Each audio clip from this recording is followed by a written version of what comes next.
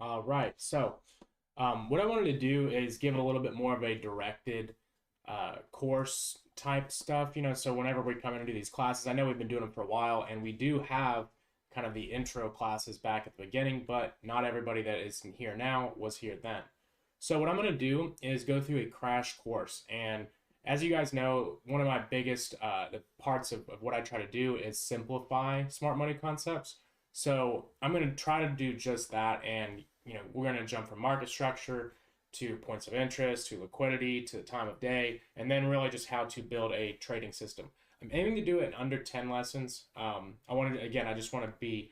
It's not gonna be as directed as far as we're not gonna type things out or have an outline. I'm just gonna show you guys kind of on a practical level how I view the market. So first today we're going to go over what is really the most important aspect in any trading plan, whether it's, you know, in my opinion, anything. It doesn't have to be smart money, but if you're trading, markets, you're paying attention to what? Your market structure. You've got your highs and lows. Whether you're a trend line trader, whether you're trading supply and demand, whether you're trading whatever it is, you're most likely incorporating market structure. So on a very simple level, we all know that market structure is highs and lows, but there's a lot of different ways to map this. So if we have a candle that is, take me a second to draw these.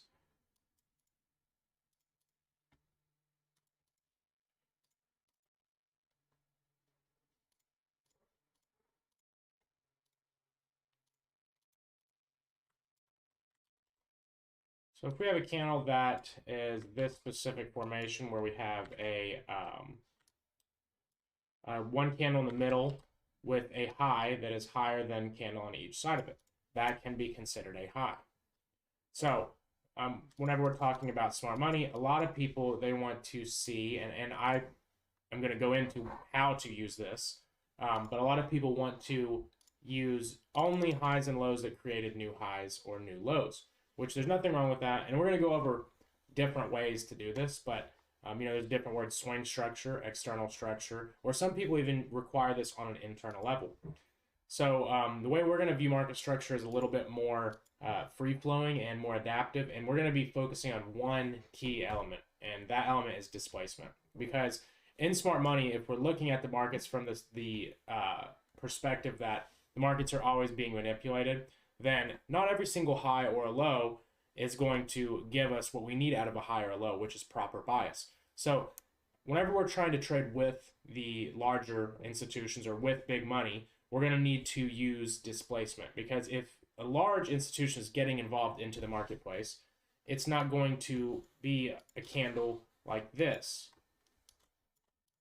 where we have, maybe let's say we're coming up into a old high. Give me 1 second. Sorry, 1 second.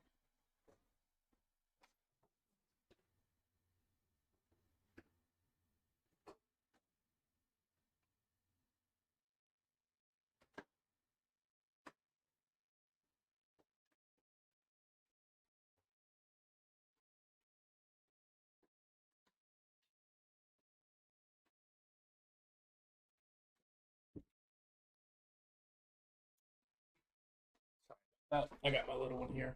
I had to go do something with her. So if we have a high that, let's say we take an old high over here, and we'll say this was the old high, the old level we took. Well, if the market came up into this level and then it consolidates and barely comes up and takes out that old high like that, wherever the low was that created this high, we're going to expect that low to be taken. So not every time we make a high, we're going to consider it a high. We want to make sure we use, actually I'll keep that up. We want to make sure that we use displacement in our trading, because without displacement, we're really not able to trade effectively with, smart money, so to speak. So we have two different types of structure that we're going to be focusing on. The first is going to be external, and this is also known as swing structure. So whenever we're talking about price and we have these large moves,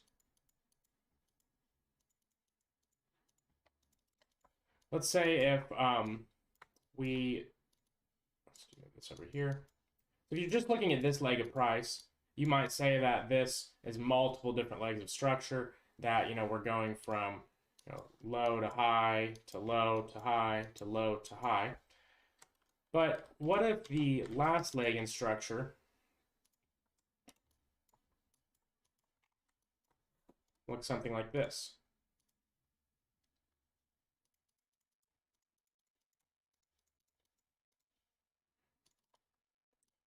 So this is where a lot of people mess up, and they're going to map out every single leg of structure as if it's in an external range, and then we're going from bull to bear to bull to bear. They're going to say we're bullish here. Let me get a highlighter so this will be easier. Bullish here, right? Bullish. And they might say, oh, we had to change a character, and then they get stopped out. Bam, now, okay, now we're bearish again. You can see how you can easily go all over the place with this, and you might have thought you were bearish this whole time simply because you're not mapping out your external structure properly. So whenever we're looking at external structure, it's very important to look at what is, a relative swing look like. So let's just take a look at price over here. So for instance, if we're looking at, let's go on the actual chart. So if we're looking at the structure of this chart, and we're looking at each high and low, each high and low, it's gonna be really easy to think, oh, we switched bearish there, but that's just not the case. So whenever we're talking about a swing, an external leg in price, we want to make sure that we have a large push, and there's going to be lots of internal structure in between that. So you want to look at the chart, and you want to say, what are the points that we've really moved away from? And then look left from there. So obviously on this chart, we're going to go from here. So if we look at, this right here, or this right here, these moves from these lows up to here are not that much.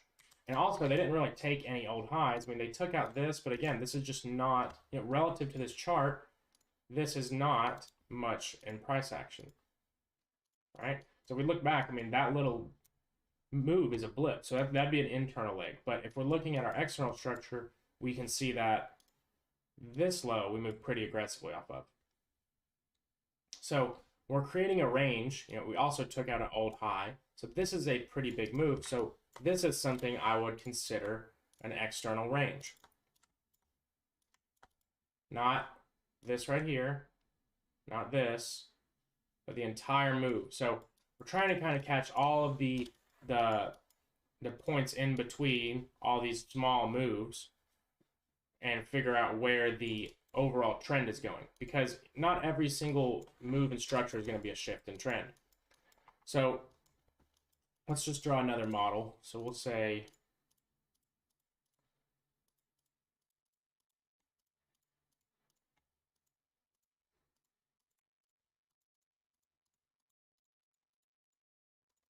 so in a model like this, you might just look at it like a bunch of squiggly lines, and that's fine.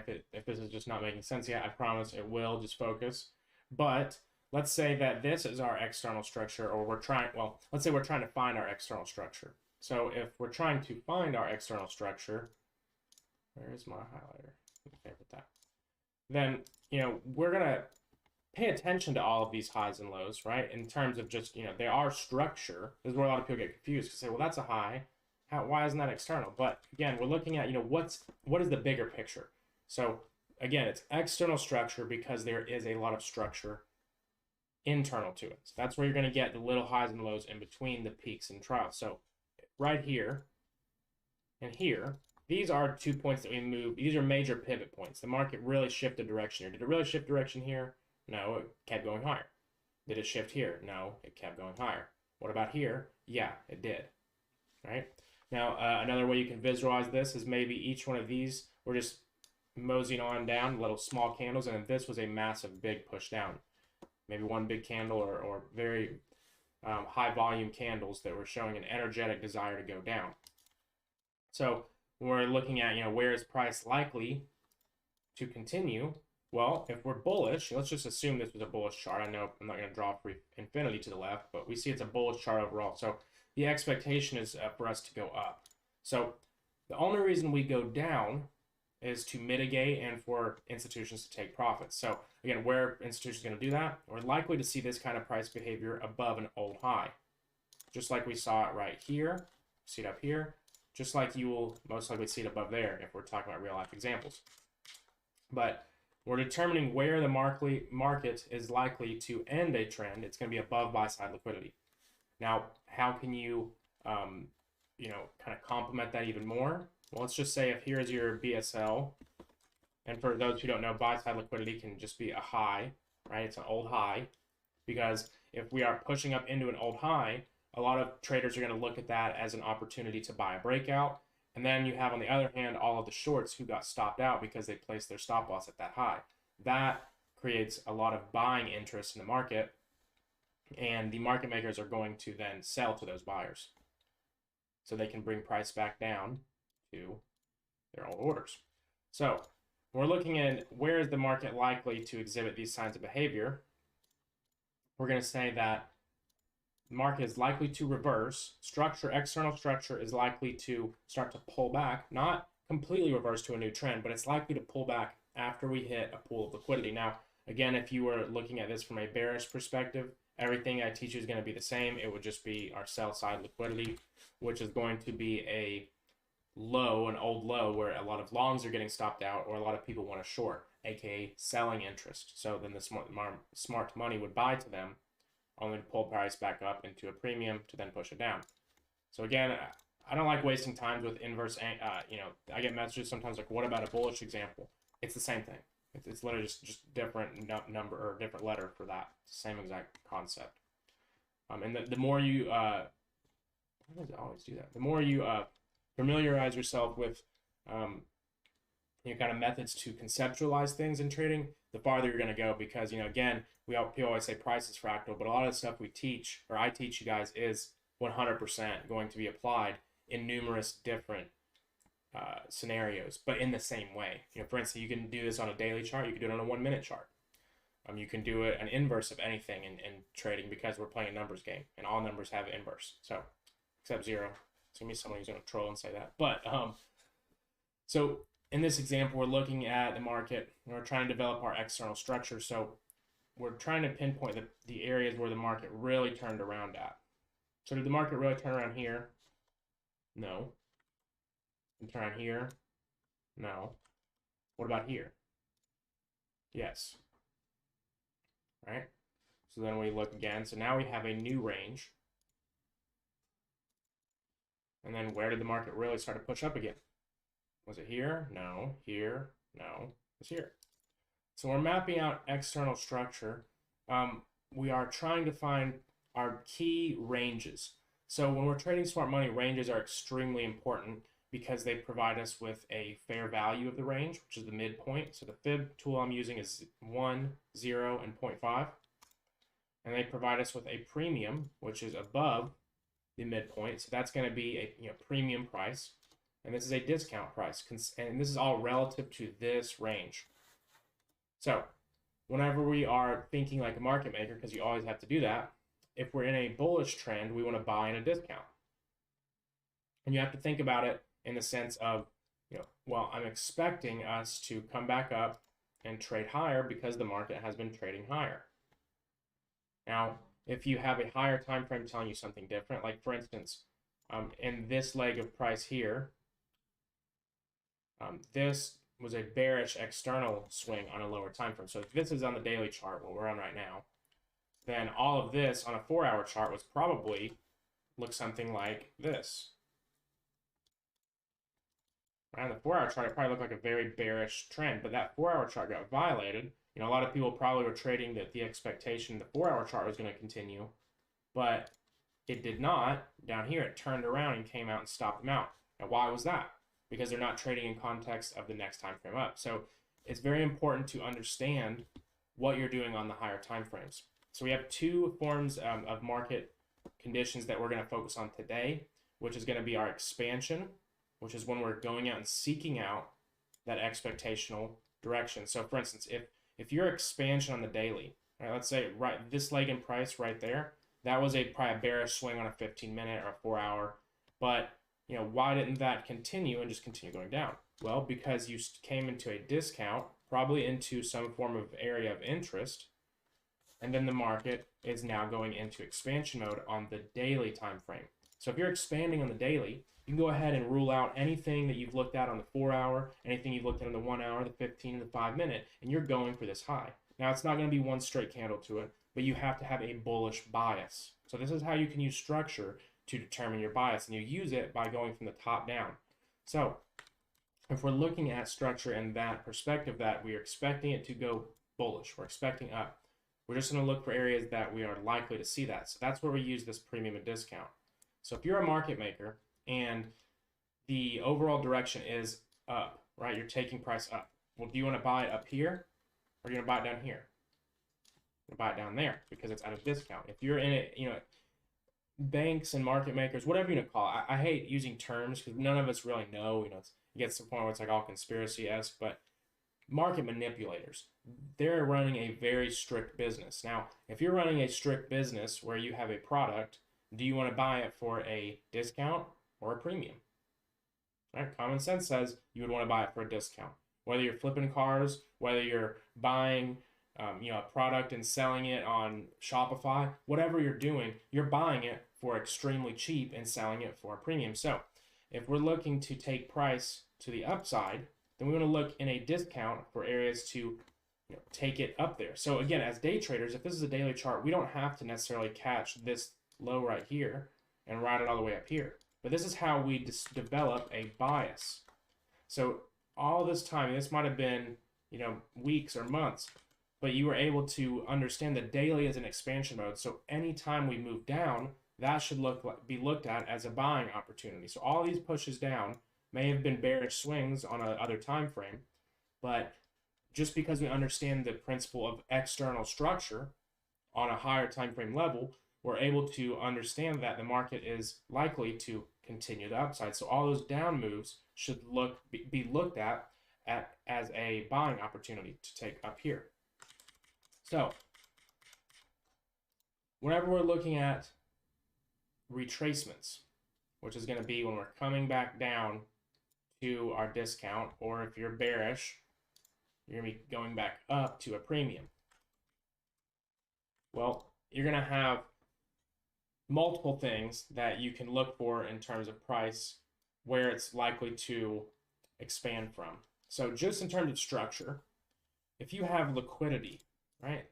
Now, liquidity doesn't have to be just your major external sell side at the bottom of the range and the buy side. Now, if you're looking at this range, this is where the most buy side and this is where the most sell side is, yes. But there is still going to be selling interest under this low, under this low. There's going to be selling interest up here and up here, just like there's buying interest here, here, here, here.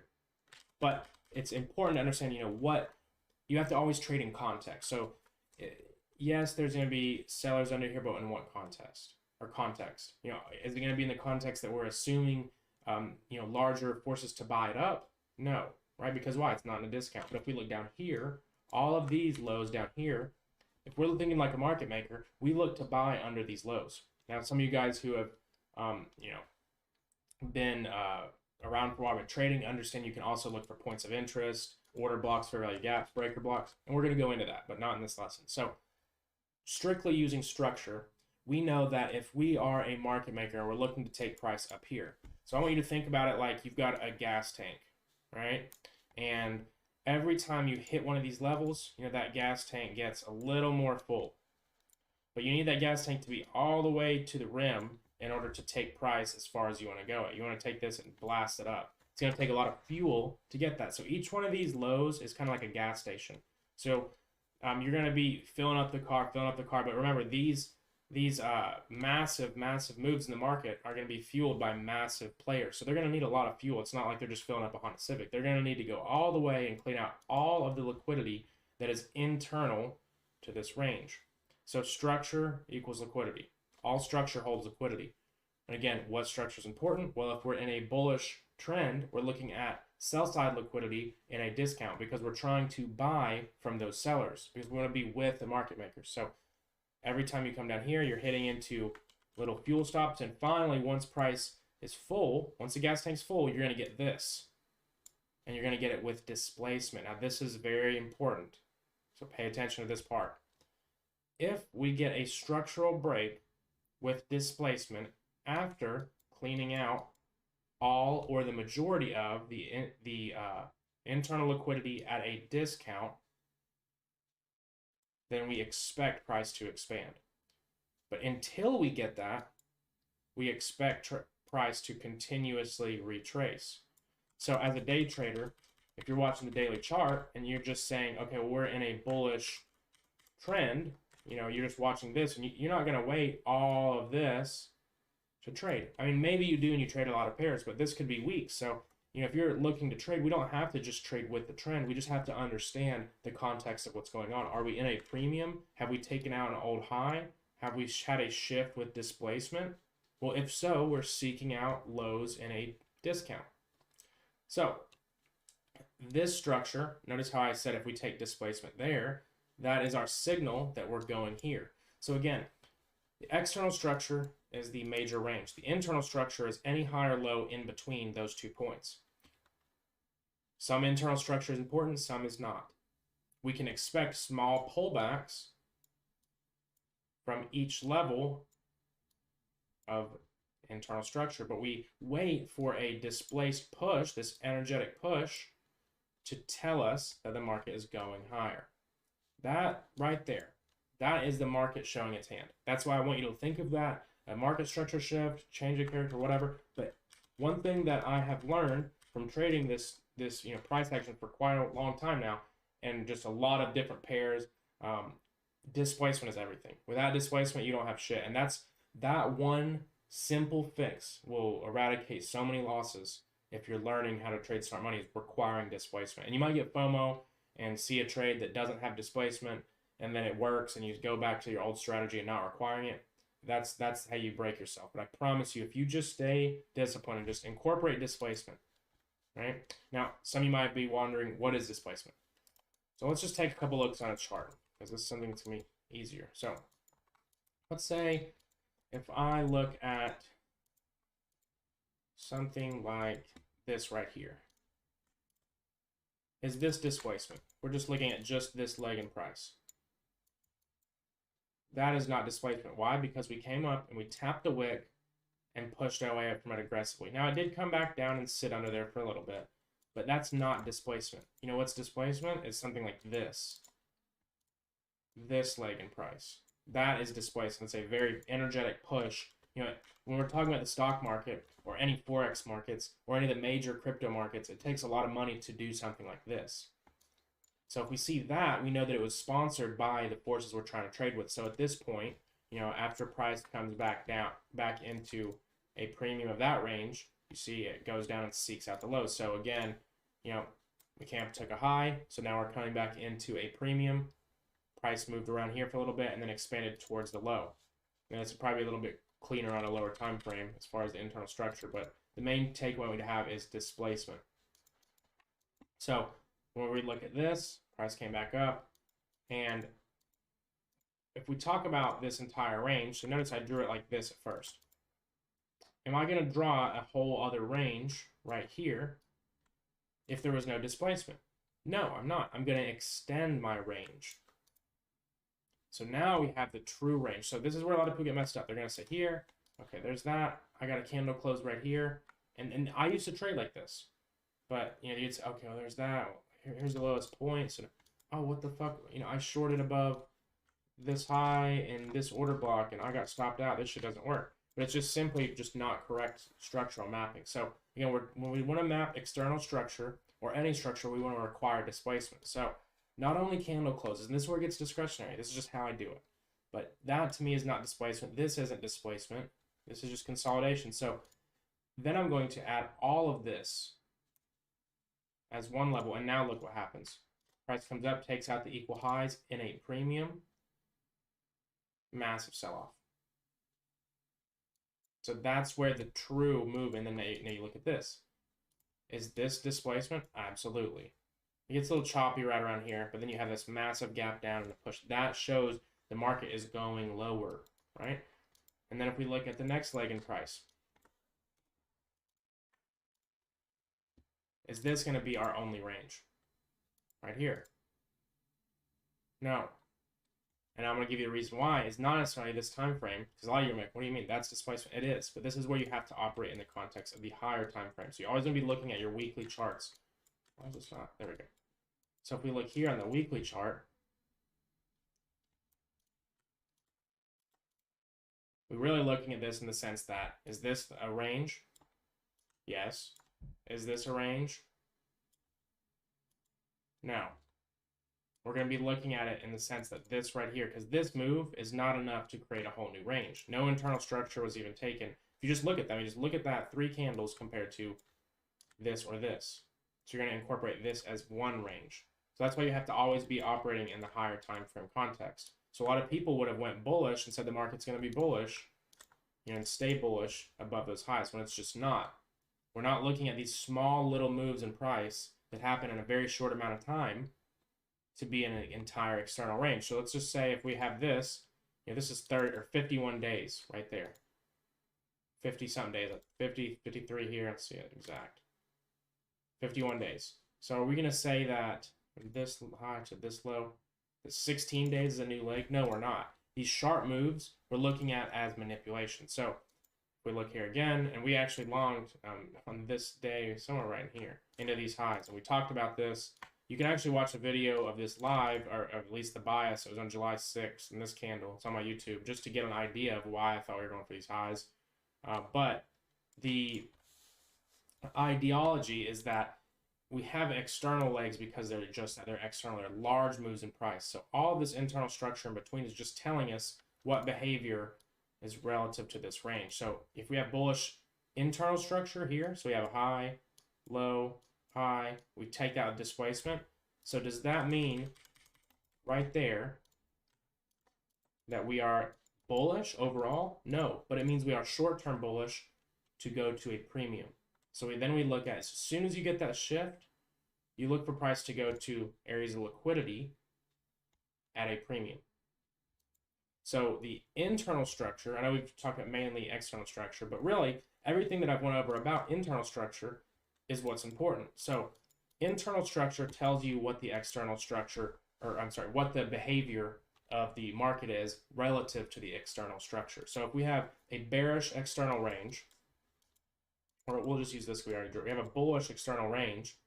If we get displacement down and we're in a premium, look for discount liquidity, but do not look for the low, because the expectation is to go up. So if we're coming down, it's just coming down to go up. Now, if we look at it in the sense from this area, if we take out a high with displacement after clearing out internal liquidity, you're going to target this, because remember, price is bullish. So another saying that a lot of people use to remember this is price moves from internal liquidity, right? So we take out internal liquidity here, to external liquidity, and then back to a discount, or back to equilibrium, sorry. So after you have, remember, from internal liquidity, so here, took out something over here, push up, we went to external liquidity, price came back down to a fair market value, but of course it always goes to a discount or premium. But we look for it to come past this level, into internal liquidity, into external liquidity. Again, back to fair market value,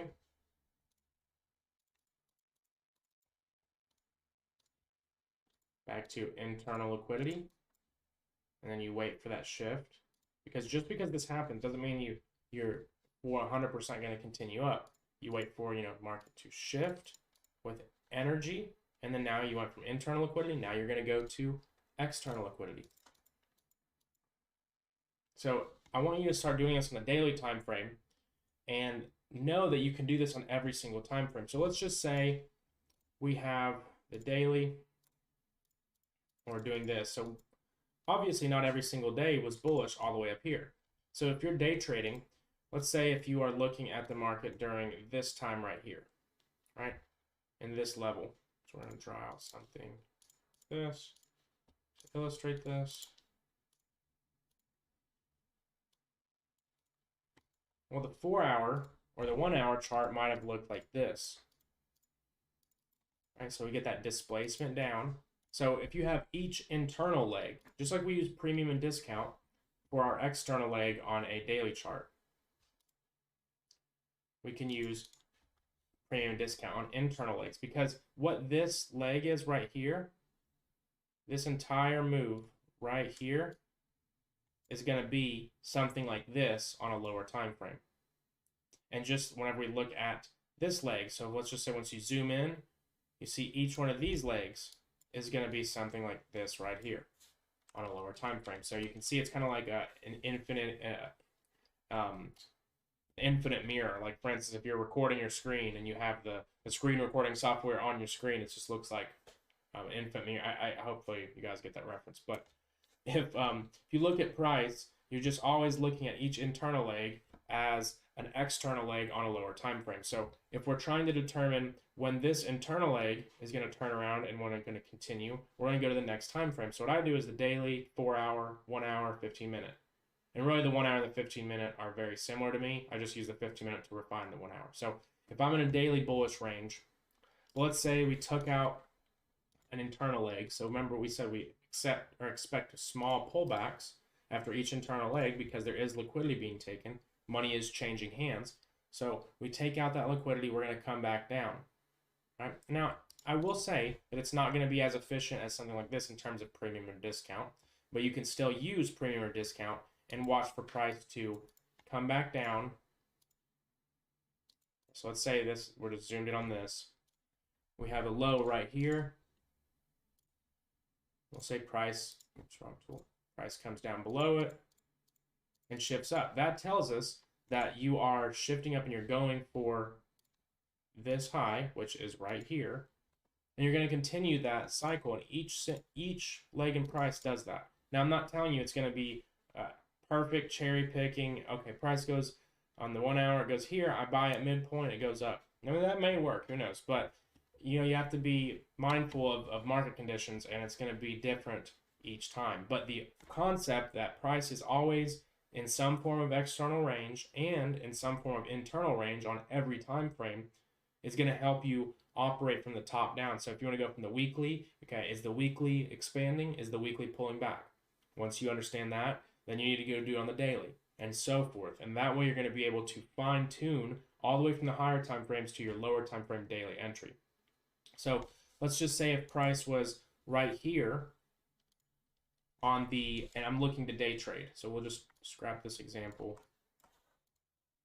And let's say if you're coming into the market and price is right here, right? We're on the daily chart, and you look around and you say, okay, well, we've taken out some highs here for explanation's sake. So we took out some equal highs. So obviously we're bullish in the daily. The target is this. But does that mean I'm necessarily going to long that day? Well, that's going to highly depend on the lower time frames, because again, we're looking at this internal leg. Yes, it's a bullish internal leg. Yes, we're bullish on the external chart or the external structure, but I want to make sure my lower time frames, since I'm a day trader, are not telling me we're going to have a minor retracement. So let's say I look into the time frame and it has something like this, and this is all it is. Well, I'm still going to be bullish, right? Yes, we took out equal highs. Yes, we're in premium of the daily range, but the daily's bullish. If the 4 hour is bullish and it hasn't shown displacement down, I'm going to look for longs. Now, sometimes I might not find a long because, you know, you might get a quick reversal.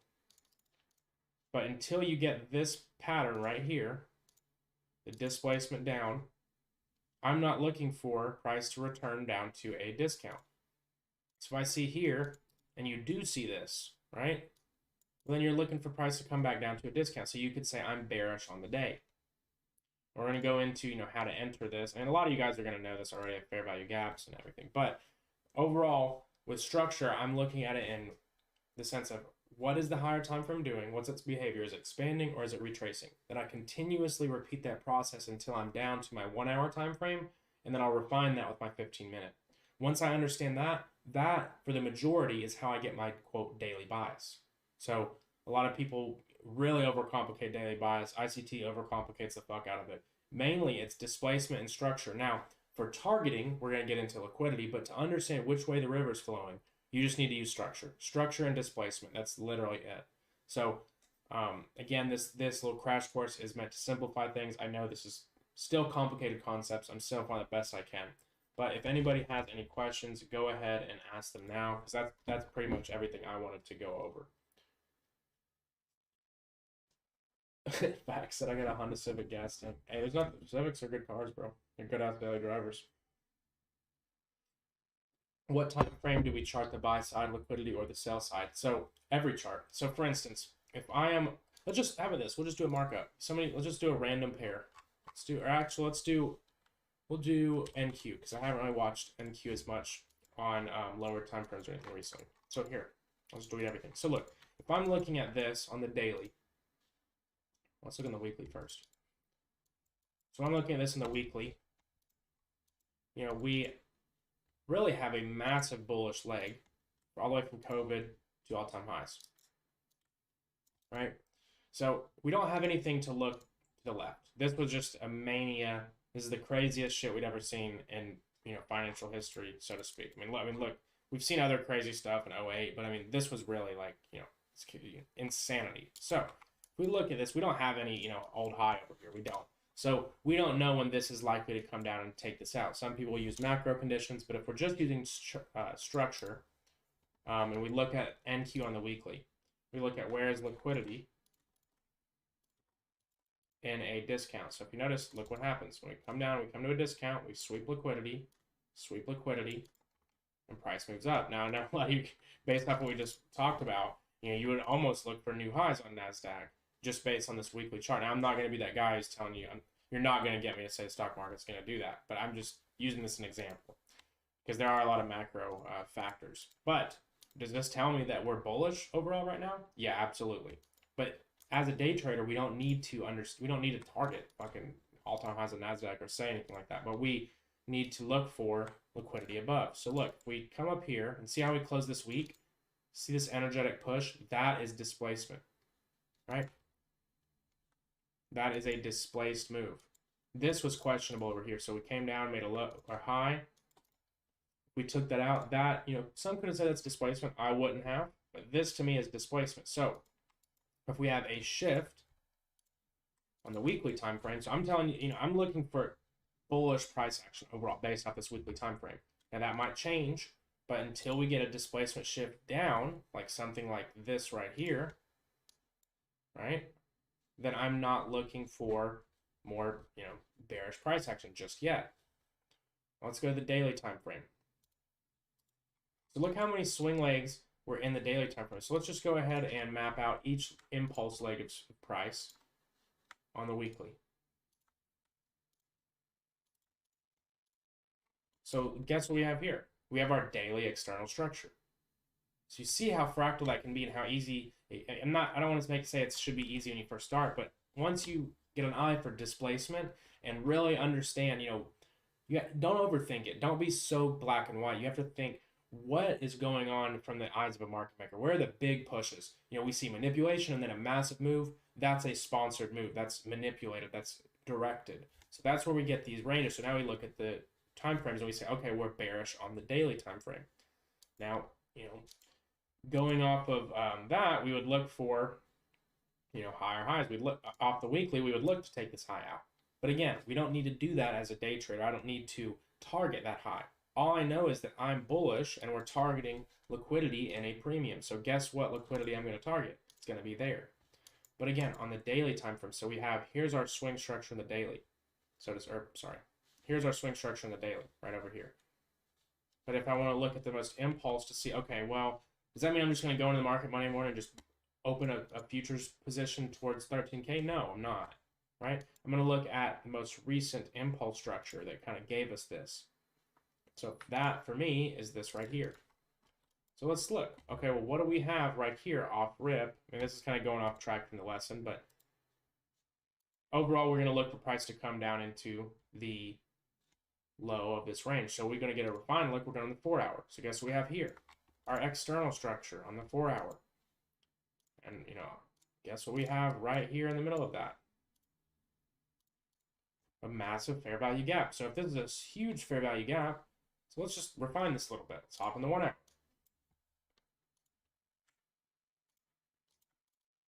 Got another one right there. So you see how you can do this and refine. If you want to go again, you go in the 15-minute and say we've got another one right here. You see how you can continuously refine these levels based off of we just went from the weekly to the daily. I know we're getting a little off topic, but now how would I say if the 4 hours here? Okay, have I got displaced from the 4 hour to tell me we're going to go back down here? Not yet. Now, how can I maybe try to circumvent that? We'll go to the 1 hour right here. Did I get displacement right here? Yeah, absolutely. Displacement. All right, price came back up to a premium of that move. And then what? Now it goes down. So we're likely to seek out this low. All right, so let's go to the 15-minute. Okay, well, if we see price just consolidating here, and we come into the market and we take out a high, I'm kind of getting ahead of myself because we're going to go over most of this later, but let's say we take out a high, and the lower time frame, again, you see this pattern. Well, you can target this low. But you see how I'm building that bias, but I don't have to necessarily, I'm not going to short it down to the 15-minute fair value gap. I'm not going to do that. I'm going to short it to liquidity. But again, we're going to go over all of that more in depth. Hopefully that helped with that explanation. But you're mapping out buy side and sell side on all charts.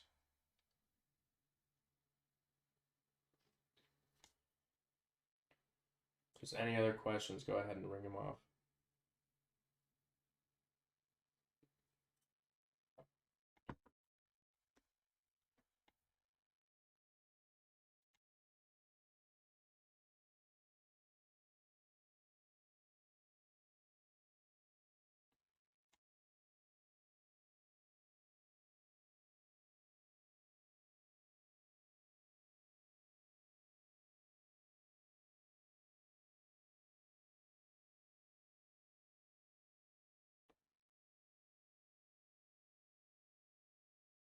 I appreciate it, Collins.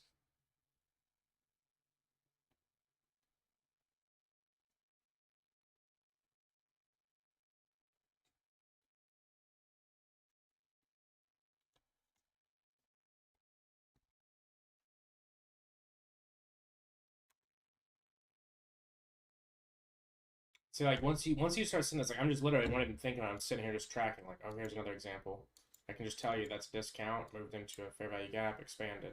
Here's another leg. Guess what we did? Took out liquidity, expand. You see what I mean? Once you see it, you don't unsee it.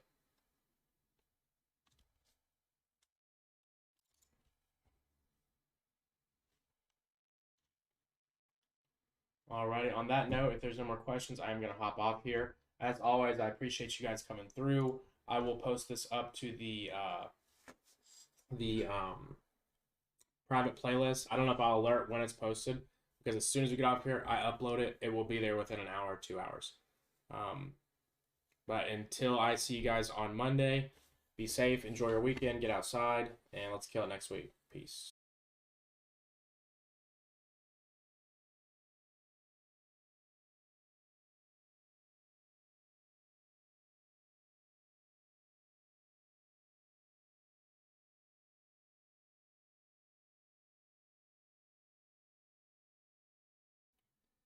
All right, so some of you guys may have noticed the original idea, the original title of the class was going to be areas of interest. And the reason that I changed it to liquidity is because I think that it's more important that you understand liquidity because without that, I think that sometimes using points of interest can be a little bit more harmful than good because they're a little easier. So let's just think about it like this. If you just understand what an order block is, then you want to trade every order block. If you're looking at price from the perspective of just fair value gaps, and you're going to want to short every single fair value gap, right? So, but if you understand liquidity, you may have not shorted this fair value gap. So, for example, in this piece of price action, we are always moving from one area of liquidity to the next. So we're going to start from down here, right? Now this is where we get our smart money reversal. And some of you guys may spot a pattern within this that we're going to go over, and feel free if you want to drop it in the chat to call out before I do. But in this pattern, we have our smart money reversal. So our smart money reversal is whenever we get that displacement break structure that we were talking about after taking liquidity. So when you see this, when you see the market make this move, right, the classic smart money concepts entry model, right? It doesn't always have to be used as an entry model. It can be just used as a signal to switch bias, so to speak. So, for example, once we have this pattern, and I'll let you know what it is in a second, but we have a reason to be bullish on the lower time frames. Now, if we look at the higher time frames, we also have taken out, let's look at a 4 hour. We've taken out a massive liquidity pool, right? And then we've taken out liquidity again. So we have a reason to look for a bullish narrative. And so this smart money reversal down here would hold a lot of strength, because like we were talking about structure, when we get this displacement, that's kind of where I asked myself, were the institutions involved in this? Well, we took liquidity once here, we took it again, and then we're now sharply pushing back up into the range, right? So whenever we have something of that nature, we understand that this is likely to give us a bias switch. And before I get too far into it, there might be some people, I doubt there are really any watching that don't understand at least what liquidity is from a very simple point, but liquidity is basically just where there are stop loss orders, or where orders at all remain in the market. So if we are short here in this piece of price action, where is our stop loss going to be? It's going to be right there, right? If you don't understand or don't trade smart money, or maybe, and it's not just to say smart money, it's not like everybody who doesn't trade smart money is just an idiot and they just use terrible stop losses. But a lot of people, if you just ask somebody who is newer to trading, they're going to say this is a sell wall, right? Oh, price hit here, hit again, it can't get above it. So they're going to put their stop losses up there. So if we are a market maker and we're looking to move price towards liquidity so we can participate, because whenever you are pushing a button to buy and sell, whenever you and I buy,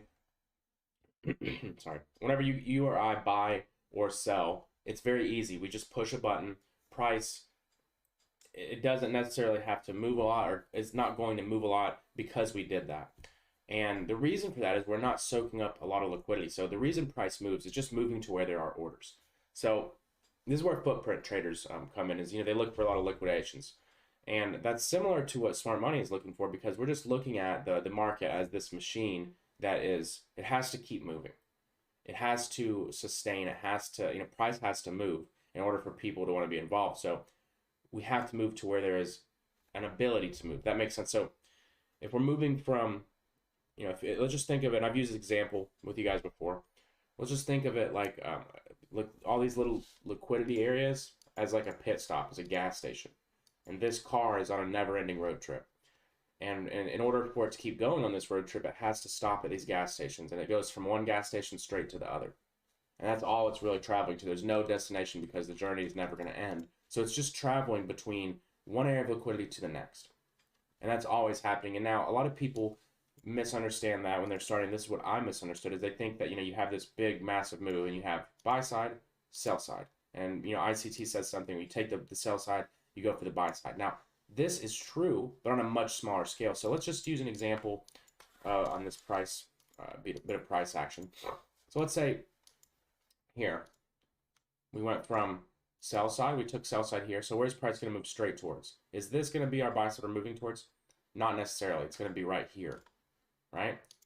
Hold on. I'm going to sneeze. Excuse me, guys. Hope I wasn't too loud. But we're expanding up towards an area of buy stops, right? And any of these areas, it doesn't have to be, this has to be the only buy side. There's going to be buy side above this high. So what I look for is, where do we move off of aggressively? First off, where are clean areas? This is easy, right? Like these equal highs, that's easy liquidity spotting. But other areas, where do we move up aggressively? We moved really aggressively off this right here, right? And if we're looking at this to be a reversal, we're under an old liquidity pool. So there's going to be liquidity all the way up on this move, because each push down is manipulated. So that's what I want you to think about, is if the structure is telling us, overall bullish on a higher time frame, or telling us that we might be in retracement mode even if we're bearish, then all of these down pushes, in a bullish market, all of these little, drop-based drops, these are all just little gas stations. Think of them like that. All these little areas, right, where we move expansively off of, because those are manipulated. Because again, if we're bullish, then any down move is manipulated. So think of it like that. If we're bullish and price is pushing down, and when I say bullish, I'm not saying that every market structure on every time frame is bullish. I'm saying that right now our bias on this time frame, the 5-minute time frame, is to go up. So that doesn't mean that we are in an uptrend for necessarily that we're just never ending, have to look for only bullish struck or bullish price action in an uptrend. But let's say if we're in a downtrend and price is down here and it's done this number, that's still bullish to me as a day trader or as an immediate bias, because we're not necessarily investors when we're trying to trade these markets intraday.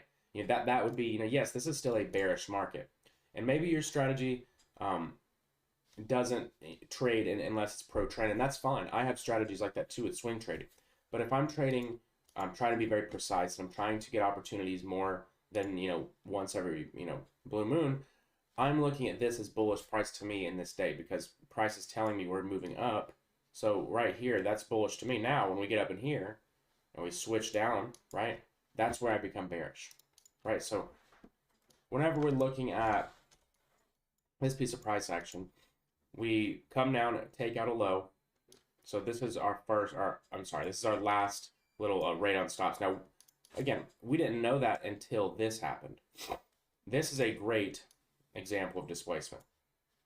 Full-bodied candles pushing right through a high, and also disrespecting, if you just look at it like this, some people might say this is an order block or this is supply, right? Or maybe this whole thing. But again, it's all about context. We're not looking for it to continue being bearish, because again, at 4 hour, we're already taken liquidity once here, and now we came down, and then we took it again in the lower time frames, and we reversed. So you're not looking at that in that context. But this is a good example of not respecting order flow. If you guys watched my video on YouTube about bias, I talked about how to use order flow in the sense of what order flow is being respected. Was this a bearish order block? No, we blasted right through it, right? Then engineered liquidity above it, and this is a breaker at this point, because it's the last up candle before a raid on sell side liquidity. So when we look at all these lines, if you've been watching this as I've been talking, price is just moving from one area of liquidity to another. So for instance, we move from sell side here, push up into the buy side. The next area of buy side is right here. You could say low hanging fruit was here, but this would be a very immediate draw. So we are pushing up, drawing into this high. What have we done? Hold on, I don't know if someone just talked. I could hear my headset. Hold on. Hold on a second. Were you actually saying something, or is it background noise? I just got my headphone on. I'm gonna start mute you to the end. No big deal. It's fine. But just wait till the end, and then we'll go over whatever. I don't know if there was a question, but we are looking at price above this area of, now it's bullish order flow at this point, because we did not respect the bearish order block. If we just looked at it when it was back here, this would have been an order block, but price went above it, and we'll look what we're doing. You always want to look at it from the perspective of market maker. We've got little equal low, or it's right in front of that, so that's going to be sell stops. So after price hits the buy side, it moves up a little bit, trades into a area of interest, which we're going to get into in the next lesson. But oftentimes the combo you'll see is price is going to trade from a liquidity pool to another liquidity pool, and then after that, it's kind of in question when it's going to reverse, and adds what adds probability is an area of interest, like a fair value gap or another breaker block or order block, or just any of these tools we use to read price. So we take liquidity, move to an area of interest, take liquidity again. So look, we went from buy side, area of interest, sell side. Guess where we go? Straight from there. Buy side. And then here is where a lot of people get confused, because they'll say that in this example right here, this is where I used to get so confused with smart money. Say, okay, well, price goes from sell side to buy side to sell side. So then they'll look for this. They're going to look for that, because that's the sell side.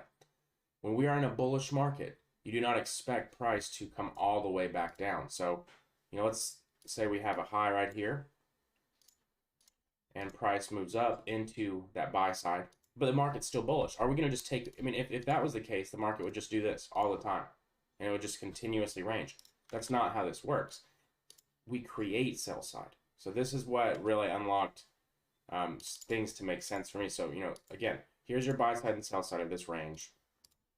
And then let's say we're going to say, okay, well, price is going to take sell side. It's going to make sell side by doing something like this. So we look right here. What did it do? It came down, moved aggressively off an area.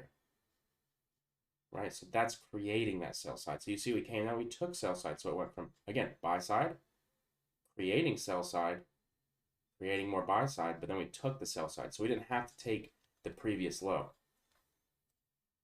So once we do that, this is a more bullish order flow, and we're going to continuously move towards highs. Now, again, when do we look for this to stop? Because we go up, buy side, we come down, sell side creation, and then we pip it and move off. And this is why I like requiring a liquidity sweep whenever I'm entering a trade, because if we don't have liquidity being taken, a big three formation, a power of three, I'm assuming that's what you mean. Now, it's funny you say that because I see both, right? No, you're good. You're good. Big three, power three. I know what you meant. So this right here, but what I was talking about is a market maker model. So I do, and this is where these coincide, because a lot of times on a higher time frame, you'll have a power of three, and then on a lower time frame, you'll be able to find market maker buy and sell models to complete it. So here would be the overall power of three, right into the highs of, or actually I drew this wrong. Sorry. This would be how I draw it. Right into the high right there.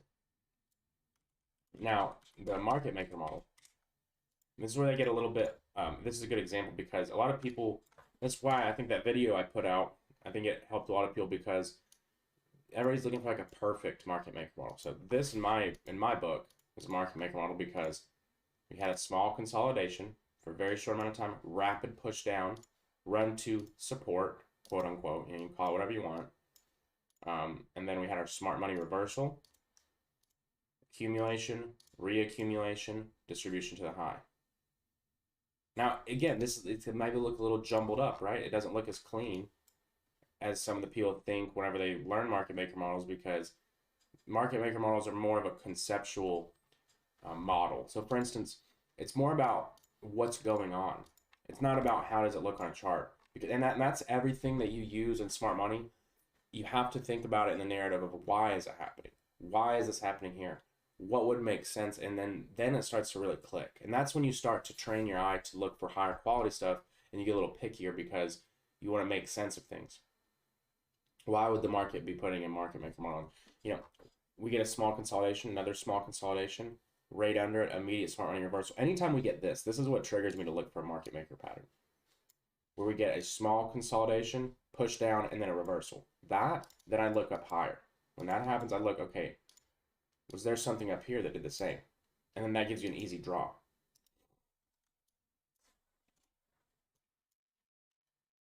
So one of the main key concepts that I want you to have about liquidity is that price is always moving from one area to another. And that doesn't necessarily mean it's going to go from the high all the way to the major low and all the way to the major high, because that's what a lot of people get confused on. And that hopefully will change the way you guys look at it. So it definitely helped me a lot. Said use this into your start for UCAD and fucking kill that trade. Hell yeah. Cassius, I just realized you said same. Oh, you don't have permission to speak. Yeah, I don't know why. I'm gonna have to figure out what Playboy. I asked. He said it was. He showed me that he changed the settings, but it seems like there's some weird role or something that needs to be changed. So we start off with a little bit more advanced stuff, but let's just for the people that don't maybe necessarily get a full grasp on liquidity. Let's draw some examples.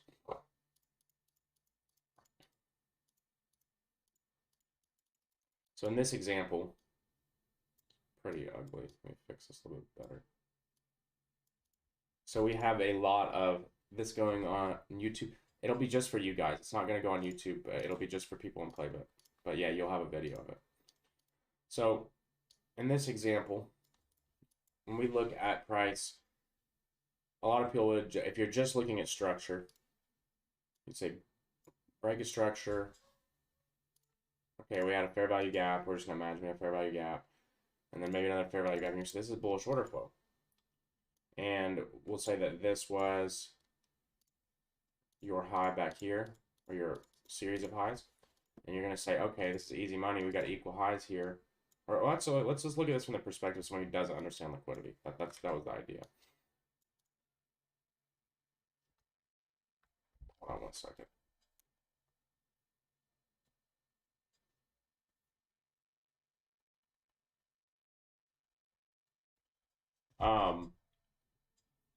Sorry about that. So whenever we're looking at this, people are gonna, if you're just using structure, you're gonna say, okay, we're moving up, we're moving up, and then let's say that price does this, pushes up, and you're saying this is our our bearish leg, all this right here. So this is our impulse leg, and then you say you get a big push up here, and you're gonna say, okay, well, now the market's bullish because we got this push up. But let's say that push up doesn't necessarily close, and then it just kind of starts to reverse and does this model, or more of a reversal and does that, right? So let's say if we get that reversal and people now want to be bullish because they say, okay, well, this is now a bullish range, and this is what I'm looking at, and I'm looking at an order block that was created right here. And then price comes in. This is with just structure and areas of interest. So you might even get a reversal here, right? Let's say price goes up, it takes out this buy side. Because remember, price is always moving from one area of liquidity to the next. So let's say we come up here, we hit out some buy stops. We come down, you take out sell side, right? Then you're going to go towards buy side. So you might come up and take out this high. And this is where you get these really complex ranges. And that's why you need to understand liquidity. Let's say you come down after that with force. And you're kind of like, damn, okay, why is this happening? I was in a trade. I got in here. After the confirmation, I've checked my boxes. Price should go to my target. And then price does this number. And people are like, the market's rigged. What the fuck's going on? But it's just understanding where these very obvious areas in the market are. So if you have equal lows like that, anytime you have a big push that gets reversed pretty quickly, and then you have easy targets below, you always want to be targeting that. And you can use structure to kind of confirm that. As soon as you get this, right there, as soon as you get that, that's where you look at that as your draw. Because that's how I've gotten questions like, why did you call this as a draw on liquidity? And that's usually how I will look at it. If I'm calling something that's very far away, that's the way that I'll look at it. So like, for instance, look with ES. Why we call it 4,200 for so long? Look at that. I mean, it's just that smooth in the market. Because a lot of people would say, and I got so many questions on Twitter about this. So everyone's like, well, what do you mean? We're bearish on an external level. Price came to a premium up here. We traded into an order block. We got a displacement down. Why am I looking for higher? This goes against everything, right? No, it just simply doesn't, because it's just understanding liquidity, right? So whenever we have a market that's this clean, especially on a high time frame, you're going to see that get taken out. It's going to happen. And you need to be confident in that. And if it doesn't, because I shouldn't say it like it's like 100%. The main takeaway I want you to have from that is that it's very important that you are confident in that. Like, whenever you create a bias based on liquidity, you don't change it up because you had an order block get respected, or you don't change it up because a little displacement. You're using the structure as a tool to help you navigate the market. You're using displacement as a tool to help you indicate where large players are in the market and where they are active and what is price reaching for. Is price reaching for something, or is it reversing? But you also have to keep in mind these very, very obvious areas, because that's always going to get tapped out. It's never going to be that easy. Imagine if it was just that easy to short, like price did this and you just said, okay, short the stock market, stop loss here. They're not going to give you that much of an opportunity, especially right now with the stock market, the way everything's moving and everything's super manipulative. It's not very easy for people that are newer, but it is easy once you see it in that way. So once we get into areas like this recent bit of price action, and we've taken those equal highs, we're kind of at an interesting point, because you have this displacement up, Didn't really hold the displacement like crazy here, but I could see go to 1 hour because I have some stuff marked already. I see bullish order flow still on the 1 hour, and I haven't really seen in the daily. There's no displacement down. This isn't displacement. This is consolidation. If you look at the 4 hour, the displacement is still up. Sorry, excuse me. Keep sneezing. I don't know what. Oh, actually, I do know. I was with my friend's dog last night. But anyways, can I let us know at the end where this video get posted? Yeah, they go to YouTube. It's a pinned playlist that's in lessons. That's like whenever I post like any video I post, I always say that too. It's like the pinned. If you go to lessons and then pinned lessons, there's a playlist. But I'll post the link to the video again today. But it's just easier. If you go to pinned, it's literally the first one. It says pinning this. This is the link to the entire playlist. So that'll be all of the private classes. And then when I upload, it usually takes about an hour, 2 hours sometimes, because I record everything in 4K, and it takes a little longer, but it should be up there within like an hour or 2 hours. But let me know if you can't find it. I want to make sure you're getting the most out of it. So yeah, you're not good. You're not good. So whenever we're looking at this on the higher time frames, I still see, let's just look at a different charts because so it's clean. What I see is price moving from area of liquidity. Remember, this up here, we just took out that high. So then price is coming down, create some sell side, we take it. All right, consolidate, take it, push up. We don't really take any buy side on this time frame. On the 1 hour though, we do.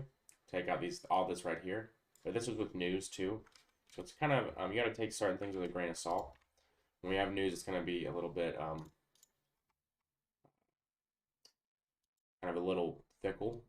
But price comes up, we're just kind of consolidating, then we get this massive push down. Now, this is displaced on this time frame for short.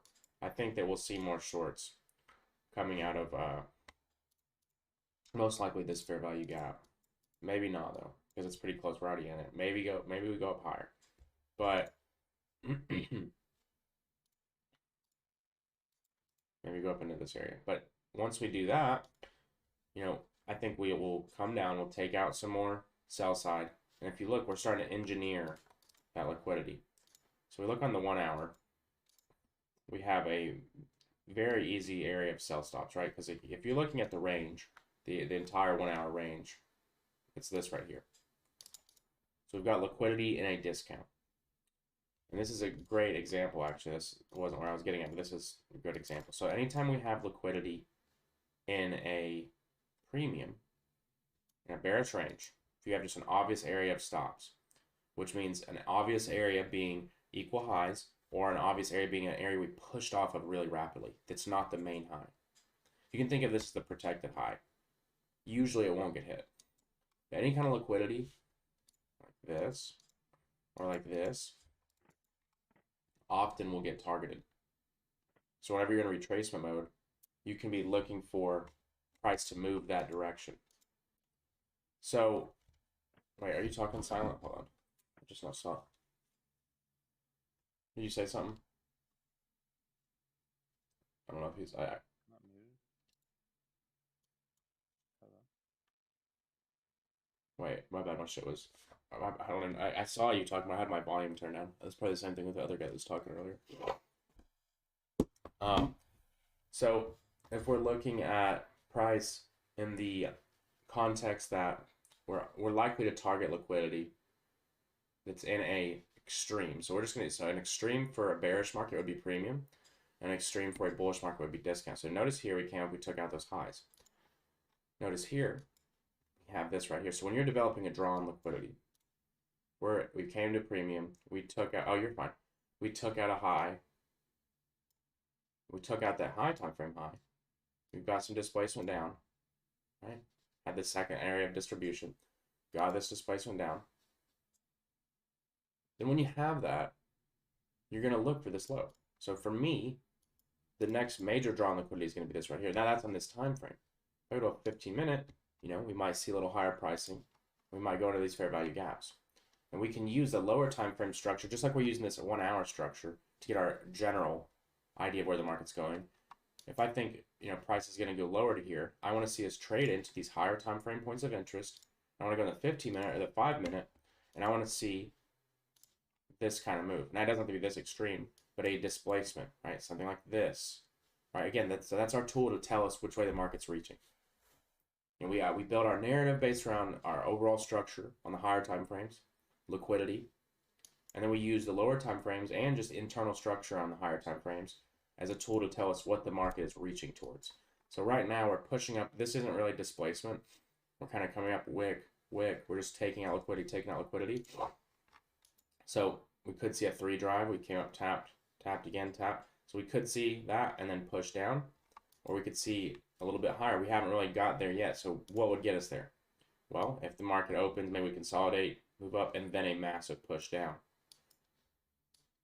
And that would be okay. Well, if we do that, I'm looking for this low. Just that simple, because I'm basing it off the higher time frames. I'm using the lower time frames to confirm my my narrative that I've built using liquidity and the higher time frame structure. So just always look for liquidity, like obvious liquidity like this, and an extreme to be taken. And I'm not saying that every single time it will. Nothing works 100% of the time, but that's usually the way I look at things. Now, another way you can kind of try to look for levels is stuff of this nature. So when we talk about order blocks, we've talked about, there's a video called Order Block Simplified. It's the one before last in this class. So we close under a low, and this is a high value order block. That's what I like to call it. I don't know a better name for it yet. But we close under the low, and we have a full big bodied candle. This to me is going to be more valuable than trying to use this right here, because a lot of people trade supply and demand. They got a good trade off that. But this is where I see a higher value for a full reversal. So I'll show you another example of this. 15-minute, I think I saw it. Yeah, here's another example of this. So price came down, closed under this, and then look at this. And they're not really activated until they're engulfed. So we came up, we engulfed it here. Price moved, and then remember what we looked at in the lower time frames already at this example. We were generating equal lows as a lower time frame breaker. But on the higher time frame, the 15-minute, we closed under this, and then we came to that order block and moved right away from it into liquidity. So those order blocks, it's kind of off topic, those order blocks are very high value. Do we have a video on how Fed meetings affect the market? I think that it's not good to try to figure that out, in the sense of you're just going to try to trade them. And I do have a video on how to trade after news. That one's actually on YouTube. It's just basically look for a consolidation and wait for an area of liquidity to be attacked, and then shift out of it. It's the same thing we do. It's just, but you wait for the news. You don't try to trade news for a couple different reasons. If you're trading on a funded account or have any hopes of trading on a funded account, you will get destroyed trading news if you're wrong because of slippage. Like people say, like, oh, I'm just only risking a little bit. It's like, no, you're not. You're putting your portfolio to the market, to your broker's mercy, and they want you to fail, right? They want your free money. So never try to trade news. But I do have a video talking about trading after news. You basically just look for stops to be taken. But even if you put your stop loss, bro, I got fucked on a trade that was 20-hour return just because they spiked the spread. Damn. Damn, that shouldn't happen. That means that what broker are you using?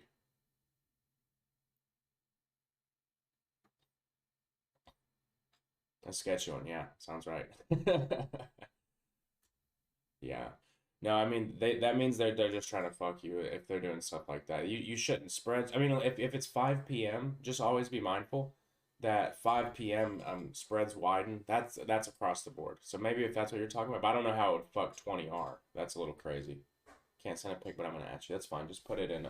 You can put it in crypto chat or wherever. But and then gold. Let's just take a look. Why not? But we'll look at it in a sense of liquidity, because gold moves pretty wild. I'm just gonna delete all my gold stuff. So when I'm looking at gold here, on the weekly time frame. The weekly is kind of like my king time frame. This is like the you know the top time frame. Really, I pay attention to monthly, but look at this. All right, so look at this range we've had for so long on gold. We go back. I mean, just this was very frustrating for a lot of people, right? The price now has came back down under these lows, and now we pushed up rapidly. So now, in this example, and this is why I've targeted 2100 gold.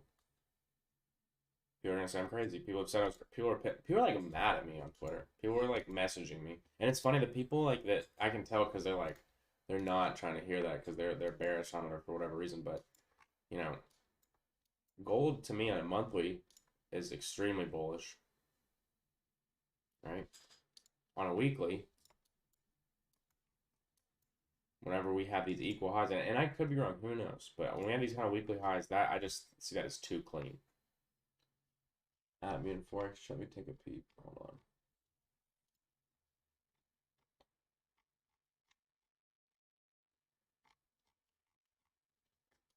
Paid 2,500 for this account. 50. Wait, what? Paid 2,500 for 50K. There's no way that's you paid 2,500 bucks for a $50,000 account. Oh, it's instant funded. Yeah, I don't know. I mean that I would say it's just a scam, but I don't know. You may have gotten paid out, but funded trading plus. That's people have been asking me about that.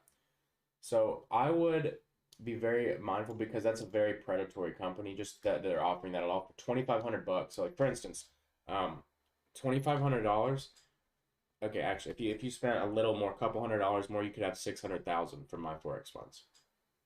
So that would make sense, I guess. There's just that's a predatory model.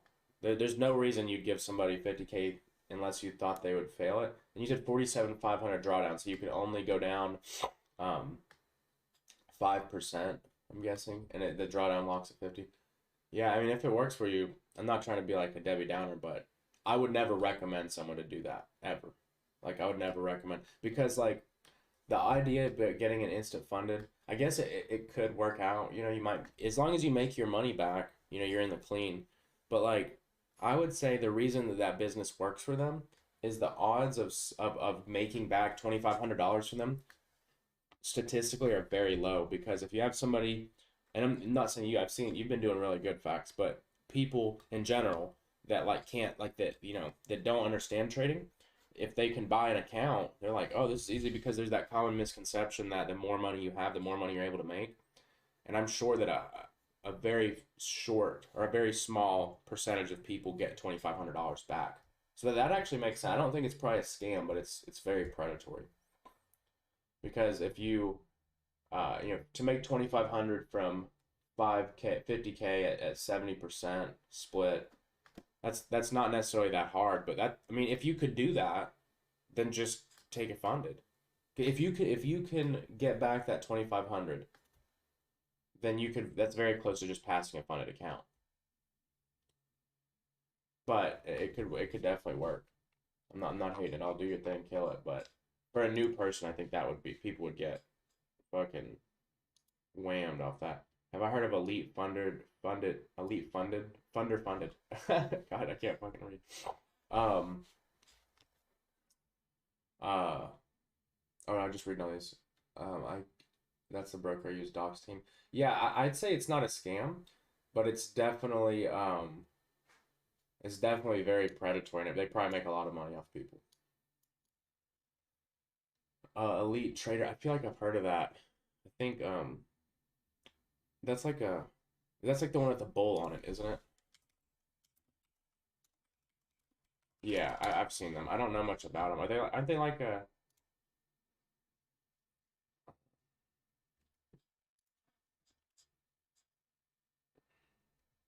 that's pretty cool. You can trade multiple accounts on one login. Keep 80% after your first 12,000. All evaluation reset fee is only 75 bucks.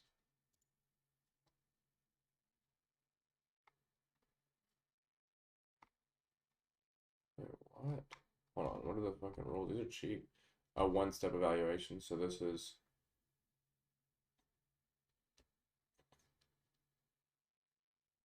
Oh, you can go down 10%. Okay, let's look for the rules. Oh, no, no. So once you get the higher ones. Yeah, that's. I mean, I guess, if you. Oh, you're trading. This is a futures. You're trading contracts.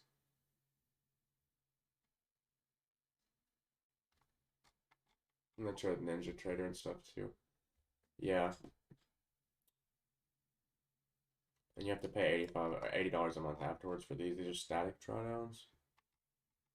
Where's like a two time in hands evaluation? What the fuck?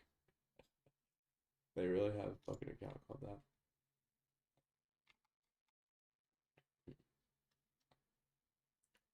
Why do they have so many? They have just so many rules that it's just like there's some kind of shit that they like. Like this is probably something they make. There's a reason that anytime I look at it and I'm like, if there's a firm, they not have any regular valuations? Like I don't understand. They just call it all different. What are the valuation on max loss and no trailing drawdown?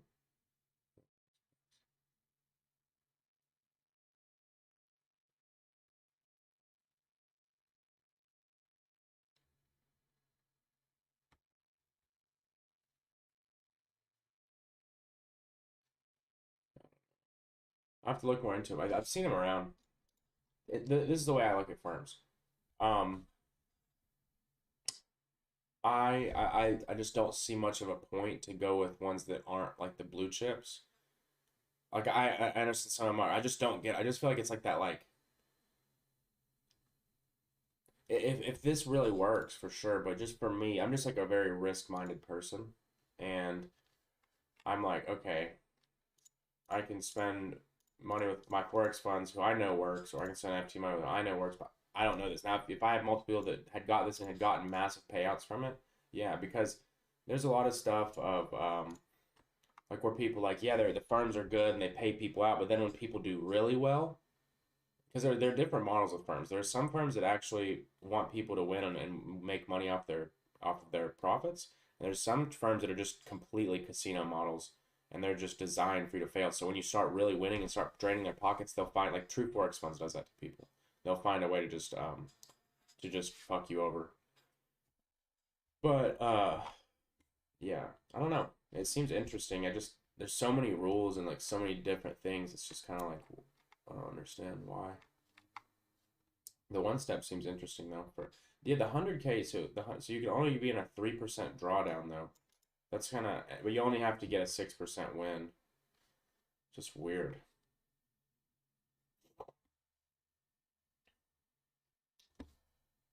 Yeah,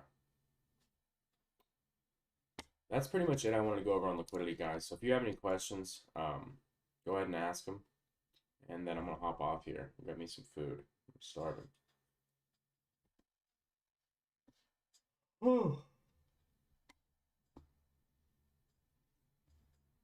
I'll have to look into them more. There's somewhere I saw this.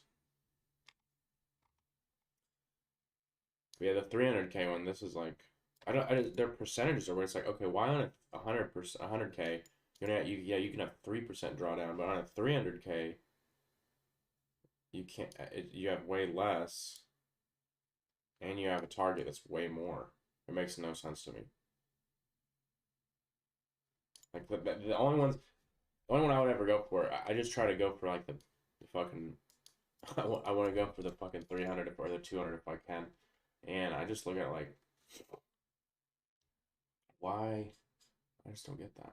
My sketchy broker is better. FCFF first class forex funds. I've seen that's not HFT broker. So like there's a lot of new um firms that are coming out and there's just something that sits wrong with me because so for those of you who don't know what HFT, it's high frequency trading. There's EAs like expert whatever the fuck yeah bots. So most firms don't allow them. Like you can't use that shit on FTMO or on uh my forex ones, like they'll kick your ass off immediately. They know what they you're doing. see arbitrage. And there are new firms now for that reason that are opening up and allowing people to use those. Oh yeah, enjoy your weekend. Thanks. Send a picture of the tat once you get done. Yeah, exactly. That latency arbitrage is a thing too, but it's like, um, there's no, it doesn't make sense. Like there's something. Why would you start a firm and allow that if you weren't planning to fuck people? It's like, yeah, I'll just let you, basically fucking drain, make a shitload of money. They don't want, you know what I mean? Like if there maybe there are some really good ones, but um, I just feel like all those shortcuts, all the like, I just don't understand why people even go with anything. If you're not max funded with some of the main brokers or the main firms, like why? I just don't get it. It just doesn't make sense to me. I will say these 100K challenges are interesting though. That's the one that it's like, okay, that's actually for $200 for super cheap. Um, wait, auto renews. Oh, is that a monthly part? Is that monthly? Let's see this. Oh, it's fucking monthly. Okay, yeah, never mind. Fuck that. That's why. Well, I mean, I get it's like I guess if you, because 100K is how much are the 100Ks even for FTMO? I'm just curious. So I know the 200K is like 900. It's like $1,100 on FTMO. I know the 300K, the one I got was it was like 1380 on wait, where is? Yeah, it was like 1380 on my thing. I don't feel like doing all this, but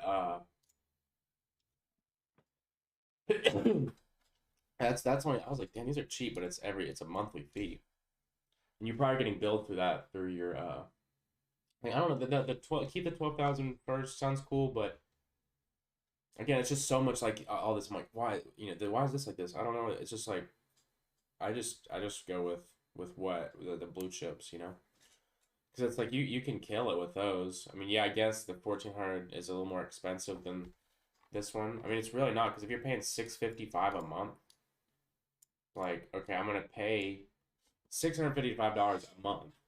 I'm gonna have a really shitty fucking challenge rules, and then it just doesn't make sense to me. And it's with a broker that is, from my understanding, not as renowned, I guess, so to speak. I don't know. Yeah, like you said, you can link it at TradingView. I don't really care to link it. I don't even. I wouldn't want to link my shit at TradingView.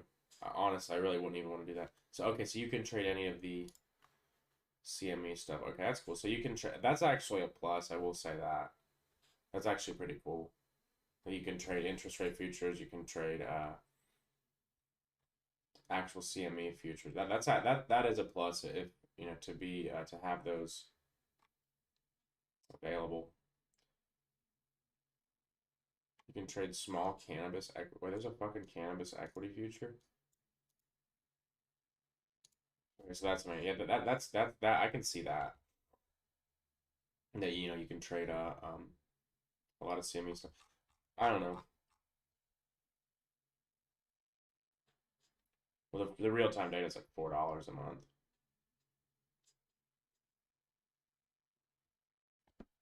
But yeah, I mean there are some benefits to it, I guess, but I just wouldn't want to pay that much monthly. Oh, it's $80 a month once the eval's completed. Okay, makes sense. Never mind. I think I did see that. That's why I was like, damn, they're fucking making cake. It said that somewhere. Or wait, $80. That's what it said. Yeah, you're right. Okay. Yeah, I don't know. To each his own. I can see the benefits in it. Diamond hands. Well, all right, guys. I'm gonna hop off here. What is this? If you want to save money, you can go through a service where they pay for your challenge, but you have to pass a phase with them. Okay, I'm confused. If you want to save money, you can go through a service where they pay for your challenge, but you have to pass a phase for them. I don't Like a understand third that. party service. Maybe Like send me some more on that. Oh wait, you're talking. I don't have my headset on this whole time, guys. So if I'm just like talking over top of you guys, I'm sorry. My bad. okay. What were One you second. saying? I said like there's like third party services where they'll it's like the same model as firms where most people fail, but they'll pay for the challenges are a lot cheaper with them, but you have to pass another 10% phase with them first, and then they'll pay for your challenge. Yeah, see, there's a reason that's a business. Like you're Oh yeah, obligated. dude, that's like taking the because most people are gonna fail that challenge in the first place anyway, so they Yeah, make money see, off that. I would never even think about doing some shit like the way I'm always just thinking of it from like their perspective. So like all that shit, like for instance, like any reason, like any shortcut or any like easy way or something like that or cheap way, you're never gonna. It's never gonna be better. It's just like it's people just for some reason people flock to that shit. Like not seeing elite trading is this. I'm just talking about like in general, like it's like I don't know why people do that. I never like for instance I do here's a great example. So last week or it was like 2 weeks ago, I was like, I want to get a sauna suit. So we go online and there's a sauna suit that's $12 and there's a sauna suit that's $60. And then I was like, okay, usually I just buy the $60 one because I'm like, it's gonna be better. And then I was like, really, with a sauna suit, let's just save the money. That sauna suit ripped in a fucking week, right? It's just whenever you're cheap and whenever you try to take shortcuts, it just fucks you, dude. Like, I never am like, wow, I'm so glad I fucking penny pinched this. I never, and it's like I get the idea behind saving money, but I think that a lot of things, it's like if you can't do it right, you're not ready to do it. Like when people buy cars and it's like they buy a car with like fucking 60% of their net worth. Like that's just so dumb because like you're not ready to buy that car. Sure, you might have the car and you might have the whip and go flex it and drive around. And I've been young and stupid and done shit like that, but like it's just not doing it the right way. And it's just that ideology, that mentality, especially when running a business, will dismantle you. But on that note, guys, I'm gonna hop off here. I appreciate you all as always. I'll post up the YouTube video and I'll put it on the private playlist, and I will see you guys on Tuesday. Peace.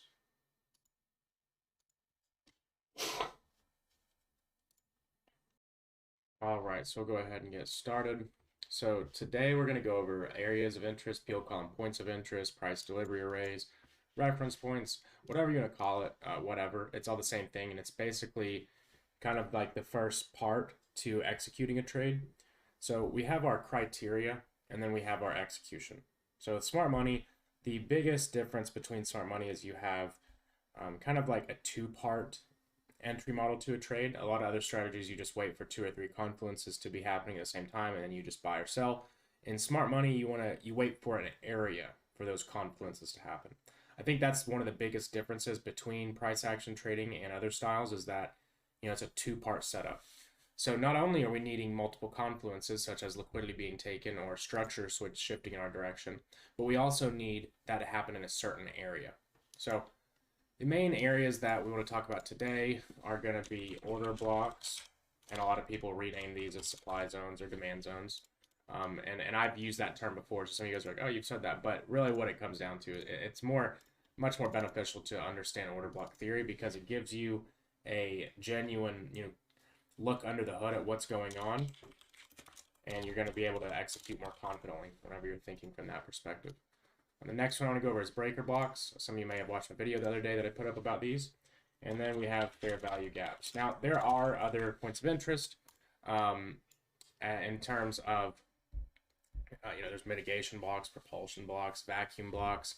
There's volume imbalances, which we're going to kind of go over all those in fair value gaps.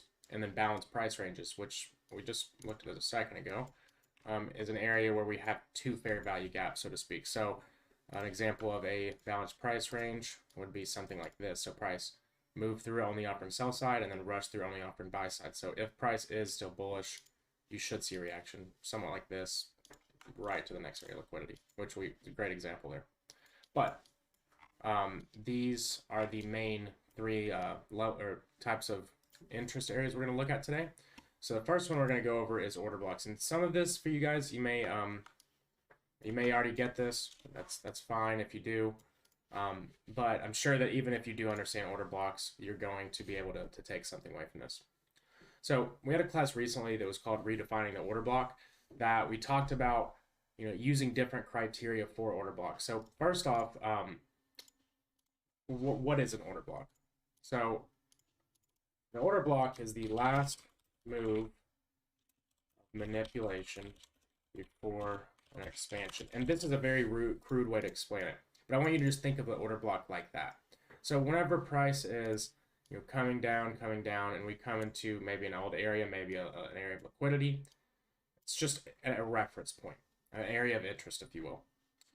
We come out and engulf. So this whole down move, usually the entire down move is going to be considered an order block. Now, on different time frames, it's going to look different. On the daily, it might be 1 candle. On the 4 hour, it might be 3 candles. On the 1 hour, it might be a bunch of candles. But the idea of an order block is just a big move down to manipulate traders in order to generate liquidity to then push price back up. So, if smart money wants to get long, they're going to have to create sellers. So let's say they sell a ton through this leg down. And once price pushes back up, they bought the liquidity under here and all the liquidity generated from that leg in price. And once they buy, let's just say they have those positions that are short to just generate liquidity, and these are not intended to profit or generate profit, I should say. And then they get in the true move, which is the longs. So this is what you call institutions being net long, so to speak. So if the order block is indeed an order block, you don't want to see price whenever it returns to it. Let's say if they traded within this level coming out after they bought up all the liquidity. In reality, it would look something like this. They'd have buys all throughout because an algorithm doing it. But once price pushes down, enough sellers are available. Those sellers are then utilized, and smart money buys, and price expands rapidly. So if they are underwater on this position, and price is moving rapidly up, and let's say this was targeting another area of liquidity up in this region. So once they hit their target on their buys, they're net long all the way up here. And they've made, quintuple the amount in longs on profits than they lost on shorts. And these shorts are just underwater now. This didn't really have a stop loss, so to speak. They just entered this trade in order to manipulate price down so then they could get in their real move. But banks are not in the business of losing money. So what's going to happen is mitigation. So a lot of people use that term and have no idea what it means. Mitigation means exactly that. They're going to mitigate their losses, right? So they don't want to lose money if they don't have to. This was just to manipulate traders. So once price comes back down into the order block, if it is a valid order block and the intention is still to go higher, you should see a rapid expansion away from it. Why? Because they're closing those shorts. So if large shorts are being closed, that is going to be the equivalent of a buy. And it's not like some guy sitting in a suit and tie doing all this. Of course, it's usually algorithmically manipulated. But once we see price move to this order block, if the bias is still bullish, we should see bullish structures signifying that there has been an influx of demand into the market. And that's where people get demand zones. But in all actuality, that's what an order block actually is. It's not, necessarily they're going to be buying in the same exact spots, which theoretically and technically they are, but it's more or less closing sells in those same exact spots. So if we know an order block is the full down move before we have an expansion, we're going to use that whole down range. We're not going to just use one candle unless you go up in time frames to where that becomes one candle. So for example, let's look right here at this order block. When price came, we went down, took out some internal liquidity. Is that one candle on the 1 hour? Looks a little different, right? What about the 4 hour? Looks different. So the ways you can do this is you could go in and say, okay, well, I'm going to use this whole range, because remember, the whole down move is what you're looking at as an order block. And a lot of people say, oh, well, it has to be one candle. And this is where people get confused, because price is fractal, so you're going to be seeing different perspectives through different time frames. So just because there was a move that had manipulation to the downside on a daily that was one candle, doesn't mean it's going to be one candle on other time frames. Now, order blocks don't necessarily have to immediately break structure, like a demand zone mapping. Why is that on my mouse? Keeps doing it. But demand zone mapping, you want to immediately break structure. But for instance, in this example, price comes down, takes out a low, we form an order block right here. Now, this is where you can be a little more aggressive once you understand bias, is because if you are bullish and you have already establish that we've already talked about market structure and liquidity, but you've already used liquidity and market structure to say we're likely going to a premium because right here you have that short-term high shift, or if you use this right here, so that's telling you price is going up. So anytime we take out a low, you're looking at it as a buying opportunity. So we don't necessarily have to take structure before we look at that as a buying opportunity. So if we are in a bullish market and you're confident in that, and we have not met our liquidity targets, right, which would have been here, because we had equal highs and a premium, then every time we take out liquidity to the downside, we should be looking for reference points to get active in the market to go to the upside. And this is what comes with being confident in the direction that you're looking for, not looking at structure without context of liquidity and not looking at liquidity without context of structure. So once we have established we're bullish, we look at any down close candle that gets engulfed as an order block. Now, how can we raise the probability that these order blocks will see a reaction? And that goes back to the class we had on redefining the order block. So a strategy that I've been using a lot, and it's extremely, extremely consistent, and it also works with finding reversals, is waiting for a candle that closes under liquidity. Now, does that have to be major liquidity like external range liquidity? No.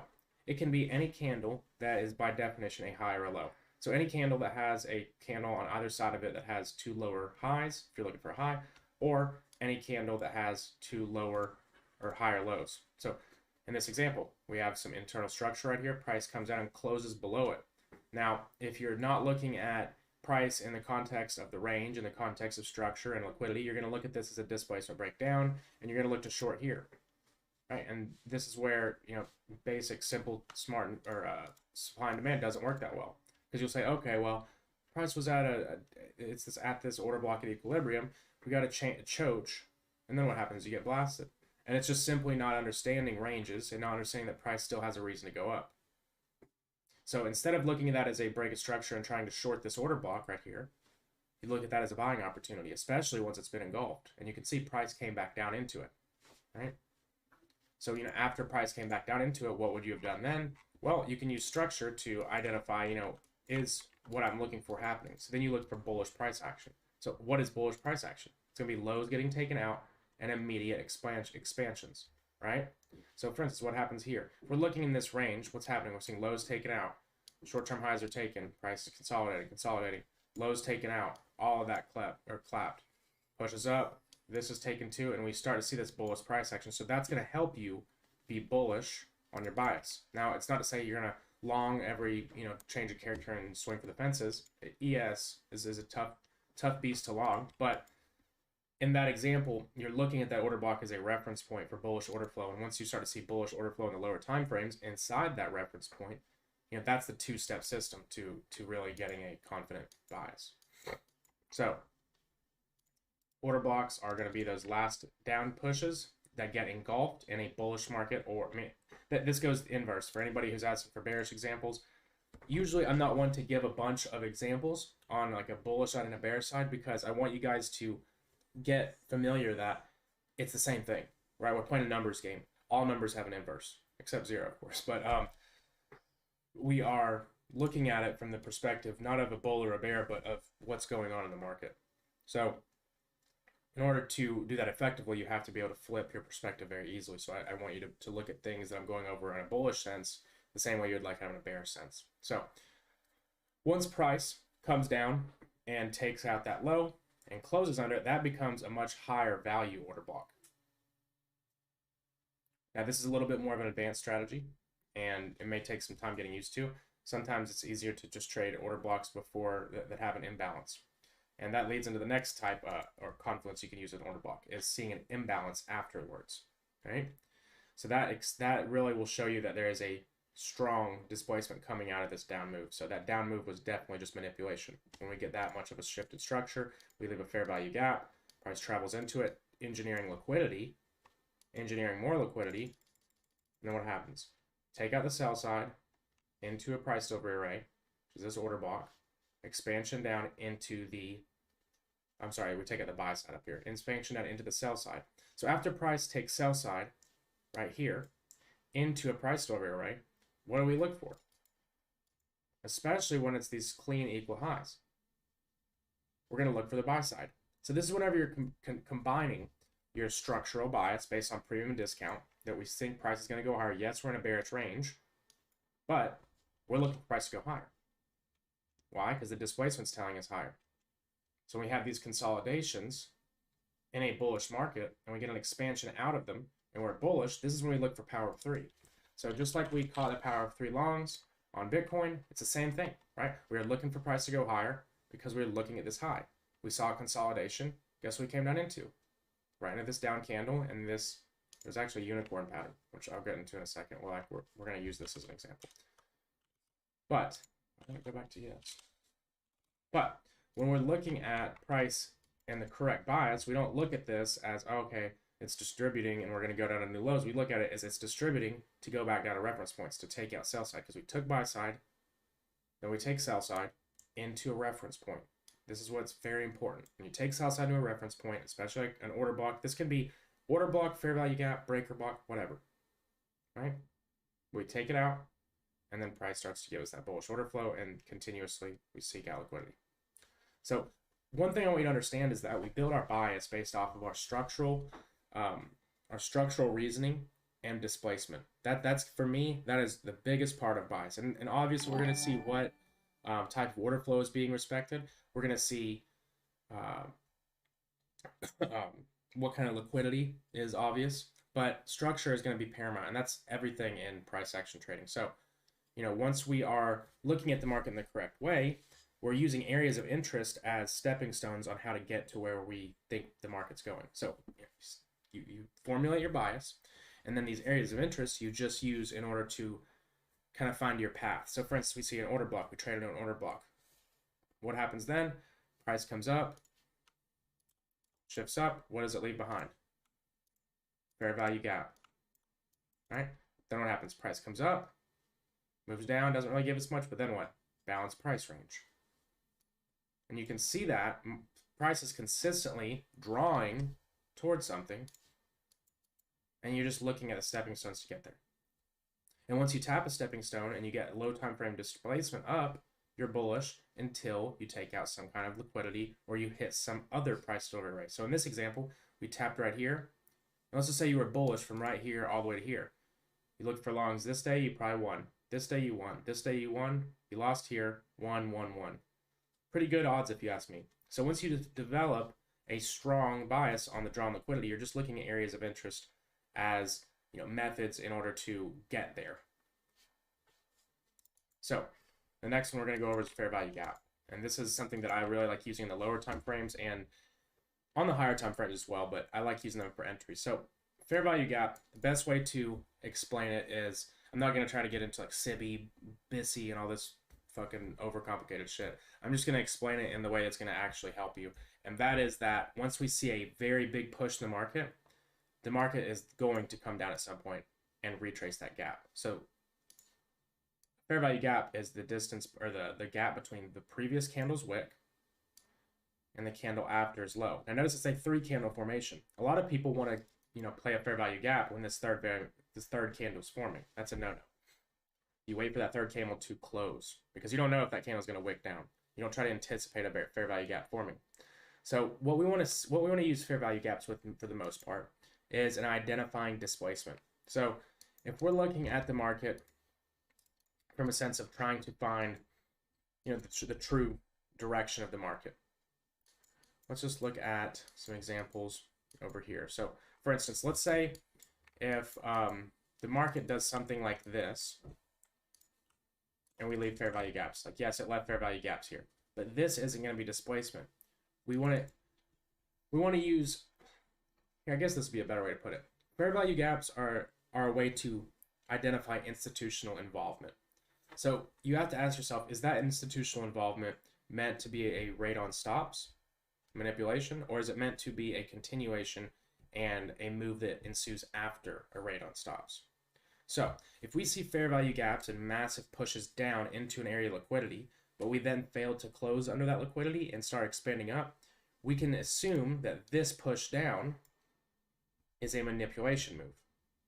Now I have to use that in context the higher time frame since we're on a 15-minute here, but if we see displacement down into a liquidity pool and then a sharp move out, we know that that's manipulation because this displacement helps us determine what true moves are, but they also help us or it also helps us determine what is a move of manipulation. So number one, fair value gaps, you just want to make sure that they are identified. You're just looking at it like, okay, something happened here, so to speak, some kind of institution involvement. Now you want to use that with structure to see if that was, okay, was this a true move to the upside, or was this just manipulation? So we're looking at displacement, we're looking at structure. Whenever we see clear moves to the upside, oops, wrong tool. We see clear moves to the upside like this, and price has a nice full-bodied close above it, we look at that as a displacement in the market. That leg right there can be our, we can look at that as a dealing range. So then we're going to look for areas of interest like fair value gaps or order blocks or breaker blocks down here into a discount. So in this example, we had a fair value gap at a discount. Right? Another example right here. Fair value gap into a discount. So whenever we are looking for these levels, whether it's order blocks or fair value gaps, and also this was a balanced price range. Now let's go and balance price ranges. It's literally just two fair value gaps that don't have wicks on it. So notice that this zone at this time had no wicks. So these are very high value. Always be mindful in looking for these. When you see a fair value gap, train yourself to always look to the left, see if there's another one, because those are going to be very reactive areas. And you treat them just like any other POI. Once price gets down into them, you wait for structural confirmation. So as price comes down into this, we see barely even comes below it, doesn't even close a candle under it. Rapid expansion up. So on a lower time frame, what does that look like? And we tried to actually long this, but it never came back down for us. But we see that price comes up, displacement, trades into the first fair value gap, and then off to the races. So, we look for this kind of move, and then more areas of interest in a lower time frame happening inside the higher time frame areas of interest to end up framing trades from. So when we're looking at the market and we're looking for these areas of interest, we're going to be focusing on not just one kind for our bias, but we're going to be watching all of them. Now, I recommend for people who are just starting out and learning some of these, don't try to enter off every single one because it will lead to over trading. Don't be on the 1 minute entering every single 1 minute order block or fair value gap. But I think that it can be very beneficial to start getting used to on a bias scale, because then, once you're getting a little more comfortable, you're going to be able to use them more efficiently as an entry tool. So next, let's go over breaker blocks. So let me find this example. There was a really good example I used for that video. Can't remember exactly where it was. I want to find it though, because it's a great example. Oh, it's right here. So that's where we actually were. This is a really good bit of price action. So a breaker block is, a lot of people overcomplicate these, and it's funny to watch a lot of these newer, like gurus that haven't even watched like old ICT, and whenever we're looking at breaker block, a lot of people, like, I've heard crazy ass explanations, but really what it is it's the last candle that forms a short-term level of structure before that price trades into an area of interest. So example, we've got an order block. So this is going to be putting a lot of things together. So we've got an order block right here. We're going to just consider this whole down move because I don't think it barely touched this right here. Right? So price, we'll just draw this whole range out because it's important you use structure. And when I say structure, I'm talking about ranges, premium and discount. That's all structure to me. So in this area, where is going to be areas of liquidity at a discount? Right here, technically this is at a discount. We can mark all these if you'd like, but and if we pick here, here, or here, where has the most liquidity? Right there. So when we're looking at price that takes liquidity into an area of interest, there's almost always going to be a breaker. So when we see, and this goes hand in hand with market maker models. So this in itself is a market maker model. It's very ugly, but it is because a market maker model is a original consolidation, a run to support, aka liquidity, and then a smart money reversal, right? Now, not all of them are going to be pretty, and not all of them are going to be very easy to catch, but that concept is what a market maker model is. So once we get that run to support, and we get a, sorry, so turn that off. I don't know why it's still doing that. There we go. So once we get a run to liquidity or run to support, and we pivot, we take out that liquidity into a reference point. And that reference point can be an order block, it could be a breaker block, it could be any other ones, it could even be a liquidity pool. Now, that pivot, that last run to support or run to resistance, if we're talking about a bearish model, that is going to be where your breaker's found. So a lot of people will only mark the last candle before, like a lot of people would mark this candle down here, and I'm sure there was low time frame breakers in this area. But if we're talking about this time frame, we're looking for the last candle that made the structure. So for instance, if we're looking for a bullish breaker, we're going to look for, I'm trying to think of like a failed order block. I hate using that logic because that's not what it is, but just that'll help you remember. Because you're not going to look for a down close candle like you would a bullish order block. You're going to look for a bearish order block type deal, an up close candle. And you want this up close candle to be the last up close candle before the short-term high that was formed before the liquidity was taken. So this is a very good example because it's very specific. So look, a lot of people are like, why isn't this the breaker? Because here's the last short-term high. No, the liquidity was taken here. So what is the last up candle before the short-term high was formed? That right there. So that would be your breaker block. And after price engulfs through it, which was here, that was when it was activated, so to speak. And you see the reaction got it. Now, breaker blocks are definitely the toughest to use out of anything we're talking about today, by far, because of it is a little more complex. Now, the ideology behind a breaker block, it's funny as fuck because people talk about this shit. I've seen like people talk about it on YouTube videos, and it literally in the old ICT. All it is people who are looking to short right here, right, for whatever their plan was. When the market goes back above them, they're underwater. So when the market comes back down to their entry, they'll close it. That's the whole ideology between a breaker. And it's funny because when you really think about it, it's pretty much a break and a retest. Some people are going to get triggered by that, but that's basically what it is. But you want to use it in context of liquidity, in context of your structure, in context of trading into a price tilde rate. So the only time I recommend using breakers, and this may be an unpopular opinion, this is just my experience with them, is whenever the market is trending heavily. So what that means is, okay, if we're bullish and we've came down to a very deep discount just like this, and we've cleared out all internal liquidity, we have no reason to go down. We have only reasons to go up.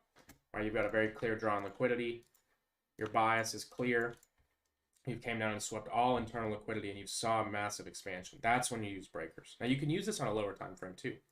I think they work almost better on the lower time frames, but it can be a little tougher to use them. But I recommend whatever you use breakers, test it first because it in my opinion, for me, it was the hardest reference point to learn because I would always pick the wrong ones. Like I would have picked this at one time.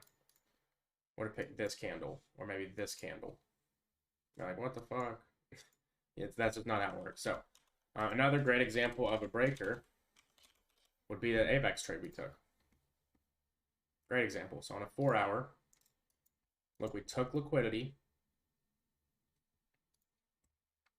into a higher time frame reference point. So we have this order block right here, this candle, and this order block right here. So this is both examples. So you don't necessarily need to know which one, but we know that we have this close down, right? Price traded into a higher time frame order block right there in the daily. Also, if you want to use this, last candle before up move, it's this right here. But either way, it traded into a price over array. So we hop in the 4-hour and see, okay, well, where did price, or where was the breaker here? Because we know that we have somewhat of a market maker sell or buy model here. And we have an original consolidation, a run to support, smart money reversal, expansion. Here was our accumulation, and now we're pricing our reaccumulation here. But we're gonna look for breakers in that run to support leg of market maker model. So price came down, we consolidated, took out liquidity into a price over array, engulfed, and then you can see that obviously it was a valid level because we hit it. The level on the breaker is 18.475. You can look up at the top left of the screen. We tapped 18.475. So we know that that level was valid. So there's another example of using it. And I hope that it helps to see that. It's good that we're talking about this today because, I can show you guys theory and hindsight all the time, like most people do. But whenever you see it used live, I think it helps you guys retain it a little bit better. Yeah, so the gist of what we talked about. Oh, there's one more I wanted to go over. That's volume imbalances. Yeah, Joel, that was crazy. It really was. So volume imbalances are going to be just gaps between candles. And I know ICT's been pushing the new week opening gap, the previous week opening gap. That I think that they definitely work. They're basically just like a high value volume imbalance, but they help a lot. Like for instance, like here's a volume imbalance. Here's a volume imbalance. Here's a volume imbalance. They're basically just gaps. People in the stock market have been trading these for a long time. It's not like ICT created this, it's just a different name. But gaps like to be refilled. Just kind of instill that in your brain. Gaps like to be refilled. I've been testing using them with fair value gaps as a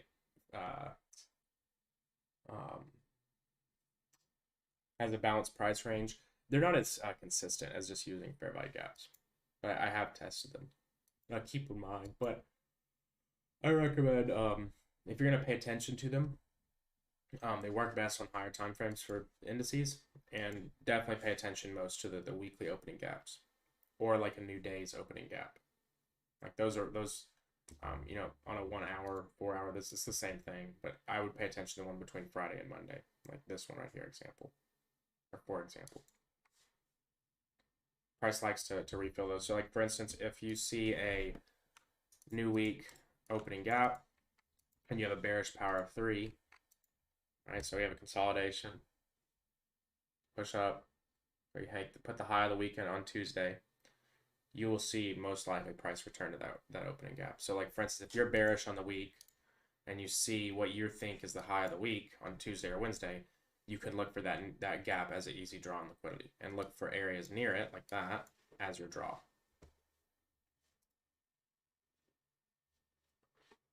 So a little bit of a quicker class today, but I don't want to just beat on a dead horse. That is the gist of it. A lot of super valuable information in this class. If you guys have any questions, go ahead and ring them off.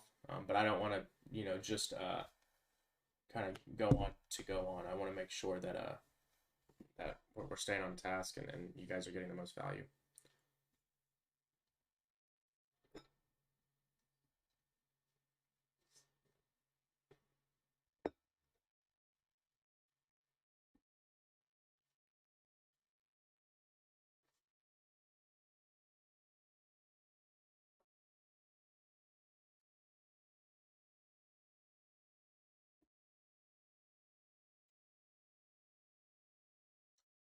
Zap, the recorded video will be on the playlist that's pinned in lessons.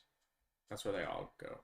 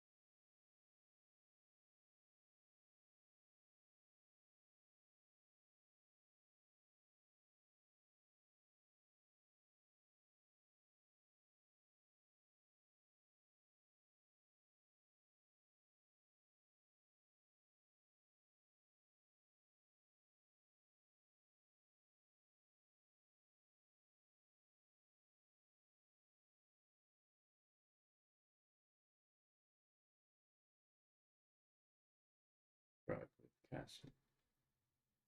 Oh, hell yeah. Appreciate that, Haas. Appreciate it, man, for real.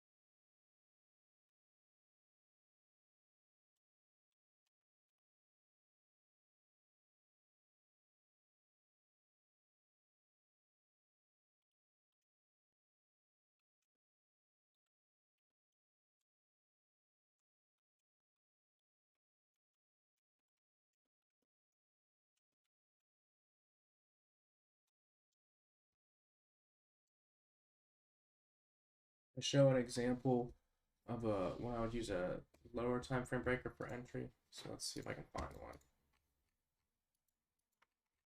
So one thing when I do about breakers, when I use them for an entry, here's a great example actually. So whenever you're pretty confident the market is going to be going down, like we're in this massive down leg already. Let me use a rewind tool. So price has made a big push down. Actually, it's funny, on stream, I remember I kind of like psyched myself out because I was like, oh, this looks like displacement. This looks like a liquidity rate. This was literally the other day. But you know, it's pretty obvious looking at it in hindsight that the market was pushing down, right? It had a nice fat push under this low.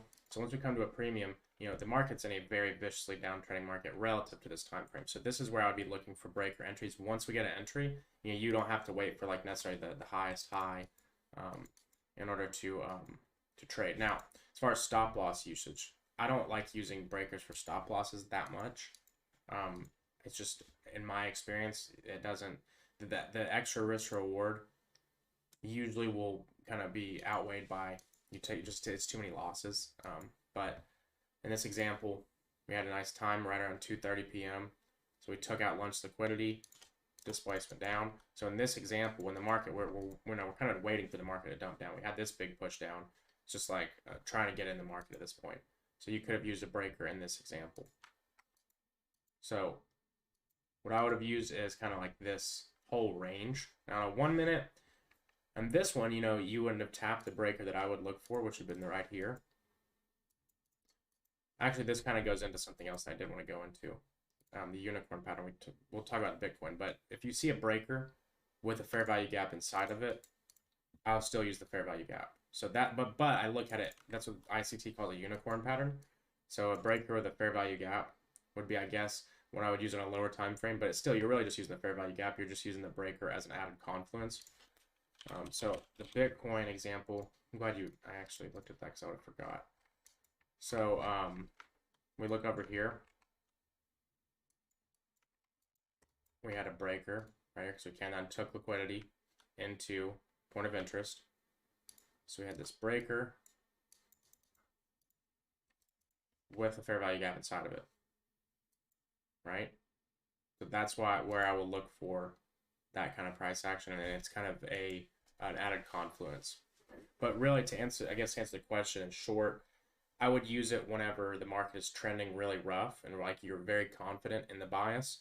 And even then, I would use the stop loss above a fair value gap or a swing high. I don't really like using, but some people use them with stops under the breaker, and it will work in certain examples for sure.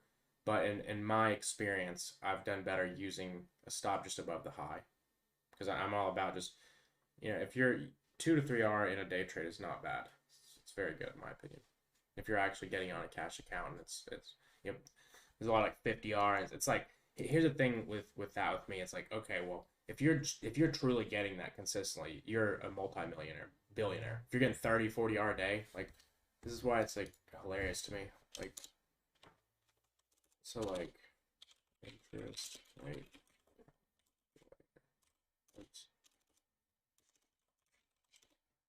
Which one is it? I think it's this one. No, it's compound. No, it's compounded. Let's go. I see people on Twitter, it's like 50R. It's like, bro, like, you're literally a trillionaire at that point. So, like, let's say if you have a $1,000 account, right? Say you're getting 30R weekly, because people be saying they get shit like that. So let's say you do that for 1 year. Yeah, okay. Like, you got 21 M's. Like, I mean, hell, if you're doing it, more power to you. But, and that's up $1,000. People be saying they do that like at 200,000. It's like, bro, what? Anyways, getting using a stop loss that's a little farther away on a on like a 1 hour, or I'm sorry, not a 1 hour, on like a 1 minute chart to get 3R or 2R instead of getting like 10R.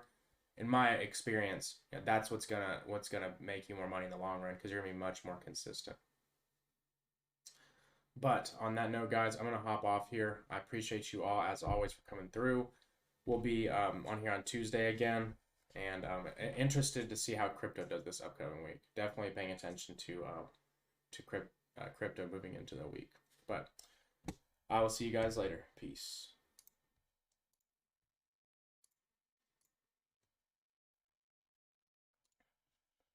Cool. All right, so today I want to go over time and price. So really, a lot of people overcomplicate this, or they misunderstand it because they just try to learn it directly from ICT, and it's something that it comes together over a long time, or at least it did for me, because there's not really any one good source to learn from, and it's just a bunch of bullshit jargon that kind of pollutes everything. And really what it comes down to is understanding not only what times of day to trade, because a lot of people think that it just means kill zones, but it also just means what kind of behaviors to expect, and really looking at time as a factor that's just important as price. So whenever we're defining our edge, we want to make sure that we are, putting ourselves in the highest probability circumstances. So, if you're trading like indices, are you going to be able to sit there and maybe find an opportunity 24 hours? Yeah, maybe. But most of the consistent traders that I know usually are trading in the New York session for the most part. I mean, there's going to always be somebody that says there's an opportunity somewhere else, but whenever you try to just look for opportunities all day, every day, it's going to be a little bit, you're dulling your edge.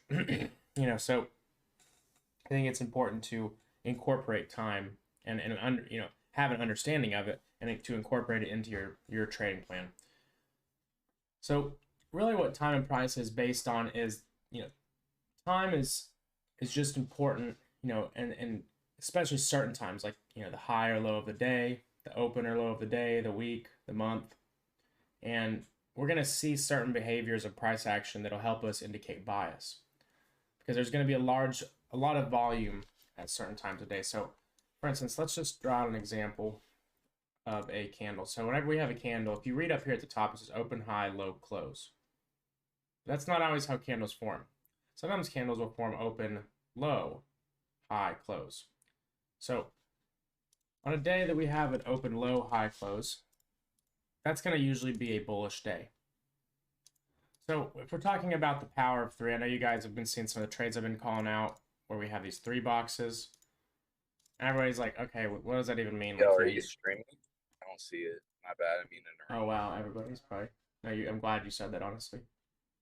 I just now started drawing anyway, so... I heard you click in your mouse and was like, what the fuck? No, it's all good. So, I didn't draw anything except this open. So I'm glad you said that, honestly. Thank you, Nancy. But, got it. Oh, I don't know how I get these, you don't get these notifications sometimes. Anyways, okay, so I know you guys have been seeing me call out all these power of 3 trades, and a lot of people probably just look at it like, oh, this motherfucker just drawing boxes, but a lot of the times, you have to look at it as a consolidation, where you just have price kind of ranging back and forth, manipulation, and this is a bullish example. That's why I put the open, low, high, close. Notice if we make it open, low, high, close. So we're gonna make the open first.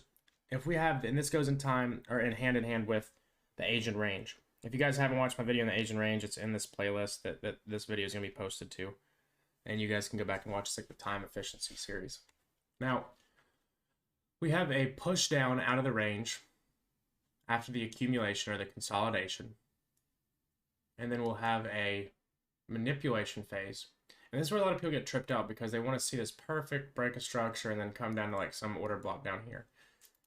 And whenever this has occurred, that's not going to happen because all of the liquidity has been stopped out under that range. We don't need to come back down on mitigate orders. There is enough liquidity here where smart money can just buy and push price. Sorry, excuse me. So if we're looking at price in this context, and we know to look for a consolidation and a manipulation and then a subsequent expansion, it can also help to know when to look for this and understand what's going on. So the power of three is what it's called, is accumulation, manipulation, distribution. All of it's the same thing. But when we're looking at it to form candles, let's just say if we have a bullish candle.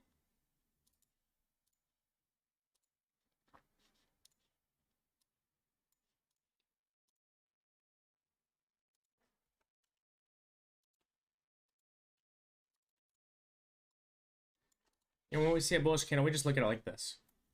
But we didn't see this candle when it was like this.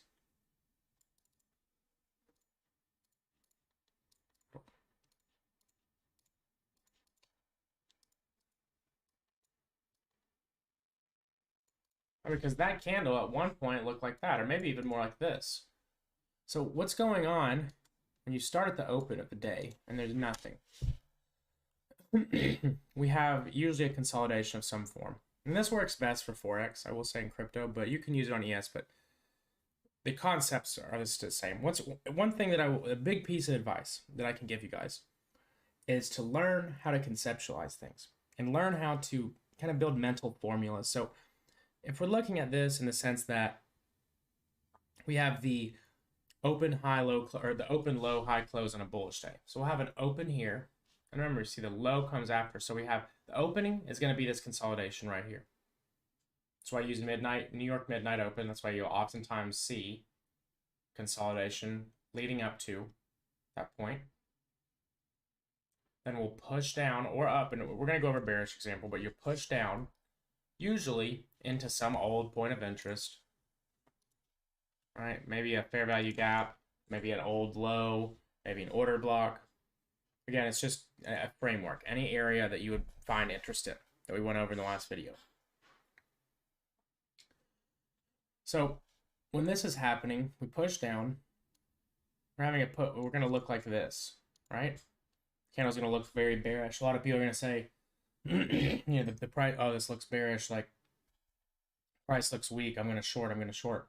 But if the bias is bullish, based on your higher time frame structure, and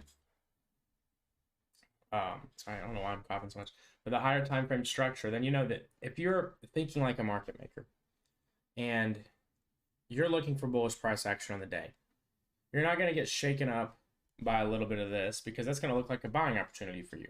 Because you got to think like, okay, well, if we are bullish, why would price get pushed down and take out liquidity? Just to go up. So whenever we look at time of day that's going to be happening, you're going to be looking around the New York midnight open for a daily profile. We push down, and you're going to see the price kind of bouncing around. And this is where, if you're very confident in your bias, like for instance, if we have a massive green day, then where are you going to want to get involved? Let's just say if this is what the daily candle finished like, where would you want to get involved if you wanted to catch the whole day? And you want to get involved in this wick. Then I'm there. But what would that candle look like when you got involved there? Did it look like a wick? No, because we've already left that. The reason there's a wick is because price traveled there and traveled away from it during this time period. So you have to remember that the candle is going to be pushed down tremendously first, and that's going to be pushing into an area. You're going to look for that at around the New York Midnight Open. So same thing goes for a weekly candle. I want you to think of each I guess let's think of it, each week as a part of one of these phases. So for instance, on a bullish week, and this is why we went over, you usually put the high or the low in on Tuesday. So let's say if we have a week, and let's just say this separates each day. It's not going to be perfect, I get it. I'm not trying to waste all day. Let's say if the market comes in, usually on Monday, you'll see more of a range. It doesn't have to be a perfect consolidation, but it's going to be a ranging day. So on Tuesday, if you're on a bullish week, you want to see that range get manipulated. You might see that manipulation ensue on Monday or on Wednesday. But usually if you're on a bullish week, and we are trending nicely, you want to see the start of an expansion, and you want to see a push away in price. So this looks pretty ugly, but when you really look at it, it's going to be very similar. And not everything's going to be as perfect as you want it to be. But conceptualizing things helps you understand that, okay, if we are looking at time and opening prices as an area where we're likely to see consolidation, and then we're likely to see some form of manipulation before we get into our trade, because if we're trading smart money, if you trade like I do, not just supply and demand, but if you're trading, trying to really understand things and really catch the move of the day or catch, you know, bottoms, whatever you want to call it. I hate to use that term because it inspires degeneracy, but if you want to do that, you have to understand when that's likely to happen. You might get lucky and do it every once in a while without it, but if you want to do it consistently. So if you see price moving throughout the week or throughout whatever open, this could be a monthly candle. So if it's a monthly candle, each week is going to be like one of these sectors. So the whole idea, remember going back to the phrase where nobody really understands it, is accumulation, manipulation, distribution. I can spell. So we have to look at that in any candle. Now this can happen on a 1 hour candle, but the way every candle is made is it has to have an open, and then it either has a high or a low, then a close. And it may sound like, okay, no shit, dumbass, but do you really understand like what's going on there and how to dissect that? Because if you're trying to catch the range, like let's say if you're a scalper, you might do this for an hourly candle, but then you're going to have to layer it in with the daily candle. And you have to layer that in the weekly and the monthly. Now, I don't ever go that far down. I just use the daily for this. But every candle has the same pattern in it. Because if you're trading smart money, you have to believe that there is some kind of manipulation. And most likely it's algorithmic. So if that's the case, you're going to be seeing the same kind of price action over and over again, but on different scales. But most of the time, when people mess this up, it's because they're not using the high time frames. They get sucked into the low time frames, and they hear like, "Oh, I can do the 1 hour candle. Okay, bet, fuck everything else." But let's just say if you're in a bullish day, like maybe you're looking at 1 hour candle down in this area, and you understand that, okay, well, these candles are likely to be bullish because I'm operating in context that I'm thinking the daily is going to be bullish. And if you're on this day, maybe you're over here on Wednesday or Tuesday operating knowing, okay, well, I know that this day is likely to be bullish because the weekly candle is bullish. And you can take this all the way to the monthly and say, okay, well, the monthly chart is bullish. And then I know that we're in the third week of the month and we've started to expand. So these next 2 weeks should be bullish. See how you can layer this in throughout. Now, to be honest, I know I said I was going to do a bearish example. If anybody really wants me to, please type it out. But just invert stuff because I want to give you guys the best for the time. It's just like me explaining the same thing and turning this candle red. I mean, actually, here we go. We'll do it right now. That easy. That's the same thing. So it's just conceptualizing things that you have an accumulation, which is basically like, let's say if the market makers are trying to come to the table. Okay, let's keep a range So either side is confused. It's going to go up, it's going to go down. No matter which side it breaks, there's going to be liquidity on each side. If it breaks down with volume, there's going to be people saying, I'm going to short this. We're breaking these levels. It's weak. Or there's going to be people saying, you know, shit, I just got stopped out of my longs. What is that? Sell side liquidity. If it busts to the upside, that's going to be people saying, oh, it's breaking out. It's breaking out. Or they're going to stop out of their shorts. So what you want to look at the market from is what is the time of day, or what is the time of the, what week or what month. You can use this, layer it all together, just like you layer structure together. But if you understand what side of liquidity is being attacked first, and you pair that with what are the higher time frames displacing or reaching towards, and where are the obvious areas of liquidity, that's how you really start to incorporate time into your trading. So that's why you have this bearish power of 3 here. And another thing I want to be clear on, you don't always have to be perfect with time to use power of 3, but power of 3 does work a lot better like that. Hell, I've even seen people do yearly power of 3. Now, I haven't gone into that depth yet. But for instance, if you are, let's just say if you are bearish on this year, well, you would probably want the high of the year to be put in quarter 2. Right? If you were bullish in the year, you'd want the low of the year to be put in on quarter 2. If you're bullish on a month, you'd want the low of the week, so you put in on probably the second or third week. You see what I mean? So it just goes, again, accumulation first, then one side gets manipulated, and how do you confirm that's happening? Again, displacement back into this range. This is where a lot of people get messed up, because they'll say, oh, this is a break of structure, and I'm going to trade an order block right here. And what happens? Price gives them their lower time frame confirmation. But what is it doing? Just moving back up to here, or maybe this fair value gap, and it's going to take them out. And they're going to say this shit doesn't work, but that's just because you're not understanding where you're at in terms of context. Because everything you do in trading is going to be reliant on something on a higher time frame or a higher, bigger picture. You know? So understanding the daily chart, understanding the weekly chart is paramount in day trading. And this is where everybody messes up because they're lazy and they don't want to learn, or they don't want to use the high time frames. They're like, I don't need that shit. And I mean, some people's strategies may not, whatever. There's no be all end all. I'm not telling you my strategy is the best. This is just what I know has worked for me and has worked for a lot of other people. So if this is the case, then we know what to look for at certain times a day. So let's just look at a couple examples. Let's go to regular ES. And I remember a really good example of this happening.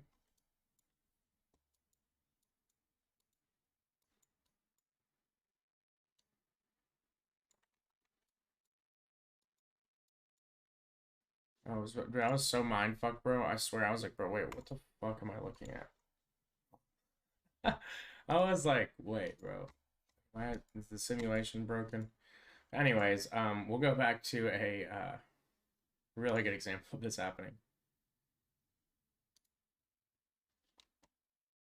So we're on a 1 hour chart for this. And another thing too, I have a whole class on like the weekly candle formation. So we'll just put timestamps on each day. And this is for the weekly. So here's Sunday starting. I don't really usually pay attention to this. We'll go to Monday at midnight. Tuesday at midnight.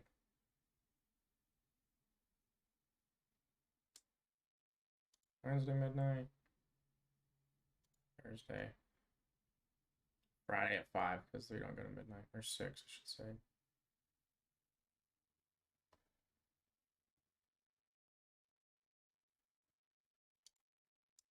You can go a little longer.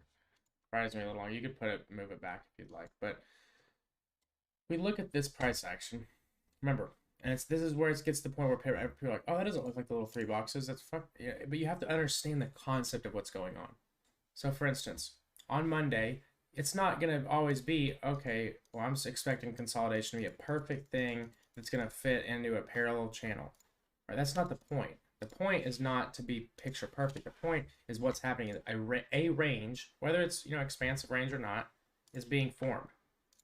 So you look at this. That's your range on Monday. So what happens on Tuesday? Sharp push out of the range and an immediate push back in. Now, did you get active in this candle? Probably not. And that's okay. But it gave you your bias, because bias is everything if you're day trading. So you see that price came out on a Tuesday during New York session. There's also CPI this day. And guess where it traded into?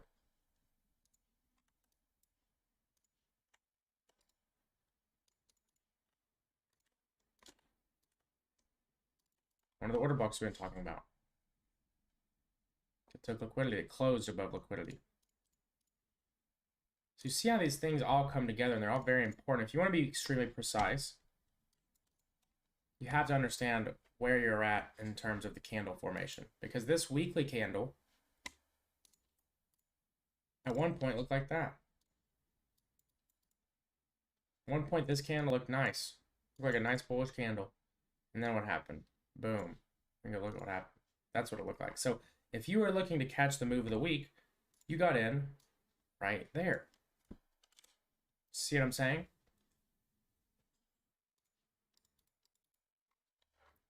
Now let's say if you didn't catch it on this day. You didn't catch it on Tuesday. Let's say if you were bearish here on Wednesday, you could have got a sell early in the morning. Wouldn't have been the most expansive move, but there was a sell right around the time we looked for it. We've talked about this model too in the time efficiency series for the New York session. So again, right around that 10-11 mark, liquidity rate, where do we go? Straight to sell side. And that just came from, understanding bias. Say you shorted on Thursday, you obviously made money there. Right? So everything becomes a lot clearer whenever you understand. I know I looked weird. I didn't put a fucking line on midnight. Everything becomes a lot clearer whenever you understand bias. And time is just a really good tool to help you, develop that bias and can build upon it. And this can go for daily examples as well. We'll use a Euro USD. I don't know exactly what example we're going to use, but we'll find a good example of this happening. I can't do it. That indicator's so annoying. I won't let you do it on the...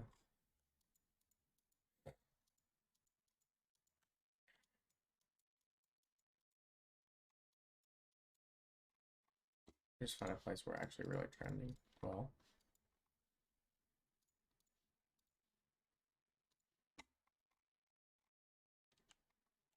Here's a great example. So whenever the market's really trending well, see this, we form a range, and you can use a CBDR. We've went over what that is in another video, but use this range. Right here, you can just use the whole range. And then what happens? Price pushes down under the range. And you see it's not always so picture perfect. It's not always going to be clean. And then as soon as price, this was a massive, massive move here on CPI. Sometimes you can't catch these moves. So I don't want to show a bunch that aren't useful, because I understand that can be frustrating. There's a lot of that. Here's another good one. If you're trading London, this is actually super good. Or even New York. So look, accumulation, manipulation. And then if you're bullish in the day, if you're under the New York open at midnight, you're going to look at this as anywhere under that as a discount. So anything under that, you could be a buyer. You'd be looking for buy models. So what is a buy model? Okay, well, if you come under old lows right here like that, and use your lower time frames to confirm once the price started pushing up, or if you're confident enough in your bias, another strategy is just long. Like, for instance, if you come under sell side, play like a real market maker. Just long that shit. If you're that confident, stops into the low of the day. Because there's a large probability that the low of the day is going to be put in, the lower the high, during the London kill zone, which is going to be between, I'll screenshot this, and I'll put it in lessons just so you guys can see how I mark mine. And this is actually, I would do that, but it's going to be different because you guys are in different time zones. So 2 to 5, this is, this needs to be fixed to GMT 5, but it's 2 to 5 a.m. So if you did that, target the Asian range.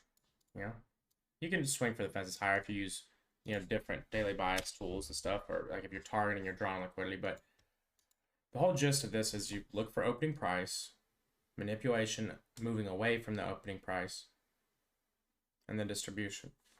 So another way you can use this on ES is going to be the 8:30 open. So at ES, and you can use this on everything. You can use this on on Forex too, but I really like using it on indices. So we'll find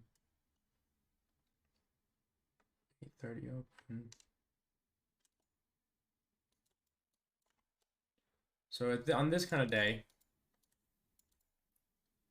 price dumps down. There's buys here. I'll go ahead and tell you there was buy opportunity there. Right? Could have bought there. Or you could have bought when price came back down here at a later area. Could have staked sells up here. But if you buy below this level, or look for buys below this level, or look for manipulation below the level, that's where you're going to find the best opportunities. So, like an A+ checklist for like a ES buy day for me. So this, I've tried to put this on paper more so I can make a cool video on it and share with you guys, but just off the top, your bias from the daily chart. So are you bull or bear? Are you looking for, higher prices? Do you have an established draw on liquidity that you're very confident in? Okay, cool. If so, you possibly have a trade. If you don't have that, you don't have nothing. So if you have that, then you're going to say, okay, has liquidity been taken? So if liquidity hasn't been taken, then you shouldn't be trading. And for my strategy, because I'm trying to think like, okay, well, if liquidity hasn't been taken, there's always a chance that it's going to be. Fuck your structure, fuck everything. If there's been no rate on stops during the session, odds are most of the time there is one. Sometimes there's not. And then when there's not, you get sucked into it and say, oh, dude, I should have taken the long. And that's like the classic death cycle, because then you break your rules next time and now you've ruined your edge. So has liquidity been taken? Now, was it taken into time level or price levels? So what does that mean? So for me, 8:30 a.m. and midnight, we talked about this as well on a different class, but 8:30 a.m. is that's like my premium discount level. It's my equilibrium on a time basis. Now, of course, you're going to have this for your actual price action. You're going to have both, right? So like, for instance, if you look at this right here and say, okay, well, what's the range of the morning? It's not rocket science to draw at that point. Okay, what's the range we're operating within, right? But then if you want to take it another level, you could say, okay, where's the 8:30 open relevant to that? Okay, where's the midnight open relevant to all this? Right? So you would look at anything here in this example, if we're under midnight and under the actual discount of the range, you could be looking for a nice retracement coming out of that range because you're at an extreme discount, right? Or if you're above the equilibrium on the time or on the price level, and then above it on your time level or above the 8:30 open, you'd say, okay, well, that's an extreme premium. So that right there will help you from getting into trades you shouldn't get in a lot of times, or at least it does me. Because I'm kind of like, okay, well, I'm bullish in the day and I'm confident in that. And then we come down and, maybe prices expanded pretty rapidly. Maybe we come down a little bit. I'm like, oh, that was the rate on stops. So then I look and we're not under the, either the 8:30 open or the midnight open or the price-based equilibrium. It can get like, okay, maybe I shouldn't take that. And I've noticed quite a few times that when I don't take those, they would have gotten stopped out, and it would have given me my entry model. So after you decide on what it is that your trade model is, and you've really fine-tuned it and you have a strategy, all that's left is to execute and monitor. So if you can get your psychology strong enough to where you just execute that relentlessly and it is profitable, then you're good. You're solid. There's no work to be done other than logging your data and asking yourself, could this get better? Could I do something that's reasonable to improve this? Is there something I could do that would not necessarily hurt my edge, but may sharpen it? And for me, it was really starting to look into time.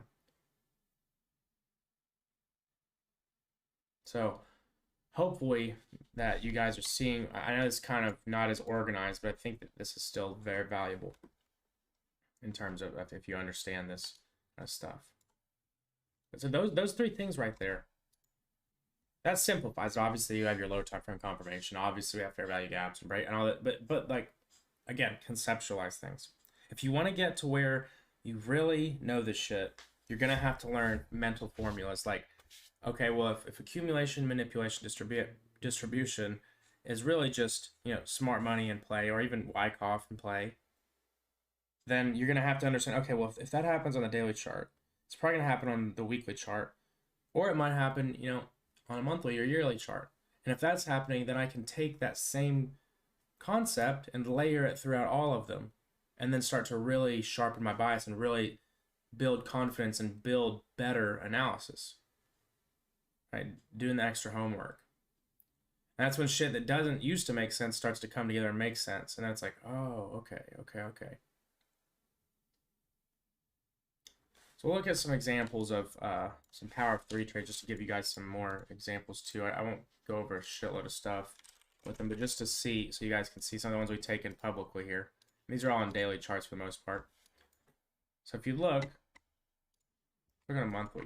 Doesn't look like shit, does it? Does not look like much. Look at a 3 month. What did we really catch with those trades? For the most part, we caught this entire candle. But look, at the one time, it opened. It didn't go much lower than the open, but it opened at the beginning of the year, made a high, and then the close. We still have some time for the close, so I shouldn't say the close. But you guys see what I mean whenever you're catching the entire moves of these candles. And a lot of times it's going to give you price targets farther than you would have. Like, bro, most people that looked at this would not have targeted what we targeted. They'd be like, what do you mean? Why are we? I actually got messages on some of these on like Filecoin, and we're like, why would you target that? Like, the structure is obviously bearish. And it's like, but you're not seeing things from a time perspective. You're not seeing things from a power of 3 perspective. You're not, and that's when people get so sucked up in a lot of these bullshit courses that are out there that people just made to, they didn't really want to teach anybody something. They wanted to make it easy. They wanted to make it seem like it was simple. And I do that too in terms of simplifying things, but what I don't do is just give you some kind of cookie cutter shit that I'm going to tell you is always going to work. Because it doesn't. That's not how trading is. It's just not. You're operating in a living market. It's always changing. There's a lot of different factors that are changing it. So you need to understand everything that comes into play. And another thing with time is you'll notice a lot of times, go look on your Forex, Forex Factory. Go look at what week of the month does CPI get released on every week.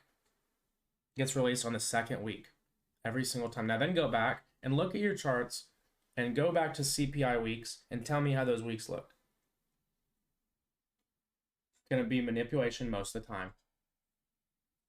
So here's another great example. And another thing to look at too, what days do they happen on? They usually happen on Wednesdays or Thursdays, sometimes Tuesdays. For instance, this one was a Thursday, right? This was CPI. It was in the 13th, the second part of the week. What happened after that? Price went down, manipulation, blasted up. So that would be a monthly candle. I'm sorry. Well, this was the monthly candle. So that second week was that low, the wick low. Right there, the 13th. Made that low, rocketed up from there. So you can see how this stuff does work. It can become a little abysmal sometimes. And I don't want you to get like too lost in the sauce with it. But for those who do want to learn this kind of stuff, it's extremely interesting. And it can be extremely valuable if you allow it to, you know, kind of just be a complement to your bias. Now again, structure is still, in my opinion, is what you need to really base everything off of. But time, you gotta take time into account whenever you're evaluating structure. So that's pretty much it for today's lesson. I don't want to beat on a dead horse. I know it's a little short, it's only 12:40, but at the end of the day, I'm more concerned with getting you guys value and making sure you retain it than just talking an extra 20 minutes. But if you guys have any questions, please go ahead and ring them off now, and that way I can answer them while I'm here live. If not, you can always ask me later, and I'll look at the chats. I don't see any in the actual. No, I don't see anything anywhere. Maybe crypto chat, I don't know.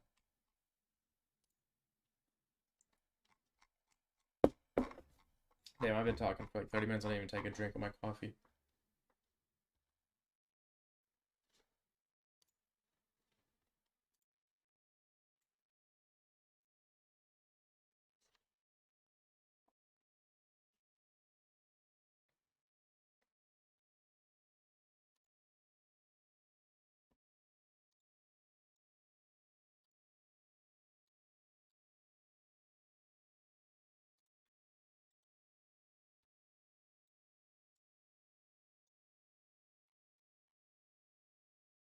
Oh yeah, fancy.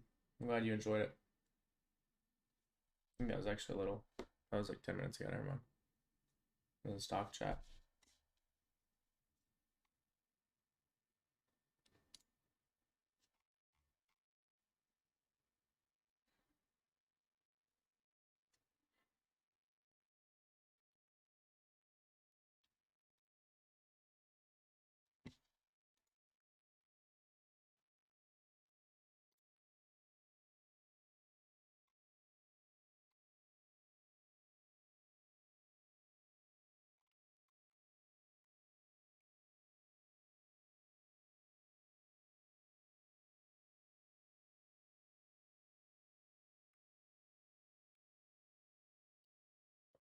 What is liquidity? Goddamn it! I can let hear the voice you're saying that into, JL.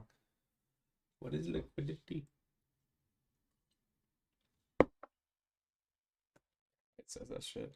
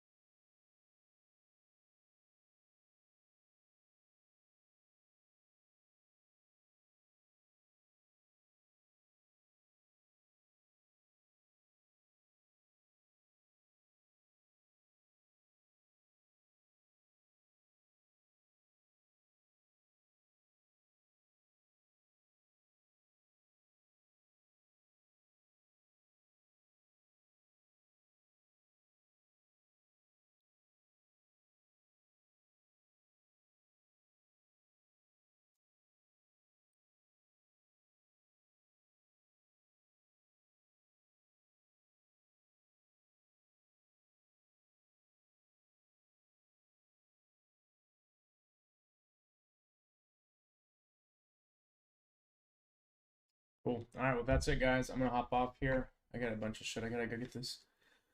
Thank you for the stream, brother. Got you, man. For sure. Anytime. Every Saturday. Oh fuck! I just got some in my eye. Brutal. All right.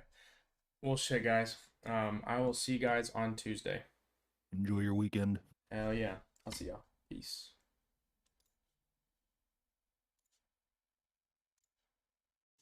Cool.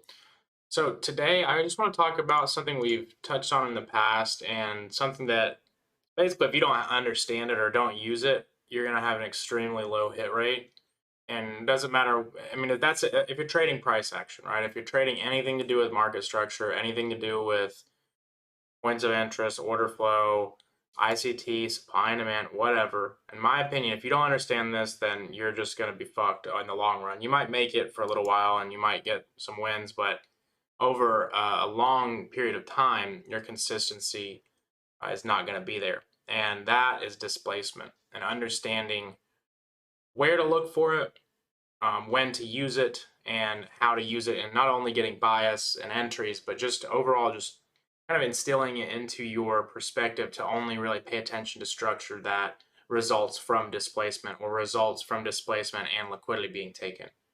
Now, I think that whenever everybody first gets into trading, smart money or anything to do with really market structure, you kind of look at every single high and low, and you're like, damn, like what is the structure? There's like we went over a lot of different types of structure mapping. I've tried different stuff. I've tried the strong high, strong low, swing high, swing low, internal high, internal, and the more and more that I trade, the more and more I see that if you want consistency, you don't necessarily pay attention to each high and low.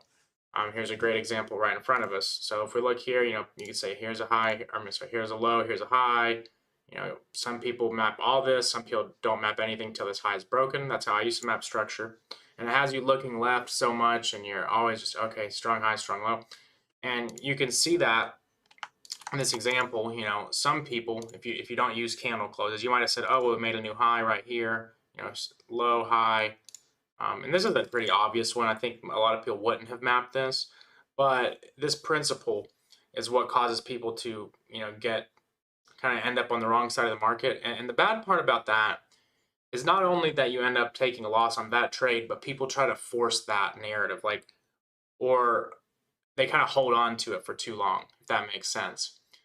Now, whenever we are looking at the turn or the market from a smart money, whatever you want to call it, perspective, we're just trying to identify manipulation. There's a lot of fancy marketing gimmicks that go into trying to, you know, redefine the algorithm or supply and demand or, you know, Wyckoff or ICT, all this stuff. It's really just trying to get it, just to not get manipulated and to be on the right side of the manipulation. That's what it really comes down to.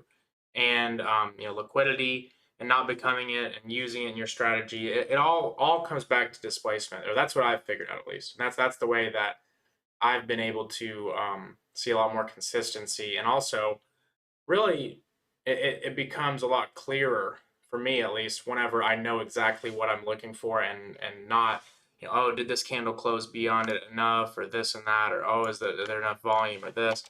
And really what it comes down to for me is just, is there displacement and is there liquidity taken? So whenever I'm day trading futures and I'm looking for, you know, just little scalps, and you can use the same methods on the higher time frames to find bias. That's what I do as well. But when I'm looking, and you know, you're trying to find opportunities on a pretty consistent basis. If you're able to identify liquidity rates and displacement, you're going to be able to find multiple opportunities throughout the day.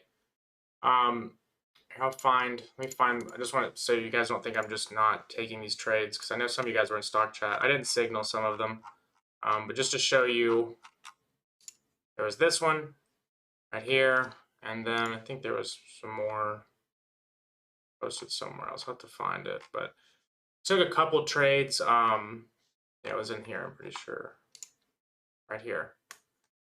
So this was 7:47 a.m., which was on Friday. It was on Friday.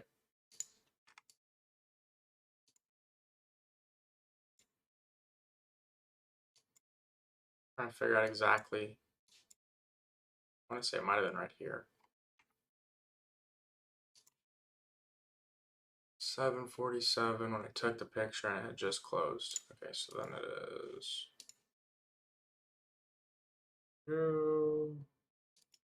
somewhere right over here.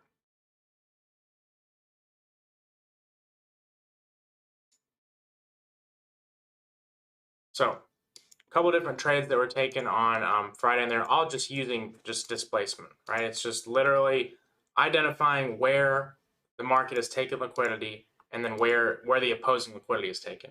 And you can do this on a, you know, higher time frame. You can start on a 5-minute, you can start on a 1-minute. It doesn't really matter. I will say you're going to get more opportunities on the 1-minute than you will on the 5-minute for day trading.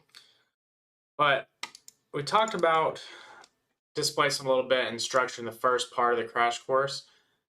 And just to kind of retouch on the main principle there, I'm just going to delete this because it's just in the way. The main principle there is, if we do displace above structure, then most of the time we're going to look for the continuation there. And any structure that fails to cause displacement, that we can consider that a weak low, so to speak. So it's kind of similar to the way a lot of the supply and demand courses map structure, but it takes it a little bit more. You can be a little more nimble with it. You don't have to look all the way left and say, oh, this is our strong this over here, and then give this massive range. Whenever we're using this kind of strategy, you're able to see it over and over again. So when we're looking here, if we look at, for example, like this high right here, and we see a big push up above it, right? Now on a 1-minute, it's gonna be a little bit clearer, so we'll go to that. You get a big push up above it, and you fail to close or you fail to displace, you can even close. And this is where it gets a little discretionary. If you want to make it as mechanical as possible or make it mechanical, you can only, pay attention to candle closes. But anytime you see a failure to close above an area of liquidity, you can determine that's probably a liquidity raid, right? And then you wait for displacement and you wait for a shift in structure, and that alone will give you a trade setup. It doesn't matter if it's pro daily bias or not. And this is, for scalping, I'm not saying on the higher time frames, but for scalping, it doesn't have to be pro daily bias. And if you're trying to maybe get more opportunities because you're trying to take a funded exam and you're not getting enough trying to trade just like a 15-minute, 4-hour, this can be super helpful. So again, anytime you take out liquidity, you form some structure, right? You take out liquidity, displace, that in itself, right there, is a trade setup. Now, it may not be the holy grail. It may not be a massive move. For example, right here, the trade setup is just to trade off one of these fair value gaps or the breaker. Now, the breaker in this example is pretty massive. Usually you wouldn't have a big breaker like that. But depending on whatever you like using for your entry model, or maybe you like using the order block here, then you're looking just for the next area of liquidity, which is just the next bit of structure. So again, it can go, right, you have your liquidity raid, right? And then you take out liquidity, you take out structure with force. So we're looking at, it's kind of hard to draw this with, I'm going to draw dashed lines to represent what we're determining as a raid. So this is only if the candle doesn't close or it fails to displace. So that's what this is up here. We'll just draw a smaller push into that area just to kind of depict that. And then you've generated liquidity down here. Whenever you make that first displacement leg, right, a big move down, you expect to at least go back through that one more time. Now, that's where people get greedy and they want to try to target like 4-hour liquidity below or some kind of crazy target. And that's why people aren't able to use these strategies effectively. And they're not always the highest risk to reward. But what I can tell you is if you master this, if you master, again, liquidity raid, a displacement shift in structure. Let me draw this on here for those who don't understand. So there's your shift, right? That's displacement. And again, to those who are newer, I guess I should have started this way earlier. This displacement is it's definitively displacement, a big push in the market that just shows you some things out of the ordinary. Like, this is a move, this is a displaced move, right? Now, I don't want to get ahead of myself, but whenever we take liquidity, then displace, there's going to be a trade opportunity. It's just that simple. Now, that trade opportunity may not be the highest risk to reward. You can see if you're trading here. Now, I recommend using fair value gaps for stop losses like this. You can see it's not really that high of a risk or a great risk to reward trade, right? And you get in right here. Now, that's if you take the first fair value gap. It could have been a little better if you take this fair value gap up here. These can be different strategies based on how you trade. I'm not going to get into like exactly which fair value gap to always trade and this and that. 2 to 1 or 1.86 is not bad. Now, a lot of people will say that's too low. You can make a lot of money getting setups like this if you get them every day. And believe me, if you do this correctly, your win rate is going to be a lot higher than trying to wait, months at a time, or not months, I'm sorry, wait hours at a time. I don't know why I said months, but wait hours at a time trying to catch like that move of the day and just trading that one move. Now, that's just trading on one time frame. We can also use the same ideology to confirm higher time frame liquidity rates. So for example, if we go back out to the 15-minute, and you see that we took out all this liquidity up here, and you're kind of just hovering in a liquidity pool. So I'm going to delete all that old stuff and redraw this again.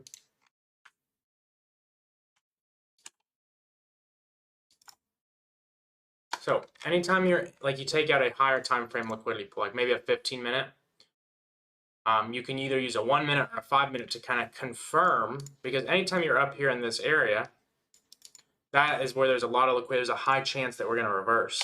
And you can treat that just like, your order block or your point of interest. A liquidity pool should be a point of interest to you. So, there's a couple different ways people have confirmation models. My favorite is just simple, the same one we just went over, which is the market structure shift. So that's where this trade came from. Here's another picture, the one we just talked about, right? Now I took it a little farther down to that liquidity pool to close in full, but I did trim it that one right there. Now, the trade that we're looking at now from the high of the day, and this is kind of the ICT model that, you know, you wait for 10 a.m. and wait for a liquidity pool to be taken and a shift in structure. Again, you don't have to always just look for this on ES at 10 a.m. This can happen on Euro on a 4-hour chart, and you're confirming a daily liquidity pool being taken. It can happen a lot of different ways. It's just the same formula, and that's how you're going to be successful at trading, is learning how to formulate stuff and not just be a you know, kind of a what is the ICT? A one-trick pony. That's what it is. But the same thing, look, just market structure shift, and then you enter up here. Now with these models, of course, you're not going to just take out all your profit there. Now maybe you do. Maybe you have a really high hit rate doing that. This is a kind of a unique trade because it would have given you good risk reward doing that. You do not get 3 risk reward usually from that. You're not, just not on ES. Usually it's going to be much lower if you were to target that first pool. But you know, you can then target opposing liquidity on the 15-minute, because again, remember, if we're kind of trying to confirm that this is a liquidity raid, well then the opposing liquidity is going to be taken. So where is the closest opposing liquidity? It's going to be right here. And you don't have to go for all the way down here, and this is where people get tripped up, because they look left, say, okay, and this may have worked, you know, this time. You can say maybe I'm going to take it all the way down to premium, or I'm sorry, to discount. But again, the model that I want you to focus on is just getting the low-hanging fruit, getting the next stop, because again, we're trading, and this is pretty, you know, common sense. You know, if you want to get the best trades, you want to catch the higher, or I'm sorry, if you want to get the best shorts, you want to catch the lower high and target the next lower low. You don't want to try to get here and hold it all the way down to there, because that's how you end up having this happen to you, and you just lose all your money, or not lose all your money, lose all your profits, and never really consistently chip away at getting to your funded account, or, you know, getting to that payout, or making money on your personal account, whatever it is. The way you do that is just by kind of extracting money from the market as it's made available. So in this example, you could have just traded that displacement down, waited for the return to the fair value gap, or again, there's a lot of different ways you can do it. Break or entry wouldn't have been the greatest here. Would have got you worse entry than anything, really. You would have just traded from right there. There's also the order block right here. And then, of course, we have a fair value gap. And then you also have a balanced price range if you want to look at it like that, which is basically just one fair value gap, and then another one trading right through it. Those are usually kind of signifying a liquidity raid again. So here was another raid. So there's a lot of ways you can look at it. But again, it's just really all revolves around displacement. It's just that 2 steps: liquidity taken, displacement.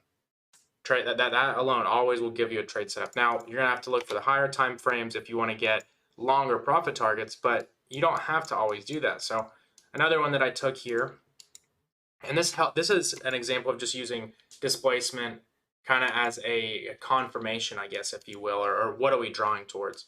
So here it was late in the day. It was right around 3. It was almost 3:30. And I looked at this. Actually, I think Vance, I think I showed you this. We were talking about something else in the DM, and I showed you this right here. But oops, wrong thing. But you can use displacement not only to get into trades, right, but to identify what the draw on liquidity is right now, right this second. Now, not the final target, or not, you know, because obviously we want much higher. But if I'm watching the market right here, let's just say I'm right here, and I see the price trade back above this area, which I'm presuming to be a breaker block, because it came down, formed that short-term high, and then we took out liquidity here, and then obviously the market didn't make another high before taking out more liquidity down in this area right here. And then on top of that, if you look at the 5-minute, that displacement from right here up to there, that's kind of our dealing range. So again, you have a bullish dealing range. You know, when we come down to a discount of that, we look to target the highs. If you're on the 1-minute, you're coming up above this breaker right here. And the 5-minute's a little clearer too, the displacement overall. On the 1-minute, you're coming up above that breaker. At that point, if we're looking at this from a market maker model perspective, you shouldn't go back below this, because this is going to be your, you know, let's see if we can go on to the 30-second. I'm not a 30-second trader, but just to show you guys, to spread this out a little bit. You've got your original consolidation, right? Your run down to support, smart money reversal. And then after you come back above that run to support, or if this was a bearish market maker model, your run to resistance, you shouldn't go back below it. So you look for some kind of point of interest to catch. The silver bullet is kind of what they're calling it. And I think that's like the morning entry is what they're referring to, but it's the silver bullet is just the last leg of a market maker model. Now, sometimes you get better risk reward than this. And if you're wondering why I put my stops right there, it was just because it was the bottom of this whole little buy to sell range, that whole breaker. And again, on the 1 minute, this was the breaker, right? But I'm marking it all because price is fractal. So I'm looking at this whole range right here. If you go on maybe a 3 minute or a 2 minute, it's probably a breaker. There you go, exactly. But I just kind of look at things like that whenever I'm already putting a really tight stop loss, because a $2 stop loss on ES is not much at all. But again, I just use displacement in the 5 minute to kind of get the bias that we're going to go higher, right? Because we're going up, we went up, back down to discount, we're going to go higher. And use the 1 minute to kind of tell us, okay, where should we not go back below if this is correct? Because if this is a market maker model, once we get back above this area right here, then we should not see a retracement below it. So at that point, you can I'm trying to explain this the easiest way. I know it's probably confusing, but I want to get into some of the more advanced stuff. And I think this next week, either this week or the week after, I'm going to do some live trading stuff with you guys, just like scalping like this, because it's became a little bit more like my newer trading style, especially with the Top Step account, and just being able to trade on TradingView makes it super easy. Hopefully that made sense. But you can see that all this revolves around displacement. Because again, if we didn't have displacement here, that wouldn't tell me that that 5 minute expansion's in place. And I wouldn't be looking for the 5 minute expansion if we didn't have this move right here, right? Liquidity being taken, displacement. You see what I mean?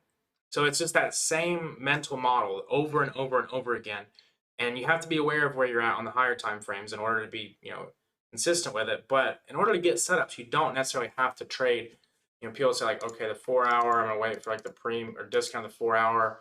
I'm gonna wait for this, and come down here, and I'm gonna catch here, and then I'm gonna do a 5 minute, 1 minute, 15 minute confirmation, and I'm gonna get this. It's just like you don't have to do that, and that's not sustainable over the long term. I've yet to meet somebody who's doing that with live funds. I have never seen it. I've seen a lot of people try it. I've never seen somebody that consistently does it, unless they're risking like 0.1 or 0.2%. And then it's just like completely pointless, because I think that anybody could agree it's much easier to get 2 to 3R consistently and risk 1% than it is to get 10R risking 0.2%.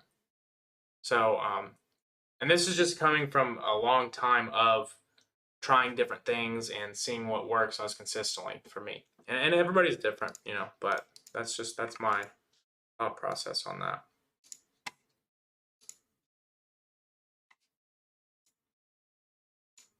Look at Bitcoin recently as well, because Bitcoin is another good example. I know ICT, I think, said like 36. Oops, wrong. Dude, ICT's hella late. He said 0 and we were saying like 25K. He was literally saying 0 down here. I remember we were like in this area. He said 0. And we said 25K. He waited until this. That's funny. He called it now. It's like, okay, Captain fucking obvious. But and again, this bias is from displacement. It's just the same thing. And this is where a lot of people get caught up in looking left. And like, you do need to be aware of that. Like right here, this is our range, right? It's our weekly range. But and this is where the strong high people will draw all the way up here, right? But I look more like, again, displacement. Where do we really start displacing from? Right here. Where do we consolidate? Down here. And this is kind of that's just the way that I look at it, because I see more value in areas that have a big level of displacement from it. I said can't hear. I think that might be just you. Can somebody else confirm? Unless it might be me, I don't know. Okay. Copy that. But yeah, I don't know what to tell you, Andy. Oh, you can't hear me.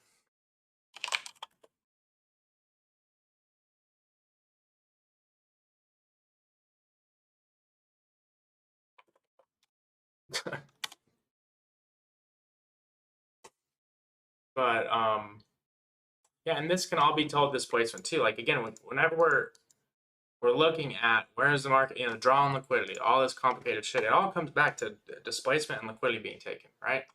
So again, you know, like this area right here, this was a tricky one. This is one I wouldn't have really called, but I see it now in hindsight. I don't want to give off like you know, because I would have told you guys this. Obviously, we were waiting for a retrace. Oops. So we said displacement here. I'm sorry, a liquidity right there, and then I wouldn't have called that displacement. I wouldn't have, but you see that it worked out nicely. Now, what I would call displacement is this right here, what we have already. So now that we have that bias, obviously right now the market's drawing up. All right, where is it drawing to? Most likely these areas of liquidity right here. And that's going to be right resting in a premium of what I've drawn as the weekly range. A lot of people maybe I guess would draw this as a daily. I don't know. Because I know that back whenever I used to first map structure, I used to look way too far left. But really what you need to look at if you're day trading is this right here. Now you need to know where you're at. I get it. You need to be aware of it. But once you understand this, this gives a lot more opportunity and a lot more clarity, right? And whenever you look at, okay, where are we displacing from? What kind of, you know, what was the initial push that caused the big, you know, break of structure? And sometimes you have to go down to 4 hour to see this. Like we look at a daily, we draw right here. That was our shift. So let's draw, or not, you could call it a break of structure, I guess. Oops. It's a break of structure, the continuation. But anyways, we'll just draw that line. And you go, if you know, 4 hour, look at that. We have a fair value gap that caused that displacement. And also, if you're an OTE guy, basically OTE. So once we establish that, what we're going to look for is price to potentially come down here. And then once you're in that zone, any raid at all, and displacement following, that leads you to look for the high. Now, oftentimes what's going to be found within this is a market maker model. And then you'll start to notice these things repeat themselves over and over again, but you don't really start looking for them until you have that two-step process of a liquidity rate and subsequent displacement and structure being taken. Just that alone, that completely changes the way you look at all your different points of interest and all this, because so many people will try to, like, you know, again, try to min-max everything, but really, in order to make money consistently, you just need to, your bias has to be right. Once your bias is right, it's just a matter of you know, not trying to get 150R every range, just extracting money from the market when it's made available to you. When is the money made available to you? When you understand where the market's going. It's that simple, right? The lower time frame stuff's easy, but I don't want to keep beating on a dead horse, but I hope this helps a lot. That's pretty much it for today's class. Pretty short, I know, but again, you know, I can say the same thing 100 different ways. It's not going to really make it sink in anymore. So if you guys have any questions, type them. I won't be able to hear you. Maybe I can. You guys probably can't talk anyways. But I'll start doing the classes in early birds because I know that. Can you get, for those of you who don't have the stock section, can you guys still see early bird stock stream, like that voice channel? Because if so, I'm gonna start doing them there because I want you guys to be able to talk. This makes it easier for me.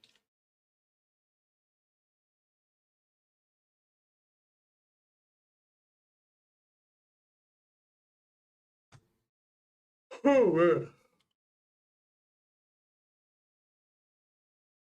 Okay, somebody said yes. So I'll start doing them in there next. I say that and then I forget. I'm not sure why it's so. Somebody said any tips on playing liquidity raid model? Nothing more than what we just went over. Just treat it like anything else because it's like trading smart money is a two-step process. It's you know, well, more than 2 steps, but when it comes down to your entries, it's a 2-step. It's like you have your trigger, which is, you know, maybe you took liquidity, maybe you're in an order block, you know, etc. And then your displacement, shift, and structure. Now, another entry I am working on, I will say, is a turtle suit model. So for those of you, it's basically trying to know when to buy the stop, so to speak. But I'm still working on it. And then a second entry model I've been working on is something like, let's go to ES because there's one that's, I'm going to see if it works. Don't go try to trade this because I'm not going to trade it. But anytime we have a liquidity raid model, like if liquidity is taken, not don't use this for anything except that. I'm still testing it, but anytime you have a balanced price range. So like let's say here, let's do this. Let's see if I can. Let's see if I can do something.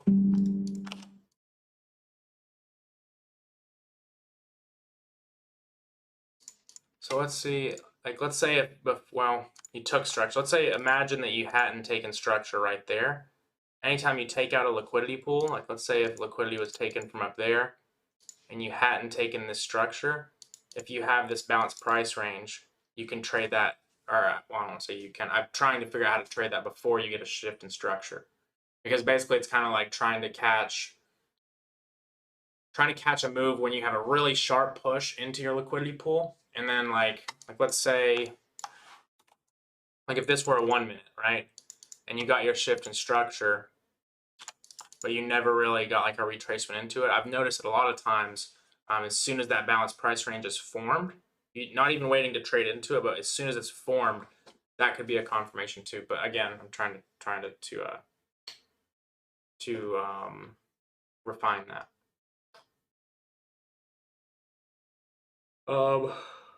Mark Douglas, yeah, for books.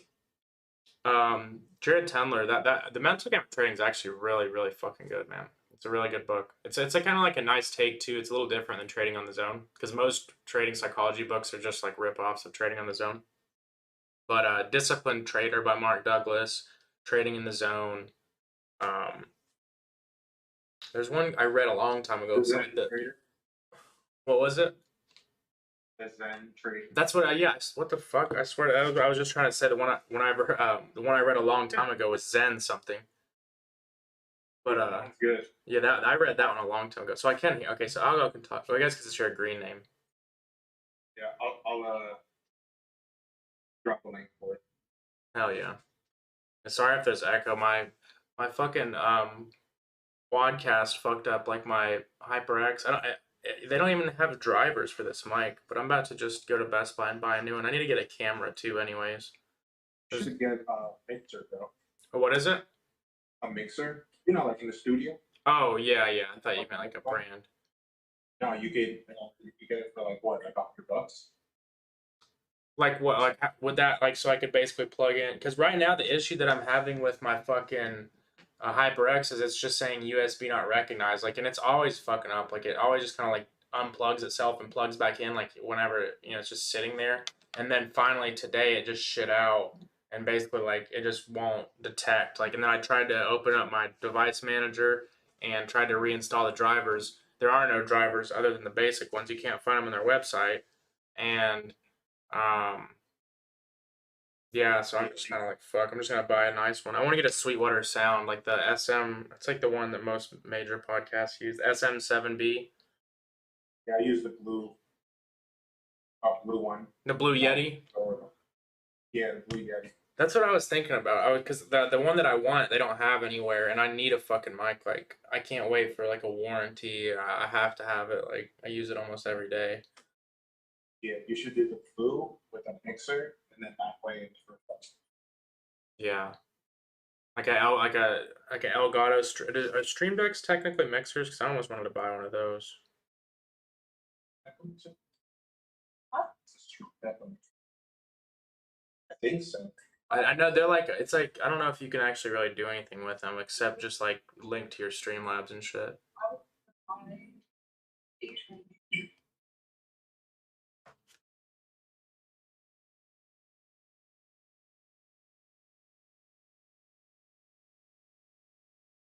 So no, the Stream Deck. It cut out a little bit, but I think you said it's not a mixer, which I think it's. It's just a sound. Yeah. Yeah, I was thinking about getting a Blue Yeti. Mixer, bro. You can have Casper rapping and everything. It's like, all right, guys, with no stream today, we're all just gonna do freestyle. So we put on type beat. Hey, Blue Yeti's a USB mic. Oh shit, but you gotta be careful. The voltage. That shit burnt out my laptop. So that's probably what the well I know my so my fucking I have like all USB 3s on my PC because I thought it was maybe like my USB ports, but it's just this fucking mic, bro. That because the HyperX and the Blue Yeti are like the same thing. They're like the same price. Basically, whenever I did all my research, everybody's like either HyperX or Blue Yeti. And I got this one just because literally because I like the way it looked better, which is kind of dumb, but I mean shit, whatever. Um, but it's just like I don't understand how it fucked up the way it did, but it's just literally like just shit out on me. I don't understand. I'm gonna try to mess with this some more before I just buy a new one. You got condenser mics as well. Yeah, the one that I was looking at is the SMB7, or I'm sorry, yeah, the SM7B from Shure, SHURE. But it's kind of like it's like what most of the major podcast type shits be using it's the fucking mic that Michael Jackson used, but like their modern version of it. But it's like they make it one for like podcast. They're like $400, but I'm like fuck, bro. And I'm gonna spend 100. I spent 160 on this piece of shit. I've had it for 6 months. It's annoying. It literally unplugs itself, plugs it back in, all this fuck shit. I'd just rather spend $400. Not have to, because now I'm gonna have to fucking go to Best Buy. Hopefully they have what I want. Get in touch with, like, bro. I'm so like, Do a whole bunch of extra shit. bro. I don't have time to do that. Like, yeah, sure, I can contact them and get warranty and have them send me a new one. And it's like, so I said, have you tried hitting it a bit? That's awesome. I'm definitely gonna resort to that. There you go. Just fucking throw hands with it. Have you tried turning off and off your Oh, bro, I did that kind of shit. Yeah, I fucked with it for like 20 or 30 minutes before the stream started. That's why I was late. That's why I had to make it late. I'm gonna teach it a lesson, huh? So I'm gonna beat the shit out of it. But it's basically like, so when I plug it in, I looked it up too, and apparently these mics just have this issue, and some people can fix it, some can't. When I plug it in, it says USB device not recognized. The last time you connected this to the computer, it malfunctioned, and I see your question. Hi, sorry, my bad. So for a 4-hour, I would do 15-minute. If you're trying to confirm the 4-hour, then I would do the 15-minute for sure. I wouldn't jump down to that. So okay, so basically, 4-hour to 15-minute, 1 hour to 5-minute, 15-minute to 1 minute. Daily, I would do a 1 hour or 4-hour. 1 hour is a little more aggressive. That's what I usually use. And then to confirm a weekly, I would do it daily.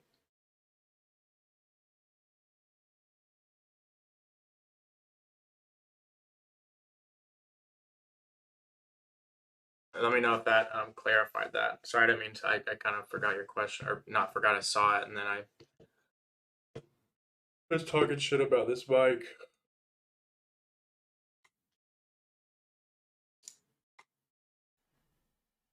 Cool. All right. So today I want to go over something that really a lot of smart money can be summed up into one of these two things. And the whole idea with smart money, I think, that people get absorbed into and get consumed by is, they get consumed by trying to understand 1,000 different concepts. So one thing I want to make a big point of is don't try to understand and implement, if I can type, every single ICT concept. So, this is where a lot of people mess up, and they've watched, all sorts of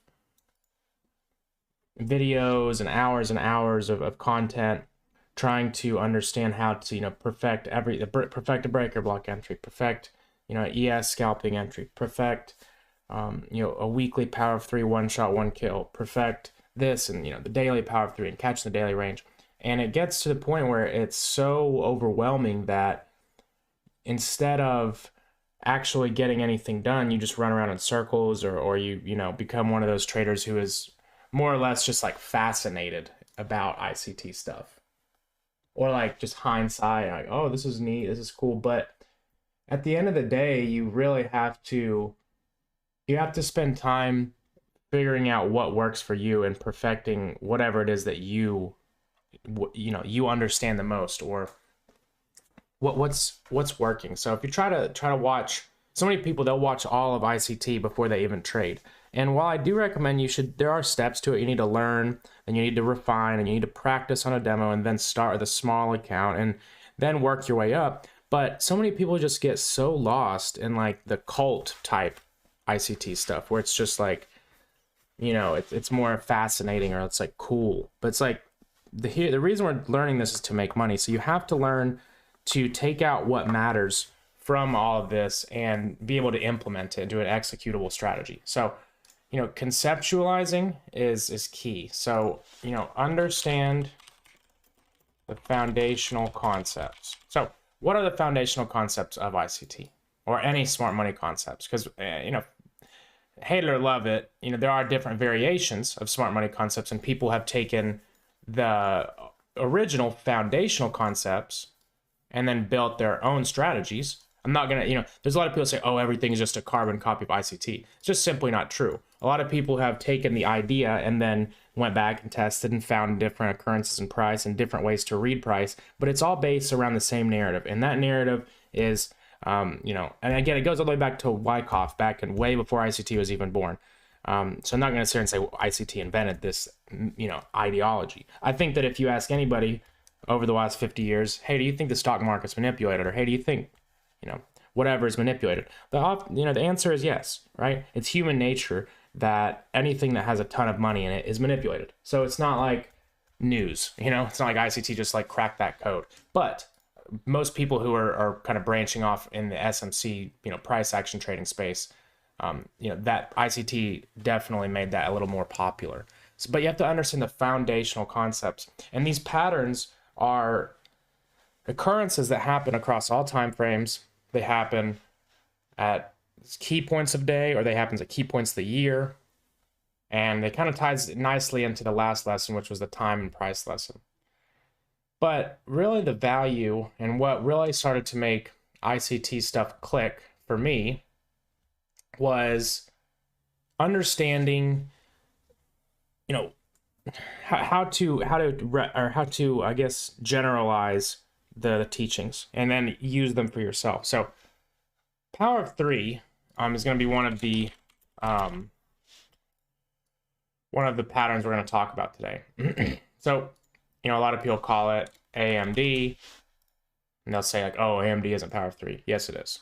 It 100% is. Go back to old ICT, it's literally called accumulation, manipulation, distribution. Now, this concept, I mean, oftentimes plays into Wyckoff. So I'm not going to say they're one are right or wrong. They're just different ways of interpreting it. But what are the premise of both is that the market is being manipulated, and then that liquidity is taken advantage of. So again, accumulation, which is where we get that, you know, the market is being manipulated, so to speak, because we're building up a range where there's all sorts of people with stop losses or buy stops, sell stops, whatever kind of orders. There's a lot of liquidity on both sides of the range. So all that is just a range is being engineered, because let's say if a massive player wants to get in, they're going to need liquidity to do so. So they're going to have to create it. That's why they call it engineering liquidity. And they do that through the chart. And this is, you know, we talked about what market makers do in the liquidity episode of this crash course, which like Citadel, it even says in their websites, they make for a tradable market. So what does that mean? Well, that means that if you are a massive trader, or, you know, a massive player, you're going to need to, you know, have available liquidity. And market makers are able to manipulate markets and kind of keep things under control, keep things attractive to traders. So if we can understand that everything kind of is based off of the whole AMD, or the whole manipulation, right? Then we're able to really look at things, you know, like a lot of people call it the Judas swing. And I remember for the longest time when I was trying to learn this, in the first month of like the older ICT stuff, he talks about, the 4 types of the market: the expansion, retracement, consolidation, reversal, and also talks about the different characteristics of different sessions, where we had the Judas swing in London and consolidation in Asia, and subsequent expansion during London and retracement, and then expansion in New York. So again, what does this all come down to? It comes back to the Asian session in that concept, which is accumulation. So again, accumulation, manipulation, distribution. And this is literally everything about smart money concepts can be summarized into this right here.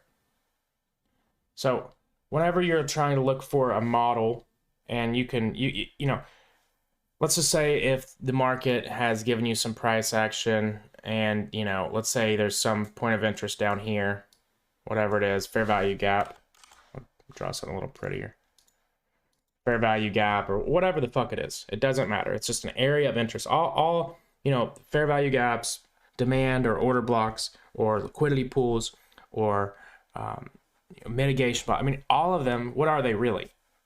They're just an area of interest. They're just somewhere where you look for triggers. So you want to see accumulation near those areas, right? And then, the manipulation is the sharp push. And that's where we look to get involved. But nobody really looks like this. Like, a lot of courses will teach it like, oh, this is just a liquidity sweep. And that's what it is. It is that. But when you really think about it, every time that a good trade happened, there was accumulation, manipulation, distribution. Whatever time frame it was on, it doesn't matter. But you're able to go back, and most trades, they were in some form or fashion a power of 3. So when you really start to look at smart money concepts as something that should require all 3 of these elements for a proper trade or a high value trade, then you'll start to look at things a little bit differently. And I think things start to click, or at least that's what really started to help me, was understanding that it's all the same.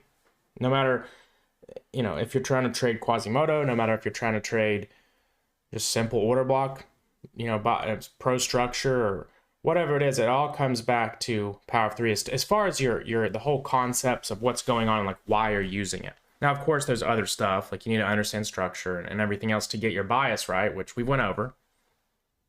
And I'll have another episode on bias in this series, but once you can grasp that everything comes back to this right here, as far as you getting involved, it'll save you from getting into a lot of low value trade setups. So there's the manipulation into your whatever area of interest you had. And then you have your structure to confirm it, and then distribution. So you're just going to target opposing liquidity. So I'll show you guys a couple examples of why I was targeting levels I was on GU. We talked about this. Let's do ES actually. ES is a really good example right now. So whenever you take out one liquidity pool, so let's say we took out buy side, right? Whenever you take out buy side into a context that tells you should reverse. So for instance, let's say if there was a massive fair value gap here. Let's look at ESZ because it's a little clearer. Or wait, not ES. Or not. I thought it was. Never mind. Sorry. ES1, not ESC. So whenever you look at this chart, the only reason I wanted to switch was because this is different on another chart. There was equal highs. So this was equal highs on the more recent charts. Just keep that. Hold on. I was like, am I tripping? So these were equal highs. So this will be a little bit easier to see. And then we had an order block. So if you take liquidity into a point of interest and the context is proper, meaning we are in a premium. So you have all the elements. Okay, well, buy side was taken into an order block in a premium, right? So you're going to go down for sell side liquidity at that point. But that doesn't necessarily mean, like a lot of people, they'll learn a course and they'll say, okay, confirmation here, short all the way down here. And it's not always that simple. If it was that easy, believe me, everybody would be rich. That does happen, but that's once everything is synchronized. But in order to understand, where your draw is, or like why you target what are we distributing towards? So for instance, here, this doesn't look like the most clean power of 3, right? It just doesn't. So, but whenever you conceptualize it, it really does though, because you had a nice little consolidation here, and you don't need to zoom into the lower time frames. Once you start seeing this and understanding it, you just understand it. We have manipulation here, and then we started to fall back into the range. So at this point, you're just going to target the sell side of this range right here. And that's from understanding, you know, understanding what are we distributing to and what liquidity you should expect from a day trader's perspective. You don't have to swing for the fences. That all comes from understanding, you know, what was the accumulation range that set up this manipulation. So in this example, we had buy side taken out, and this is where ICT used to be like, once you take the buy side, you go to the sell side. And that just makes it sound so simple, and he just sucks at explaining things like that sometimes. But after a long time, I got it, and this is what that means, really. It's like, you're not going to take out all the sell side. So I hope this is making sense. It's something that didn't make sense to me for a long time. But once you take out the equal highs here, and you're in this AMD, because you're at an accumulation under your point of interest, in this example, it was equal highs. And then you saw a sharp push up, subsequent reversal. Now, another thing you can look at, other than power of 3, we'll go back to this chart. It's the Bitcoin chart, is market maker models. Another thing that, and most of these both fall into YCOP too. There's a lot of different ways to look at them. So market maker models are very similar to power of 3. The main difference is that I think they're a little bit harder for people to learn, but the main difference is you get a consolidation. Let's say if we have a liquidity pool up here. This is an old high or old low. And you get a nice run up, and a consolidation, a push up, smart money reversal, first leg of distribution, second leg of distribution down to the lows of the original consolidation. Now, notice that there is a power of 3 within this. And this is where a lot of people don't even realize this, or at least I don't see it talked about much.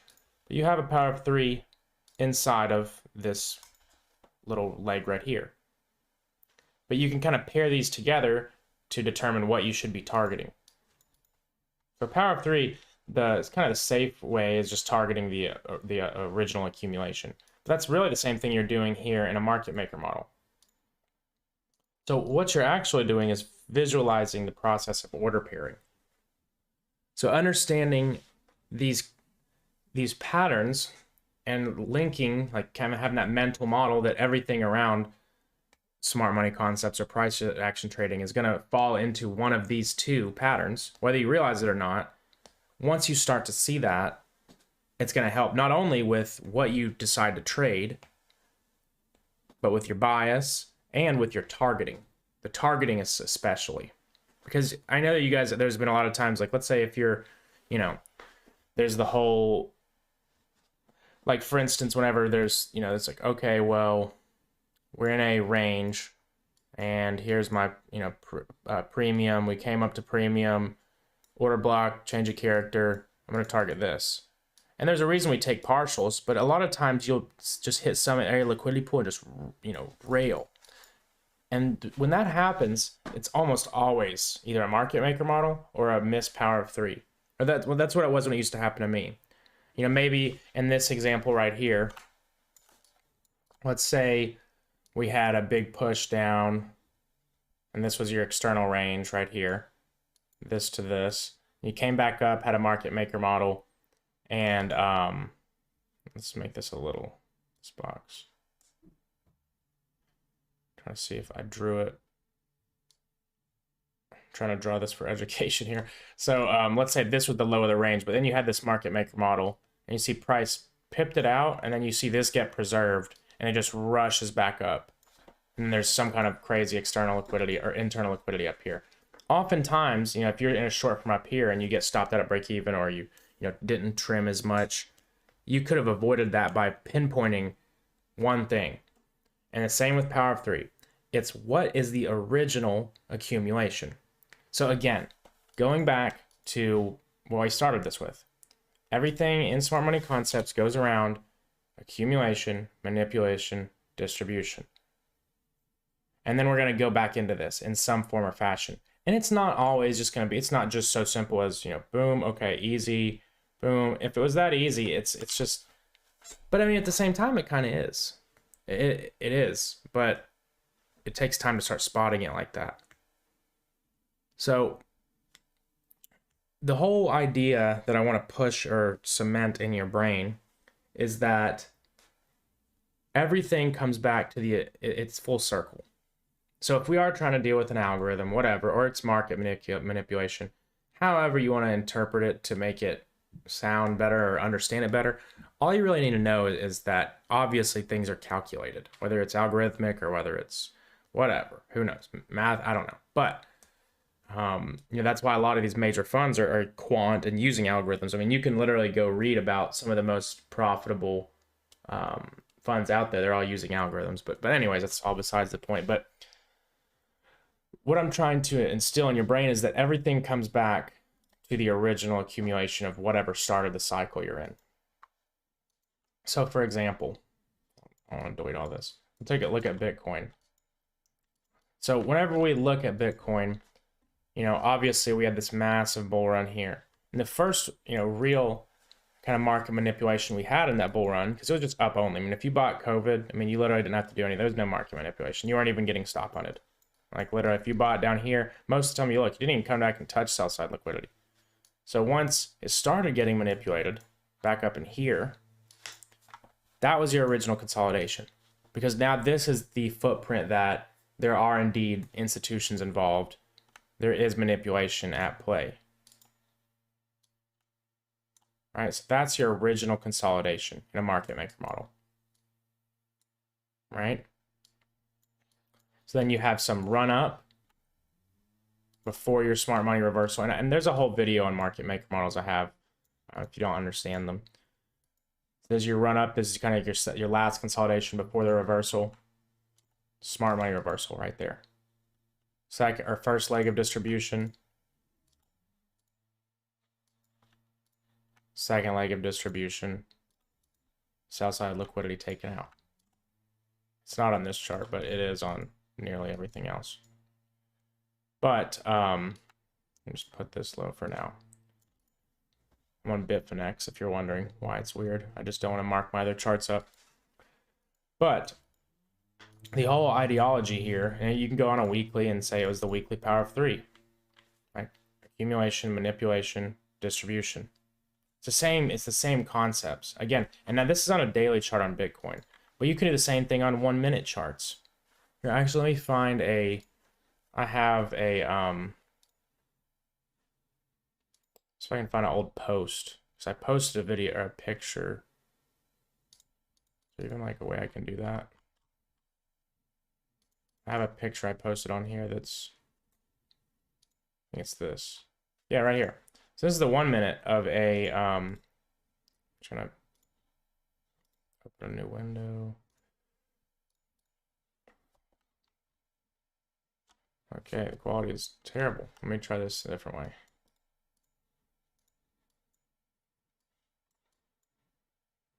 Okay, I guess the quality is just terrible. You can still see the general understanding. But this is on a 1-minute chart. So the same occurrences happen, and this was just, there was some kind of point of interest. So it looks like a fair value gap fulfill on the 1 minute. So the price had this original consolidation, run up to support, smart money reversal, second leg, and so forth. I didn't map them all out. But the point is, at some point, if you don't look at this like this, you would just look at like, okay, break a structure, choke. But how do you know necessarily when to trade? Because if you look here, there's a change of character there. It got stopped out. But again, it's just being aware of the whole process of order pairing and the whole manipulation process. It's not always going to be just as simple as, POI choke. Like, here's your point of interest. Bam. Okay, trade. target the week low. It's just not that simple. It's just not, right? If it was that simple, we'd all, I mean, sometimes it's free like that, but once you understand things from, these patterns perspective, I think it's a lot easier to kind of protect yourself from getting into bad trades. And also, I mean, it just helps a lot with bias. It helps a ton once you start to understand them and realize that they're so overcomplicated. They're not that hard. So again, the whole point of the power of 3, we'll look at this, and we traded a lot of these with crypto. Like we'll just go to some we traded. Verified. Oops.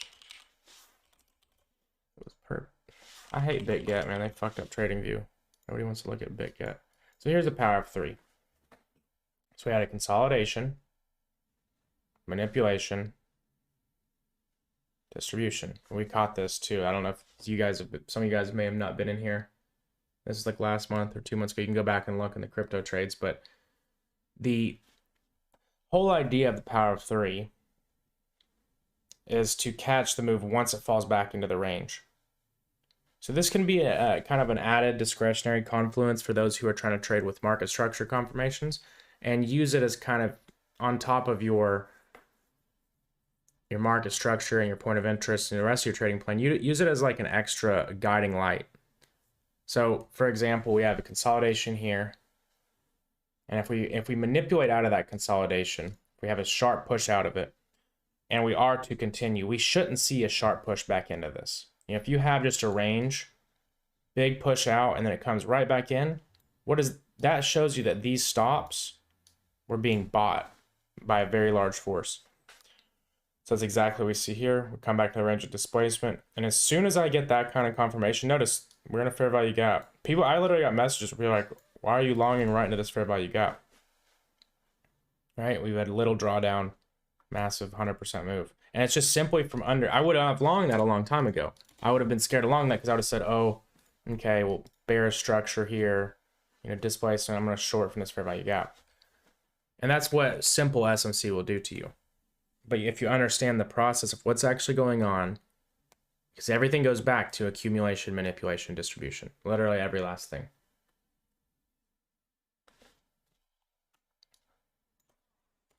We can look at Bitcoins as well.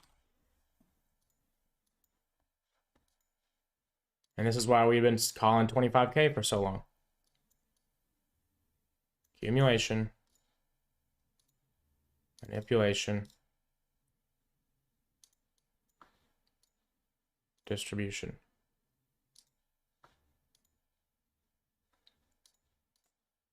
So you see how the displacement is very important. So notice how here we came in, we fell right back in the range. So at that point, you don't really want to entertain it too much. But once we come in, close a full-bodied candle like this, something like that, that is where you look. And you're not going to always get... Another thing this helps with is you're not going to always get a retracement. So like, for instance, a lot of people may have, had this shift and they said, okay, I'm going to wait for price to come back down to discount. However they mapped it, the lowest low, whatever. They say, okay, and it just doesn't. It's like, oh, this is easy.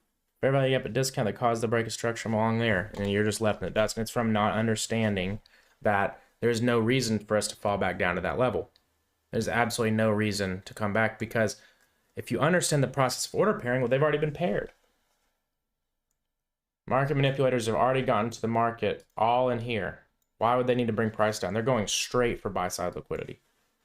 And this can help you, whenever, if I'm on a 1 minute and I see something like this here, I took this trade the other day. Let's do ES instead. I took this yesterday morning. It was like at 10 a.m. I could have held it. I was kind of sick after. So this was, let me draw the liquidity out.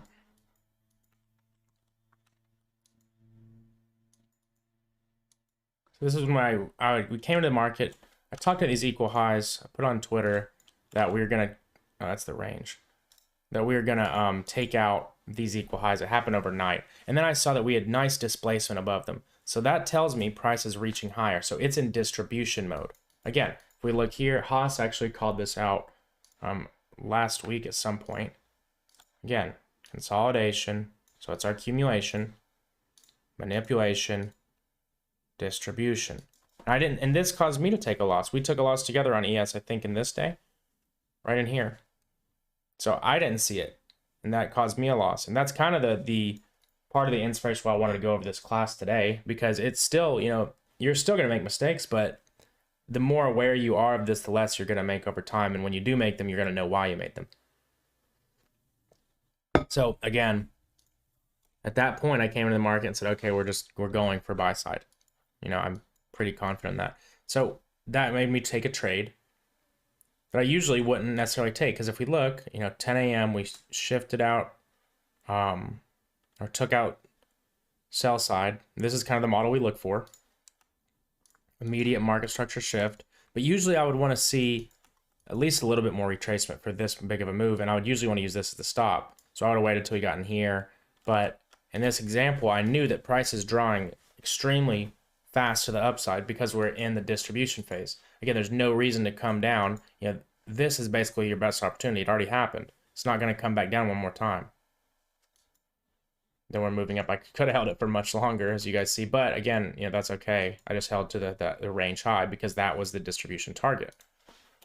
Now, again, this goes in hand with bias, which that's gonna be the next episode we do in this series. It's gonna be daily bias, even though we have an old one too. So if you want to watch that in the meantime, it's in this playlist. But on top of that, we had met our daily power of 3 target. So again, accumulation, manipulation, distribution. So we go to the lower time frames, you see the same thing happening, but in the opposite side, which would match the fact that we've taken out this sell side liquidity, because now we have a reason to move back up to at least a discount. Right, which is definitely what's going on here.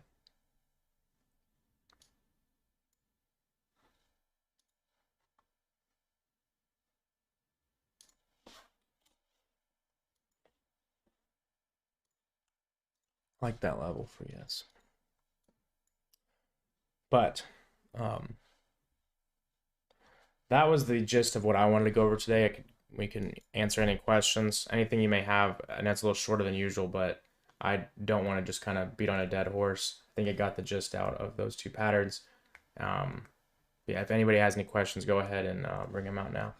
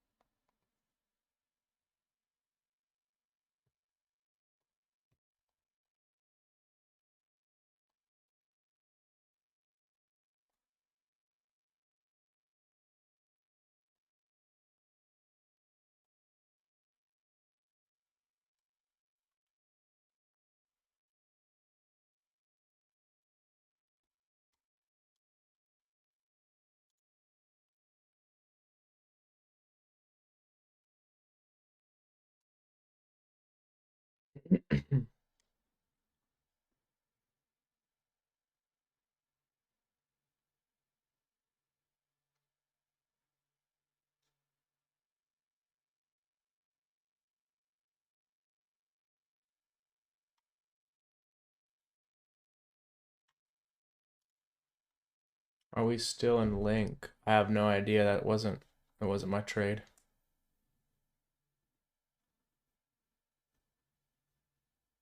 Can I please summarize the two patterns once more quickly? Like just the name and what to look at. I heard the second, but not the first. Sure, yeah. So power of 3 is the first one we went over, and it's accumulation, manipulation, distribution.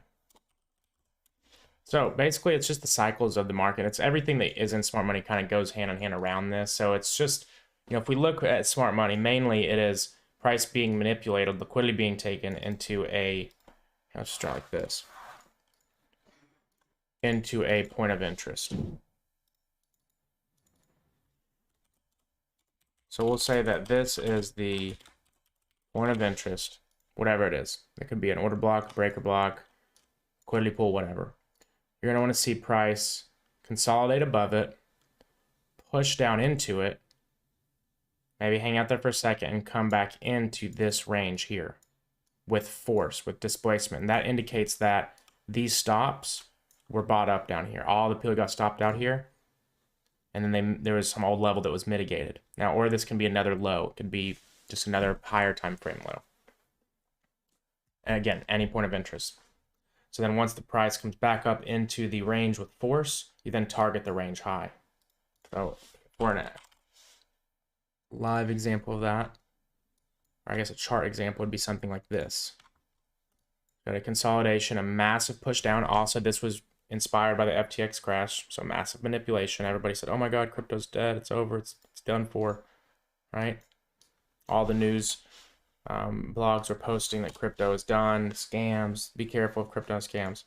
And guess what happens? All those people who sold, whales bought it up and pushed it right back up to anybody who wanted to short.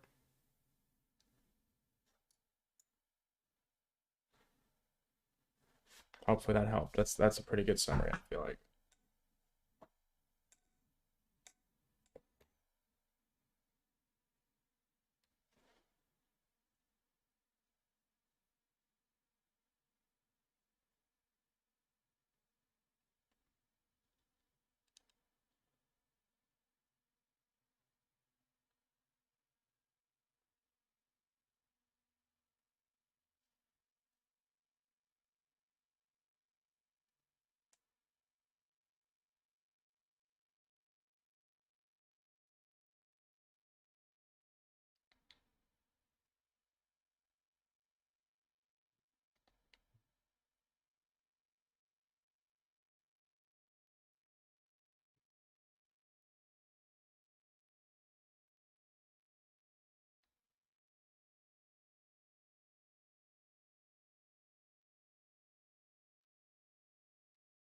Cool, I'm glad. Yeah, the stream will be posted to YouTube. And yeah, definitely, Mr. Manny. I mean, at the end of the day, like, I think it's clear. Like, I don't know if it's someone or a bunch of whatever. Who knows what? But at the end of the day, it's pretty clear that we see that the market has manipulated. We get pushed out under a level where everybody thinks we're going to go down. We come right back up. There's tons of things, and that's pretty much all smart money right there. When you really think about it, that all of it comes back to some form or fashion of that.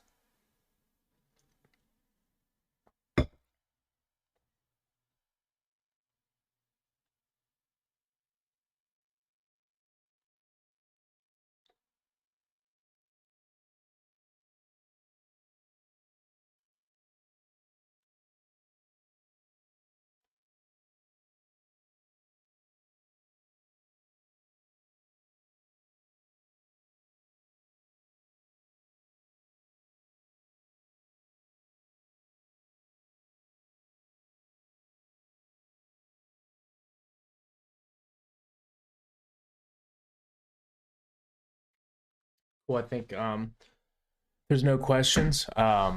Just keep me updated if you guys watch this later on. If you're watching the recording this and have questions, feel free to ask me. Anything, DMs are always open, and I will see you guys on Tuesday. Have a good weekend. Cool. All right, so today I want to kind of start to put things together. We've had this little crash course series and went through really quickly kind of the different key elements that I think are what's important to take out of, ICT or SMC, whatever you want to call it. And today I want to go through just kind of how to use them together. And sometimes this can be discretionary, sometimes it can be mechanical. I recommend for people that are still learning it to try to keep things mechanical. And, when I say mechanical, I mean a very, very solid if-then process where, you only trade through fair value gaps or whatever it is your strategy. I'm not saying that should be your strategy, but once you pick a strategy, I wait for a liquidity raid during the AM session, and I need displacement in a fair value gap to get long, and it has to be at a discount of maybe this range here. And if you don't get that, then you don't trade. Discretionary would mean that maybe, okay, well, I've traded this strategy enough to know that, I might not get the extra, couple pips or better risk to reward, but, I'm willing to maybe move my stop loss up to the bottom of the fair value gap or different things based on, how confident you are in your bias, how confident you are in the displacement of the range that just was broken. And there's a lot of different things that once you get used to the market, you're going to be able to navigate a little bit more freely. But you still need to have somewhat of an if-then process. You can't ever just have no trading plan. But you know, with time in the market, especially trading the stock market, like the futures market, there can be a lot of discretion that can help, and I've seen that a lot recently. So the main elements that I want you to focus on are really daily bias. You know, which way do you think that the morning or the afternoon session, whatever you're trading, which way do you think it's going to go? What is the structure telling you? And when I say structure, remember that displacement is required for, like, anytime I look at structure, it has to be displacement, or it's not structure in my book. If you guys haven't watched that video, I put out a couple videos on structure, but the one on YouTube is really good about kind of explaining my thought process on how to identify what is structure and what's not. Because not every high and low to me is going to be solid structure. You know, a lot of it's just liquidity raids. A lot of it is just noise that you don't need to pay attention to. You want to pay attention to what kind of sponsor or what kind of structure is sponsored by, you know, big players and big moves. And then we want to just look at, you know, liquidity for targets.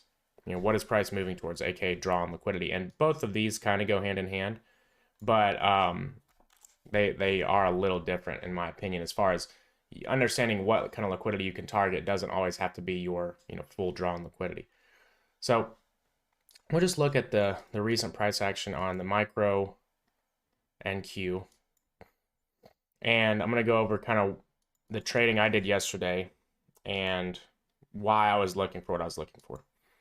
So if we come into the market, and obviously we know now, I posted in the Discord some of these with executions, and you guys are ready to see in a second. So it's not just hindsight. You're able to actually see, you know, that I was trading this. So the idea that I had was, first you want to develop your bias. So for instance, if we look at the most recent displacement, right? A lot of people mess up and say it's this right here, because I guess, you know, you can look, I could see that, you know, okay, well, we came up and displaced, but you got to ask yourself, what was the context of that? You know, what's the actual range we're playing in, the local impulse range? You know, you could mark it as this to this right here, or this to this, whichever one. Whichever one you marked, you know, the absolute highest high to the low, or where the displacement started, I recommend doing this because this is going to give you more of a current dealing range. And again, we're looking at structure that shows institutional involvement. You know, to me, all of this in here was just kind of consolidation, you know, or accumulation of orders before we get manipulated. So I'm not going to pay attention to all this as much. I want to see where the big move started, right? So right there and right there. So then you ask yourself, okay, within that range, you know, what is the context that we're trading within? So when I look at this coming into any of these days here, the context I see is that price is bearish. We traded into price delivery raise in a premium. We took out liquidity that was resting below a premium, and we showed a desire to move away from that. So in this, you know, the expectation is we're going to take out this low. Don't overcomplicate it. I mean, it's just, you know, that might not always happen. Some people, oh, what about this fair value gap? Oh, what about this order block? But you got to remember, what's the context? The context is you're in a bearish market and you're expecting to continue bearish. And that doesn't always happen. And you can, you know, pair that with like a weekly, or, you know, this would have given you even more context to be bearish because we're also in a premium of the weekly range traded into an order block. But you have to go with the expectation of what's going to continue. You know, the market is mostly continuations. Something that I'm not a big Matt FX fan, or I think that some of his stuff is good. And one of the best things that I like that he says is that the market is 90%. It's a lot. He said 90 or 80% continuations, whatever. But the gist of it is that the majority of the time the market is continuing. So you have to go with the expectation it's going to continue, unless you have proper context to say otherwise. So in this, we didn't have any proper context to say, why would we go up? We just had a massive displacement structure break to the downside. We have a bearish range. We traveled to a premium, and we moved aggressively away from it. I mean, don't overcomplicate it, right? So at that point, your drawn liquidity is the low. Now, in this example, like let's say in just a flip side example, let's say if we had right here, and you say, okay, well, we had a nice displacement up, you know, a lot of people get confused and say, why wouldn't you target this high? Because if you say that, you know, you're on the flip side, we're targeting this low. But the reason for that is that this is a bearish range. So you have to understand what what is the market doing? Is it retracing or is it expanding? This is retracing. We're just retracing a move. We're retracing a bearish move. So in a retracement, we expect us to go to a premium. We don't expect it to go to a to the liquidity. We don't expect it to go out and take out all of these stops up here. Because the context, remember, is that if we're going down, we're going to continuously go down, right? We're not going to expect, if we're retracing in these ranges, you're just expecting the market to go, right? I fucked that up. Hold on. Sorry, my drawing skills are not the best. Not Michelangelo. But the idea is you're just going to retrace to a premium and then to continue. If otherwise you'd say the market was just going to do this all the time. And sometimes you'll get that. But we don't always just take liquidity and liquidity, as far as external range. Remember, price is always going to move from internal liquidity to external liquidity. I can type. And back to EQ. EQ as in 50%.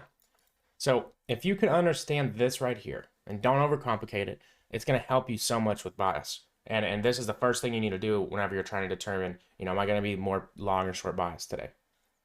So if we look at the market, like, okay, in this day, we're going to be retracing, and we're moving back to EQ. But again, we're going to move to internal liquidity to complete this process, right? So it goes internal liquidity to external liquidity to equilibrium back to internal liquidity. So for instance, here, where's the internal liquidity? I wouldn't consider this a breaker because it didn't take stops. So you got a nice fair value gap, clean as day, right? You got a volume imbalance right there too. So you could say that in this day, the bias would have been bullish. So you're going to be looking for, other signs to get involved in the market on a bullish narrative. But again, whenever we come back into this, now, if you see a rejection, the market is going to be bearish. Now, we're not going to be looking just for this fair value gap. We're not going to be looking just for this order block. Now, those can be profit targets for intraday movements. You don't have to catch this, but the bias doesn't change until you've taken this out. And then after that, usually you're going to be gravitating towards some other point of interest before reversing, which could be this low, right? You could go down to 4 hour. Maybe there's order blocks in here, right? There's a pretty clean order block right there. So that could be a good draw on liquidity because that we've taken out this bearish range. We're looking for problem areas where we might see, the new low. Because if we look at this over here, like this low, where did the low of the last range form? Right under liquidity pool right there. So we just look at those areas as potential reversal zones. So this could be this order block, it could be this low. But until you meet something like that and get a shift in structure on the lower time frames, you're not going to look for that reversal and start being bullish again and look for that retracement. Now, how could you kind of, determine this a little sooner? Well, once price taps into these zones, you can scale into like a 4 hour or a 1 hour and just look for a break of structural displacement, just like we're confirming any zone. Right, and then just like you have this daily dealing zone, you've got a 4 hour dealing zone, right? You could say it's this right here. You could use the high to low. And again, you just see price moving, here again, it's on a smaller scale, price is retracing this range back into a premium. Where did it retrace to? The breaker.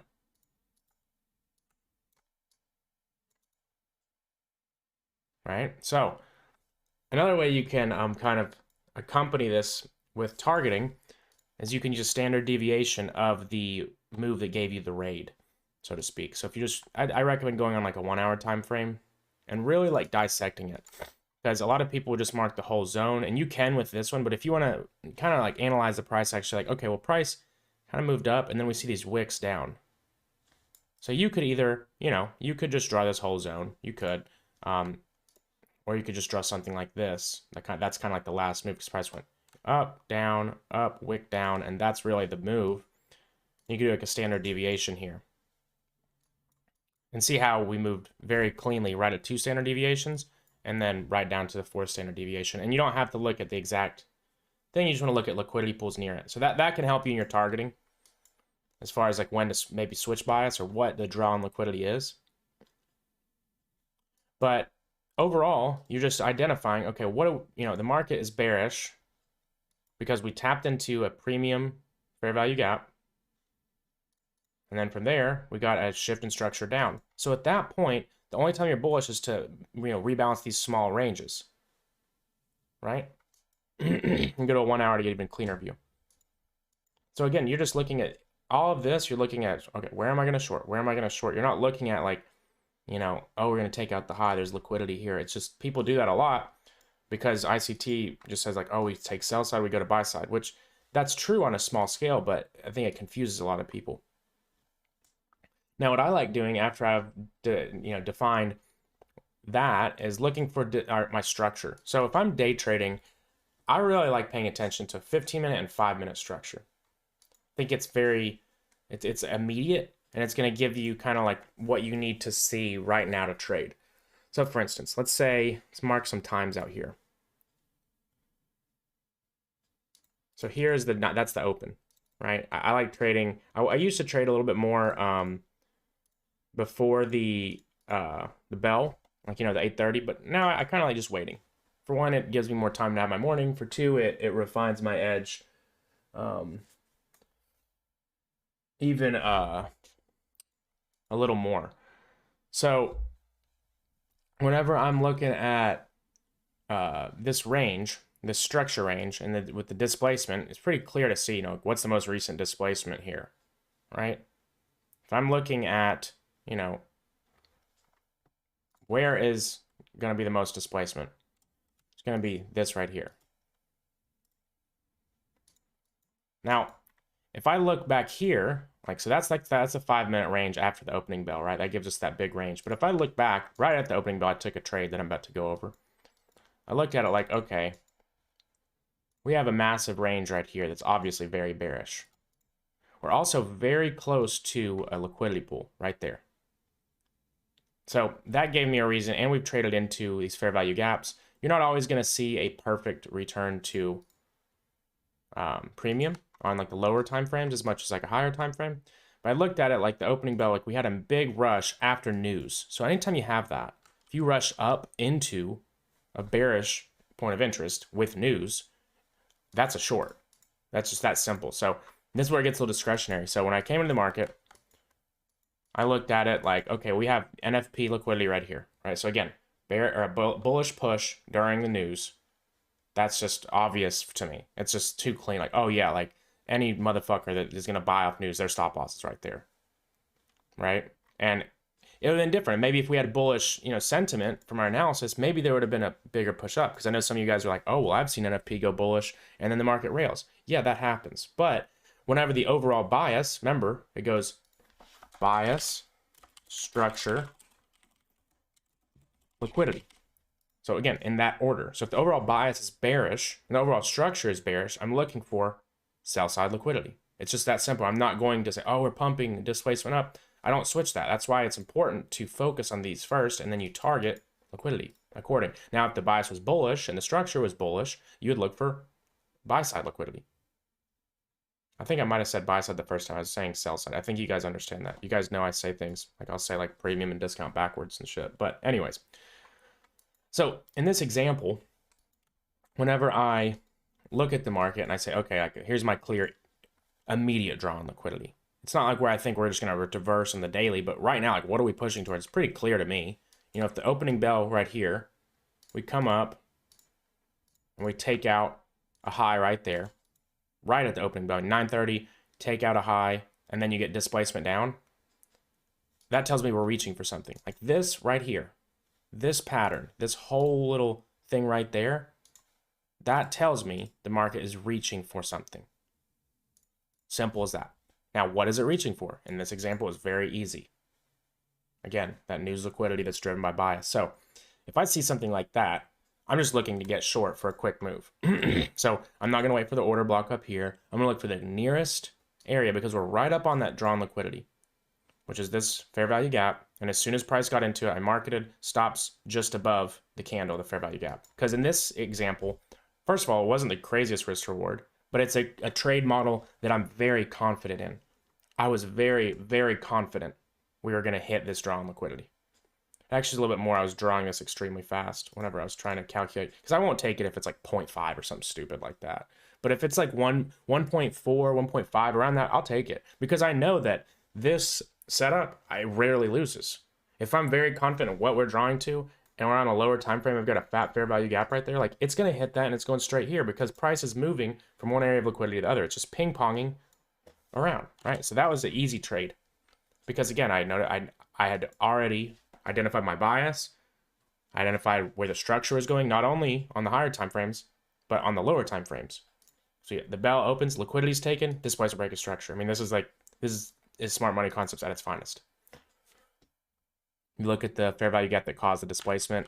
You can put your stops even above the candle is what I like doing. Because in my book, not often are you going to see something like this where the price goes all the way up here to the wick and punts back down. It's just, usually it doesn't. It usually isn't even going to get above the midpoint of this fair value gap far.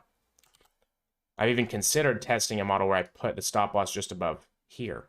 And again, with these scalping strategies, it's important that you get a good stop loss placement because that can be a big difference. Like for instance, that would have made this trade a much less profitable trade. If I'd done it here, it would have been a much more profitable trade. So those little differences do matter if you're trying to scalp and do like very quick in and out trades. Because to be honest, if you just hit that right there, 1.74, probably like 1.6 after fees and like market order slippage and stuff. But that's a good trade. Like you can end the day on that.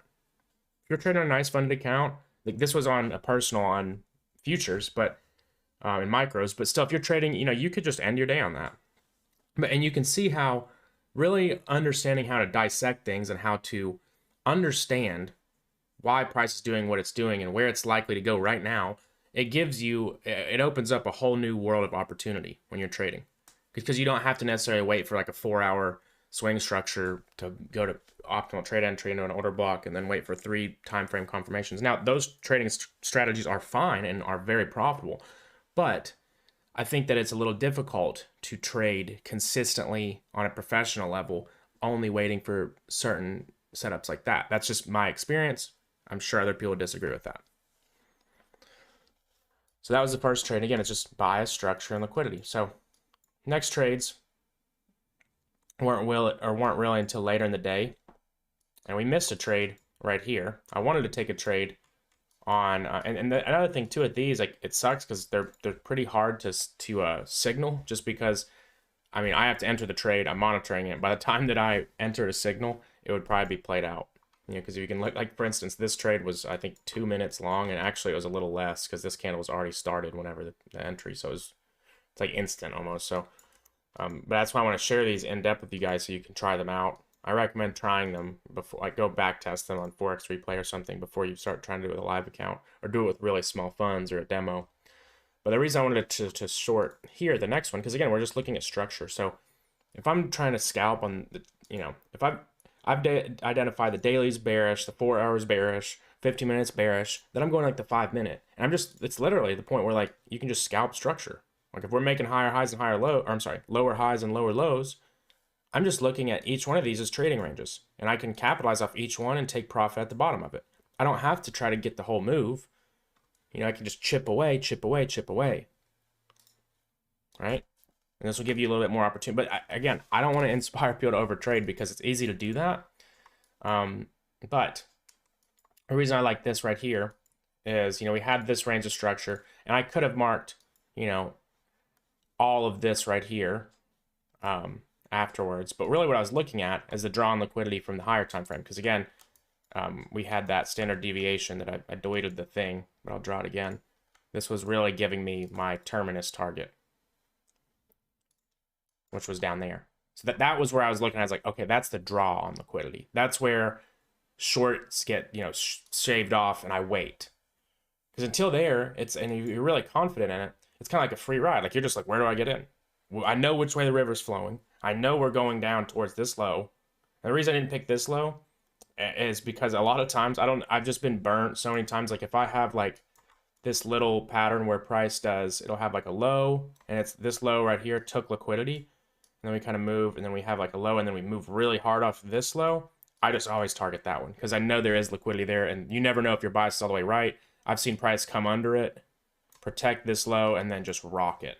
So I'm sure some of you guys have been trading for a while, know exactly what I mean with these little patterns. But what I was really looking at was, okay, you know, here was the most recent displacement structure. So if I'm looking at the whole external structure in the 5 minute, it's right here, right? Let me draw like a rectangle on it so you can, oh, fail. Right here. So like that right there was the displacement leg of external structure. But then, you know, once we come back up into a premium, right? We came, just like we were talking about the daily, we came back into a premium and we got a displacement down. Then I have a new leg of displacement structure.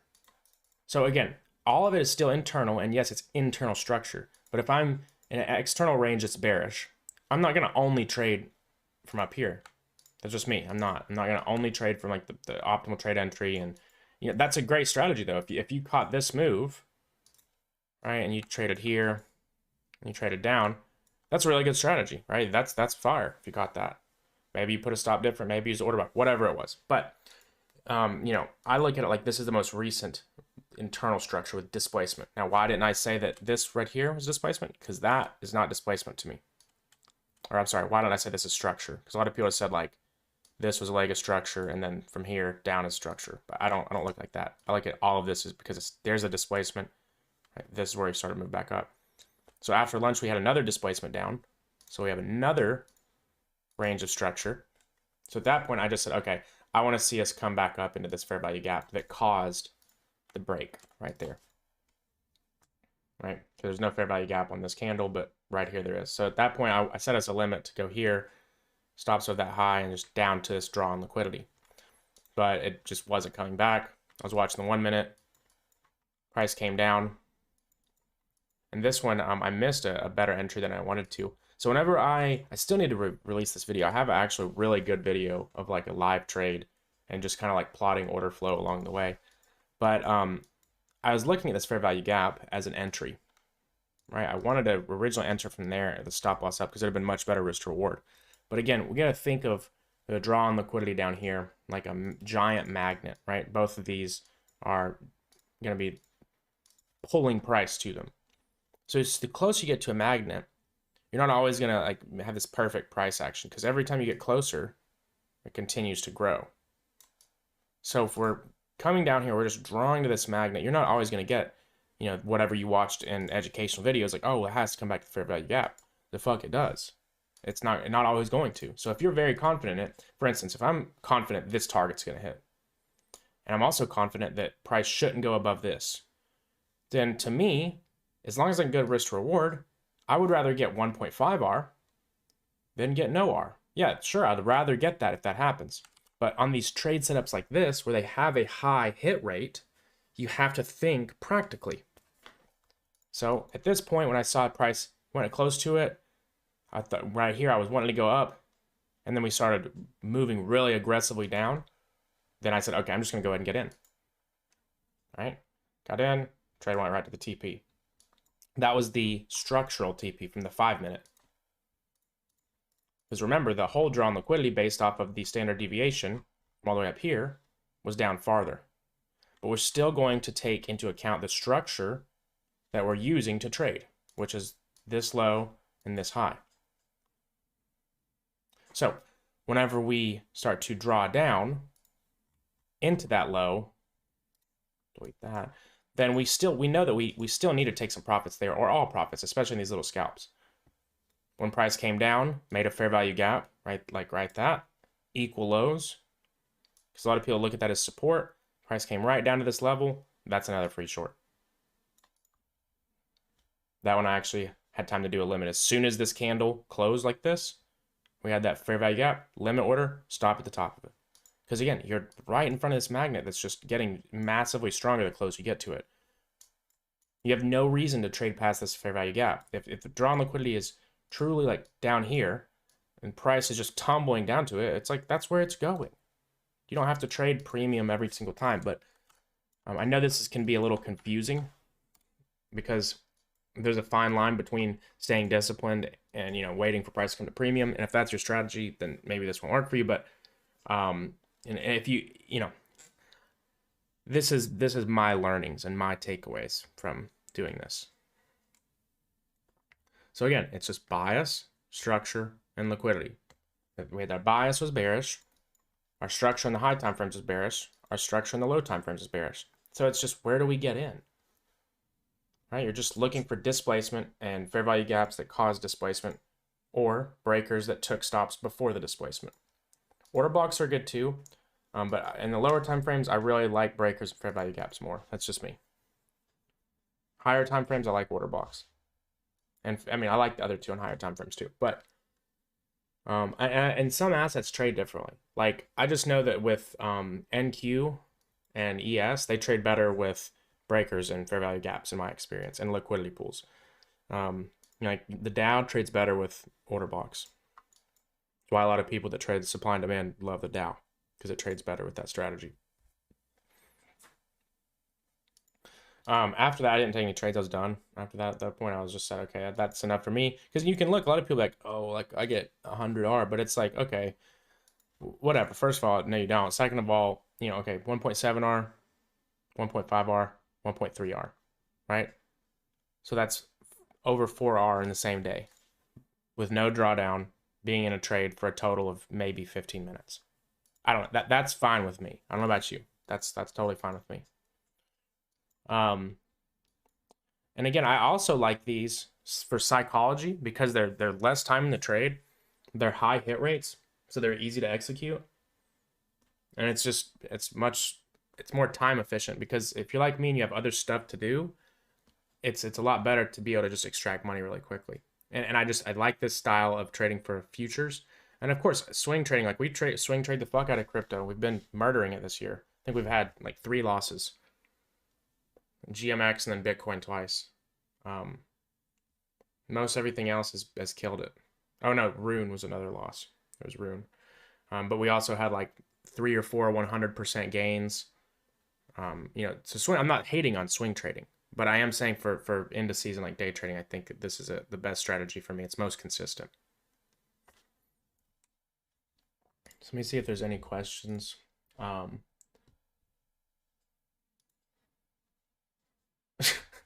Let's see facts.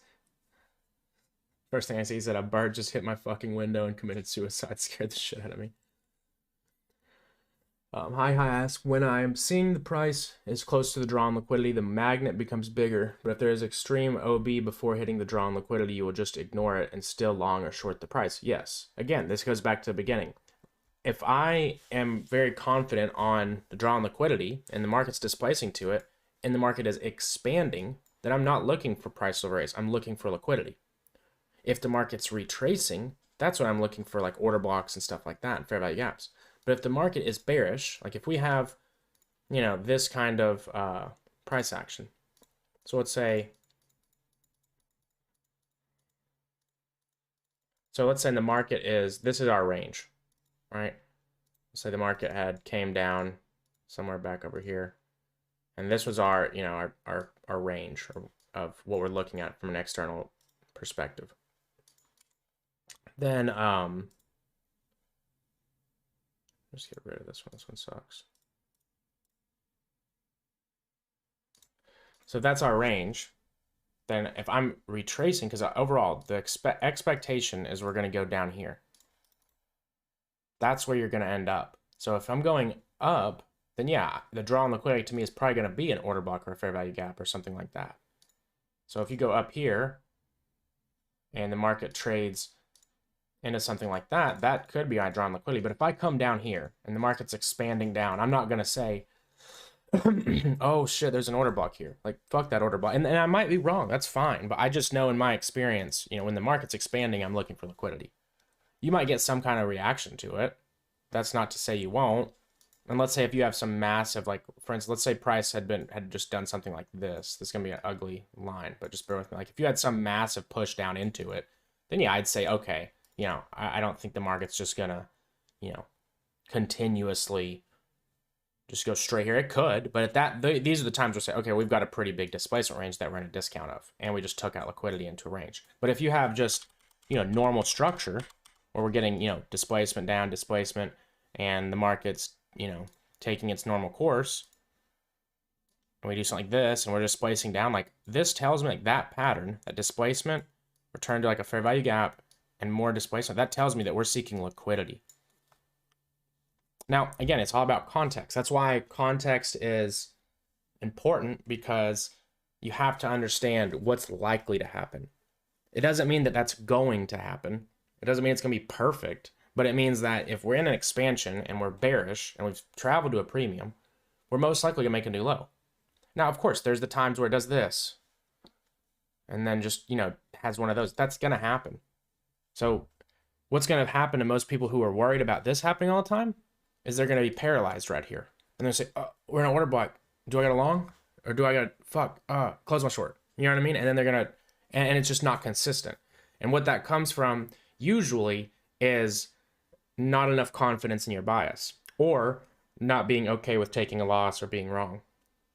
And that's a good example of like how being afraid to take a loss can hurt you in the long run, because let's say maybe you were right this one time and this does happen and you didn't short into this, but let's say that, most times it does happen, right? In my experience, most times this does happen. If we're bearish in a range and we've had all this already, we've taken out liquidity into fair value gaps or order blocks up here and we expand down, most of the time you're going for that low. Of course, no problem. That I know exactly like what you're thinking too, because I used to do that.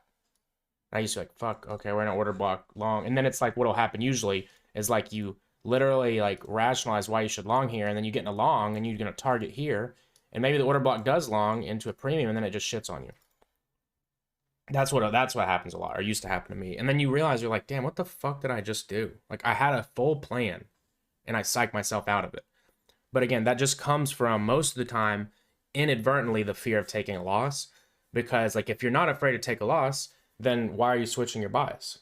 And that's where it comes back to like psychological things with smart money concepts, is it gives this esoteric like be all end all vibe where you think that it has to be right because it is so precise that you feel like you have to be right almost. It's just, I don't know why, but it just kind of like implants that into your brain. So I know exactly how that is. It's kind of like why I teach the way I do, because I know the problems I used to have. And the reason those problems is because the way ICT teaches things. And a lot of people would hate on the way I say, I mean, I'll respect the dude for coming up with stuff, but that's the reason for a lot of people's problems, is because of the marketing behind ICT. The whole, I can do this, but you can't do this, all that shit. But it's really just overcomplicating things, so you always feel like you have to be dependent on something. Yeah, somebody asked another great question. This would be the same but inverted if the market is bullish. Literally everything is. So think of it like a number. We're playing a numbers game with trading. All numbers have an inverse. That's the way I always run. Like any example I do bearish will work the exact same bullish. And to be a good trader, you have to not look at bullish or bearish any different. That's why you get the people who are only good when things are bullish, or they're only good when things are bearish, and they just are trying to short the entire time the market's in a whole bull run, and then finally it crashes and say, oh, told you. Or the people that, only make money in bull runs. But again, you have to look at the market from a perspective that you're a trader, and bullish is the same as bearish. It's just where the fuck are we going and how am I going to participate? In fact, said, hearing you say, not every trader is going to be right, help me out. And yeah, it's a thing, bro. Like, trading isn't about, like, success in trading isn't going to come from being right all the time. It's going to come from getting really good at losing and being wrong. Because, like, think about it. For one, you lose when you learn when you lose. Learning is what you have to do in order to make money, right? For two, if you learn how to lose, you won't get tilted. I'd say a big culprit that causes failure in traders that are intermediate, meaning like they understand what's going on and they understand what to do, but then they just keep fucking up on their own, it's getting tilted. So like they do really good, they have a 2 winning streak, they lose a trade, and now they're petrified. And they start fucking up, right? Again, that comes from not being a good loser.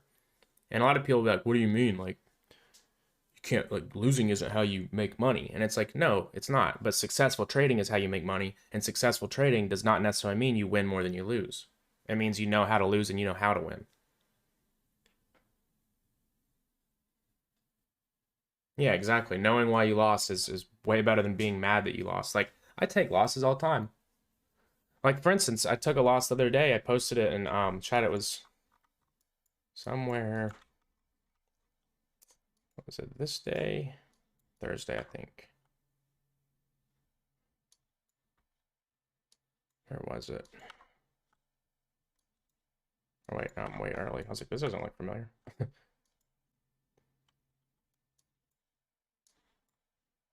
think it was somewhere up in this region.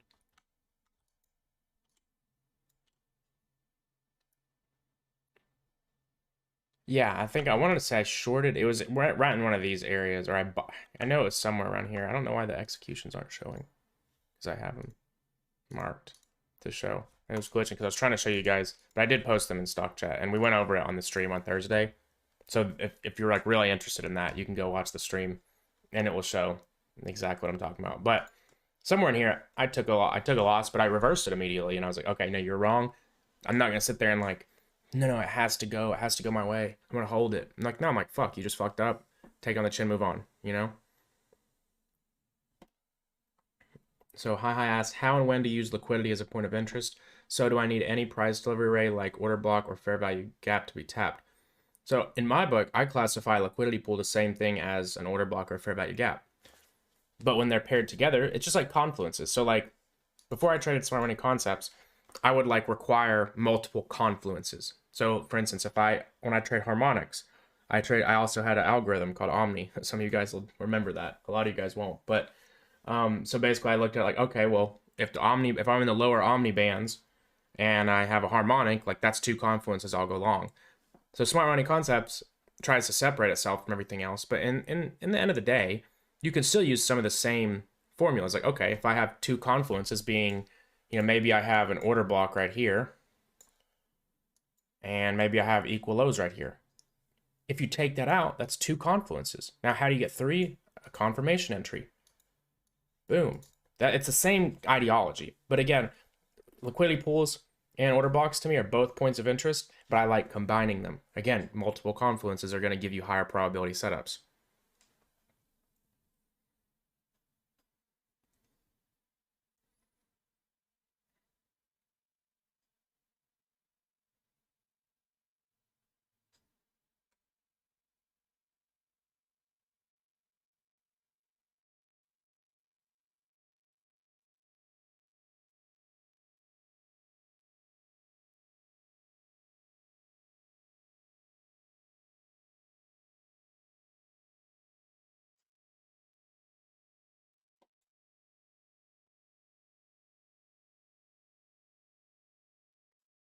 Missed the first half hour? Yes, it's recorded and will be posted to YouTube.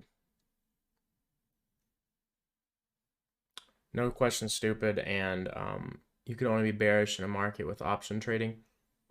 No, you could be bullish or bearish trading options. There's calls and puts. So like, for instance, like if you're trying to bullish, you'd look for calls. I'd recommend doing some research because options can fuck you up pretty nicely if you don't understand them. Do I think that a situation with SIVB will affect the market? Yeah, absolutely, for sure. It's already affected the market. What's my perspective on it? I mean, I think that, we already had a massive fucking dump. I haven't even looked at Bitcoin. I know that fucking, what's it called, been going crazy. But again, look at, like, when I look at Bitcoin, I see, okay, monthly fair value gap, order block, weekly balanced price range. So to me, I pay attention to it. I'm not gonna sit here and say like, oh, like that means nothing, like TA only. Yeah, the 13th largest bank in the world collapsing. Yeah, for sure, you're gonna see something happen. But I also look at it like, okay, I mean, what does this look like to you? Does that look like a long? Kind of does to me. So coming in this new week, I want to see the 4-hour get a nice bullish price action. So ideally, what I'd like to see, because I haven't really looked at this till now, come up here, take that out, take out lows, and then start to get that price action in the 4-hour. And then it's like, I think we can make new highs. Again, people call me crazy, but that until now, well, I'm not going to do that yet because right now we're bearish as fuck. So if anything, I'd be looking to a short end of this low right now, and I'd be looking for it above this high in that fair value gap. But that's kind of like where I see on what I see on Bitcoin. And if you're talking about the regular markets, I will say NASDAQ and stuff does not look too hot until we take I really like this low. If we take out that low into this area, this daily order block right there, I think we could start to get maybe some more upside. But again, just don't try to forecast too much, just react. Hi, gold tap sweep into the weekly order block at 1960 and displacement to the downside. I can say the overall weekly draw on liquidity is 1783. Hold on. I think gold looks amazing, in my opinion. I won't lie to you. But the reason for that is the weekly breaker right here. And then it took out all the stops from like the last 3 years and clear draw on liquidity to the upside. So I think gold's gonna move up. That's just me. But I could see maybe taking out that. That's as far to me on gold. That's all I need.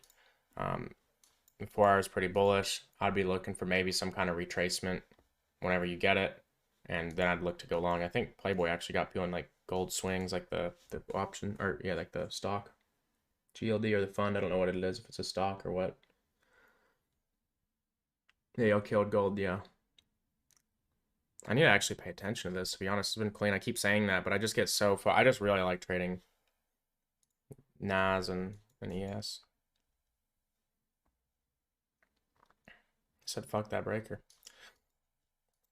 Yeah, I mean, overall, you got bullish structure right here. You could even look, and so this is a situation where, you know, if we just tap down into this without like a, you know, creating new structure, I would just look for more longs in that fair value gap. Because again, you know, maybe under this low, because you took out this high with displacement with that fair value gap. So like that fair value gap that caused the break, right? So then you have liquidity inside of it. I would probably be looking for something like this if you get that. And then that's when you start to see, okay, now the market's going to create the new range. That's where you'd probably get an actual range. And then you can start looking for like swing trades. But that's a really good example of like immediate bias compared to like waiting for like a swing to end and then trying to pursue a new one.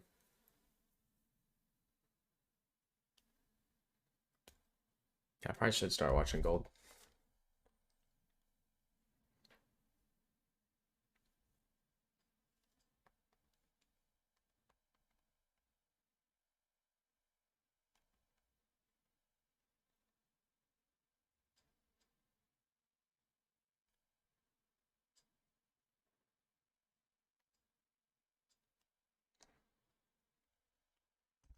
NZD CAD 4 hour. Yeah, sure. I'm probably going to hop off after this one.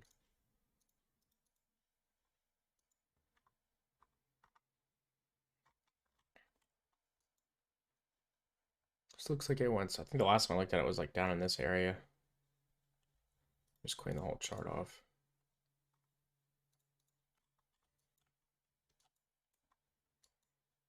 I'd say it's probably going to take out these highs. Or at least that one.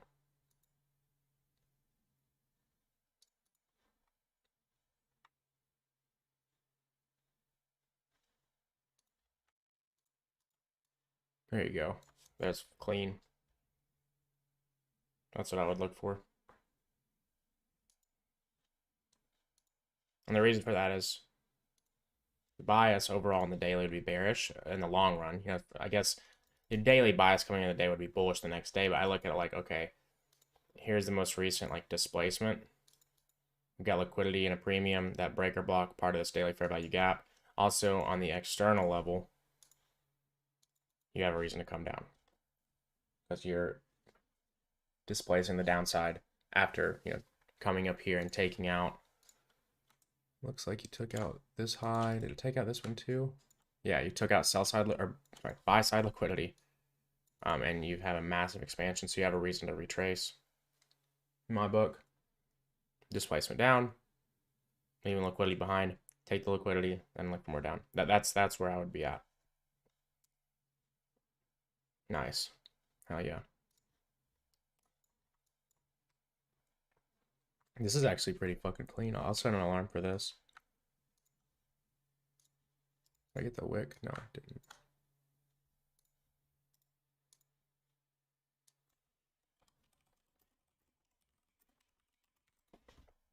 Because I'll forget. Just make my trading view scream at me when that happens. Yeah, I like this setup actually.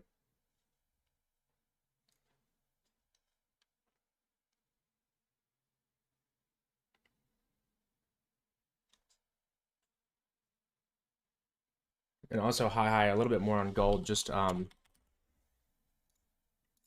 the last session I talked about power of 3.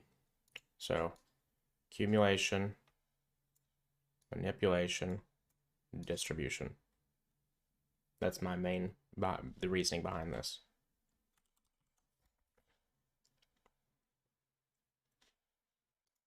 Oh my god, check out general chat.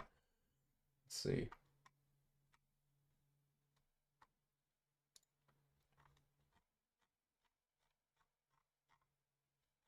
Oh my god. So I try to fucking save his ass.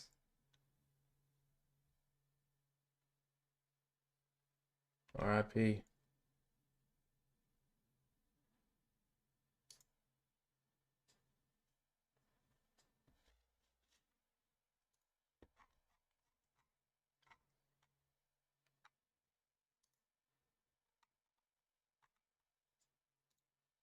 When did the price hit my low-hanging fruit in a bullish market, or when the price hit your low-hanging fruit in a bullish market, did not hit the overall DOL?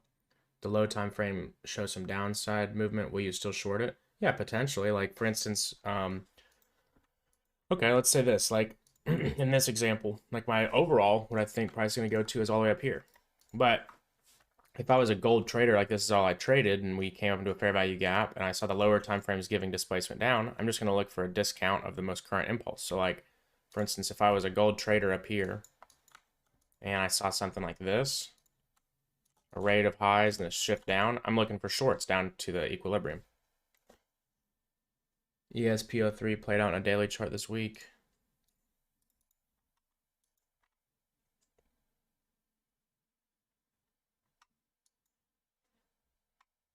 Oh, over here. I see what you're saying. I was looking like, I don't know, you said this week. I'm like looking like fucking 2 months ago. Yeah, that's perfect. Weekly power, or is it week? No, it's more, a little bit more. I see what you're saying though. This was up here, was even a lower time frame PO3 right there. There's so many too. Like once you really start to see it, it's everywhere, bro. Everywhere.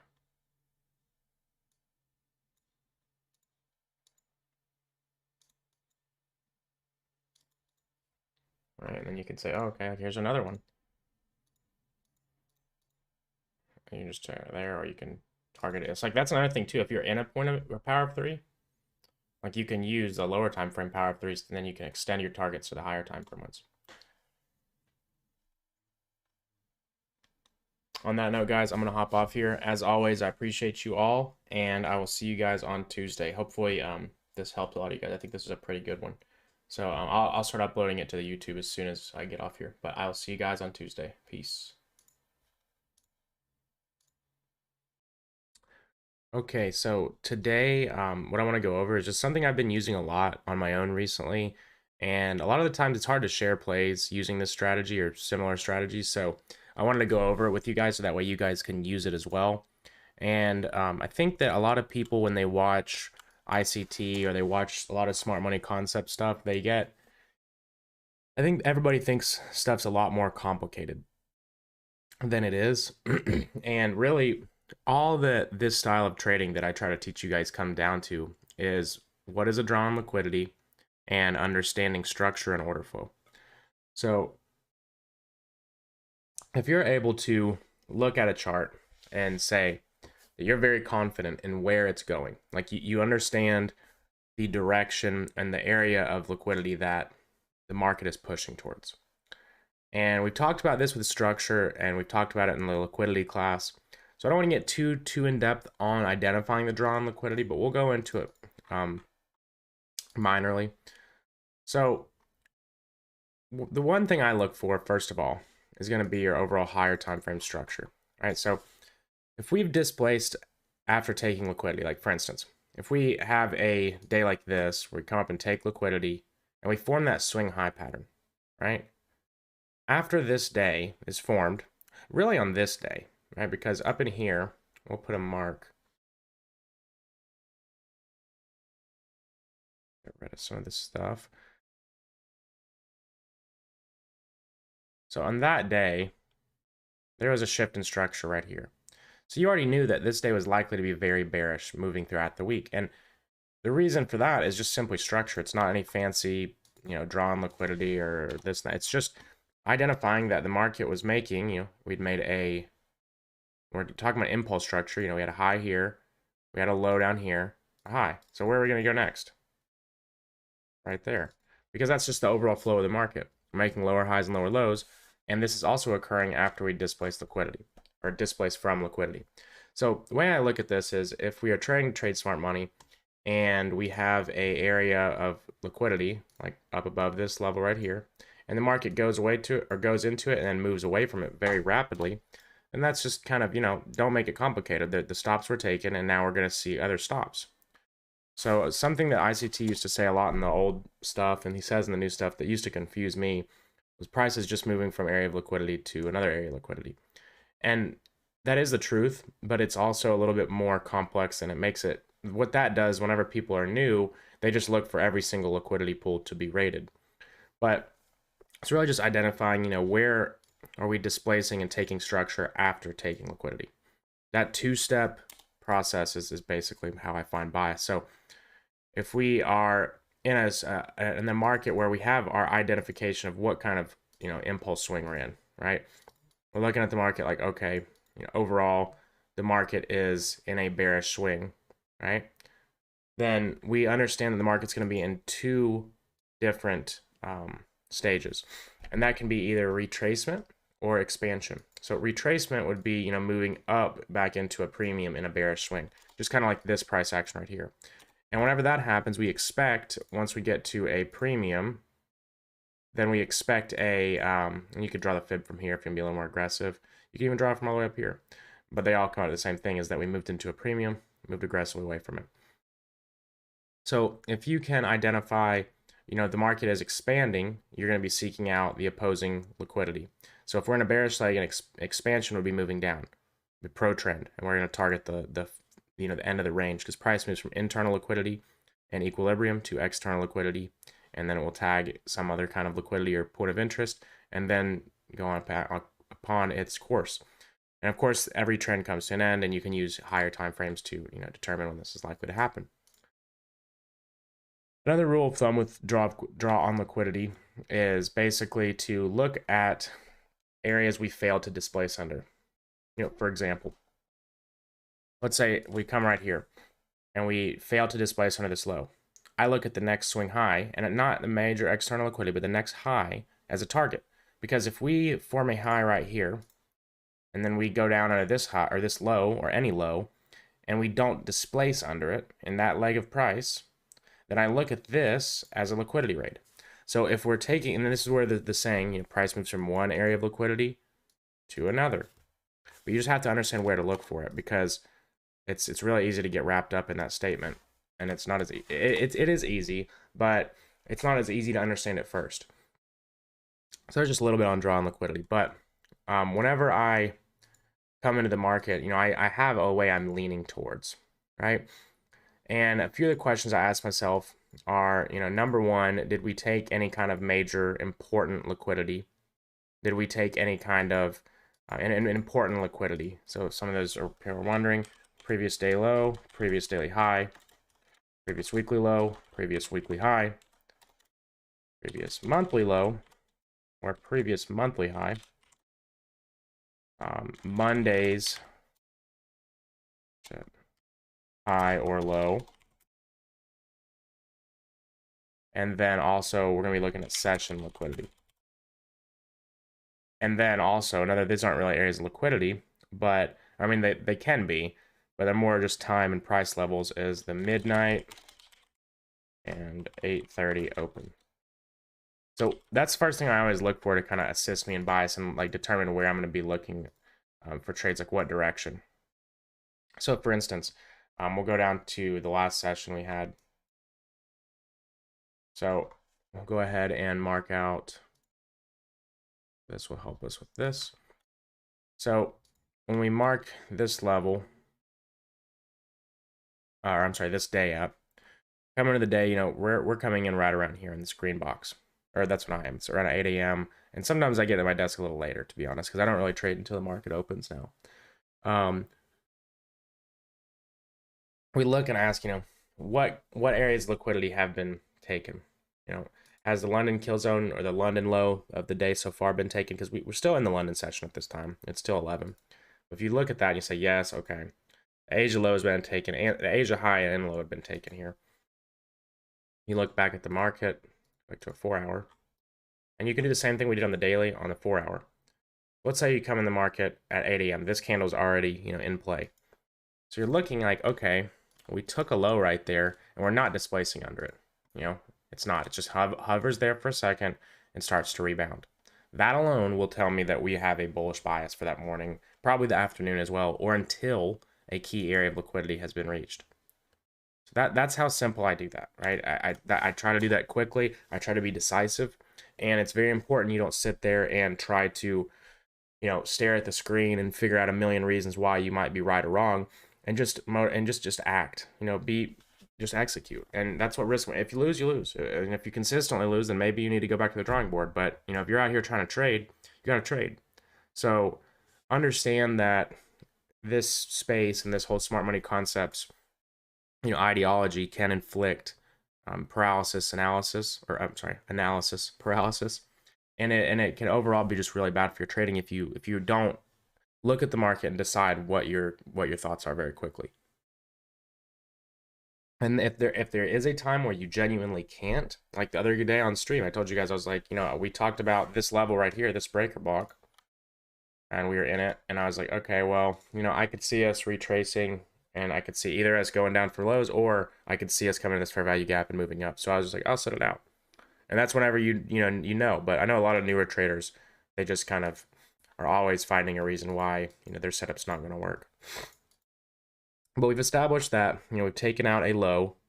We've established that the overall 4 hour at this point too, when you look at the overall 4 hour structure, this is what you're operating in. Let me delete some of this. I've got so much TA. Right here, because we were making, and this is also, you can view the daily structure a little bit clearer, because remember that daily high and low is going to be right here and right here. So, again, how do we determine when the market is likely to shift up? With the market structure shift, right? So if we're looking at this, is our market structure shift, because that's the real displacement. We come down, we do not come under this low, and then now we're in that retracement mode. So if we're looking at the market in a perspective that the market is retracing, then we know that we're heading where? Heading up to a premium. So now it's not to say you're just going to go right into equilibrium and always reverse. Usually you're going to look at a liquidity area and a premium. And guess what? That high is the same one that we use the displacement theory that I like to use, that if we don't take a low that a high sponsored, we will take that high. So now you've got multiple reasons to look for a bullish move. And retracements are always going to be choppier. It's something I want you to understand. And this is, we talked about this when I recapped the trade that I lost this week. And whenever I teach you guys this stuff, I don't ever mean to instill that I'm perfect and I get it right every time. I messed up this week and I had a short, I think it was on this day, and I was expecting us to come out from this order block. But then after I looked back, I realized, okay, you messed up, and we talked about that on the stream on Tuesday. But that's just an example of, simple mistakes can cost you some money. But looking at the market in that perspective, once we have came up into this area, you then look for potential reversals, right? Because we're at this point, we look for, okay, if we get a nice displacement that's going to take out any significant structure, we're going to look for lower prices, right? When we're looking at this right here, really the structure is that right there. So we haven't really taken out any significant structure, right? So we're still looking for higher prices. Now, of course, we want to complement that with, hold on one second, I'm deleting these. We want to complement that with order flow. We want to complement that with time and price and liquidity. So again, we look back into the lower time frames and identify, okay, we're looking for longs this day. So one thing that I highly recommend is to watch the 8:30 open. And again, like I said in the Discord message, that this is focused for indices. So don't, You know, you can use this for Forex too, but again, if you want to use it exactly how I'm teaching it, because I get so many people, I'll put something up and I'm like, this is for indices. People are like, can I use it for Forex? I'm just like, I mean, I just said it was for indices. You can use it for whatever because price is price, but if you want it to work how I'm saying it's going to work, then use it for what I said to use it on. So, if we have the 8:30 open, we'll mark out the equity market open right there. We talked about this in the 8:30 midnight open class. So if you haven't seen that, I recommend watching that because it's very valuable, especially to people trading index futures. But if we come down and we're in and this is on top of all the analysis we had on the higher time frame, because remember, we took out liquidity and are failing to displace under it. So that would lead us to look for what? Buy side liquidity. So we have all these draws on liquidity. So once you identify that this is where price is going, right? Price is going likely to go here, here, and here. And this is a good example of whenever I tell you guys about low-hanging fruit, I'm looking at this right here. Because all you need in order to make a ton of money, like life-changing money, if you have a sizable funded account, is moves from here to here.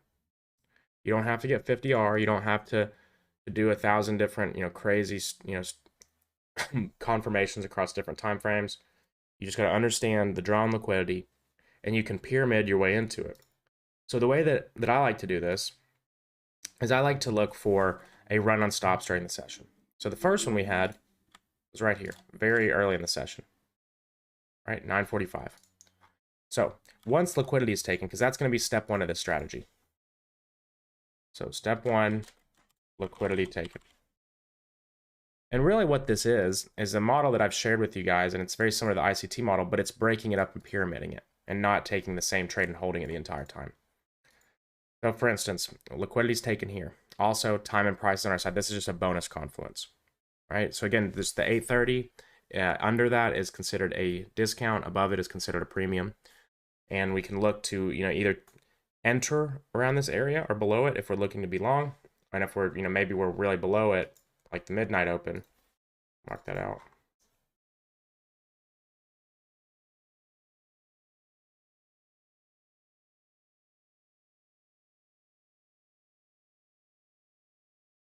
I want to make the text smaller. I think that looks cleaner. Anyways,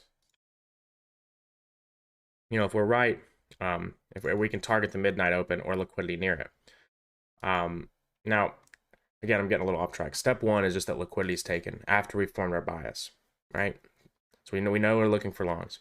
So we're going to look for sell stops to be taken. Now, it doesn't have to be, the major low of the day. A lot of people would have waited for this and said, okay, equal lows just formed right here. I'm not going to take a trade until then. But you can't think like that. You have to look at it like, if we're bullish, like if we're extremely bullish or you're bullish in the day and you're confident in it, you're looking for any sell stops to be bought up. You're not waiting for the entire range to get cleared in order to get this god to your trade. You're just looking for some low to get taken and then a market structure shift. Right? It's easy as that. You had it right there. And then you guys know that the way I like to trade, I'll just mark it on this right here. And that's just me, depending on the risk to reward. Like for instance, I would wait for this candle to close. I would be in, right? You could use a stop loss at the nearest swing low or the lowest low. You guys know that I like using the lowest low. So this is where a lot of people would disagree with me and say, oh, that's not enough risk to reward. It's just 1-to-1. The reason that I like doing it like this, and I recommend that you prove to yourself you can do it correctly, is just because I have a very high hit rate when I do this. So if you can have over a 50% win rate, obviously you want to have a good a bit higher than that. If you want to use like 1.5, 1.2, at that point, you want to make sure that you're very consistent before you do this on a live account. But let's just say this. So, okay, we've established our draw on liquidity, and we may have taken a trade here. Maybe you could have taken, maybe used this fair value gap, right there. I can't say that I would have. Again, you could have maybe waited for a return to this little breaker block down here. Right? That would have gave you a bit better of an entry. There are ways to get better entries. And, you can take this as you will, because again, after step one, I'm getting ahead of myself. Step two is market structure shift. And step three is your entry. So again, entry it doesn't have to necessarily be an order block or whatever, and it really can be whatever your strategy is. My strategy is a lot of the time, I'll just mark it right here. Usually it's going to be a little higher risk to reward than this specific trade. In the low-hanging fruit, I'll either take off 80% of the trade there or all of it, right? So then whenever I look at, okay, once we've reached this area, what I like to do, because usually the first low-hanging fruit, if you're doing this correctly, once you reach that on the 1 minute, or once you reach it and you've traded off the 1 minute, you can scale out and look at the 5 minute.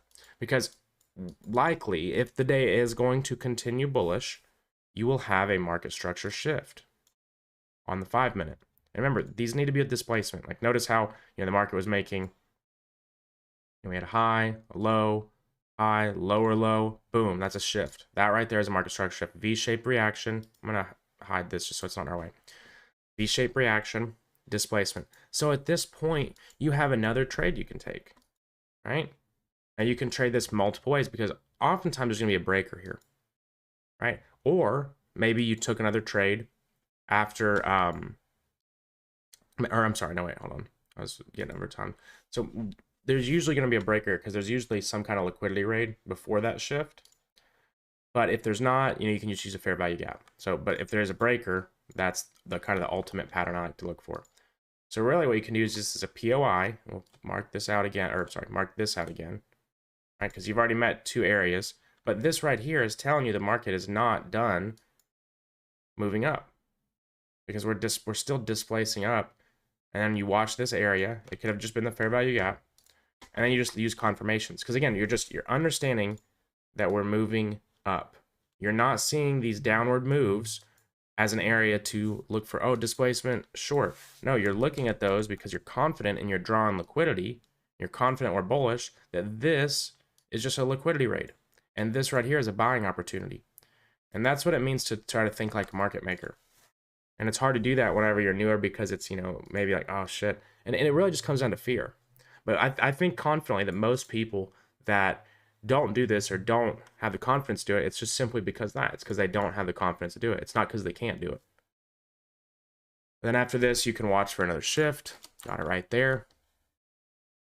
Right? Because I wouldn't call this displacement. We have a high, low, high, right? And then, yeah, we make a higher high. That's not displacement. I would say this is the displacement right there. Again, and this is a good example of why I like marketing just on the break, because a lot of times, it's not going to be picture perfect. And this is more the scalping strategy especially. So for instance, you mark it right there. You could put stops under the nearest swing low or the lowest swing low, right? Let's say you put them on the lowest swing low. And this is where you get a little bit more risk to reward. Because at this point, you're just looking at, okay, where's the terminus of the day? Because that's your intraday draw on liquidity, because we're looking at this from that perspective on the 1 hour, just like we looked at the daily, that we failed to displace under this low. So this is our draw on liquidity. It's that simple. So again, a way that I would take profit on this is I would take out 80% right there at the most recent swing high, because again, this pattern right here, this market structure shift, that displacement is really just telling you that you're likely to go back to that high. Right? Because that would be like the 5 minute draw on liquidity, because the 5 minute structure is bullish. And just like we're talking about the daily, if you're using the 5 minute structure to trade, okay, well, the 5 minute is bullish here, right? So we're expecting price to come back down into some point of interest and then expand. How are we going to confirm that expansion? That 1 minute market structure shift. So you're just really layering the same kind of concepts, the same kind of strategies throughout all time frames. It's just the concept is, what is the expectational order flow? What is the structure? What is the displacement? So, okay, in this example, we're looking at a market that has a bullish range. So it comes down, we get a shift. That tells us we're going here. That's your first target. That'd be your 1 minute or your 5 minute draw on liquidity. And then if we go back to the 15 minute or the 1 hour, remember we've established this already, that these buy stops are going to be your main target. At that point, then you just kind of, in my opinion, if you've hit both of these in one day and you took out 80% here, so you got probably like, we'll just say 1.5 R right there. And then you save the rest for that. I mean, what does that come out to? 20% of 3.6. It's like 0.7 R, 0.72 R. So, you know, we'll just say, and this is not to assume you're going to be perfect every day, but you guys can see this isn't that hard. It's really not. But it's a lot easier for some people to do this, in my opinion, or at least I like doing it. It's something I've started doing more and more recently than to, maybe get in a trade right here and put a stop here and target all the way up here, right? Because for one, if you look, it's really, you got 3R for holding all that time. A lot of times you'll end up, you might be wrong, right? That happens. Like, for instance, there's a good chance, and the reason I like low-hanging fruit, there's a good chance you get up above this level and it comes back down. So how many times have you had that happen where, you're in this trade where you're up 2R, you're up, as far as scalping goes, if you're in a swing trade, you gotta treat it like a swing trade. So I'll get questions like, oh, but like here you said to make sure to hold to the full target. And I get it. Whenever we're swing trading, you guys see me, I'll diamond hand some shit on a daily chart, TA. But if I'm scalping futures in the 1 minute, it's not the same. It's just not. Context is everything in trading. But again, instead of getting 3R, just taking it all the way up, you want to look at the market like, okay, how can I extract money from this market? How am I going to be able to pass these challenges consistently, especially if you're on a broker that has time restrictions, which I think that's going to be a thing of the past recently. I don't like the whole time restriction things when you really think about it, because it inspires that 10R a month is like normal, and that's why you get people consistently. They'll pass a challenge in one account or one trade, and then they'll blow the challenge, or they'll never get a payout. And again, most of the people that I know that are professionally doing this are low risk to reward, high win rate. And I used to be more about high risk to reward. You guys know that, but I mean, and you can get it on swing trades. I think you should look for it more. As far as not necessarily like 10R, like you should hold for the full target. You should hold for like 3R. And again, trust the TA. But when you're scalping, it's just about getting that money quick, right? So for instance, if you get here, let's just say, remember I would have entered here. Let's say you get 1 point, we'll just say 1R, right? We'll just round it off. Remember over here, you already had got, what was it, 1.5, 2.2R total on this trade. I mean, 3R, we'll just say that would be almost 3.5R. 3R in a day is incredible, right? If you hit 3R in a day, like on a funded account, like on a large funded account, let's say if you're risking 0.5% on a $300,000 account, you just made $4,500 that day. Now a lot of people want to think, oh, well, I'm gonna make $30,000 a month because I passed a $300,000 challenge. Yeah, good luck. Instead of doing that, maybe make 5 to 10K a month on that challenge. You've got your money back. Go do another challenge, or go load your personal account up. That's what I've been doing. I've been loading my options account up. I'm loading my personal futures account up. I'm diversifying, just like you do in your investing. You don't just sit here in this funded account and try to get 25R and 10R and make $50,000 every month. Now you can hit really big months like that. I've hit decent months, but I'm not saying you can't. But I'm just saying, especially for people that are starting out that aren't consistently making money, that should be your goal first. And I think this kind of strategy can help you with that. So after step 3, which is your entry, you're going to start low-hanging fruit. So we'll just call it LHF. Right? I might even turn that into a new acronym. There's already too many acronyms, but I'm about to start making all my stuff 10. It looks way neater. But low-hanging fruit, that's your first trade. Because this right here, all of this is just related to your first trade. And sometimes the low-hanging fruit is going to be this final draw on liquidity. Like maybe 830 started here. Maybe this is where you're at. And maybe this was your rate. And again, it's just all about context. Like where are you in the range? Where are you relative to the local draw on liquidity? Where are you relative to where the market is likely to go? So after you take out this low-hanging fruit, you got two options. Depending on where you're at, you can just call it a day. And this is the cool thing about trading that most people completely just ruin is, let's just say if you hit this, you just made $1,500, chill. Like, you know what I mean? Just chill, bro. Or even if you're on a, maybe you're on a $150,000 account, you just made $750 in what, 2 hours, 3 hours, just chill. Maybe you got some other work to do. Maybe you need to go to the gym, whatever, The important part is being consistently profitable and maintaining a good psychology. And I promise you, consistently winning and consistently making money will make you a better trader in untangible ways. Not in the obvious ways like, oh yeah, well, you're making more money. But I'm saying in the ways like you're going to think better. You're going to just be overall more aware of yourself. You're going to be more disciplined. You're going to be happier, and you're going to be more consistent. Hold on, somebody. What is Fax doing? Hold on. Are you talking? Yo, what's up? I don't know if you were talking or not, Fax. I had to mute you. It was like glitchy. I don't know how long that was going on, so my bad. I don't know why Discord's not playing through my speakers. Anyways, yeah, I just think it's better to, focus on, paying yourself and focus on consistently making money, because there's this fine line between a lot of people that trade like SMC or ICT, they get, because a lot people don't realize there's a good amount of that stuff that's marketing, and it's meant to get your emotions going. It's meant to make you believe you're making 40R and 30R and all that. And I'm not saying nobody in the world is, but I've yet to meet somebody that's consistently making 25R on a live account. I've yet to meet them, right? Because here's the thing: if you're making 25R consistently, you're a fucking billionaire. You're gonna be Elon Musk here in 2 years. It's just not real, right? It's just not. But what that does is it makes people, that whole like sales pitch and that whole marketing scheme, it makes people, it induces them to completely forget about what the most important part of trading is, and that's your psychology. And that is like the way you think and how consistent you are mentally.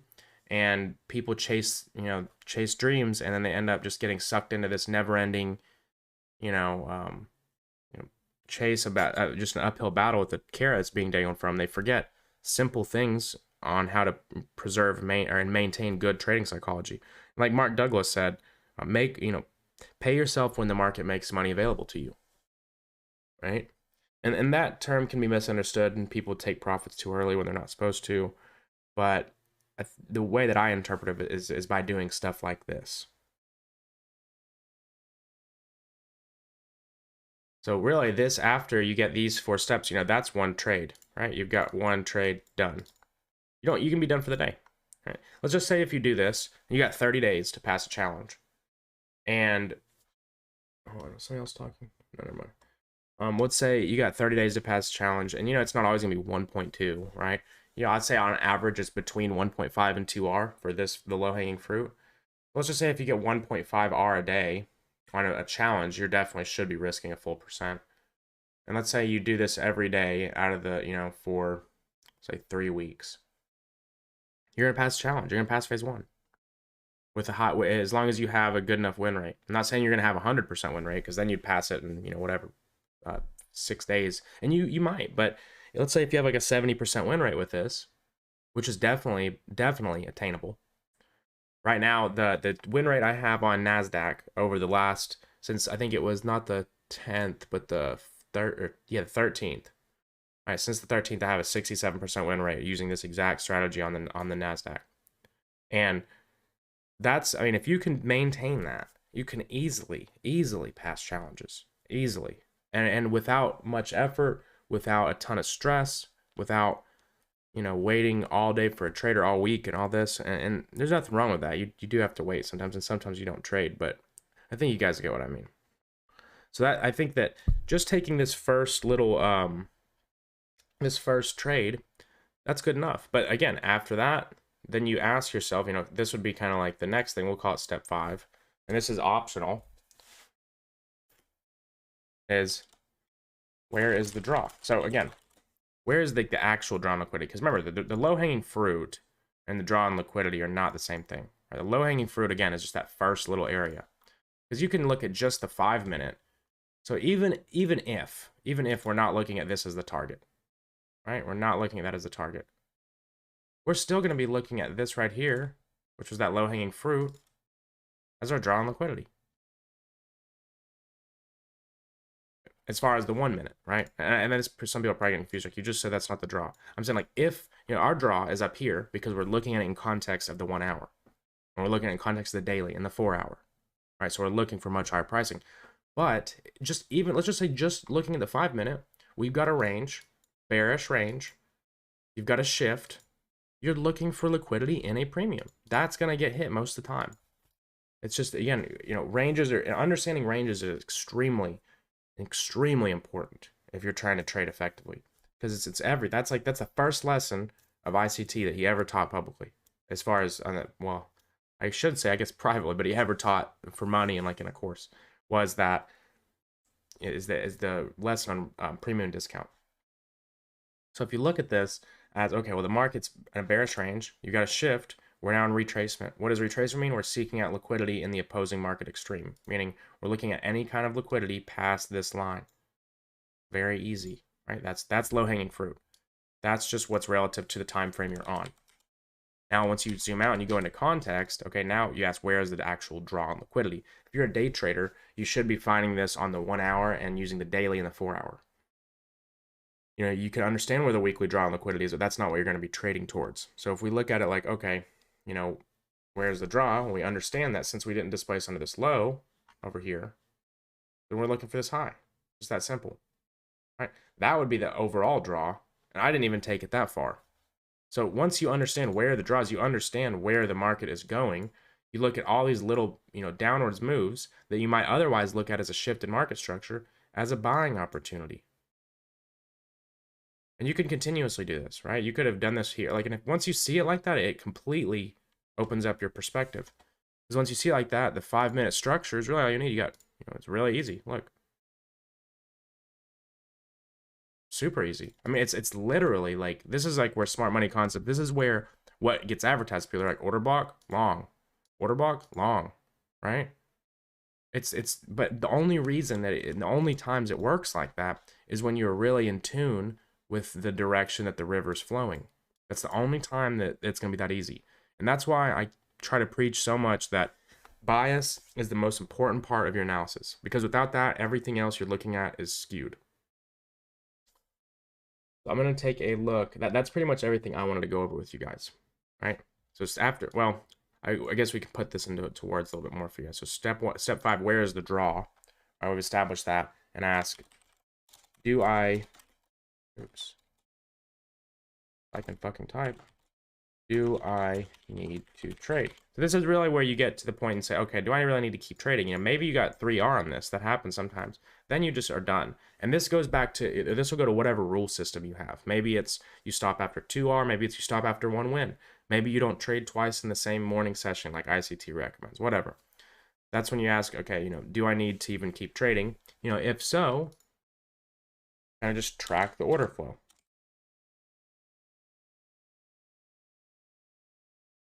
So again, what is tracking the order flow? And not OnlyFans, no OF, but tracking the order flow is looking at where's the displacement, where's the structure, and where are we likely to go relative to the range. That goes along with where's the draw. But the order flow is really just fair value gaps, order blocks, and breakers within these little impulse ranges. So you got an impulse here, impulse there, impulse there. So again, okay, price comes down to right at equilibrium. Actually doesn't come into it, right? It comes at an order block sitting at equilibrium, expands. I mean, you could literally, theoretically, trade the 5-minute here. I mean, I don't recommend that. I recommend kind of dissecting the 1 minute. Look, let's just look. You could literally, like algo style trade, it's like you're like a computer, just trading right off equilibrium. Once you understand where the market's going, let's just say you literally, I mean, you might not get hit there, I don't know. But here you got hit. You're going to be hitting 1-to-1 because it's at equilibrium, you know. But again, once you understand that, it's like you can literally just start extracting money out of the market. And you don't, it doesn't take long to be in these trades. It doesn't take, you know, hours of analysis. It takes 5 minutes in the morning. And once you get good at it, understand, okay, where's the market likely to go based off liquidity and structure? Okay, cool. Now I'm going to, you know, kind of unroll the map, and I'm going to look at, you know, where am I going to get in the river at? Like, where are the ports at? Where's the docks at in this river? You go, okay, breaker block, fair value gap. Okay, cool, there's an entry. Okay, every time the price comes into discount or every time sell stops are taken, I'm looking for an entry. But you're not going to do that if you're not confident in your draw. So sorry about that. I about forgot to start it. But, you know, like I was saying, with any business, when trading is a business, you need to kind of diversify your streams of income and learn to make some on the side, meaning you need to make passive income. And then on the other side, you need to, of course, make your active income. So what we'd be looking at there is, you know, our day trading, using our lower time frames, really paying a lot of attention and spending a lot of times on charts. That is going to be where we are looking at, you know, our active income, because we're spending a lot of energy, we're putting a lot of time and you know, we're working, right? When you're day trading, you're working. Day trading isn't passive income. It's just simple as that. You know, a lot of people will try to use that as like a marketing thing, but day trading is not passive income. It's just that simple. Now, whenever we are swing trading, I view that as passive income because I can look at a chart and tell very quickly whether or not I like it. And then I can very quickly find an entry. Options are really good for this because with options, you don't necessarily have to be extremely good at sniping entries. You just have to be extremely good at understanding time and price. And we've talked about how you use the monthly, weekly, and daily power of 3. And basically, just to break it down, and it's just how candles are formed. You know, you have the open of a candle, which you're going to get accumulation. Now we're going to use a bullish example. Right, first, we're using bullish examples, guys. That's crazy. It's been bearish examples for a long time. But at the open of a candle, well, this could be the monthly, this could be the quarterly, this could be the yearly, this could be the daily, the 1 hour, whatever. It's just the opening of the candle, you're going to see an accumulation of orders because there's high volumes. Then if we're in a bullish candle, we look for a Judas swing, which is our bearish move, and that's our manipulation. Now, again, those of you who watched the Power of 3 video or the advanced, I think it was called Advanced Patterns, this can also be looked at as a power of 3, where you have the accumulation, manipulation, and distribution. But whenever we're looking at it from a time and price theory, we just want to look at it as we have open. If we break up the candle into 4 parts. So for instance, if we break up a weekly candle, the first week, a lot of times we'll see, if we break up the monthly candle, the first week we will see consolidation a lot of the time. Then we'll see a Judas swing. If we're going to be bullish, we'll oftentimes see a bearish move, and this creates the bottom of the wick. And then the last 2 weeks, you're going to see that push up and then the consolidation. And when you zoom this out, that's going to be your candle structure. So you don't have to necessarily understand how to get a sniper entry with options. And I know that a lot of you guys are in crypto section. I'm just going over this just to kind of give you guys insight on what I mean. But you just need to understand time and price. So for example, if you're expecting a target to be hit within a quarter, you know, you're going to be knowing at least what weeks to look at in order to buy those options with a strike price around your target. But anyways, I just wanted to go over that because it was on my mind. Whenever we are talking about our swing trading strategies, we're going to use some examples that we took. Most of you guys were here for these, some maybe not. The DYDX trade is the first one I want to go over. So when we're looking at DYDX trade, it was extremely simple. I mean, this was 135% gain. It was like 3.5 to 1. We got in 7 days. And a lot of people will say, and this used to be the way I would think. I would say, well, I need to get more than that because I'm on a daily chart. So I'm going to go into the 4 hour and the 1 hour and the 5 minute, and I'm going to min max everything, and I'm going to get 10R, and that's fine. There's nothing wrong with that, but I know that I usually am day trading indices, so I am able to kind of look at crypto as my passive income, right? Like we were talking about at the beginning of the video, that we have a active and a passive income. So whatever you day trade, that's your active income. For me, that's indices. Maybe it's Forex. Maybe it is crypto for you guys. I think crypto is better to swing trade, but if we're looking at it in that sense, we don't necessarily want to put too much time into it. We're not going to be watching the 5-second chart on everything we trade. It's, unless you just have nothing else to do but trade, which I think everybody does, whether you want to think you do or not. But when I'm looking at this chart, I just look at it just like if this was a 1 minute chart. Like let's say I'm watching ES in the morning and this is a 1 or 5 minute chart. I would long this and I would target these highs. So if I'm looking at a daily chart, why would I think any differently? Greed. Because people want to get the highest risk reward possible, and they stumble and they just stay on demos and blowing challenges forever because they don't understand how to actually create money, right? Trading and creating money and being an analyst are all very different things. So we're looking at this chart, we're going to have a very clear area of liquidity, right? And this is on a daily chart. On the weekly chart, this alone would have made me enter this trade. This alone. Failure to displace. So look at this. We have an area of liquidity, an area of liquidity. Right here, we didn't even tap anything. So if we're looking at impulse structure, kind of our most recent high and low, before this played out. Let's look. We had a high, and we come down and make a low. Right, so and this is a good example of where people, because they'll say, oh, we got a candle closure. This is why I don't like, and this is subjective, displacement is subjective, it is. And it's discretionary, it's something you have to learn, And I'm sorry, there's no way for me to make it a 2 + 2 = 4 strategy, but I can try my best to teach you. And this is a good example of a lack of displacement. Yeah, we got a closure, but did we really have a push beyond this low? And if you're looking at it from a practical perspective, does it look like those stops were bought? To me, it does. Like if I look at this and I see, okay, there's relatively equal lows, price barely tapped into the liquidity pool. I mean, you're trying to tell me that somebody didn't buy these stops and we got an immediate expansion? That doesn't make sense. So if this high did not produce displacement past this low, then that high is your draw on liquidity. Now, in this example, it went straight to it. Sometimes it won't, but we're looking at it in the perspective that that is your draw on liquidity. So now that gives us a bullish bias. If you know what your draw on liquidity is and you know where your stop run is, you have a trade. It's that simple. You don't need anything else. All you need to do is determine if the risk to reward meets your criteria. Because again, what is a trade? Where we know where we're going to get in, we know where we want to have a stop loss, and we know where our target is. Do we need to know every single 15-minute order block all the way? No. The only reason we do that in intraday trading is because we can't, when we're trading funded accounts, we're not going to hold through the close. We're not going to get gapped on by ES, or maybe our brokers don't even allow it. So then, of course, we have to navigate the markets differently. But when we're looking at our crypto accounts, why you don't have to do that? Especially, I think that the best way, the most kind of the most efficient way to really make a lot of money trading is have a passive account for crypto, have a passive account for options, and have a funded account or multiple funded accounts for day trading. That is the way. It's no question for me. You will never change my mind on that. You can disagree with that, but that's the way I think. So if I am trying to keep things passive, I want to put the least amount of work while still making the amount of money that's worth it for my risk. So again, for me, 2 to 1. I don't care if it's daily chart. I don't care if it's 1 minute. 2 to 1 is fine for me because I know I can maintain a pretty high win rate.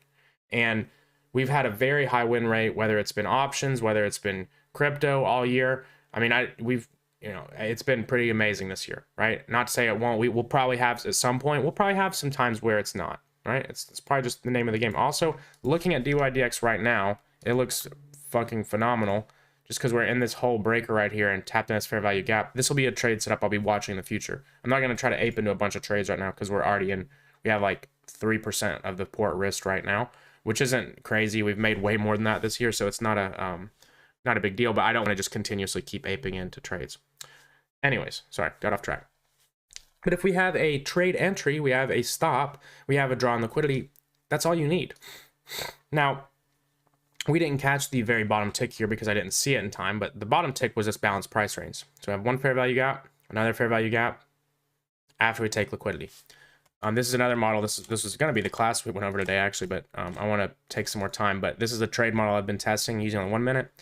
Basically, it's just a run on stops, and then it's trading without a market structure shift. You can use this on 1 minute, test this.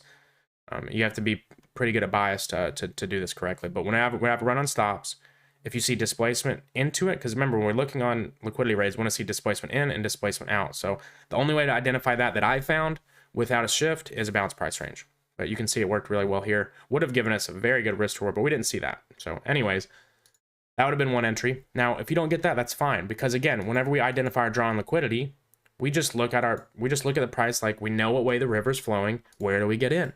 So then you start tracing order flow. So we had a daily balanced price range as well. And then we had this big push down running out lower time frame liquidity.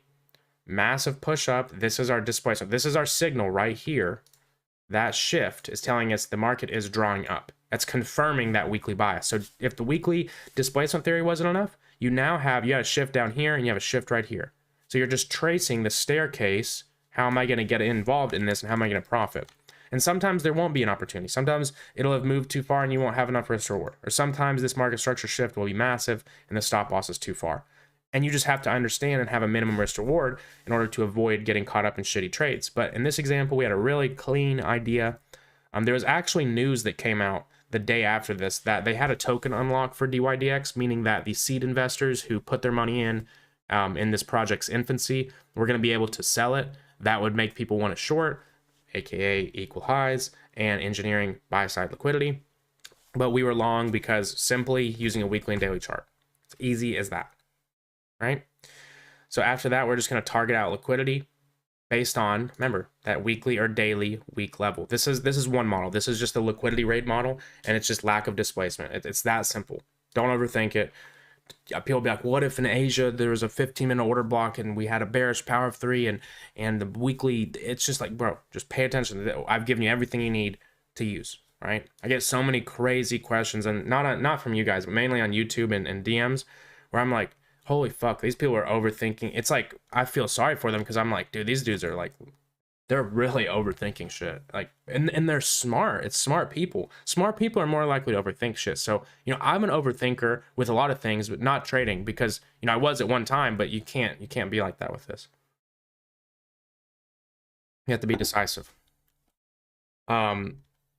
So that's pretty simple. Liquidity rate, shift, follow the order flow. You could enter down here. You can enter just from the shift, because again, once we've, you know, this shift is our confirmation. That's telling us, okay, your idea has a probability to be right.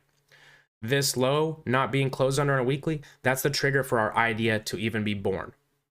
And here's the target. That's all you need to trade. So let's say if you're just looking at the market, we got this shift.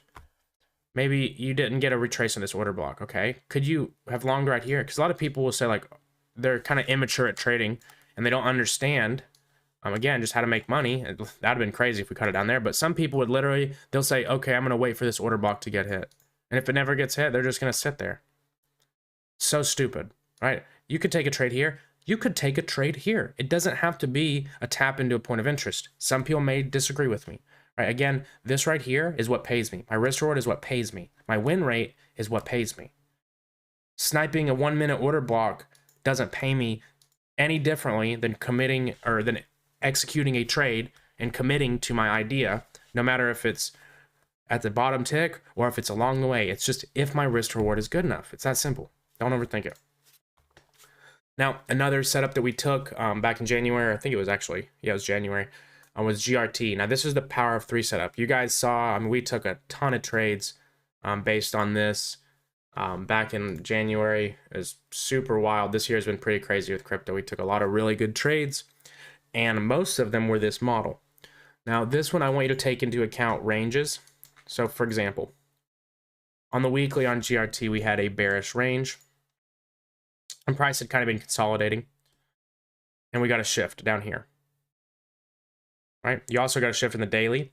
And if we're looking to build bias, ranges are paramount, because it tells us whether we are in expansion mode or whether we are in retracement. So if we're in a bearish swing, we have a bearish move, obviously, and we get a shift, what does that tell us? It tells us to look for highs. Of course, we can use low-hanging fruit. Like this, we use really low-hanging fruit. Really, you'd be looking for price to come to a premium. Now, that's a massive move, right? I'm not saying it won't. I mean, the price looks really good right now. GRT looks like it probably will end up making a new high as long as we can hold and not make displacement down on the weekly. Now, again, everything can change, but we're just looking at it in the sense of a probability. We're not looking at it like people will be like, oh, well, what if this? Oh, crypto's bad. It's just like, bro, then maybe you take a fucking loss. So fucking be it. Who cares, right? It's not, you can't be afraid to take losses like that. But anyways, you just look at the market in a sense that, okay, well, we have a bearish range, we have a shift, we're looking at it now, we're looking at a bullish scenario, right? So then instead of looking at fair value gaps, people be like, oh, dude, like, why didn't we bounce to this fair value gap? Why didn't we bounce to this order block? Why didn't we bounce to this breaker block? Because you're fucking bullish. You're looking for buy side liquidity. You're not looking for areas to enter shorts if you're bullish. It's counterintuitive. So how can we fine tune this and get a significant entry off of it? By using the daily power of 3. So again, this is mainly going to be looking for accumulations above an area of liquidity. Now, this trade, we didn't have a very clear area of liquidity. We just use our range confluence. Now, if you had an area of liquidity, it would be even better, it'd be more confluence. But again, if we're just using our, our range confluence, that's enough. And we get that shift back into the range. Now, this is where we executed. It was on the 13th, I think. Let's go back, and because I had to draw this back up for this class, because I had to clean up my charts. So let's see, where was it? Yeah, it was on the 13th, right? So yeah, the 13th, we're going to average in at those equal lows. Now, literally just to push back into this original range, that's enough for the trade. Now, again, if we have good risk to reward, there you go. We took profits a couple times along the way.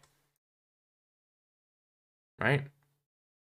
So when we're looking at this chart, we don't necessarily have to, you know, just try to trade every single, I think this actually went farther. I can't remember. Where was the TP?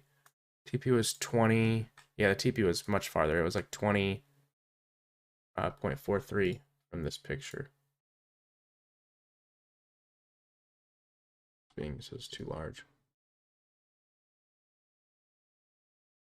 So yeah, super solid trade. We called that out back in March.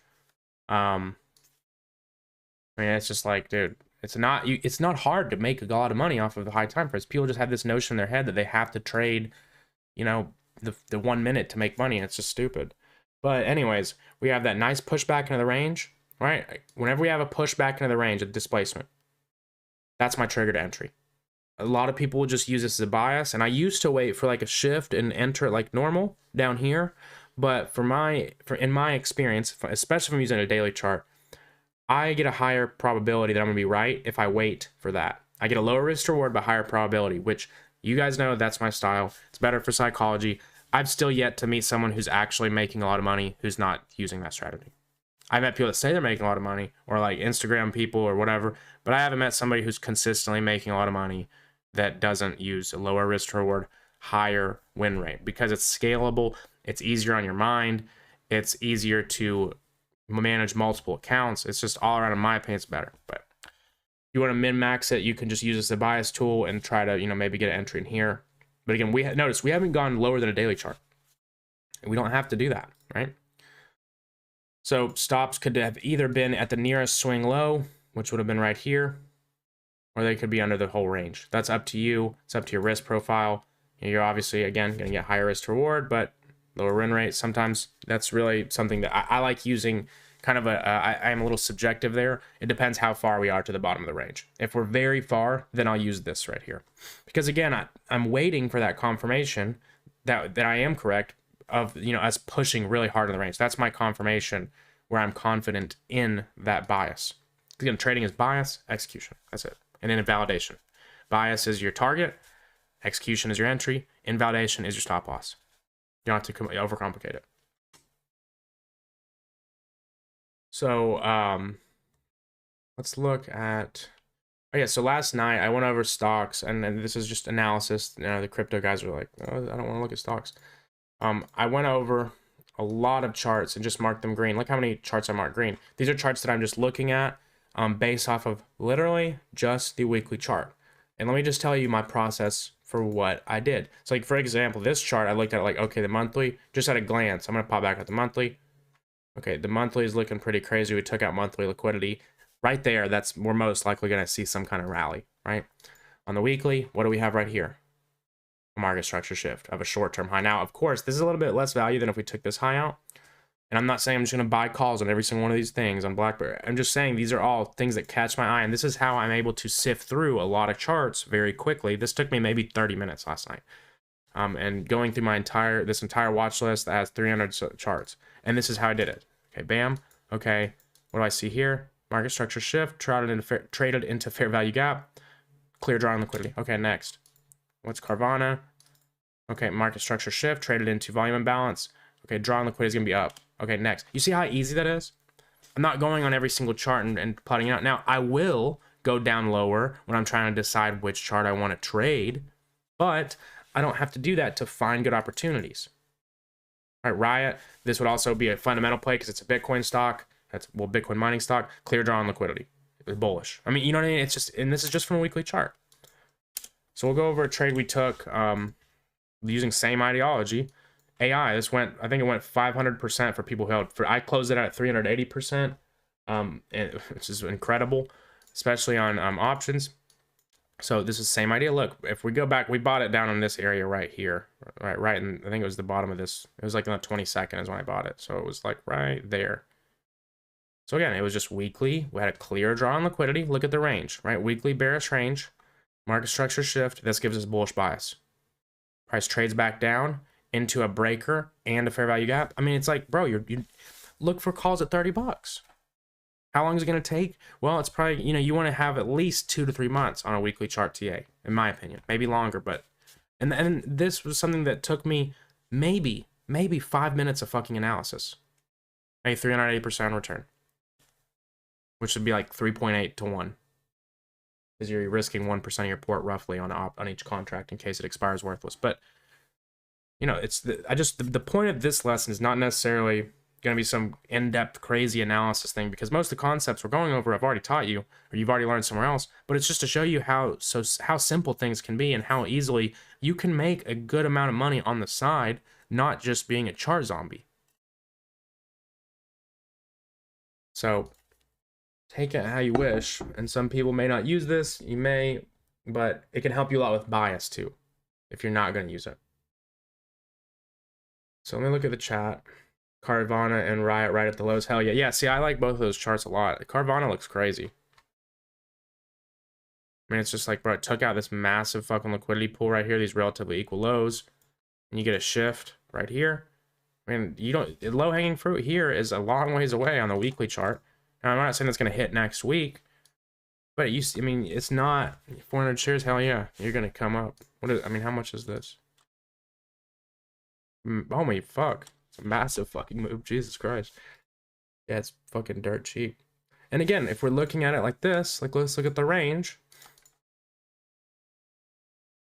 I mean, it's just, it's not easy. And you can now take this knowledge and go to a 1 hour and use this to get your intraday bias. So if I'm looking at a 1 hour chart and I'm coming into the market and this is at 8 a.m., bro, I'm looking for longs. I'm looking for longs. That's how quickly you can find stuff like that. Full of fib, it goes back to that 50%. Oh yeah. Hell yeah, if it goes to this 50%, fucking 3x. The stock market's the new fucking crypto these days with the way the economy's fucking going wild. I like this order block right here.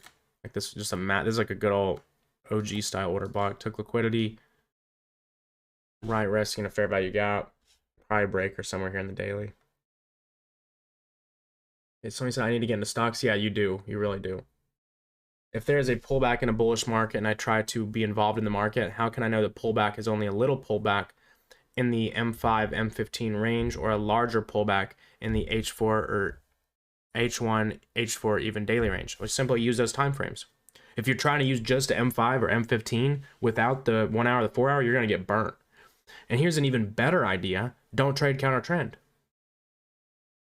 You don't have to do that. You don't have to trade every single move. You don't. And especially when you're a beginner, I think that mentality hurts a lot of traders because, you know, let's say if you're really good pro trend, but you're not so good counter trend, you're just giving your money back.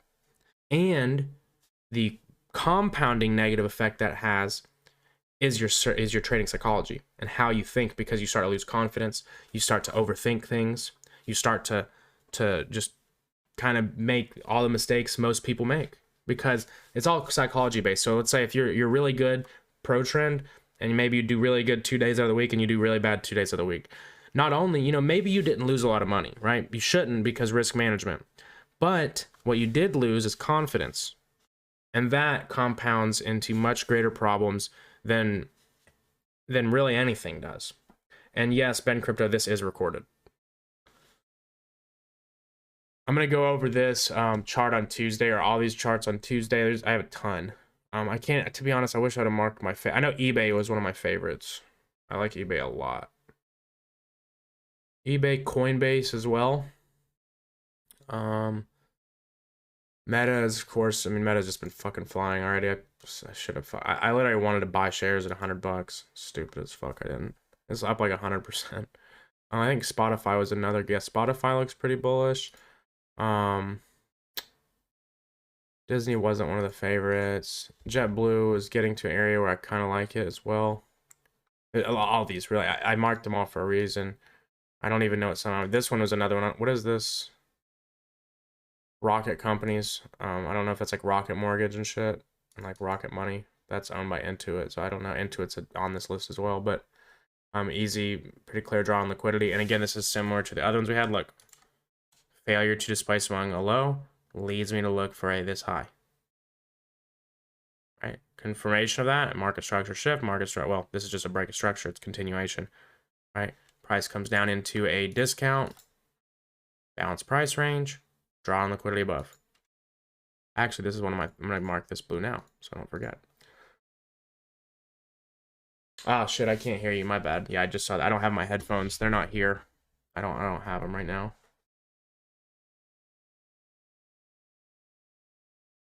Okay, my bad. I was probably just fucking talking forever. Check cat. Yeah, shit looks like it wants to I was looking at this for some reason, I guess, but I mean, I think that if it were me, I would be fucking definitely out of it under this low for sure. Just because the rest of the market's looking pretty wild, but the monthly impulse is bullish. Let's see if we came into a premium. I mean, or a discount, I'm sorry. I mean, I don't know. I think it could come lower. The month, I mean, it's questionable. But that's why I like it. I would like the short because we have that. We took out that buy side. This is like a clean example of what you should look for in the 1 minute. For anybody wondering, this is like a perfect ICT entry model in the 1 minute. This right here. And the entry would be like in this fair value gap or right where it's at, and targeting down lower. But yeah, I would be out there personally. And if anything, like if I had a runner, it'd be like that monthly breaker right here, or no, I'm sorry, weekly breaker. This one right there.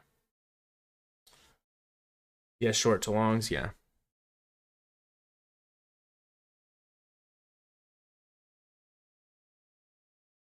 Oh, man. Yeah, don't sleep on this class, guys, for real. It's super... So many people, I just see, they're just like... I could not fucking imagine having been just trading crypto futures the last year. Holy fuck. I cannot imagine. Like, kudos to you guys for even, like, pushing through that. You gotta diversify, man. You really need to diversify. And, like, whether that's Forex, whether it's a funded account, whether it's options, or whatever it is, you know, you don't want to put all your eggs in one basket. You know, that's why you see me, I signal Forex, I signal... And again, when I'm day trading, though, I focus on indices. Primarily, right? I'm not telling you to day trade Forex, crypto, and stocks at the same time. That's suicide. What I am telling you is to try to diversify. And also, it'll make you a better trader. And what it'll really help with, which is the most important part of trading, is bias. If you can trade the high time frames effectively, you can trade the low time frames effectively. You cannot say that the other way around. I need to learn stocks. I've only known crypto. It's this trading is trading. Like, I mean, there are different things. There's like earnings and, you know, options. You have the Greeks, and, you know, there is differences. But as far as this, what we're looking at, it's all the same. Charts are charts. You can read fundamentals through charts. Of course, there's going to be outliers where something happens crazy, like the Ukraine war and the market. Of course, it's going to happen, right?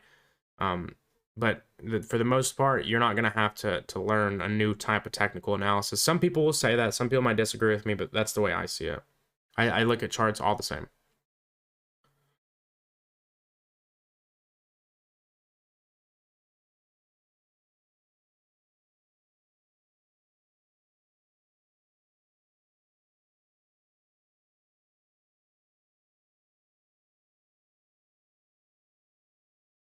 Do I factor in general market performance into your stock analysis? I will sectors. So, like, if I think tech's bullish, like for instance, like how we talked about NASDAQ and why I like this high, same reason we're just talking about displacement right there, lack of displacement. Then if I see this, okay, then I'm probably going to look at tech stocks in a more bullish light. That's the way I would look at it, like that. I'm not a big fundamental macro guy. I'm not going to look at like EPS. And I'm not saying you shouldn't. I'm not like, if you do that successful, more power to you. But it's just, to me, it's not worth my time because I do well enough for what I like without having to do that. But you can look at, you know, earnings per share and all this stuff for like for fundamental, like long-term investing. You should do that. But for like day trading and swing trading and stuff like that, I don't think you necessarily need to. I don't think you necessarily need to for investing either. But if there's a consolidation on the high time frame, will I still day trade it? Yeah, for sure. 100%. Use the 1 hour as your new daily. Now, if I don't have a trade set up, like here's the way I will still trade it if I have a setup. If I don't have a setup, I won't trade. It doesn't matter if we're consolidating or expanding. You know, I can have setups in both of those. I encourage you to try to simplify everything as much as possible. This space is just riddled with fucking overthinking because of ICT's marketing techniques.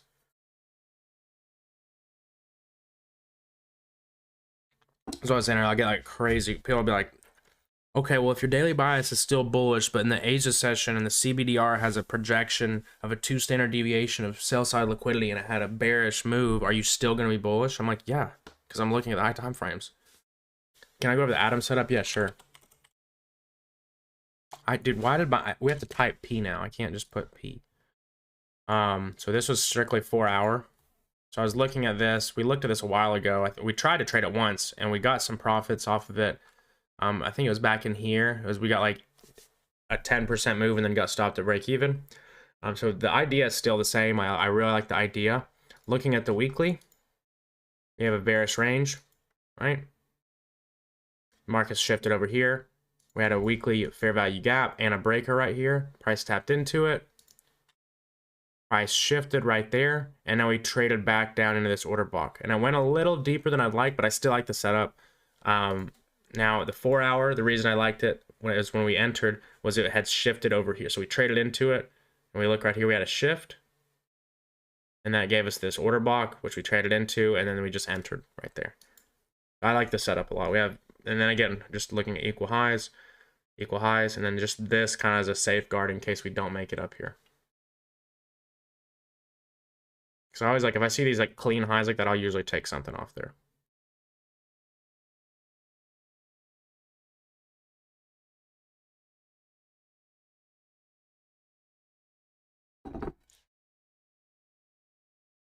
What platform do I use to trade crypto? You can use, so you can use any, I don't know what country you're in. A lot of people will use, allegedly will use Binance with VPNs and different accounts that they've gotten in whatever manner they've found them. Some people use Bybit, some people use KuCoin. But just proceed with caution with trading crypto. Don't put your life savings in there because we saw what happened with FTX. You can also trade it on Forex brokers. That's how most people do it. Stocks, I use Thinkorswim. Yeah, Thinkorswim for me. I mean, some people like Tasty Trade. Like I think they have more margin or something. I don't know, but no, you don't have to use VPN, bro. No, if you're in US, we're trading stocks. I say it's illegal. We're not doing no. You know, and again, you shouldn't be doing anything illegal ever, anyways. But you know, you want to make sure that you stocks are fine, bro. Stocks are like it's literally like setting a bank account up. Do they really? Tasty Trades like Apex, like you're talking about like Apex, like the same Apex funding firm? It's super weird. That's so sketch. I think they're such a I think that shit's gonna rug, dude. I didn't know they're from Robinhood. I didn't even know that background. I think they're gonna rug, bro. I really do. They're running 80% off gold. They're literally been doing 80% off sales for months. Like, you have no fucking confidence or dignity of your big business. You have no fucking value of yourself or your business. You're desperate as fuck. That shit's pathetic. It's crazy to me that people are still buying. It just shows that, but there's always those people that are gonna make, you know, those strategies work, sadly enough. Yeah, it's pathetic, bro.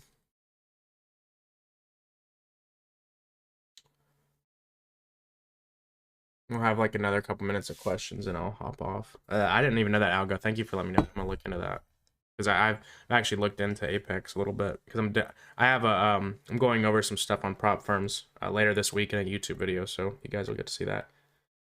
TD's goated, bro. Just like their interface, and I mean, like, it's TD Ameritrade. They've been around for some time. You know, it's not like Robinhood come out and just like fucking scam people. I mean, not like literally, not directly scam, but you know.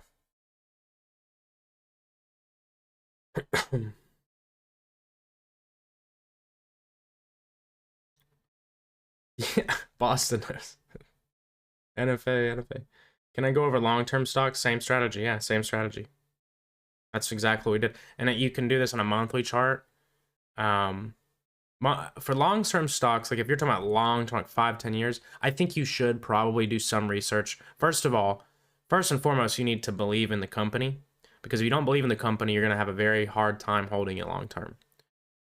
So that's first and foremost. Now, what that may consist of is maybe it's an industry you know, maybe it's an industry that you are fascinated with or that you believe in. Like for instance, I'm trying to build more long-term investments in solar and wind because I think that for obvious reasons that they will, grow. So I need to spend some time looking into that and looking into some fundamental stuff about, because investing is a little different than trading. Like I said earlier, I don't necessarily need to do fundamental investing when I'm trying to buy options or trade. Or I mean, I guess you don't need to do it when you're investing, but if you're talking like really long term, I think you need to believe in the company. You need to understand the company's mission, its purpose, and its efficiency. And you need to understand how to dollar cost average. Probably should be doing it with, some set amount per month or week. And you should also look into dividends and how they pay dividends. All that stuff comes into play. Loving ETH longs on big time frames. Yeah, I think everything is looking pretty good. Let me look at. I hate this. Why would they do that? This is what I still want for ETH. I don't know if we'll get it, honestly. We'll see. Because it looks pretty bullish, but I wanted to trade down into this weekly breaker. I guess it. Wait, what the fuck it did? Is that even paying attention to ETH? I guess. Or no, I'm sorry. The daily breaker is what I wanted. We might not get that, though. We'll see. Really, if we displace above this high, then I'm like, okay, we're going to 2,000 bucks. Like if we stay displaced above that high and maintain that structure, I'm going to look for longs in the retrace to target that. If we don't displace here, I think we'll come down here. On that note, guys, I'm going to hop off here. As always, I appreciate you all. I encourage you to get outside, get some sun. If it's sunny where you're at, it's pretty sunny where I'm at. So, yeah, I appreciate you all coming through as always. And we will be live on Tuesday. See you later. Okay, it's on. Cool. So today we're going to go over two pretty straightforward strategies for Forex. First and foremost, there's going to be different time windows. We're going to be looking for these two. It's going to be one base in the London session and one base in the New York session. So if you're trading these setups, you need to trade pairs that correlate with that session. So, don't be trying to trade Aussie JPY and it might work, but if you're looking for the way that I'm using these or the way that I would use these, I wouldn't be using pairs that aren't really tightly correlated with whatever session you're looking for. So for example, the first model we'll go over is going to be the one in the London session. And you would want to be focusing on any Forex pairs that contain euro or the pound, right? We could use, literally anything that has that in the pair at all, right? So that's a lot of pairs. You don't really need much more than that. That's going to give you pretty much most of the pairs that most people trade anyways, I think, have one of these in them. But another thing that I want to be very clear on is that you have to be super, super confident on your daily bias or just overall understand where you are relative to the range. So, if we're looking at trades in, let's say this price leg right here, like we have a impulse to the upside, right? Well, as soon as price comes into any of these bullish PD arrays, we're gonna be looking at a potential bullish scenario. So you want to look at things in that kind of context. So we'll actually go back and just see if there was any setups around this day during the time that we're talking about, because oftentimes there is. So there actually was one. So, the first thing you want to do is identify what pairs you're trading. So for this setup, you could trade euro dollar, or again, anything with the pound or euro in it. And you're going to be wanting to look for the entry to occur after 1 a.m. Eastern and before 4 a.m. So whenever we are looking at price, of course, we have to look at it from the correct lens, aka what's our bias? Are we looking to be bullish or are we looking to be bearish, right? So after we've checked our higher time frames, and notice I didn't go into some crazy thing where I go back and look at all this structure, and I'm not doing that. I'm just saying, okay, what is price doing? Is it displacing to the upside? Are we obviously drawing toward, do we have some clear area we're drawing towards on a higher time frame, maybe like the weekly, right? So at these times, you don't want to overcomplicate bias. You just want to ask, what is the direction of the recent impulse are we retracing that impulse or are we likely to expand, right? So once you've established that, you want to take a look at the dollar. So on this day, what is this? 11, 21, 22.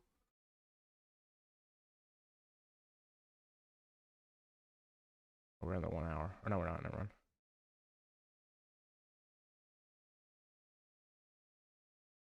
So on this day, if we're looking at this is the 22nd. That was where we were at.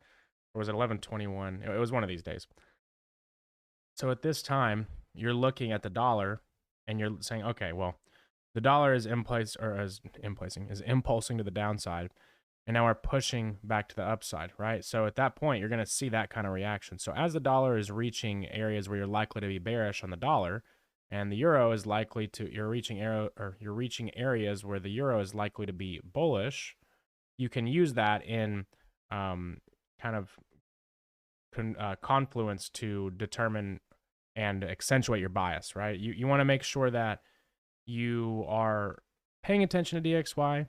Another thing you can look for is breaks in correlation, aka SMT divergence.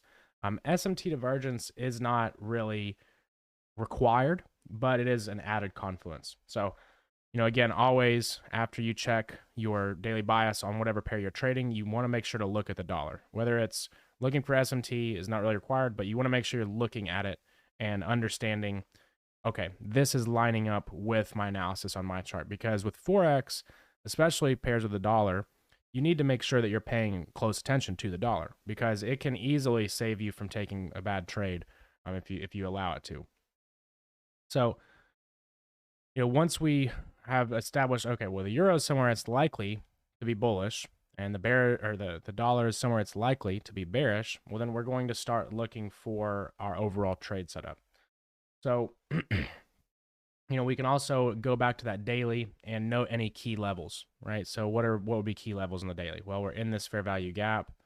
So you could mark out this just to keep that visual. We also have buy side liquidity up above where the market's likely to retrace to, right?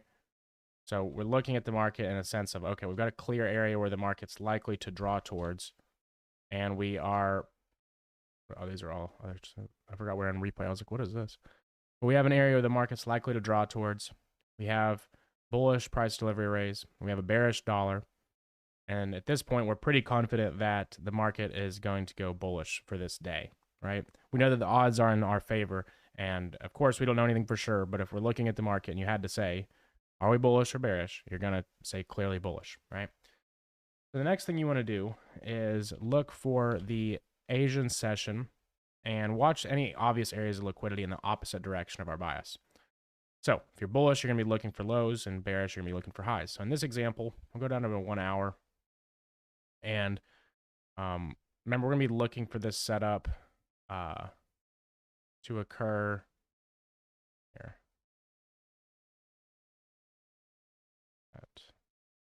Actually, it looks like there's two setups. So we'll be able to show a counter trend setup and a pro trend setup. So we'll focus on this one first because it's a little clearer. So vice versa, like when we were in this area up here and the market hadn't retraced down to our area, like that would be on this candle, you could have been bearish on this same bullish impulse. This is actually a really good example. So I get a lot of questions of people that are, they just get stuck on one side of the market, which it's not necessarily bad to do that. Because you only trade pro trend, but sometimes there's a lot of opportunities that are missed because you're not able to use the bullish trend to get in a short, right? And that sounds kind of counterintuitive. But if we're looking at a bullish trend or looking at a bullish displacement, we're going to have to retrace to go bullish, right? You're not just going to buy forever. If you're bullish and you just keep buying, obviously you're going to get stopped out. So let's go back down to that Friday, which was back over here, and during the London session. So we'll just draw a box on the London session, or we'll just draw it from midnight on.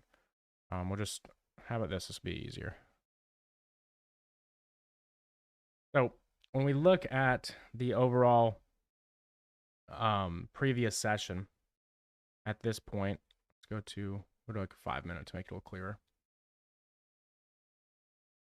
and we'll mark out the Asian range. So from 8 p.m., which is 20, or most of you guys know that. I don't want to be explaining that, but you're going to be able to look for a range to form in this area between that 8 to 12 p.m. Super simple. Yes, I know some of you guys are wondering about the CBDR. You can use the CBDR. We have old videos, and that I'm not going to go too much in depth on it. The only way that I would really use this is for standard deviations if it's tighter than the Asian range. So that would begin over here at 2 p.m. And then just, you can watch for it to form all the way to the Asian range, right? I've messed around at different times of this from like 4 p.m. But 2 p.m. usually is where I start to see the consolidation on major Forex pairs. So for anyone that's wondering what I'm even talking about, it's just a range where you can draw a fib on the high and the low if it's consolidating nicely, right? You can even draw it here if you want to be a little bit more liberal, but really this is the consolidation I see. So at this point, we're going to look for the high or the low of the day to form at 2 standard deviations on most days of this range. You can see that the high of the day formed at 2 standard deviations. Now, if it's a red folder news day, you can look for much higher targeting, and obviously those are just lower probability circumstances. But anyways, going back again, just to kind of retrace. Remember, we're bearish at this point on the day because we're in a bullish impulse, but we're looking at this fair value gap as the next kind of area as possible support. Like, this is where the market is likely to give any kind of setup in a bullish sense. So if we understand that, we're going to be looking to take the market down to that. So this isn't necessary. This is kind of like the SMT divergence. You can just look at this as an added confluence. You know, hey, if you're looking for a sell and the market just traded at 2 standard deviations, then you have higher probability circumstances than if it didn't. So what we're going to want to do is we're going to want to map out the Asian range liquidity, right? So this is where bias comes into play and is very important. So there's oftentimes going to be 2 setups, right? So here's the low. We'll just mark the low right here. Mark the high. So sometimes this won't happen, but let's say if you're very bearish and you do see the lows ran out first like this, right?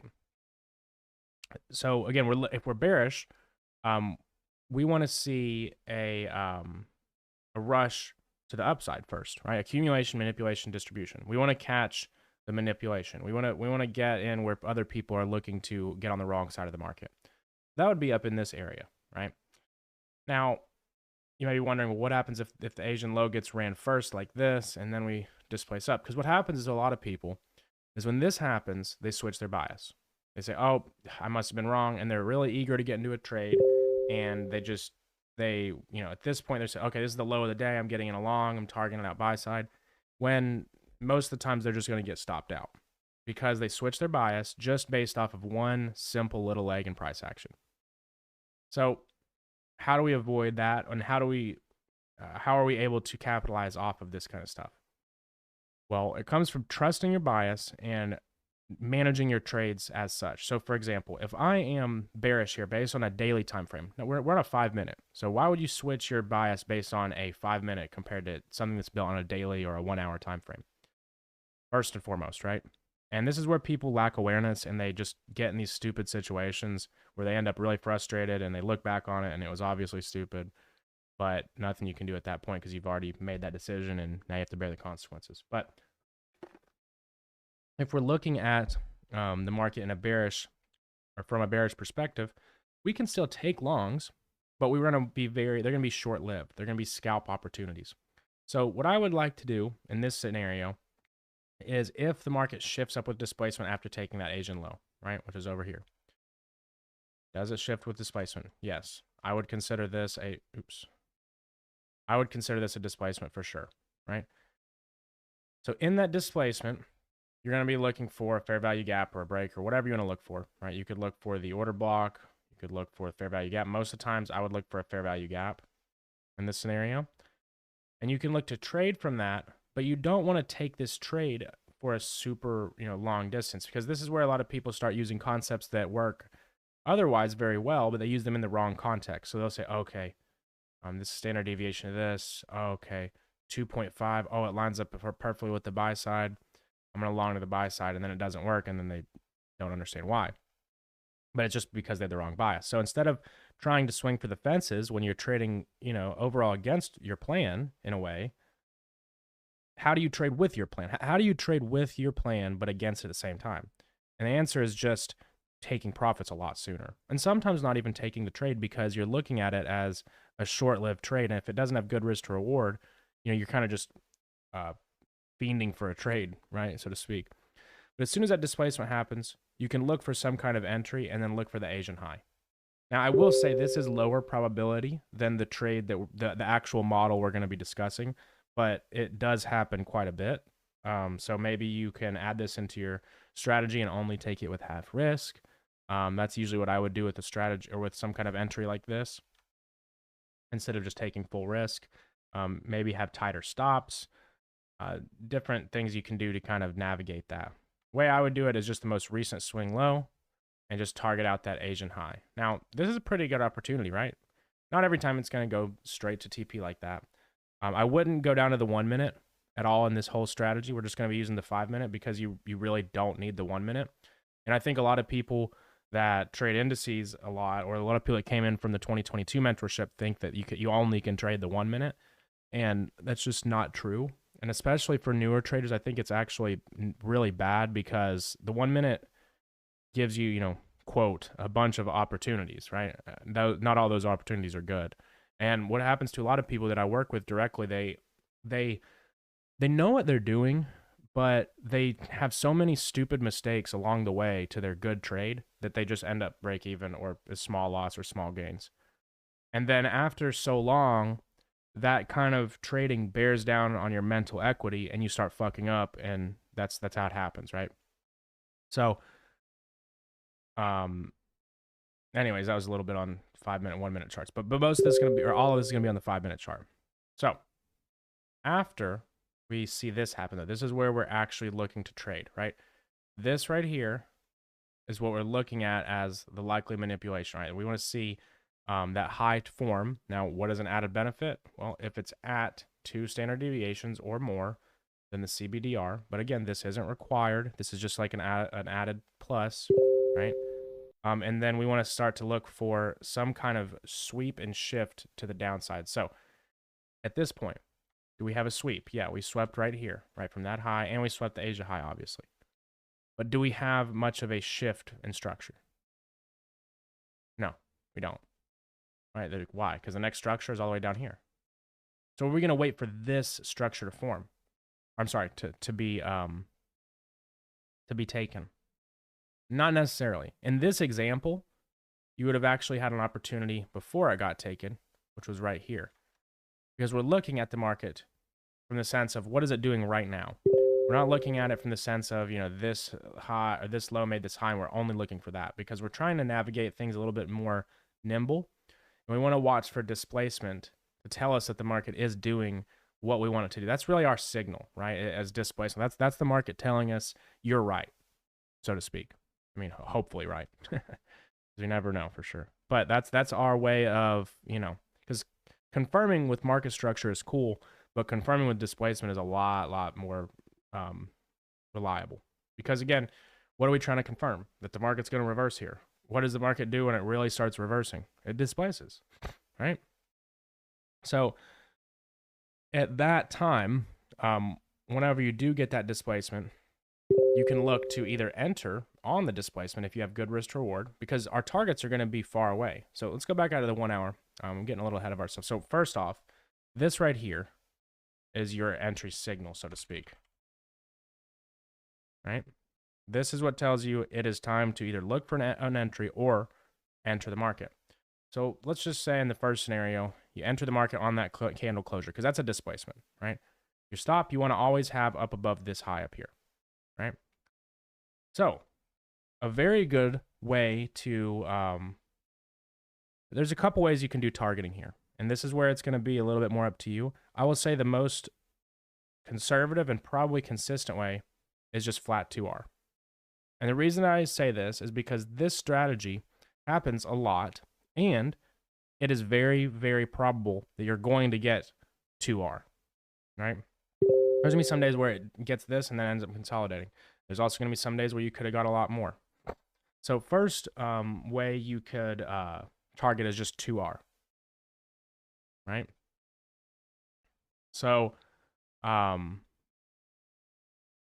let's go back, and another thing that I want to talk on before I move any farther, because I know some people might be confused. The way that this has to happen before before you're even looking for this kind of setup, right?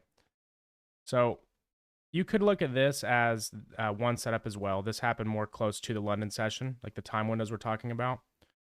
But ideally, you would want to see something like this happening a little earlier. This example, it happened a little later than 4 a.m. But this is what you're looking for. If you're bearish, you're going to want to see that Asian high ran out.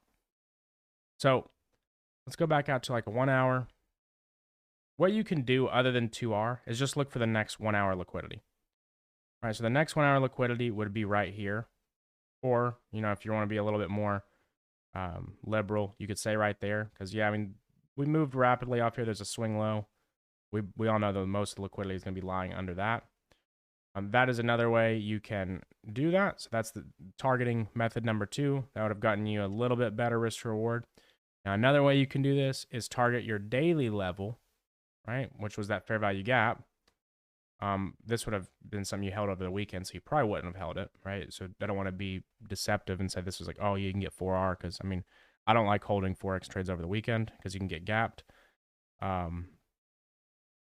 You know, stuff like happens this weekend. Like I'm expecting potential gaps from all this Russia shit at open, so we'll see. But anyways, if you do this method, I think you should definitely trim at the first 1 hour liquidity, at least 50%, if not more.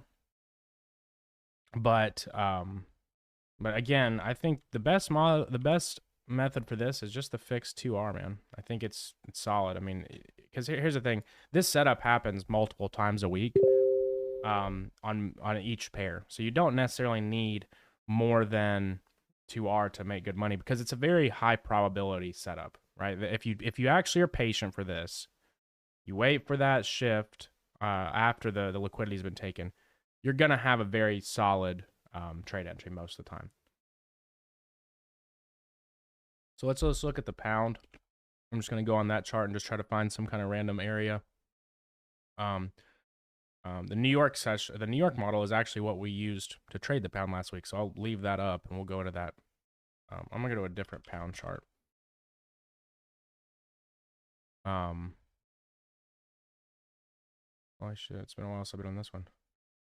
So, we'll go back down to, let's go to an area where random spot in the chart.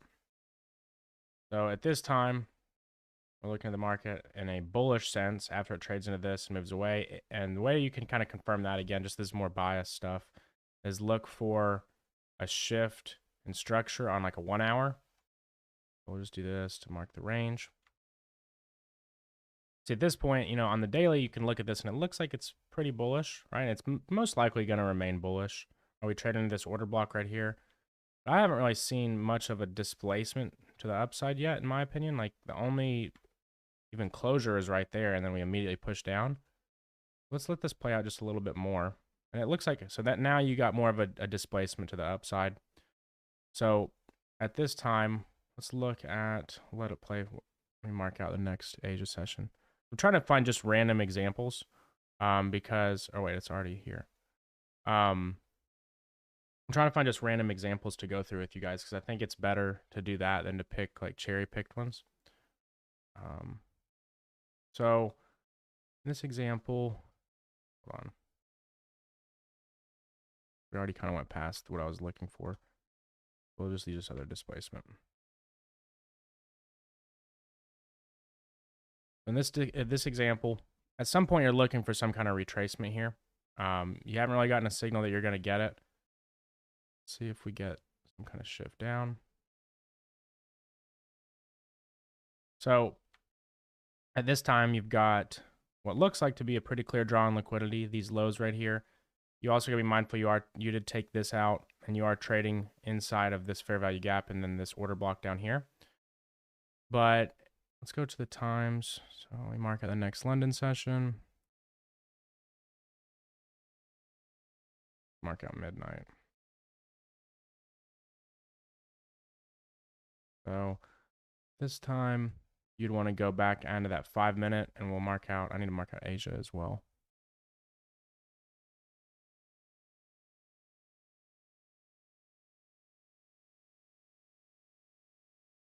Okay, so similar setup in terms of we have a pretty nice consolidation here with Asia. Asia high was formed just before that midnight.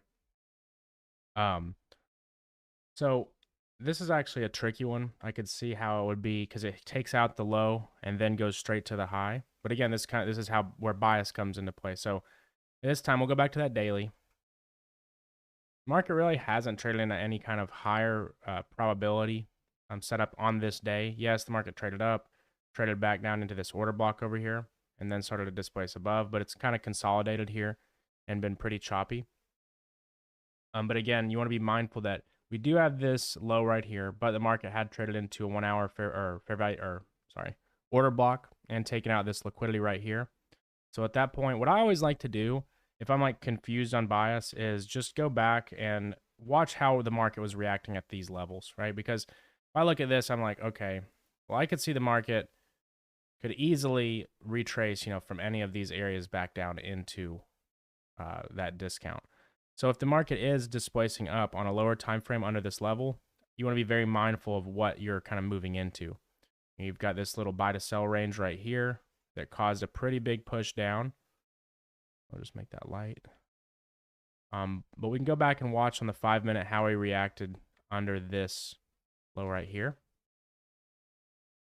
So at that time, you see that the market, and this is why I preach displacement all the time, because you can really tell what the market is doing or what the course it's on by even looking back sometimes. So if I look and say, okay, well, the recent liquidity was taken was on the sell side, and we displaced to the upside, and we've been running out stops and then displacing ever since, right? So every time you see this kind of price action, take out a stop, and then is this a high? Yeah, it's a high right there. I was like, I knew I saw one, and then displacing up, right?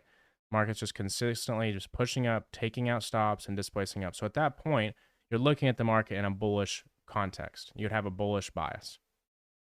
And this is one where it's not as tricky or as easy, so to speak, as where it's just bullish daily fair value gap, like the first example we had,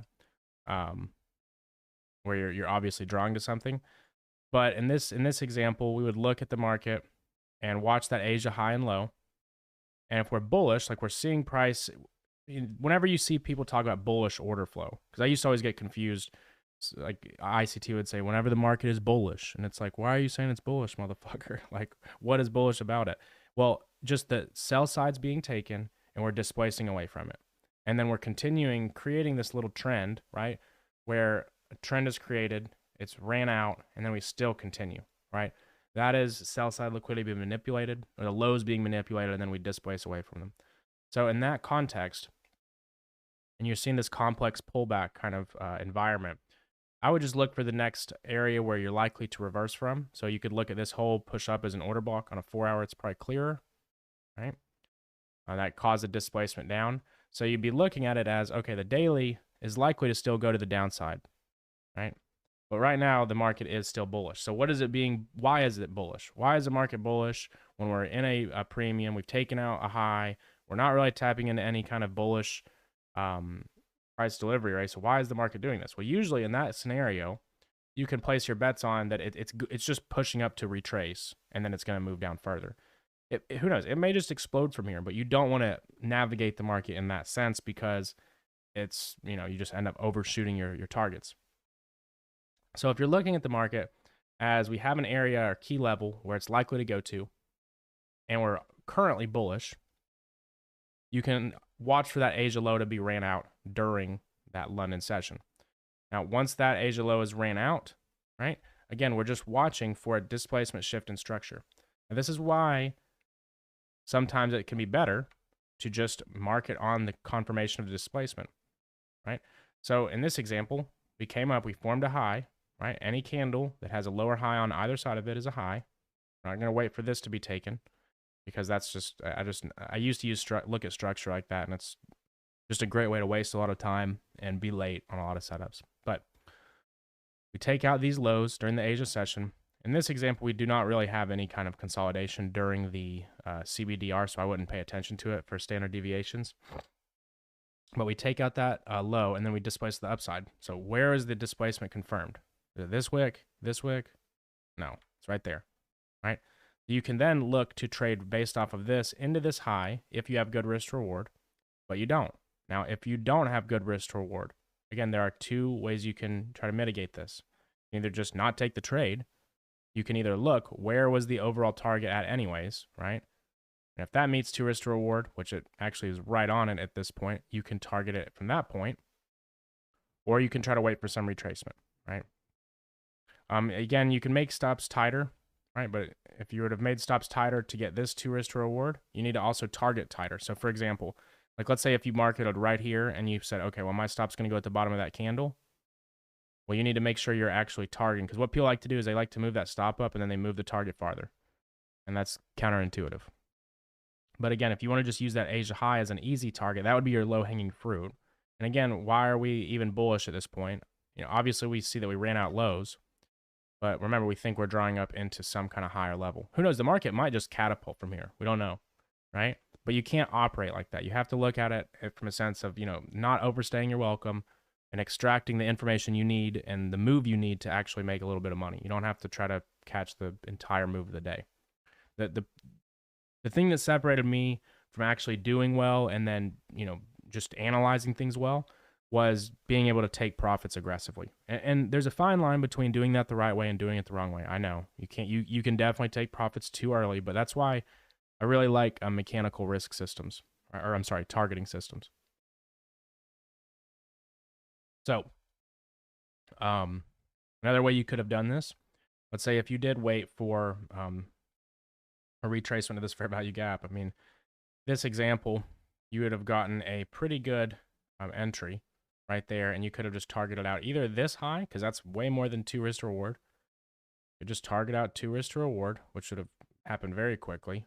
Or actually, I'm sorry, this low would have been the stop loss on that, unless you got stopped out. Sorry, I didn't move that. I was like, how's that 3 to 1? But so you could just target flat 2R. That's just the minimum for this setup or the other setup we're going to go over. You know, target out just a recent structure, because then you're just playing this displacement range. Or you could target out that 1 hour order block or 4 hour order block. So you can see there's a lot of different ways to do it. I think the easiest way is the 2 to 1, right? Because again, these setups are very, very probable. If this occurs where you're looking at the market and you say, okay, I'm bullish, and we get a run on the lows and a displacement up, odds are, if you know what you're doing with bias, this is a very high win rate trade. Now, it's not going to be high risk to reward all the time, as you can see, but it's a very high win rate trade. So you don't need to have high risk to reward on high win rate trades. I'm actually curious. Let's see what the market did, because it might have just kept going. Who knows? No, it didn't. Maybe it did. Yeah, it did. For like a 1 hour. So it did keep going to the upside. So now in this example, and that's why I like picking out these, like, could you have just said, you know, people are going to go back and say, oh, dude, fuck, you should have just targeted this high, right? Okay, sure, whatever, right?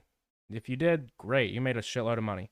But this strategy isn't about always trying to min-max everything. It's about having something mechanical that it's really thoughtless, it's not stressful, and it leaves a lot less room for you to fuck it up.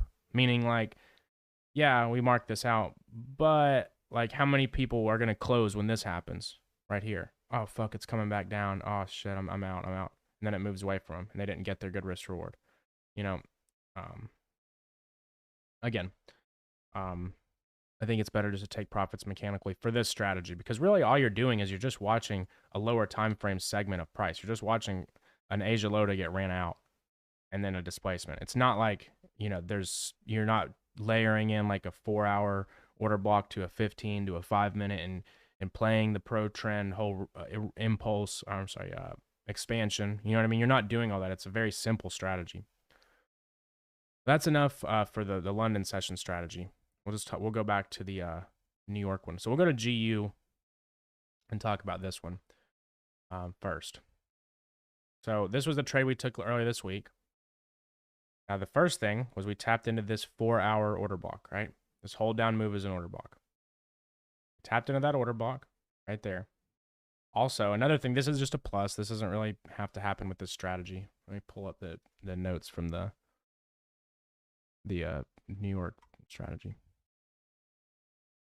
This is Wednesday. So again, if you guys have not watched I don't know why I said again, but if you guys haven't watched the weekly power of 3 or I think it's called weekly candle formation video in this playlist, go watch that. And if you guys hear me talk about on the streams all the time, the weekly profile, we're likely to put in the low of the week on a Wednesday. Now, if you can notice, we actually made a lower low on Friday, but at this time, that was another thing I was looking at, right? So you're always looking for reversal conditions on Tuesday and Wednesday if other analysis lines up with it. So how did other analysis line up with it? Well, we took out this liquidity into a 4-hour order block. Also, let's take a look at the dollar. So at this time, the dollar had traded into this draw it so it's clear. This 4-hour order block. Right? So Wednesday right here, 7. This was a Tuesday. And I was looking at this over here. So we ran out that high, and here we had traded into or traded above these highs. So anywhere above that, I was hoping the dollar was going to reverse. I was kind of honestly, I thought we were going to get stopped on that GU trade after I took it, but it ended up playing out nicely. But basically, again, we're just looking at the dollar, we're looking at a pound and seeing, are they agreeing? Okay, well, if the dollar is at smart money resistance, the pound is at smart money support. Okay, right? That to me, I'm like, okay, we're bullish overall on pound. Also, there was a daily impulse that was bullish when we were trading inside a daily fair value gap. A lot of reasons to be bullish, right? So this strategy goes as such, and it's actually, I think it's more simple than the last strategy. So again, the first thing you want to do is the higher time frame bias, but next you want to look at how did the London session trade, right? So I'm going to put times on this. We'll put a time at 8 a.m. Right, because that's after 8 a.m. is when you're going to be looking for an entry here. Now you don't have to enter it right at 8 a.m. This is one you really don't have to get some kind of sniper entry on. A lot of times it's pretty straightforward. And it's going to be on a 15-minute chart, the entry, right? So again, people are like, what? A 15-minute entry? How do you get good risk to reward? Da, da, da. But, again, you can try to go do this in 1 minute, and I'm not saying it won't work. But again, the strategy, it just, in my opinion, it's a lot easier to catch more moves, like on different charts, using a 15-minute with this strategy. So after you've went over the higher time frame bias, you've went over DXY, which is something, again, you always should be doing that if you're trading Forex. You're going to want to look at how the London session traded. So you don't have to dissect it like how we were doing with the Asia session and the other strategy. You're just going to be looking for, what happened where was the displacement, right? What displacement happened during that London session, or since the London session, I should say, not during it, since it. So again, where is the displacement at? Well, if we look on this, I need to add these on because I get a lot of questions when I'm drawing OTE. So we look, the displacement is right here. This is the displacement.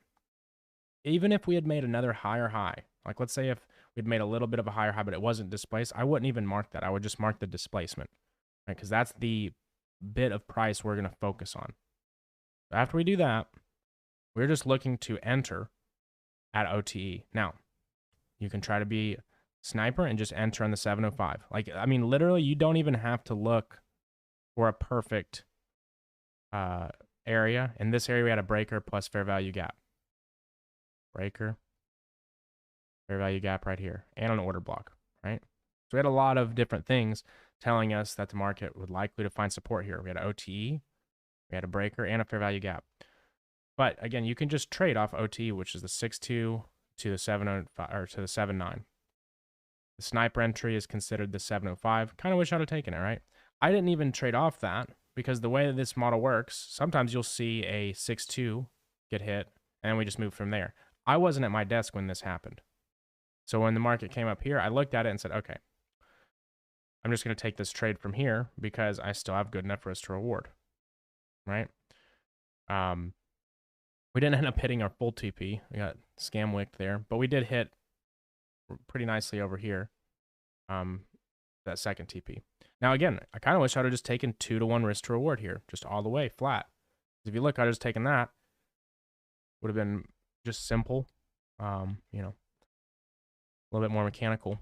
And I'd have also been able to get that 2-to-1 easier if I would have gotten a better entry. Because really the entry should have been right here in this order block. Or if you're one of the people that just trades a 705, you would have got even better entry. See that would have gotten you a lot better risk to reward. So all you're doing, in essence, is after you establish, am I looking for buys or sells, right? Then you look at the London session, and since then, have we expanded? Did we get a displacement? Because those time-based dealing ranges are very valuable in terms of, kind of plotting out what direction this session is likely to do. So if you have that, you just draw a fib on that and look to enter around OTE. Again, you could target 2R fixed, or you can look to target this strategy, because we'll get a little bit more expansion sometimes from this since we're using a higher time frame. You can target farther. If you're trading pro trend like this, sometimes like what I did is just target out the high of the range. Almost hit it, right? But we didn't. And again, the 2R is fire, man. I'm telling you, like 2R is there's nothing wrong with just consistently knocking out 2R. I mean, let's just think if you're able to hit 2R, like let's say if you have 4 trades a week and you can win 3 of those trades with this strategy, because this strategy, it's not like you're sitting there dissecting the 1-minute time frame all day, trying to get every setup there is. It's usually going to be like 1 setup, 2 setups a day max, right? And you can watch different charts playing this. But it's a higher win rate strategy if you do it correctly. So let's say if you could win 3 out of 4 trades a week, right? You can literally pass a funded challenge in less than 2 weeks doing that. Or I'm sorry, a phase of a funded challenge in less than 2 weeks doing that. But people will sit there and trade super low time frames and take 60 to 70 trades in a month's time to do the same thing. So for Forex, I firmly stand by 5-minute and up. That's just me having back tested it a good bit, analyzing the setups I like using. Now for indices, I still like using the 1-minute. I'm even starting to use the 5-minute a little more for NAS, because a lot of times if you're trading micros, you can get good risk to reward trading the 5-minute. ES, not so much usually.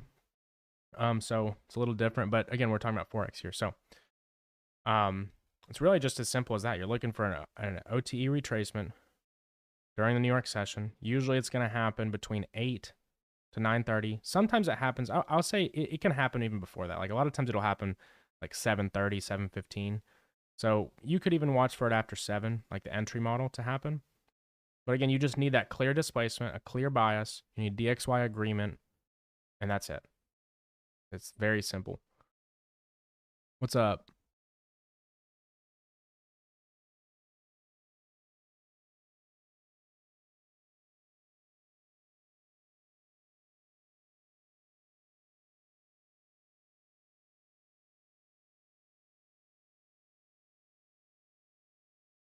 Now you could use this on Monday as well. I wouldn't use it on a Friday as much usually, just because on Forex, usually Fridays, I mean, last Friday we had a pretty big expansion.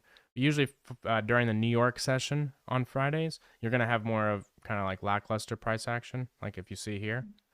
But you can use this on a Monday. Again, and the reason that I like doing that mainly for indices is because I'm trading super low time frames. So you need like super, super precise conditions. But if you're not trading, a 1-minute time frame and you're trading 5 to 15 minutes, usually on a Monday, if there isn't a setup, like, so it's easy, no matter if there is displacement in the day, no matter if there is like a big move, so to speak, there are opportunities that one could see on a 1-minute, right?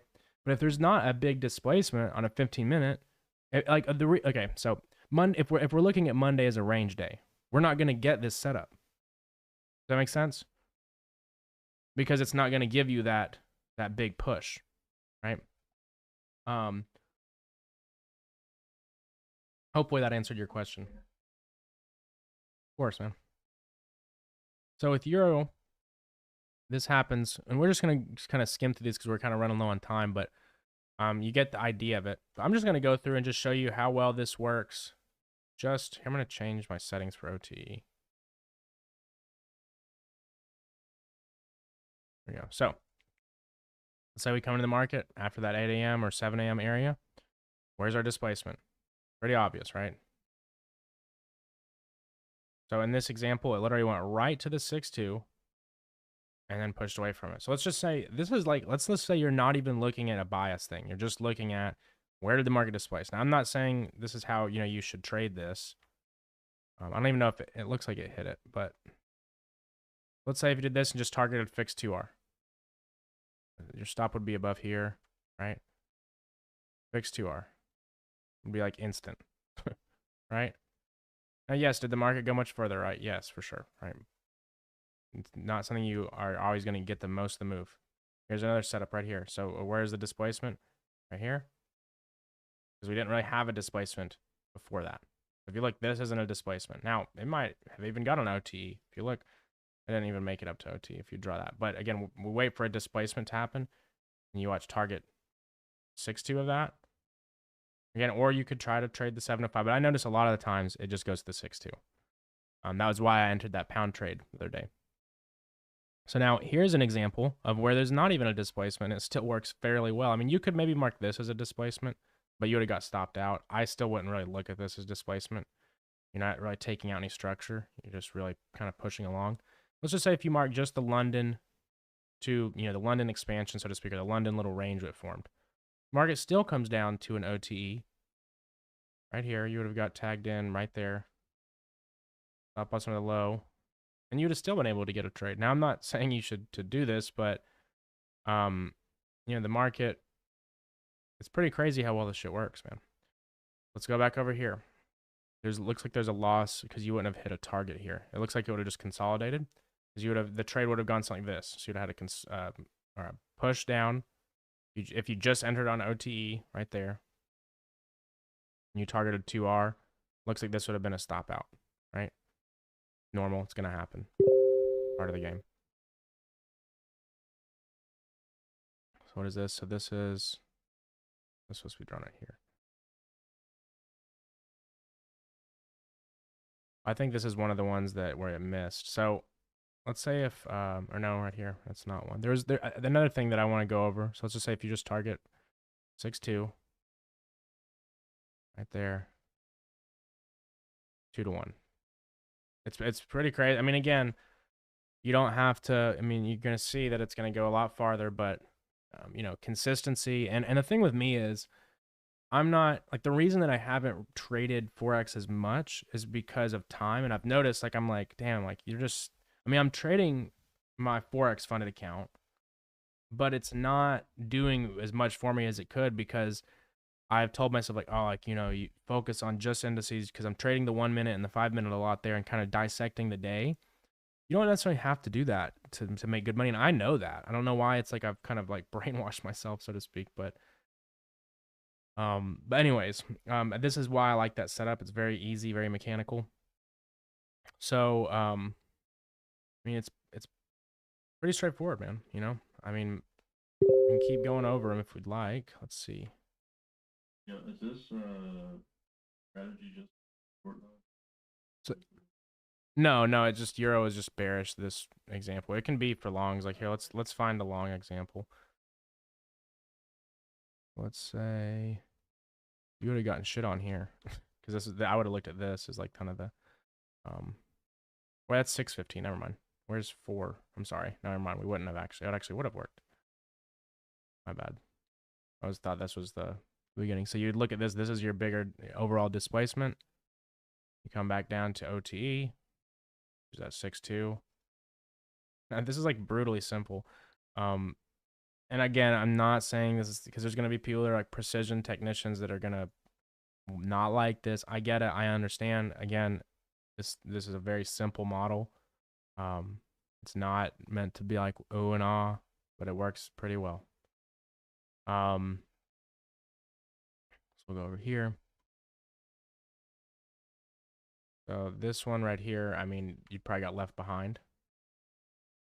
That's this one you would have gotten left behind. That's going to happen sometimes as well because I would have been like, oh, okay, here's your limit. It pushed the upside. It's fine. There's not. This is okay. Here's a good example too. This wouldn't give you a setup. Like there's no displacement here, right? There's just not. This is a day you don't trade. I think this was maybe where CPI and shit was around this area, but this is a day you just chill out. As for another thing about like CPI and red folder, just if I wouldn't, it's just like any other strategy. Expect 0 if you put yourself in those kind of predicaments. I'm not saying that it's not going to work, because it does a lot, but it's just not something you want to, not a great habit to get into trading, that kind of stuff, Yeah, that's pretty much it, man. But again, just for both strategy, the London strategy is just waiting for Asian liquidity to get ran out. 5-minute shift in structure with displacement, fixed 2R. There's that kind of like trade within a trade that we talked about at the first example, where you can kind of trade counter bias, just lower probability, maybe something you use half risk.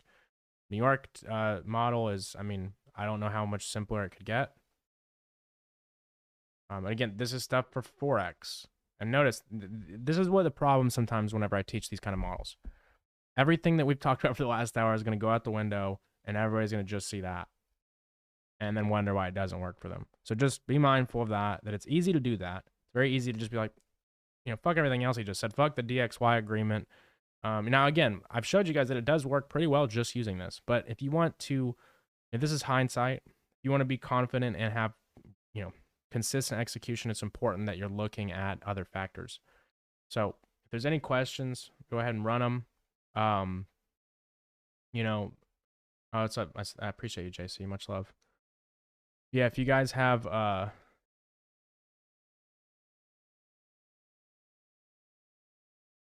what this one right here. So this is 6:15 at 8 a.m. I just keep my overall bias on. Like, so in like the pound one, I just looked at like this was really all I needed, was just like this. That was because like again, now if I'm just trading this chart, would I just sell off that? No. Right? But if I look at this and then I look at another chart that, so like I always like to try to take concepts or like thoughts and get logic from them. So this is a really good example to explain something like a mental pathway I have. So let's say if this is our level. What is this level? Anything, any fair value, whatever. What do we look for in terms of entry? You look for this. It's that simple, right? But what is that doing, right? What is that market structure shift doing? It's just confirming your idea. It's just like when retail traders have like 5 or 6 indicators telling them the same thing. It's a confluence, right? Obviously, we look at this as a better strategy. It's why we trade it, but it's the same idea behind it. It's just you have multiple things pointing to the same thing. So if my thing with DXY is I need 2 things as a confluence, right? Maybe instead of looking for this, I'm looking at the pound, seeing if it looks, maybe that's my market structure shift, so to speak, right? We talked about the advanced market structure stuff where maybe, you have this low form in it, you run it, and then you form this other low right here. Maybe that's your confirmation, right? Maybe you have SMT divergence with the pound. You see what I'm saying? Like there's a lot of different things that can be confluences. So you just look at these as tools in your belt to kind of confirm what the overall narrative is, if that makes sense. But let's go back. I'm sorry, I just completely went on a rant and just didn't. What was the 6:15 was the date? Hold on. 6:15. So okay, again, it's very similar actually. Look. Displacement down right here. Push down. Where did we go to? Order block right there. So 6:15 was right here on this day. So if we're looking at that 4-hour order block, you mean like a 15-minute. All right, Alex, I had to mute you. We traded into it right here. Took out liquidity and then shifted down. Came and took that liquidity again. But see, at this point, I would be bearish on the dollar, even though it did end up hipping the high again. And again, you displace down, but bearish on the dollar. So 6:15 remember that was like 8 a.m. on the dollar. We'll go back and check. But I mean, like, look at this. Like, I mean, if that's not a fucking short, I don't know what is. There's not 2 fair value gaps. Or wait, actually there is. Yeah, there is. You're right. But it didn't hit the, there wasn't a tap. Let's actually see. Hold on. Is there a tap? No, that first one didn't tap into it. It does look like it though, because it would have been like something like this. But we need that tap and then a tap into it. But yeah, no, I can see what you're saying though for sure.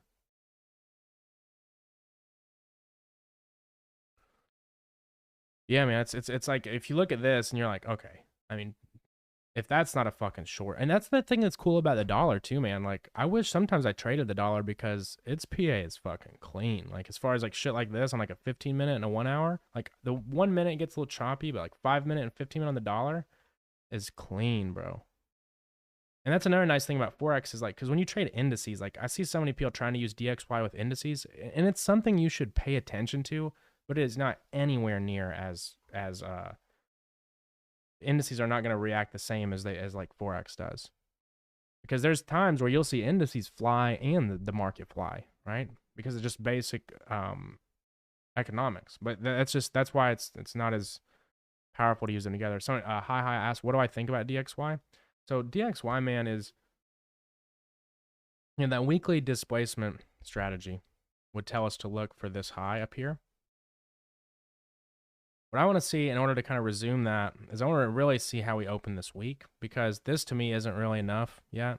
Yeah, we closed above it, but that's not displacement. I can see it forming though. I definitely can, see the idea for a bullish scenario. I want to see us displace to the upside, and if we can hold that displacement, I'll look for a bullish dollar for sure. Another thing too on euro that I've been paying attention to.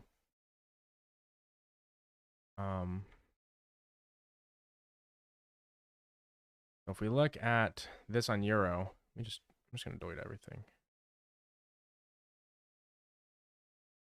What else do we have on euro? Right, we have that same strategy, but they're both in those areas where we're like kind of not sure on them. But again, trying to be mechanical, this would lead to a bearish euro, right? But what we would want to see here, ideally, is exactly what we're seeing on the daily, right? So notice how we have that weekly fair value gap, right here. So what do we want to see inside that on a lower time frame? Tap and a sweep and a shift, right? Now we haven't really got that. I won't call this a shift yet, again, but if we start to shift here on the euro, I think it's going to be bear city for these lows and this low. You know, that's what I'm seeing on the euro. It's not necessarily there yet, but that's I was looking at this actually last night when I was just chilling. I was like, oof, euro, because like I kept trying to like almost psych myself out. And again, we'll see how it opens up. Now if we're not getting confirmation of this, I won't look for it. But you know, this is what I'm seeing at the or as far as the euro goes.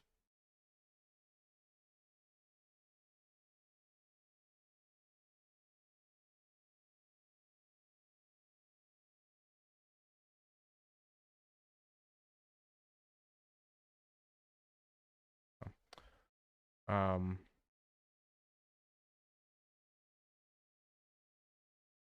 do I think of, oh wait, do I still use 4 hour to confirm the weekly POI? Usually I like watching a daily. I'll do the 4 hour, like if it's a little bit more aggressive. Like if I'm, I guess in this example, I probably should be using the 4 hour, to be quite honest, because I would be looking at this as a higher probability circumstance.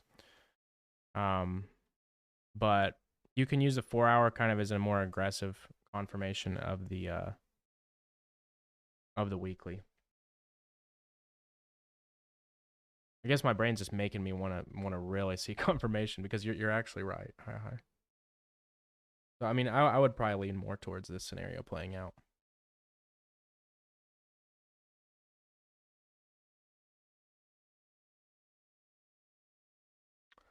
Yeah, on that note, guys, I'm gonna hop off here. The video will be uploaded to the playlist. Probably give it like an hour or so.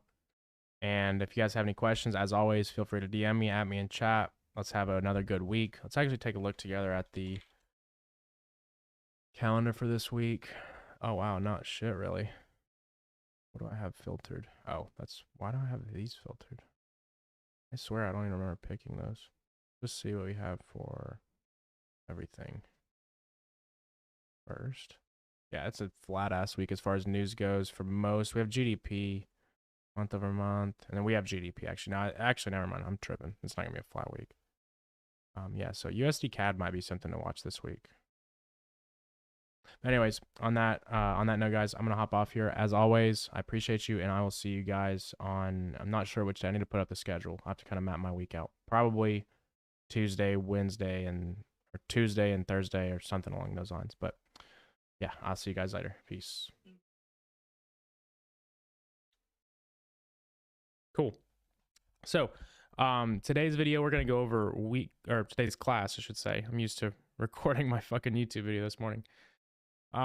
Today's class, we're going to go over weekly profiles and how to use them, not only to kind of get your bias and figure out where you want to trade for or where you want to trade from and what you're looking to, your plan of attack, but also to know, what days are likely to give a good expansion and what days aren't. So I'll do just a little drawing for you at first. So you guys have seen me a lot of the times do the power of 3, where you see me draw these 3 boxes. And I think everybody thinks this is some crazy ICT strategy, because they see everybody posted, and it's like, this is the candle formation, it's this and this and that, so much stuff. But in all actuality, it's really just the idea of smart money, smart money concepts. That's really what it is. Because all, AMD is what people like repackage it. But basically, so you'll say accumulation, manipulation, distribution. Here, I'll redraw this because usually you want this to be a little shorter. So all this is basically, people call it range deviations. People call it AMD, whatever it's called. So I said, can you guys hear? Yeah, I think they, hopefully, should be able to hear. I know player can, and I graduate. Just someone to give me a confirmation that, just because I always, okay, cool.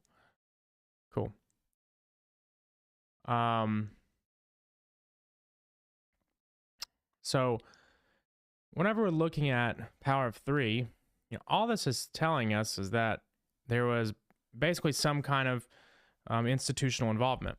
And, what do we look for to get involved trading SMC?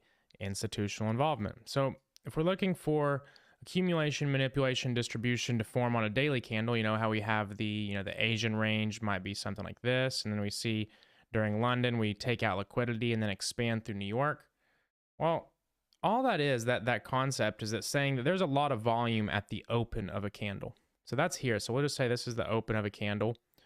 We'll just put it like this to kind of help you guys visualize stuff. So let's just say there's the open of a candle, and whether this is a hourly candle, whether it's a monthly candle, whatever, yearly. And you don't even have to think of them necessarily as candles whenever it comes to larger time periods like yearly or quarterly or monthly, but really just the ideology of, if we're going to have a bullish time frame, meaning if we're going to have a bullish day or a bullish month or a bullish week, year, whatever, then we're going to likely form a wick. So if we are likely to be bullish and we're looking for, let's just say the candle just opened, right? It just opened. It's just an infant candle, nothing at all. So what we're looking for, if we are bullish, is to see a big push down, right? So we might have had a little bit of a move up at the open. And now everybody that was really bullish probably isn't that bullish anymore right here. So what's going on right here at this moment, because if we look at this, this is the open, right? But if we look at where we are right here, that's the manipulation. So this is where a lot of people are looking to get short. A lot of people are looking to get, involved on the wrong side of the market. And the whole idea of smart money is manipulation and, generating liquidity. If the market makers are looking to go long, they need to make people want to go short or scare them out of their long positions. So if there was a lot of long positions throughout here, most of their stop losses are going to be in that range. If you enter in a range, most of the time, if you're on a short-term, trading plan, your stop loss is going to be at the bottom of that range. So whenever the market moves down under here, all these positions are now either stopped out or they're underwater. And whenever breakout traders see the breakdown from a range, they look to short here because they want to see more downwards action. So what's happening is the engineering of liquidity.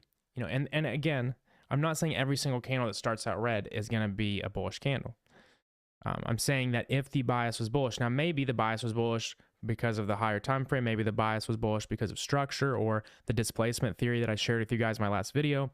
There's a lot of different reasons bias can be bullish. You know, that's your first step, and that's why everything goes back to bias. Because if you're looking for these patterns or these strategies in the wrong context, you're just going to end up, you know, continuously, perpetually fucking yourself, for lack of a better phrase. But when we're looking at the market from the standpoint that we're going to be bullish, we look to have some manipulation because, you know, that's why we have no raid, no trade. So let's just say we have, you know, our level, our whatever it is.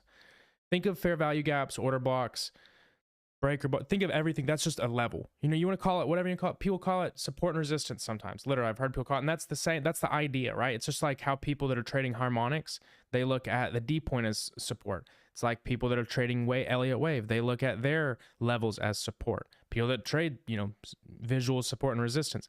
It's just a level. That's all it is, right? So the order blocks, that's our form of that, right? If you're trading the way I trade, if you're trading ICT, SMC. So we have our level here. And let's say if the market overall is to be bullish. Let's just say the level was formed by some kind of massive breakup. So let's say the market came, oops, wrong tool. Let's say the market came down, made a high, and then we pushed way up, right? Let's just say this level was a fair value gap, right? Whatever it is, doesn't matter. So this level is a fair value gap.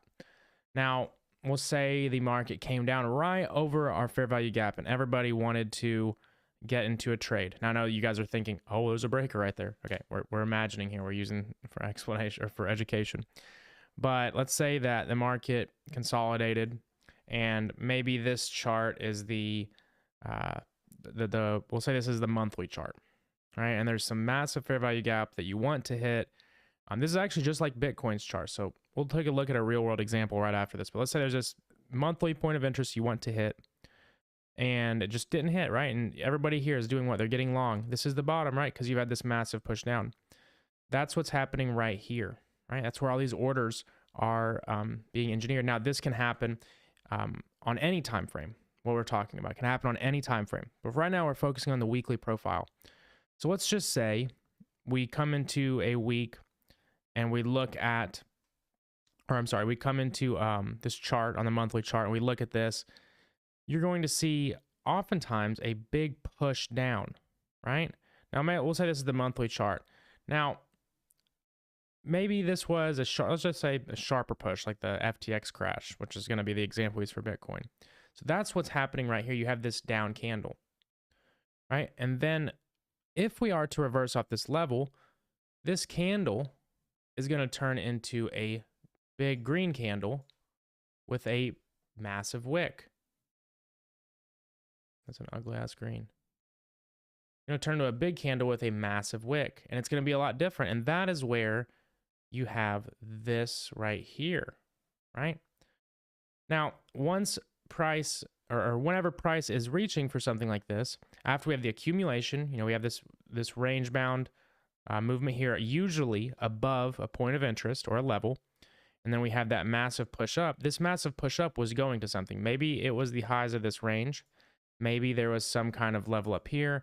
Maybe it's this high up here. But whatever that level is, once price reaches that, right, we're going to be looking for a cool down, right? Because what's going to happen here, if we have a big candle, sometimes you close them like this, but a lot of times you might move a little bit down and form what? That top wick. So in any period, the first, I'd say the first quarter or the first half is likely going to be creating the wick. So if you're looking to have a bullish week, you're going to want to see bearishness early in the week. If you're looking to have a bullish year, you're going to want to see bearishness early in the year, and so on. I could go down every time frame. And then towards the end of the period, after you've tapped into some kind of higher time frame level, then you're going to look to see some kind of retracement and consolidation for the close. So you'll see something like this. Let's go over here because I'm going to run out of space. So let's say the open, manipulation, big push up, we tap into a level, consolidation for the close. That's just a candle. That's all that is, right?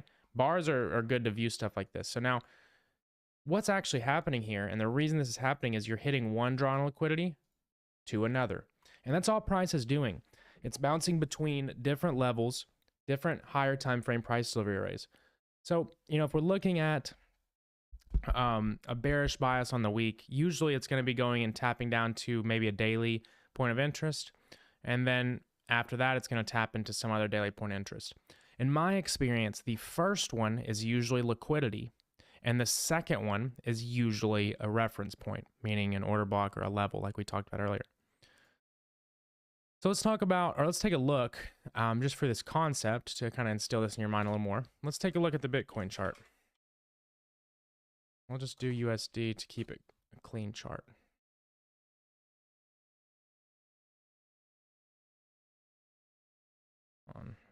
This chart's not clean.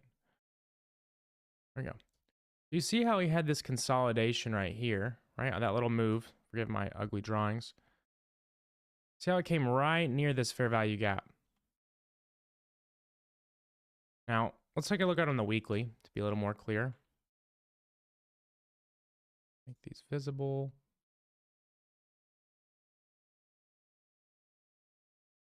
So you see we had this accumulation.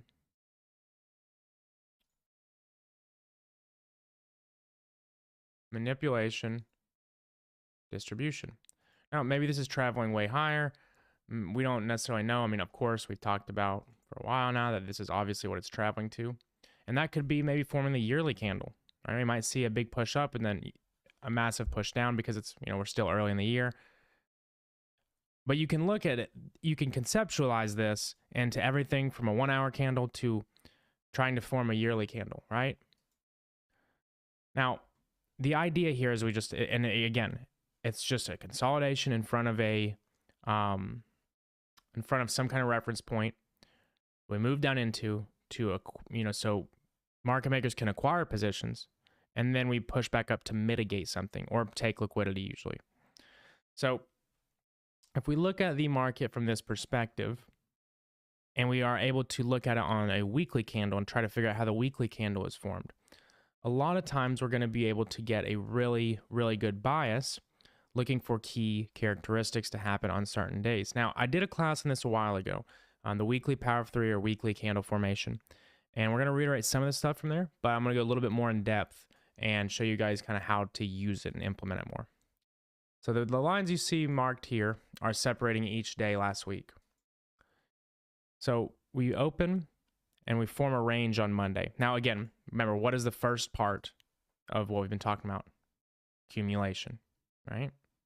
So what happens here? Now it's, again, this is in theory, this perfect model, that's in theory. Nothing is that perfect, but what do we have right here, right? On Monday, sorry, right here. We have just a range is formed. Now, everything to the left, you're paying attention to it. You're paying attention to liquidity pools.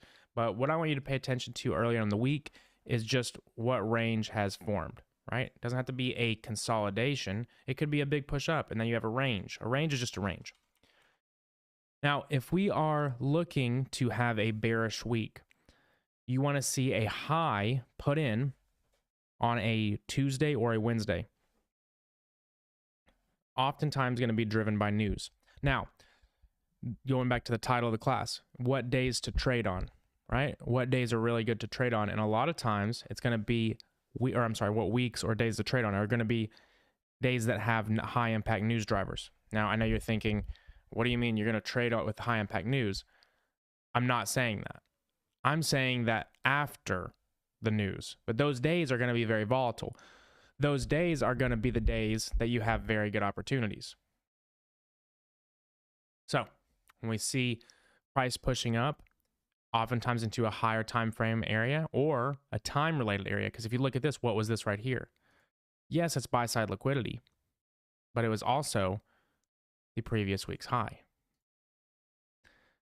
So if we see a big push taking out Monday's high, and you can also mark Monday's high, but taking out Monday's high and taking out a previous weekly high early in the week, you might be able to say that we're seeing the manipulation form. Now, for some of you trying to trade options, and this is something I'm going to be implementing more soon, you can take a very nice weekly or maybe 2 weeks out contract. I would say 2 weeks out because theta's a bitch. But again, I'm playing with that, so don't go just full port that. But this is something for a one trade a week type thing to kind of catch the move of the week. Or if you're trading on a personal account, I don't really swing futures like that, but to each his own. But if we come up and we take out a high on Tuesday, right? That's gonna be our manipulation. That's going to be this right here. Now, this could be a previous weekly high. There may have been some kind of order block. It could have been anything on a higher time frame, maybe a 4-hour, daily, weekly, monthly, anything. There could have been some level here, right? Or wherever. Oops. Could have been some level up there that price had been tagging into. But our level was this previous weekly high. And how do we confirm this, right? Just like we confirm anything. Displacement, shift, and structure. Now, another trick to kind of figuring out when the market is likely to really start expanding is wait for this whole move to die down. Like wait for a big pivot or another shift in structure to the upside, right? Like this. And once that happens, draw a fib. So I'll add the 1 and the 0 here.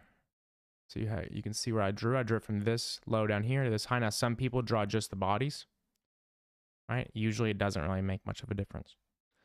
But if you look here, price left a nice liquidity pool inside of optimal trade entry.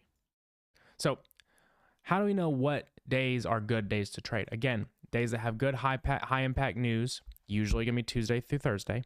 Oftentimes Tuesday and Wednesday, hence why the higher the low of the week is put in on Wednesday. And again, this can be used for a bullish narrative too. I'm not going to teach a full bullish thing. If you guys, again, that's just something that people will ask, like, what about a bullish example? And I almost want to give it, but it's just like I'm spoon feeding to the point where that's going to just, if you can't inverse stuff, like understand that this is a numbers game and understand that a bearish example is the same exact thing as a bullish example, then you got to work on that before you can, me giving another example is not going to help you. There's a little mini rant, but we understand that we've taken out liquidity on a Tuesday. Now this could have happened on Tuesday or Wednesday. Once this happens, this is going to be very, very probable this is going to be an expansive day, right? And we have our bias because price is taking out and attacking the buy side and Monday's high. We've taken out previous weekly high. We've taken out Monday's high, right? So these are the days you're going to be looking at as very high value days. Now on Wednesday, right here, this was kind of a fickle day, right? Now, what we could have waited for is that return back up to optimal trade entry, right? But we didn't have the same levels at that point. We had this right here. So let's just say on Wednesday, you just didn't get that. Now, I'm not saying you couldn't have traded Wednesday, but you're in kind of no man's land. You're out in the minefield. You're just kind of, are we going to keep expanding? Are we going to, as far as this strategy goes, I'm not saying you can't get good trades. I'm not saying, I think we actually took winning trades on Wednesday. We did. So I'm not saying you can't trade, but I'm just telling you guys the most high probable scenarios for massive expansions. But once we bottom out and we form that market structure shift to tell us to go back up, this can tell you, like if this happens, that can tell you, hey, the market is now going to go back up to optimal trade entry. And the way that I came up with teaching this class to you guys this week was because I was reviewing a loss that I took on Wednesday, right? We took a loss together at first, and then we took a nice we had a nice sell after we took a loss, and the market ended up expanding rapidly. But I was looking at it like, okay, because my bias was that we were going to go for Monday's low right here, but I realized and really went back and analyzed it and came up with, kind of refresh my mind with all this. So that's why I want to share it with you guys. So instead of taking that short, even if we one-on-one, we could have had a way more expansive trade by being on the correct side of the market. So market shifted up. That can tell you this is going to be an expansive day because it's already Wednesday. If we're going to have a bearish week and this is the low, then we know that after we tag into this, we don't have a lot of time in the week to expand down. So we have to go back out now. Let's go to the daily because, again, let's just kind of rephrase because it's a lot. we're going to have a bearish week. We have a high of week put on Tuesday. What are we expanding towards? Now, there's a daily order block marked right here. If you look on the daily chart and just look for the nearest price delivery array. Remember, you guys know I love low-hanging fruit. What's the most obvious area? This order block. Now, on the daily chart, I want to use bodies for order blocks. I really like to use them a lot of times on any time frame except like 5 and 1 minute. But again, when you're up here on Wednesday, right? This is Wednesday's candle. You're going to be looking for, okay, well, if we're going to be bearish, where are we going to be bearish to? The next daily price delivery array. So if we haven't tapped that, and it's already Wednesday, and Wednesday is telling you we got to go back to OTE, once you get up to OTE, you know it's game time. The market's going to shit. The market is going to expand very, very rapidly towards that daily order block.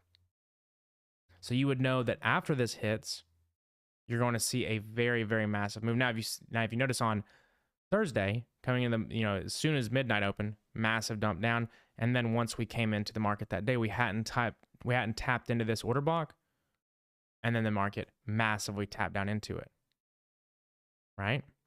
So you would have known that Wednesday and Thursday, after this had been tapped into, those would be very high volatility trading sessions. Let's talk about Friday. So we'd already tapped into the daily order block, right? So now what? This is what? Does that look like very massively profitable trading conditions? Maybe. But does it look as good as this or this or this? No, it doesn't. It's not expansive. And as day traders, we want that big push on the day. I mean, do you like trading days where it's just chop and you just move, ES moves, $20 the whole day? Fuck that. You don't want that. That's where you start losing money. We want days where the market's moving very rapidly, because the good thing about these days, which is what I talked about a little bit in my video I put up today, is that if you do lose, your bias can quickly be shifted and you still have room to make money because there's still a range that's going to be created. The market is going to be pushing or it's going to be shitting on those days. So these are the days that you have to be aware of this and say, okay, I took a loss real quick, this, that, and the third.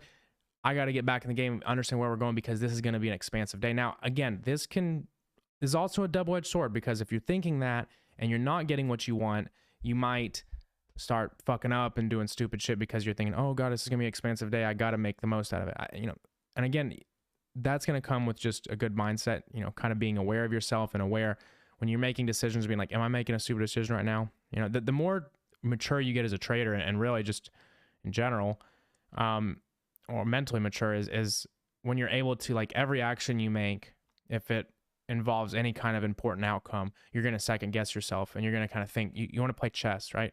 Not only, first consequences, but second and third consequences, and also be aware of why you're making a decision. So that's just food for thought there. But understanding the weekly bias, understanding, okay, what did Tuesday do? Tuesday and Wednesday are going to be very telling, right? Now, I'm not saying if we put a high in on Tuesday and we have a shift, it's always going to work. I'm not saying this is a be-all, end-all. I'm not saying that, right? What I am saying is if you pair this with other confluences, it's going to work a lot of the time. Now, this doesn't always have to happen on Tuesday. Sometimes it's going to happen on Wednesday. Sometimes it might happen on both days and it might not work. So don't think that this is just like the holy grail and I gave you guys the secret to making money and all this. But understand that once you get a feel for it, you'll know. And that's why I was talking about, I don't know if you guys were at the Twitch stream or on Thursday's stream, whenever we got stopped out a little early, and then I ended up taking more trades, but I was very confident we were going to go down to that daily order block. And so these are how, because I get a lot of questions recently, like, damn, like, how do you get just shit on, stopped out, and then you just keep going? Like, you keep going. And like, for example, on Wednesday, whenever we got stopped out on the first short and then I went back in again, now obviously, like I said, we could have been getting a bit bigger of a move, or a lot bigger of a move, but the mental, or the mindset behind that is just being, very confident in what you're doing and not being afraid to be wrong. And this kind of stuff is how I do that, is developing these bigger picture biases, these things where it's reasonably, or where I'm reasonably confident, which means I have a logical, basis in my head formed that I'm going to be confident. It's just like back testing. If you're going to be trying to be confident in your system, but you've never back tested it, then like, what are you trying to do? That's like saying like, yeah, I'm confident for no reason. Like I'm confident. That's just dumb. There's just no way. And your brain knows that. Like if you say you're confident in your system and you've never tested it and you're not profitable, you're not confident in your system. There's no way you are, because your conscious is going to tell you like, yo, like you really don't know. So chill, you know, don't take the trade, don't follow it. But stuff like this can really help a lot with that. That's really it for today. You know, I could continue to beat on a dead horse. It seems like we covered pretty much all the bases I wanted to go over. I know it was a little shorter than usual, but the value's there, and I think that it's better to be concise rather than to spread things out. So if you guys have some questions, I'm sure maybe there's some, hopefully, just let me know. While I'm waiting for you guys to ask questions there, I'm going to go over to Bitcoin, and I'll start to kind of, we'll see if this trade works out. And again, I posted this one, and it's a total auto. I'm not risking much at all on it. And I'll go over why I want to take this trade. Now, whenever we're talking about market maker models, and you know, we already are bearish, or I'm already bearish at least. You know, obviously we've pushed a big area down, but the 4 hour to me is still displacing down. We have taken out a lot of equal lows, but for how is my bias in the coming week on NQ and ES? Let's take a look at ES. I'll just do this. First off, let me delete all this shit because I have so much shit. And just to start off, like we've been talking about in this entire time, the best way to do that is to wait for Monday's range to be manipulated. But I'll take a look at the higher time frames and let you know a little bit of what I think might happen, because I haven't even looked. Like a lot of people, they'll be like, do like a Sunday markup. I don't understand that. I don't get that. Like I get it for marking levels, but like if you're trying to trade ICT, that's just completely against you know, really the logic that of time and price, because you're basically cutting off using Monday's range. But I'm trying to delete this without deleting all my other drawings.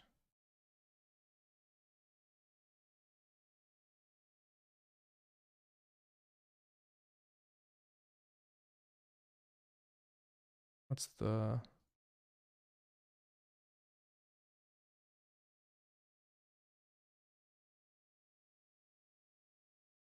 All right, so first off, let's look at the weekly. Last week closed bearish. We have get this gone. We've got a breaker, or no, I'm sorry, that's not a breaker block. Actually, I mean, one could look at it as a breaker block. I've been watching ES more. I'm sorry, not ES, but NQ more. I'm gonna be safe, play it safe, and watch this fair value gap overall. Now, we haven't had a massive shift in the daily yet. So the two things I would be waiting on, for one, remember we just traded into a daily order block, right? This daily order block didn't really give us any kind of substantial shifts in structure, except, I mean, you know, you kind of took out some highs here, a high here. ES has been really choppy. We look at NQ, on the other hand, let me put these on my object tree as well.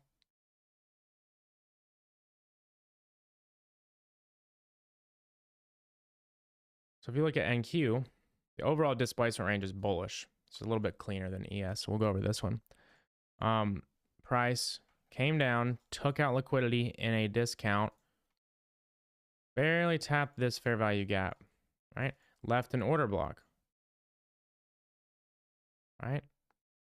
So look at the 4 hour. We have a little bit of a big push up. 1 hour doesn't really have much, any kind of movement here as far as a shift in structure. So I would be leaning bullish, right? But again, in order to try to catch the bias right now is kind of redundant. You know, you want to make sure that you wait for the Monday's range to be manipulated. So what I would be leaning towards would be bullish, right? Because I would like to see maybe consolidation, take out this low, maybe even into this fair value gap, and then move up. But again, maybe it's going to take longer to get down. Maybe this fair value gap's the draw. Maybe it's going to take longer, and we might end up having a bearish week, and we might see some manipulation up early in the week. Again, it's just kind of, you know, you want to make sure that you're just plotting out levels and watching, because, okay, we have a volume imbalance here. that's a level we could maybe see manipulation of the upside in, then trade down into previous week's low or this fair value gap. Or we could trade down into this and then trade back up into that. It's more about reacting based off of the weekly profiles we just went over instead of trying to predict what the weekly profile will be in before it happens. So I hope that helps. But, you know, things to keep in mind, we're in a bullish displacement on the daily. Why isn't this mic stand staying up? Hold on.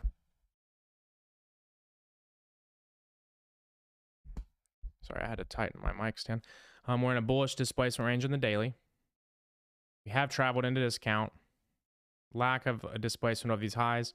So that would give me, you know, reason to believe we're going to go here at some point. But I don't know if it's going to be early in the week or next week at all. So hopefully that helped. On the Tuesday stream, we'll be able to go over that a little bit more in depth.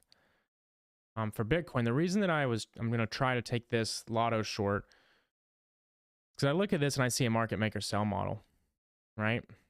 And I also see a lot of liquidity building up above these highs. And if this is going to be a distribution right here, we've taken out the lows and there was a nice shift here, right? We came down here, took out a low, failed to displace under it. And there was a decent shift right here. Barely pipped this high. The reason I picked this high is because it was the highest high of the range. So if we're going to play a market maker model in these, the second, you know, the first distribution, I'm sorry. I don't know why I said second. It's the first distribution.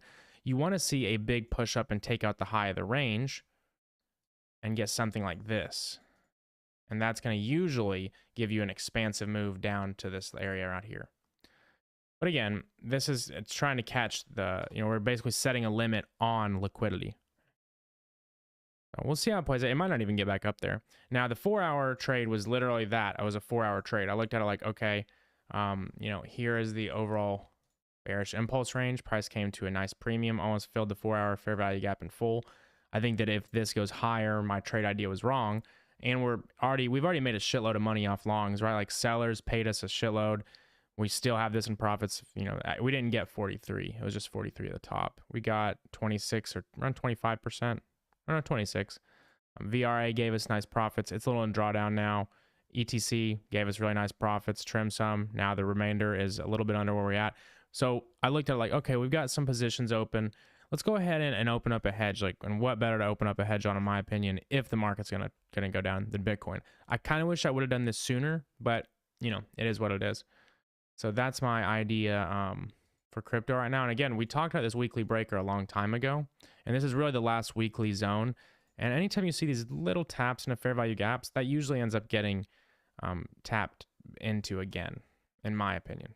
Now, we'll see. Again, the daily structure is still kind of bullish if we look at it like that, but that's the game plan that I like moving forward. Okay, Euro was hopeful. I want to see how we open up on this nice push after the right before the close for the weekend. So we'll see how that opens up. I'm going to also keep an eye on USD CAD coming into the new week. We got stopped out on that trade.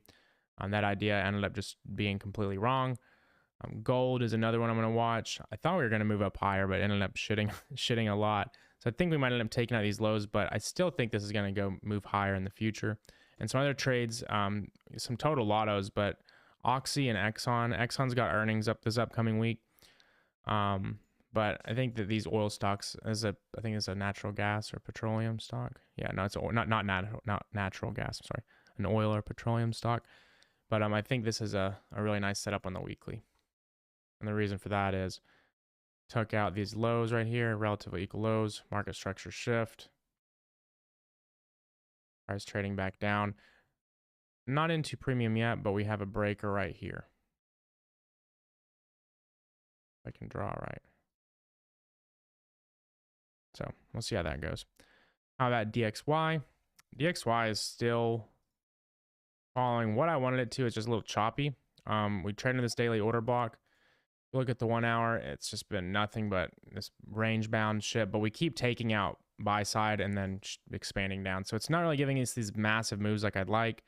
Again, we still haven't taken out this low. So we could just see more chop. Until we get massive displacement on the 1 hour, it's just chop. The way I look at it though, until the daily shifts bullish, my system's not going to let me be bullish. I can see the bullish idea. Like, yeah, we took out the low.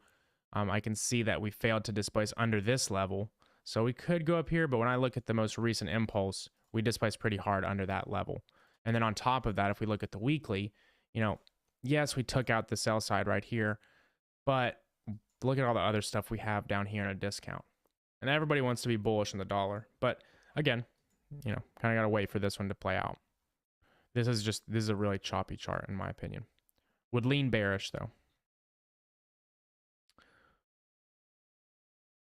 Because if I look on the weekly, well, let's go on the monthly. You know, you've got this fair value gap that you are trading inside of, you barely pip this low. But until we get a daily shift, I'm not going to really consider that a reversal. So anywhere in this zone right here, you know, and if we want to refine that more, you have a fair value gap down here that you're trading into.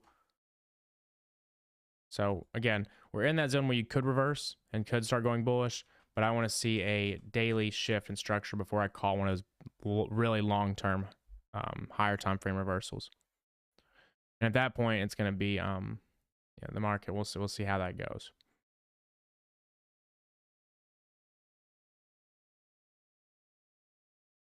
QQQ. Yeah, that's the NASDAQ. That's one we just went over in a second ago. It's just going to be the ETF. So it's similar to the NQ chart we just went over. The reason that I got those lottos for this right here, just simple. Fail to displace under this. Traded into this fair value gap. Again, taking out liquidity and massive shift on the weekly. So that gives me a bullish draw on liquidity. Also, if we're going to have a bearish year, just like we talked about earlier, I want to see bullishness early in the year, which would give us that target hopefully getting hit in the first or second quarter. That's why I got the June 16th calls, but we'll see.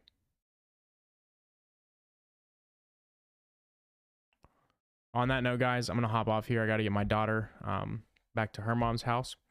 So I will see you guys on Tuesday. I actually have a pretty dope thing that I'm going to announce tomorrow. I'm going to be doing a co-stream with a pretty well-known person in the crypto space. I think you guys will be pretty excited about it. But that'll be announced tomorrow. It'll be on Tuesday. And then we'll have the normal Tuesday, Thursday, Sunday classes. So yeah, awesome. I appreciate you guys. I'll post this up to the YouTube, to the private playlist. And if you guys have any questions, you guys know how to reach me. Peace.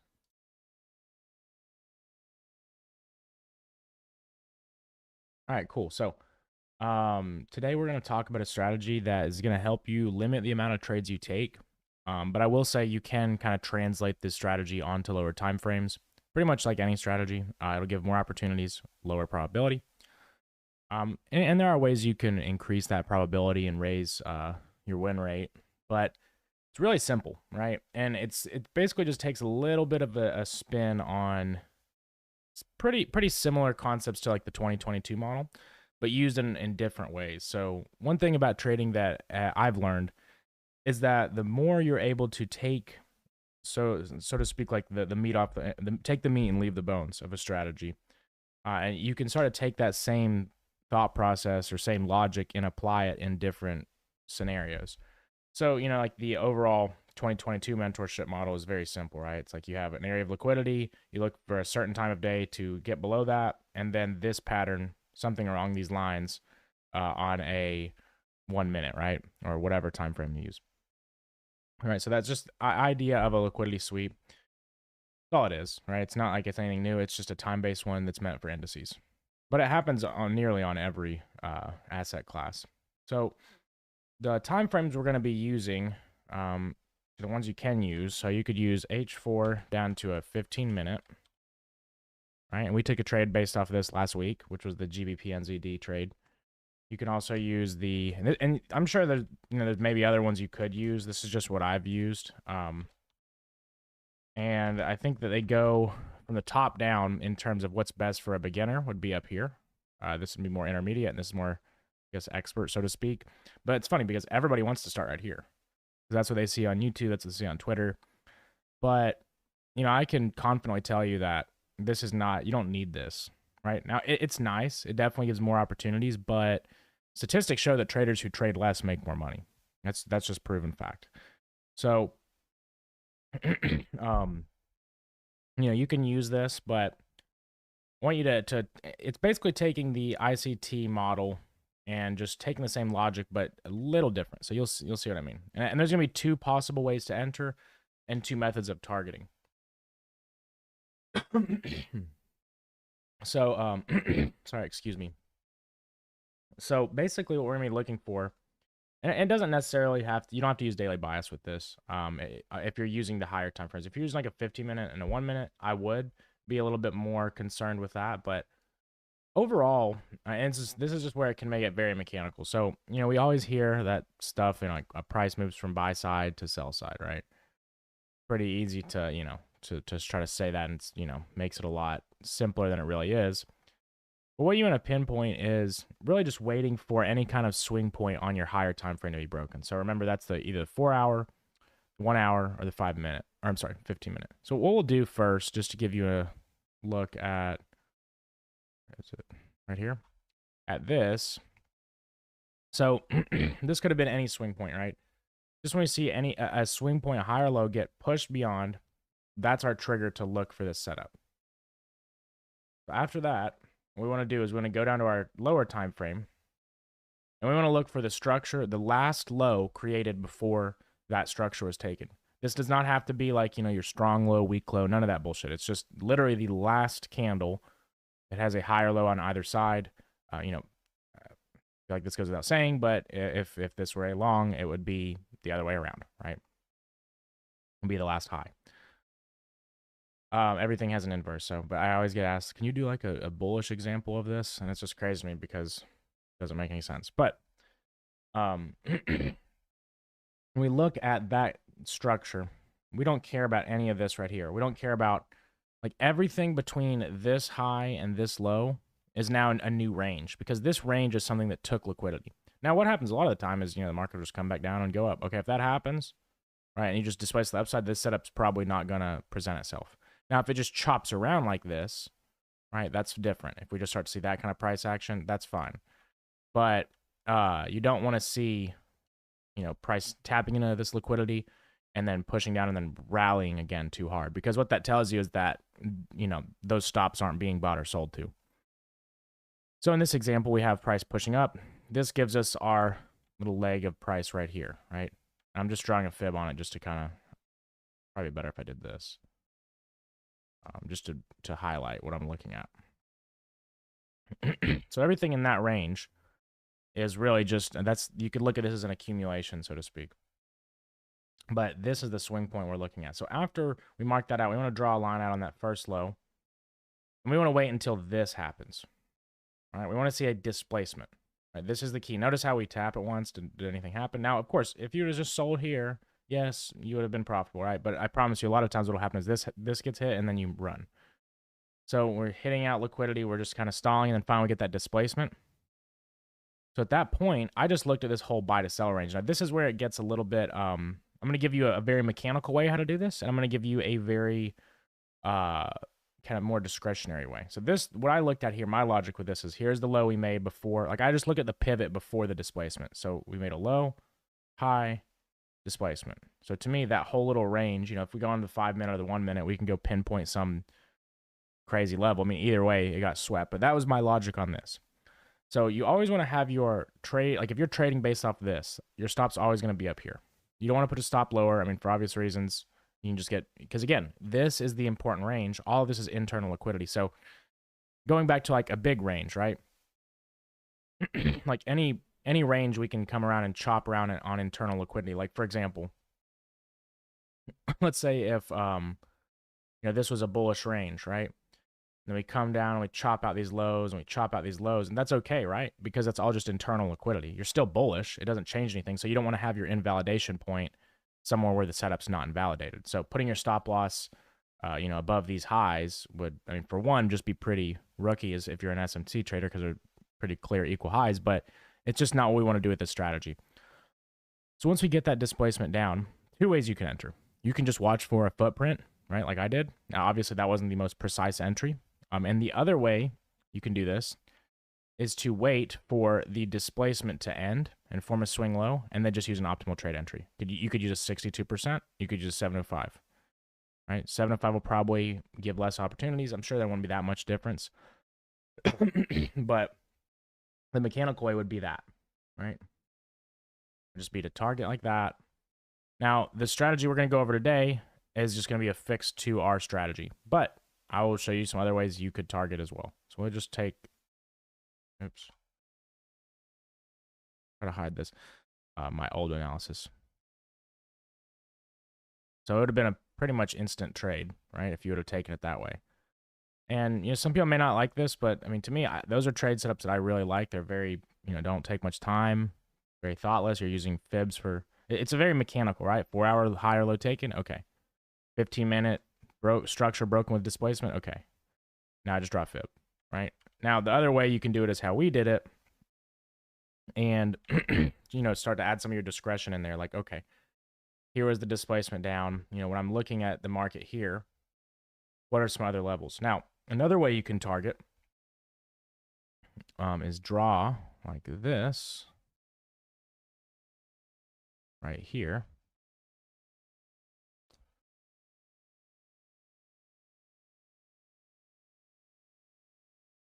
And you can just mark out areas around 1 or 2 standard deviations. Now, in this example, I probably could have done that. Like, looking back, that's why I'm adding this in there, because I was like, damn, I could have just targeted 2.5. Would have been a bigger trade, but that's okay. So you could use that as a targeting method as well. So really, again, the steps are, you just look for some kind of higher time frame swing point. So you're looking for this to be taken. Once the market comes up above that, you're then going to kind of zoom out and get a lower time frame, or zoom in, I should say. Zoom in, not zoom out. Get a lower time frame view, and what you want to see is, like let's say this is the high, right? This is the high right here. This is where price is coming into. Price kind of comes up and rallies. And then we take it, right? So out of this, in this example, this is where people mess up, because they want to say like, okay, this is the low I'm waiting to be broken, right? But it's the last swing point, right, before that. So once that happens, and that is broken with displacement, you know, it can come around, tack around, hang around, but once it displaces through, forgive my drawing skills, once it actually displaces through, then we want to wait for it to form some kind of swing low. Maybe not, may not immediately happen. And then the options of entry, you could either look for a fair value gap that was caused in this displacement. That would be the probably the easiest in terms of, you know, like picking out an entry based on a price delivery array. Or you can draw a fib and use optimal trade entry. Right? You can also blend and say, okay, well, I'm going to look for this at optimal trade entry. This and that, you know, I'm going to look for an order block at optimal trade entry. You know, that I'll leave that up to you guys, but I'm just going to give you guys something very mechanical, very simple and easy, which is that optimal trade entry. And then as for targeting, I'm going to say fix 2R, or you can use standard deviations of the swing leg. So let's go back and look at some NASDAQ setups. So that was a setup we actually took.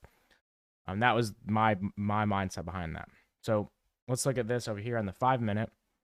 We see we have a low getting taken, right? And it doesn't have to be an immediate reaction of this low. It could be like something like this. We'll take a look at this and see how this looked. I guess it would be this low it was taking. We'll see how this looks. It can close beyond it. That's fine. You know, it's just price getting beyond that level. That's all we're really looking at. So, and it can even kind of displace through it if it's a higher time frame level too. Like, let's say if you're on a 1 hour and like on this day we are actually tapping into a monthly fair value gap right up in here and taking out some pretty strong buy side. So, you know, let's go back on the 1 hour. Like, yeah, it kind of displays through that high, but what context? You know what I mean? So, like, let's look how this would work. And this is a trade you wouldn't have taken because it's at the end of the day. But look, again, mechanical. The last low that was formed was right here. The market, we'll see how this ends up working out, because this, you know, don't trade this on a Sunday. But that would be the setup. But of course, the thing is here, I mean, with whenever we have these big pushes, like what are you going to do this? You know, or something else we can watch out for is some kind of optimal trade entry. So we'll just mark that out, and we'll just leave that for later. This will be a kind of a forward test study. That I think that helps because that gives you guys an example on price action that hasn't happened yet. So over here, this was that 1 hour low. We'll go back and get another view again. I'm on the 1 hour. Yeah, it's right here. So this is what it looks like on the 1 hour. We'll take it here. I'll do this. This always used to help me when I was studying. So then we'll go to the 5 minute. Well, this is the 1 hour view, right? So just so you have this over here.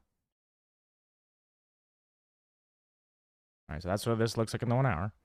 So again, we're looking at here, the price comes down, pushes up and displaces through that high. Now this is where it looks like a setup where a discretionary trader would have probably won, because you have this breaker right here, gets tapped into. So, you know, if you trade off the breaker, something like this, been a pretty wide stop. Looks like it would have ended up hitting TP, but I mean, it looks like after a full day. So can't say we would have held that or not, to be like, quite honest. One thing that I've used, if you have a setup like this, like let's say if you entered this trade on, what was that, on a Monday in the afternoon, and you know, you had to close out before the session was over. They're right in here. I mean, you still got good gains, you know, nothing crazy, 1-to-1. But what you can do is when you close out, come to your desk the next day with that bias in mind. Or one thing that's interesting here that my eye spotting did this. Yeah, it looks like it ended up coming to an optimal trade entry, I guess, if you waited for that. That's actually pretty interesting because I haven't tested the idea of waiting like the next day and using old levels. But it just shows you how like these key footprints in price, you know, as soon as we come up and form that swing high and price starts to actually pull back, you can draw a fib on it. And I mean, look how it reacts to the optimal trade entry of that area. So just watch these areas as like significant little legs in price, because I always used to get tied up in, you know, what liquidity am I looking for? Why that reversal? And the best way to answer that is, you know, context. It's always, okay, like this took out a 1 hour low, right? And then started to displace. So that was a liquidity rate. Like this is smart money involved in the market, right? That right there. That's like their footprint of them buying, so to speak. The process of order pairing was happening right here. So that leg in price is going to be significant. So OT of that leg in price is going to be significant. Discount of that price, or of that leg in price, is going to be significant. And if it's not significant, then the bias is not bullish, and you would look for reversal. And if you look at the time here, it's also tapped into that breaker as well. If you look in the time here, that's right around that reversal we look for. So there's probably an example of the 15-minute occurring at that time as well. There is. So if we look over here on this leg in price, what is that? I don't know if somebody I couldn't hear what it said, but so once price comes down and takes out this, so this is a 15-minute example. So notice we're in the 15-minute now. You can just watch really any area, and this is where it gets to like, this example is ICT 2022. But the only difference is I think a lot of people look for like the wrong liquidity to be, or the wrong structure to shift. So like what I usually do and what ICT usually would say is to look for this, right? Look for that as the shift. But what's helped me a lot in terms of you not missing trades as much is waiting for that shift like this, right? Now, once that happens, in this example, there wasn't really any kind of fair value gap to trade off of, but there is an order block right here, right? That gets traded into. So really the value of this strategy that has helped me, so to speak, is just figuring out exactly what footprints to trade from and really getting a mechanical way to confirm these liquidity rates. So it's just watching that structure that forms before the low is taken, right? And notice this hits not long after. I mean, this is a 1 minute chart. It looks like forever, but it's not. So let's just say if you traded off of that. Now, I will say something about the 15-minute strategy. The OT is probably not going to hit all the time, right? It's just not. So if you just did a fixed 2R, you'd have gotten out of this trade right almost up into the market closing, but good trade nonetheless. And it's weird how that happens a lot. It's like the market is just trying to move 2R from these entries. That's why I picked that, because if you're swing trading, like if you're using the 4 hour and the 15-minute, you can start to use different targeting because, you know, you're using a higher time frame. Another thing this works really well for is crypto. So let's just look. I was marking this up before we got on here. So, what we'll watch for this week too is a move up into optimal trade entry in these areas. And you'll notice that these are these key little ranges that cause this big push down. We'll see if we even make it up to that area. You know what I mean? Because here is the last low was formed.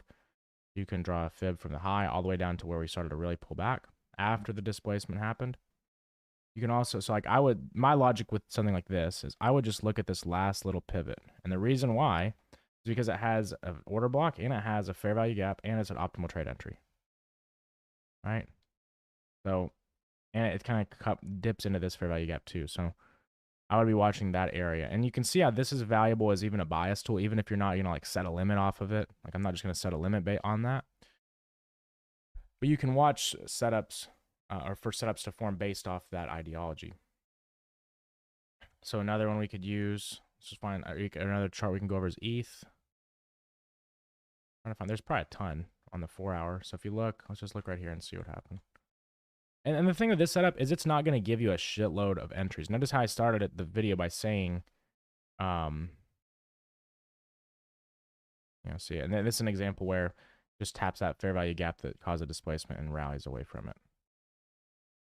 But it's one of those, it's not going to give you a ton of setups. That's why I started off by saying, this is going to help you like limit the amount of trades you take. But it's one that can help you in terms of bias a lot and also just help with patience because it gives good setups. It's not going to give you a setup every single day on every chart. If you're watching multiple charts, it probably can give you at least one setup a day. See if we can find another one. And this is using the 4 hour, of course, so there's going to be less.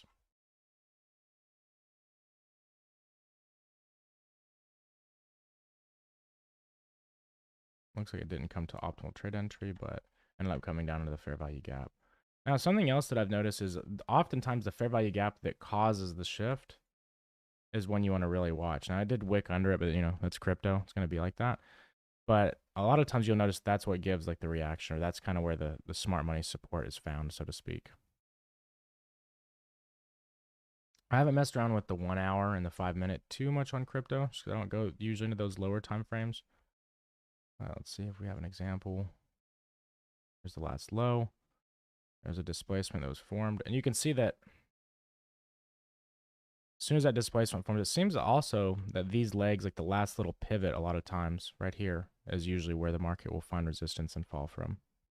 Is whatever causes that shift down. Look at some Forex pairs.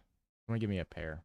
I don't know if there's any questions. I haven't even looked, to be honest. My bad, I didn't know I was muted. Oh, I fucking bought down there. I thought that's what somebody had said.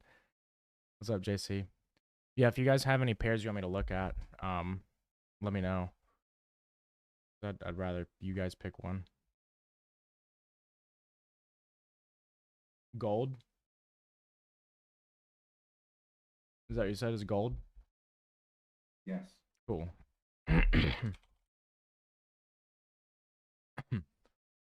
So gold, let me get a different chart that's not marked up. Oops. Oh. Let's see. Right now, so there's a 4 hour. Yeah, we smack down through there. The one could have used this, and this is like, you could use this as a fair value gap. Obviously, that was not the, prime area. Let's see how optimal trade entry worked.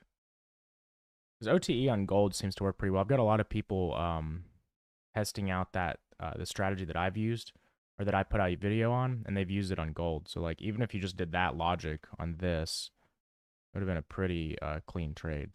Just using that 0.27 as a target and 6.2 as an entry. So there's one way you could have done it. Okay, or if you just targeted this and just did a fixed 2R, you'd have hit a trade pretty quickly. We'll look at some other examples.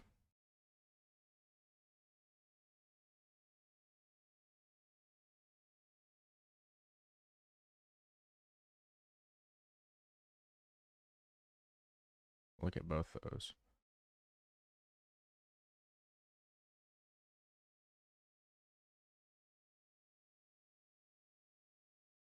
here's when it probably wouldn't have given an entry as far as OTE. It's okay. Just kind of came up and then just rallied away.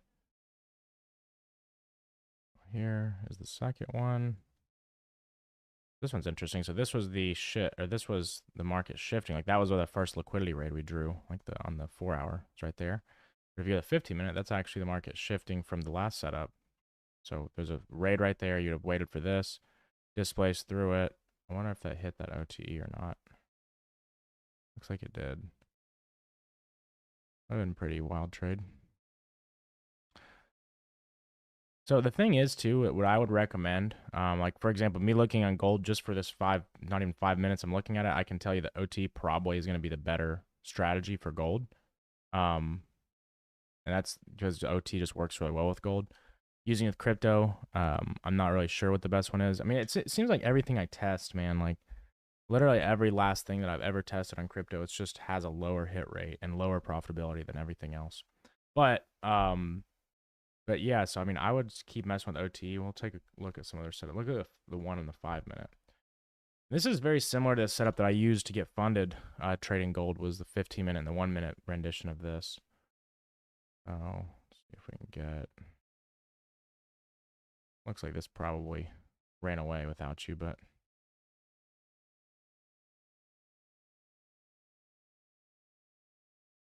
And this is why I never use this to retest or to, yeah, it just ran away.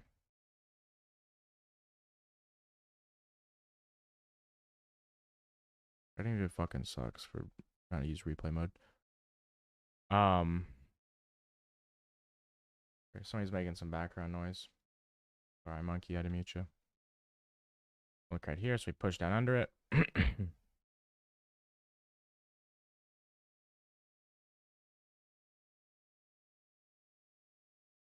I wouldn't call that displacement. This is one, I mean, it'd be just a, I mean, I guess to be honest, if you did, you know, it looks like it would have worked if you used OTE. You drew it from the high right there.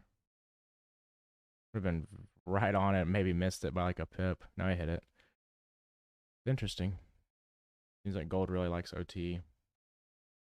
That was one I can't say. And on hindsight's 2020, I can't say I would have taken that because I don't consider that as displacement. We look at this one already? No, I don't think so. Oh wait, no, that's a different one. Looks similar to that setup we just looked at though. Definitely didn't give an entry.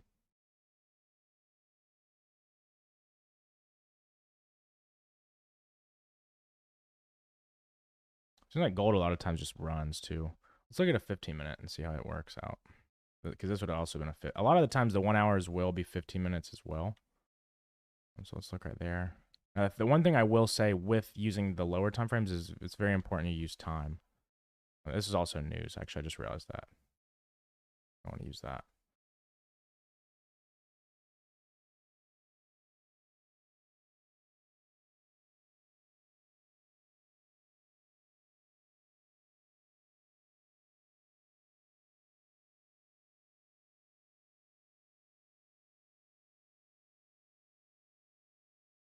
Notice the market came up. That's where it really displaced above.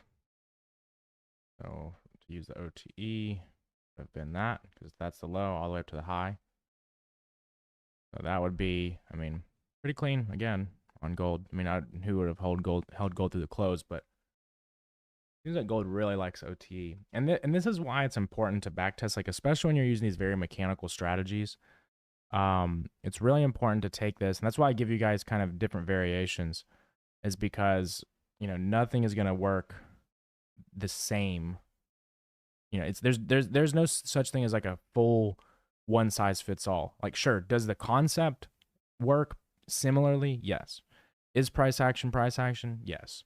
But certain pairs are going to trade differently. That's just the way it is. Like you got to get used to certain things. You know, like for example, US 30 trades completely differently than NASDAQ and ES. It does. It just does, right? Different strategies work on both. You have to be aware of your surroundings. And actually, I'm sorry, forgive me. Looks like this would have been the low. I just realized that. So forgive that. Or the high, because it's the last high before we come down and touch this.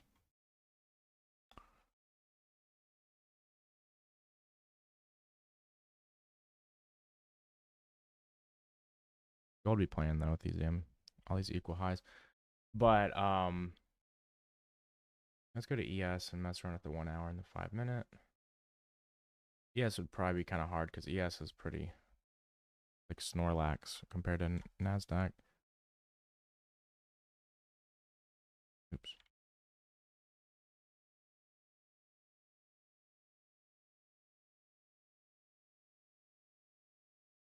One thing, and another thing too, with indices, Nasdaq seemed like it was want to do this as well. It's like the leg that gives that impulse, like not all the way down here, but like price comes up, consolidates, and then pushes up, and like that leg right here is what you want to pay attention to. But I haven't tested that yet, so I don't want to give any direct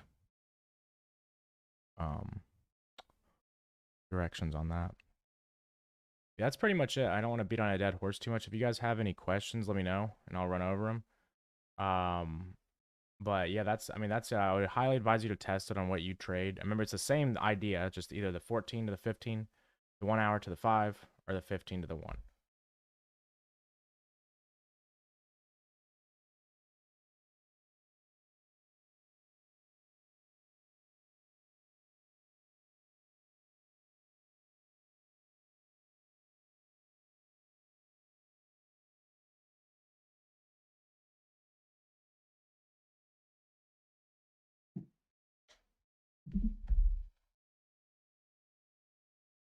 You mean you gonna ask? I don't know if somebody, what is that? C? What's up, C? Casper. I was looking at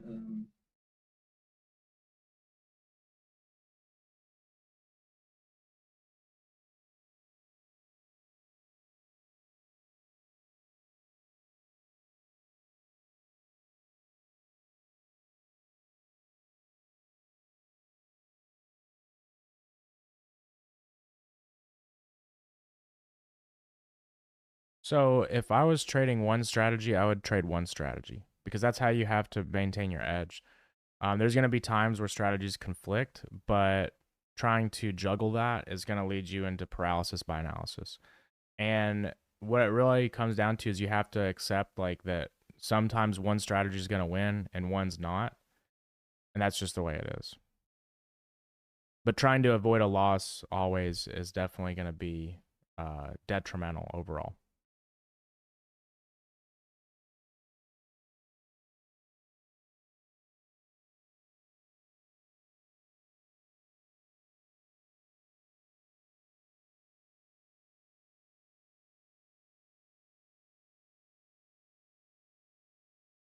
Oh, my bad. I misunderstood the question. I thought you meant what time do we rule this strategy out due to that one. So for one, I wouldn't rule it out.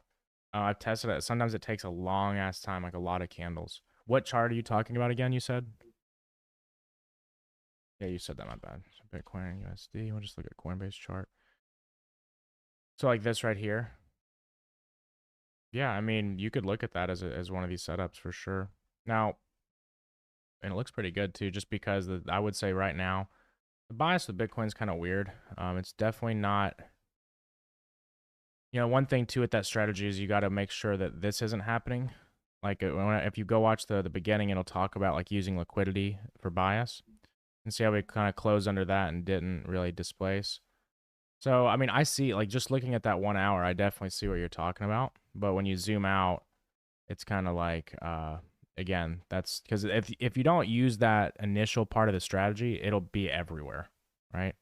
Because when I was testing it, the way that I noticed it before I started trying to make it into like an actual step-by-step strategy was I just saw this, right? And then I tested it, and it was like it worked extremely well sometimes, but it also gave too many setups and the win rate wasn't good. So I was like, okay, how can I refine that? And that's why I added in like, okay, let's look and see on a higher time frame like what's the bias, because this just looks like it's starting to take out liquidity and just accumulate here. So when that happens, a lot of the time until we displace, usually we'll go back up and seek out buy side before continuing down, if we're even going to continue. So the market's really just chopping around here with Bitcoin like we have that happening there. So what happens? We go into the next low right here, right? So then we fail to take out both of these lows. Then usually what happens? Go to the high. So did that clear that up?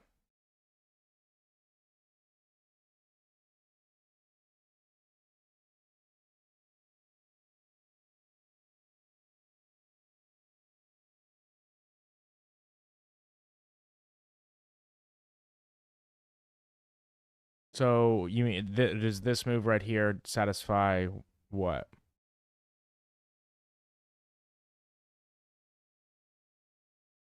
This one?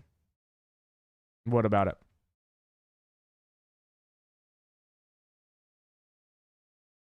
I mean, whenever you say external, you're saying to this range right here, yes.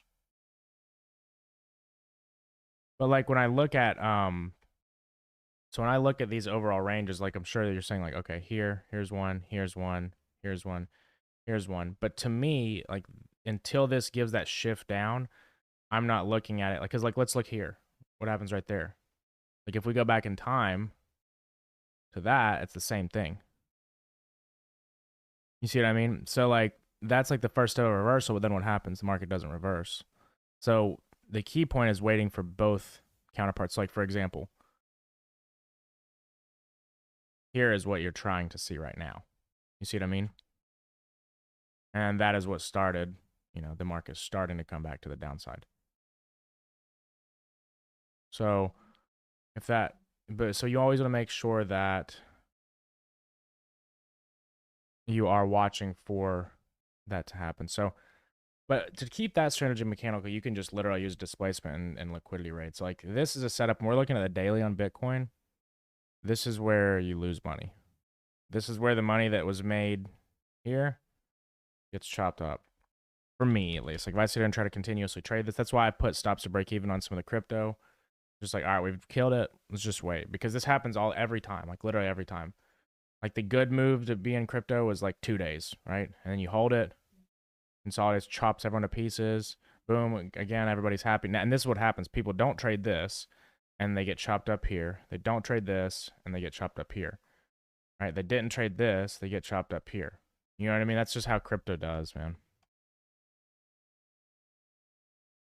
Would I do TA on ZS? I just saw that. I don't know how. No, yeah, of course, man. No problem. What is ZS? Zscaler?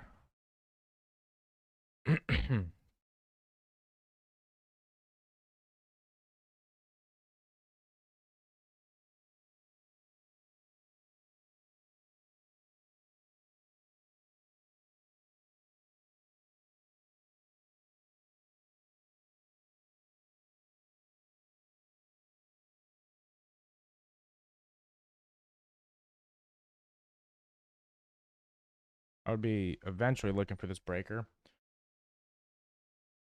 And he kind of came up, gave a shift down somewhat on the daily.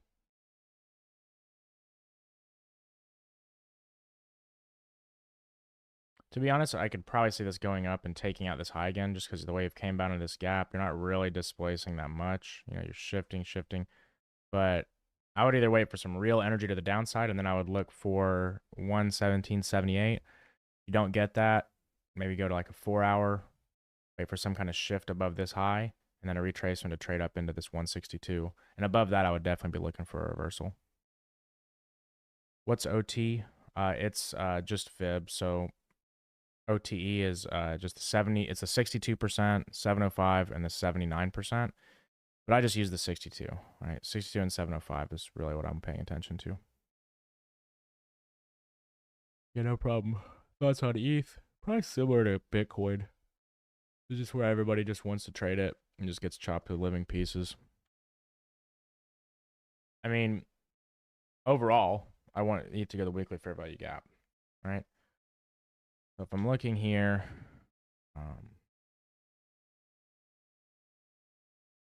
I mean, really, somebody's echoing, but I mean, it looks good. Looks better than Bitcoin. I'll say that. As far as like the 4-hour, the 15 minutes doesn't really give an opportunity. What I would look for is just see how we react under these lows of this range. Into that 4-hour order block, see if you hold that. Or was it a daily? Actually, it was a daily.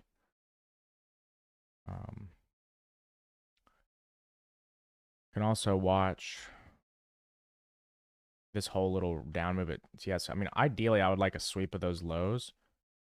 And then if you can get a nice reaction off of that, that would be a nice setup. I'm actually going to send an alert for that.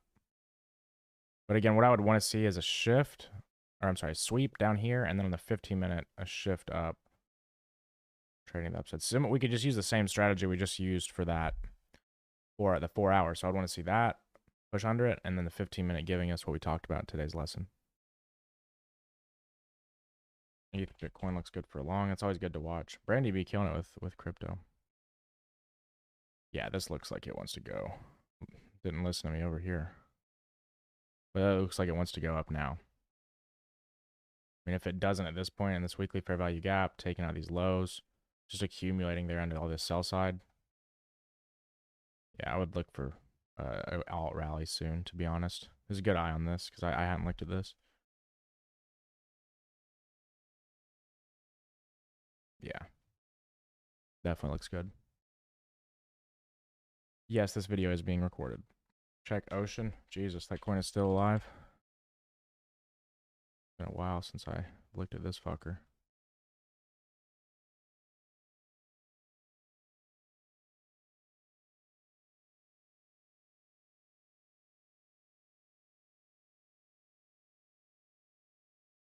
It looks good. I would look at like this as your overall, oops. This is your overall range.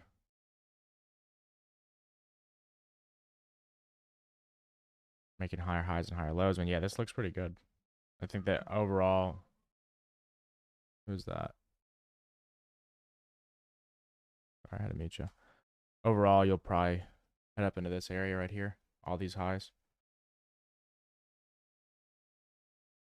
So look at it like this. Okay, the weekly range is bullish, right?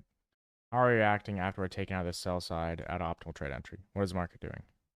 Popping the upside, displacing above highs. It's not the strategy we look for because that would be all the way up here, but it is taking out these short-term highs. And then you look, it's like, okay, what order flow is being respected, right? We're taking out sell side into bullish price level arrays and doing what? Displacing away. Now what? Right here. Right? Overall, I think the market's bullish. Would look for raids on the sell side, maybe consolidation here, take out these lows, and then push to the upside. But overall, be bullish to 45 cents. Onan. Never heard of that. Part of these stocks. Yeah, I don't know. It could be a tough scene for this one because look at this last pivot. You might get some more sweeps above these highs, what I would probably look for. But I'd be careful buying this above this high. Overall, I think that's where you're going, though. I mean, not that far down. I shouldn't draw like that, but I mean, who knows? Equal lows at this gap, so. Onan has phenomenal fundamentals. They're a Swiss running shoe company. Okay. Yeah, it seems like they're pretty new, too, so it's hard to use these higher time frames, but I just look at it like this was at one time a big area of selling. If you get above this zone, though, like if you can flip this like and start staying bullish above it and disrespect that bearish order flow, I would say this shit is going to fly. But other than that, I would say sweep to that and then go down. And especially if you break this to the downside after it's traded into this big fair value gap, that would be massively bearish. Another thing to be mindful of, though, is like if we're looking at the advanced market structure, what is the low of this right here? Literally 1 penny higher, so that'd be kind of like, I mean, ideally, if we don't take out this high, you could be a buyer under that low. Oops, wrong button. If we don't take out that high before this, like let's say if the market comes down, because we have our long-term low, or if we come down and sweep out this intermediate term low, and then start to displace, that would be very bullish up into this high. But again, in this blue zone, I'd beware of buying personally.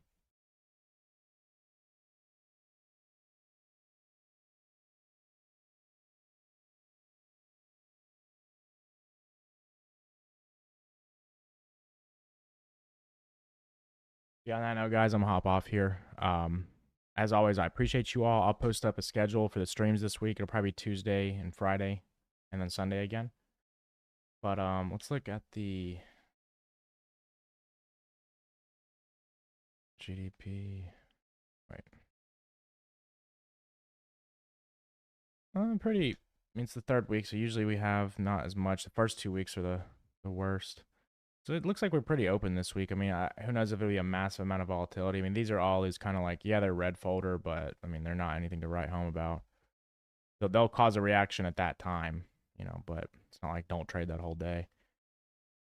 Dollar CAD could be interesting this week.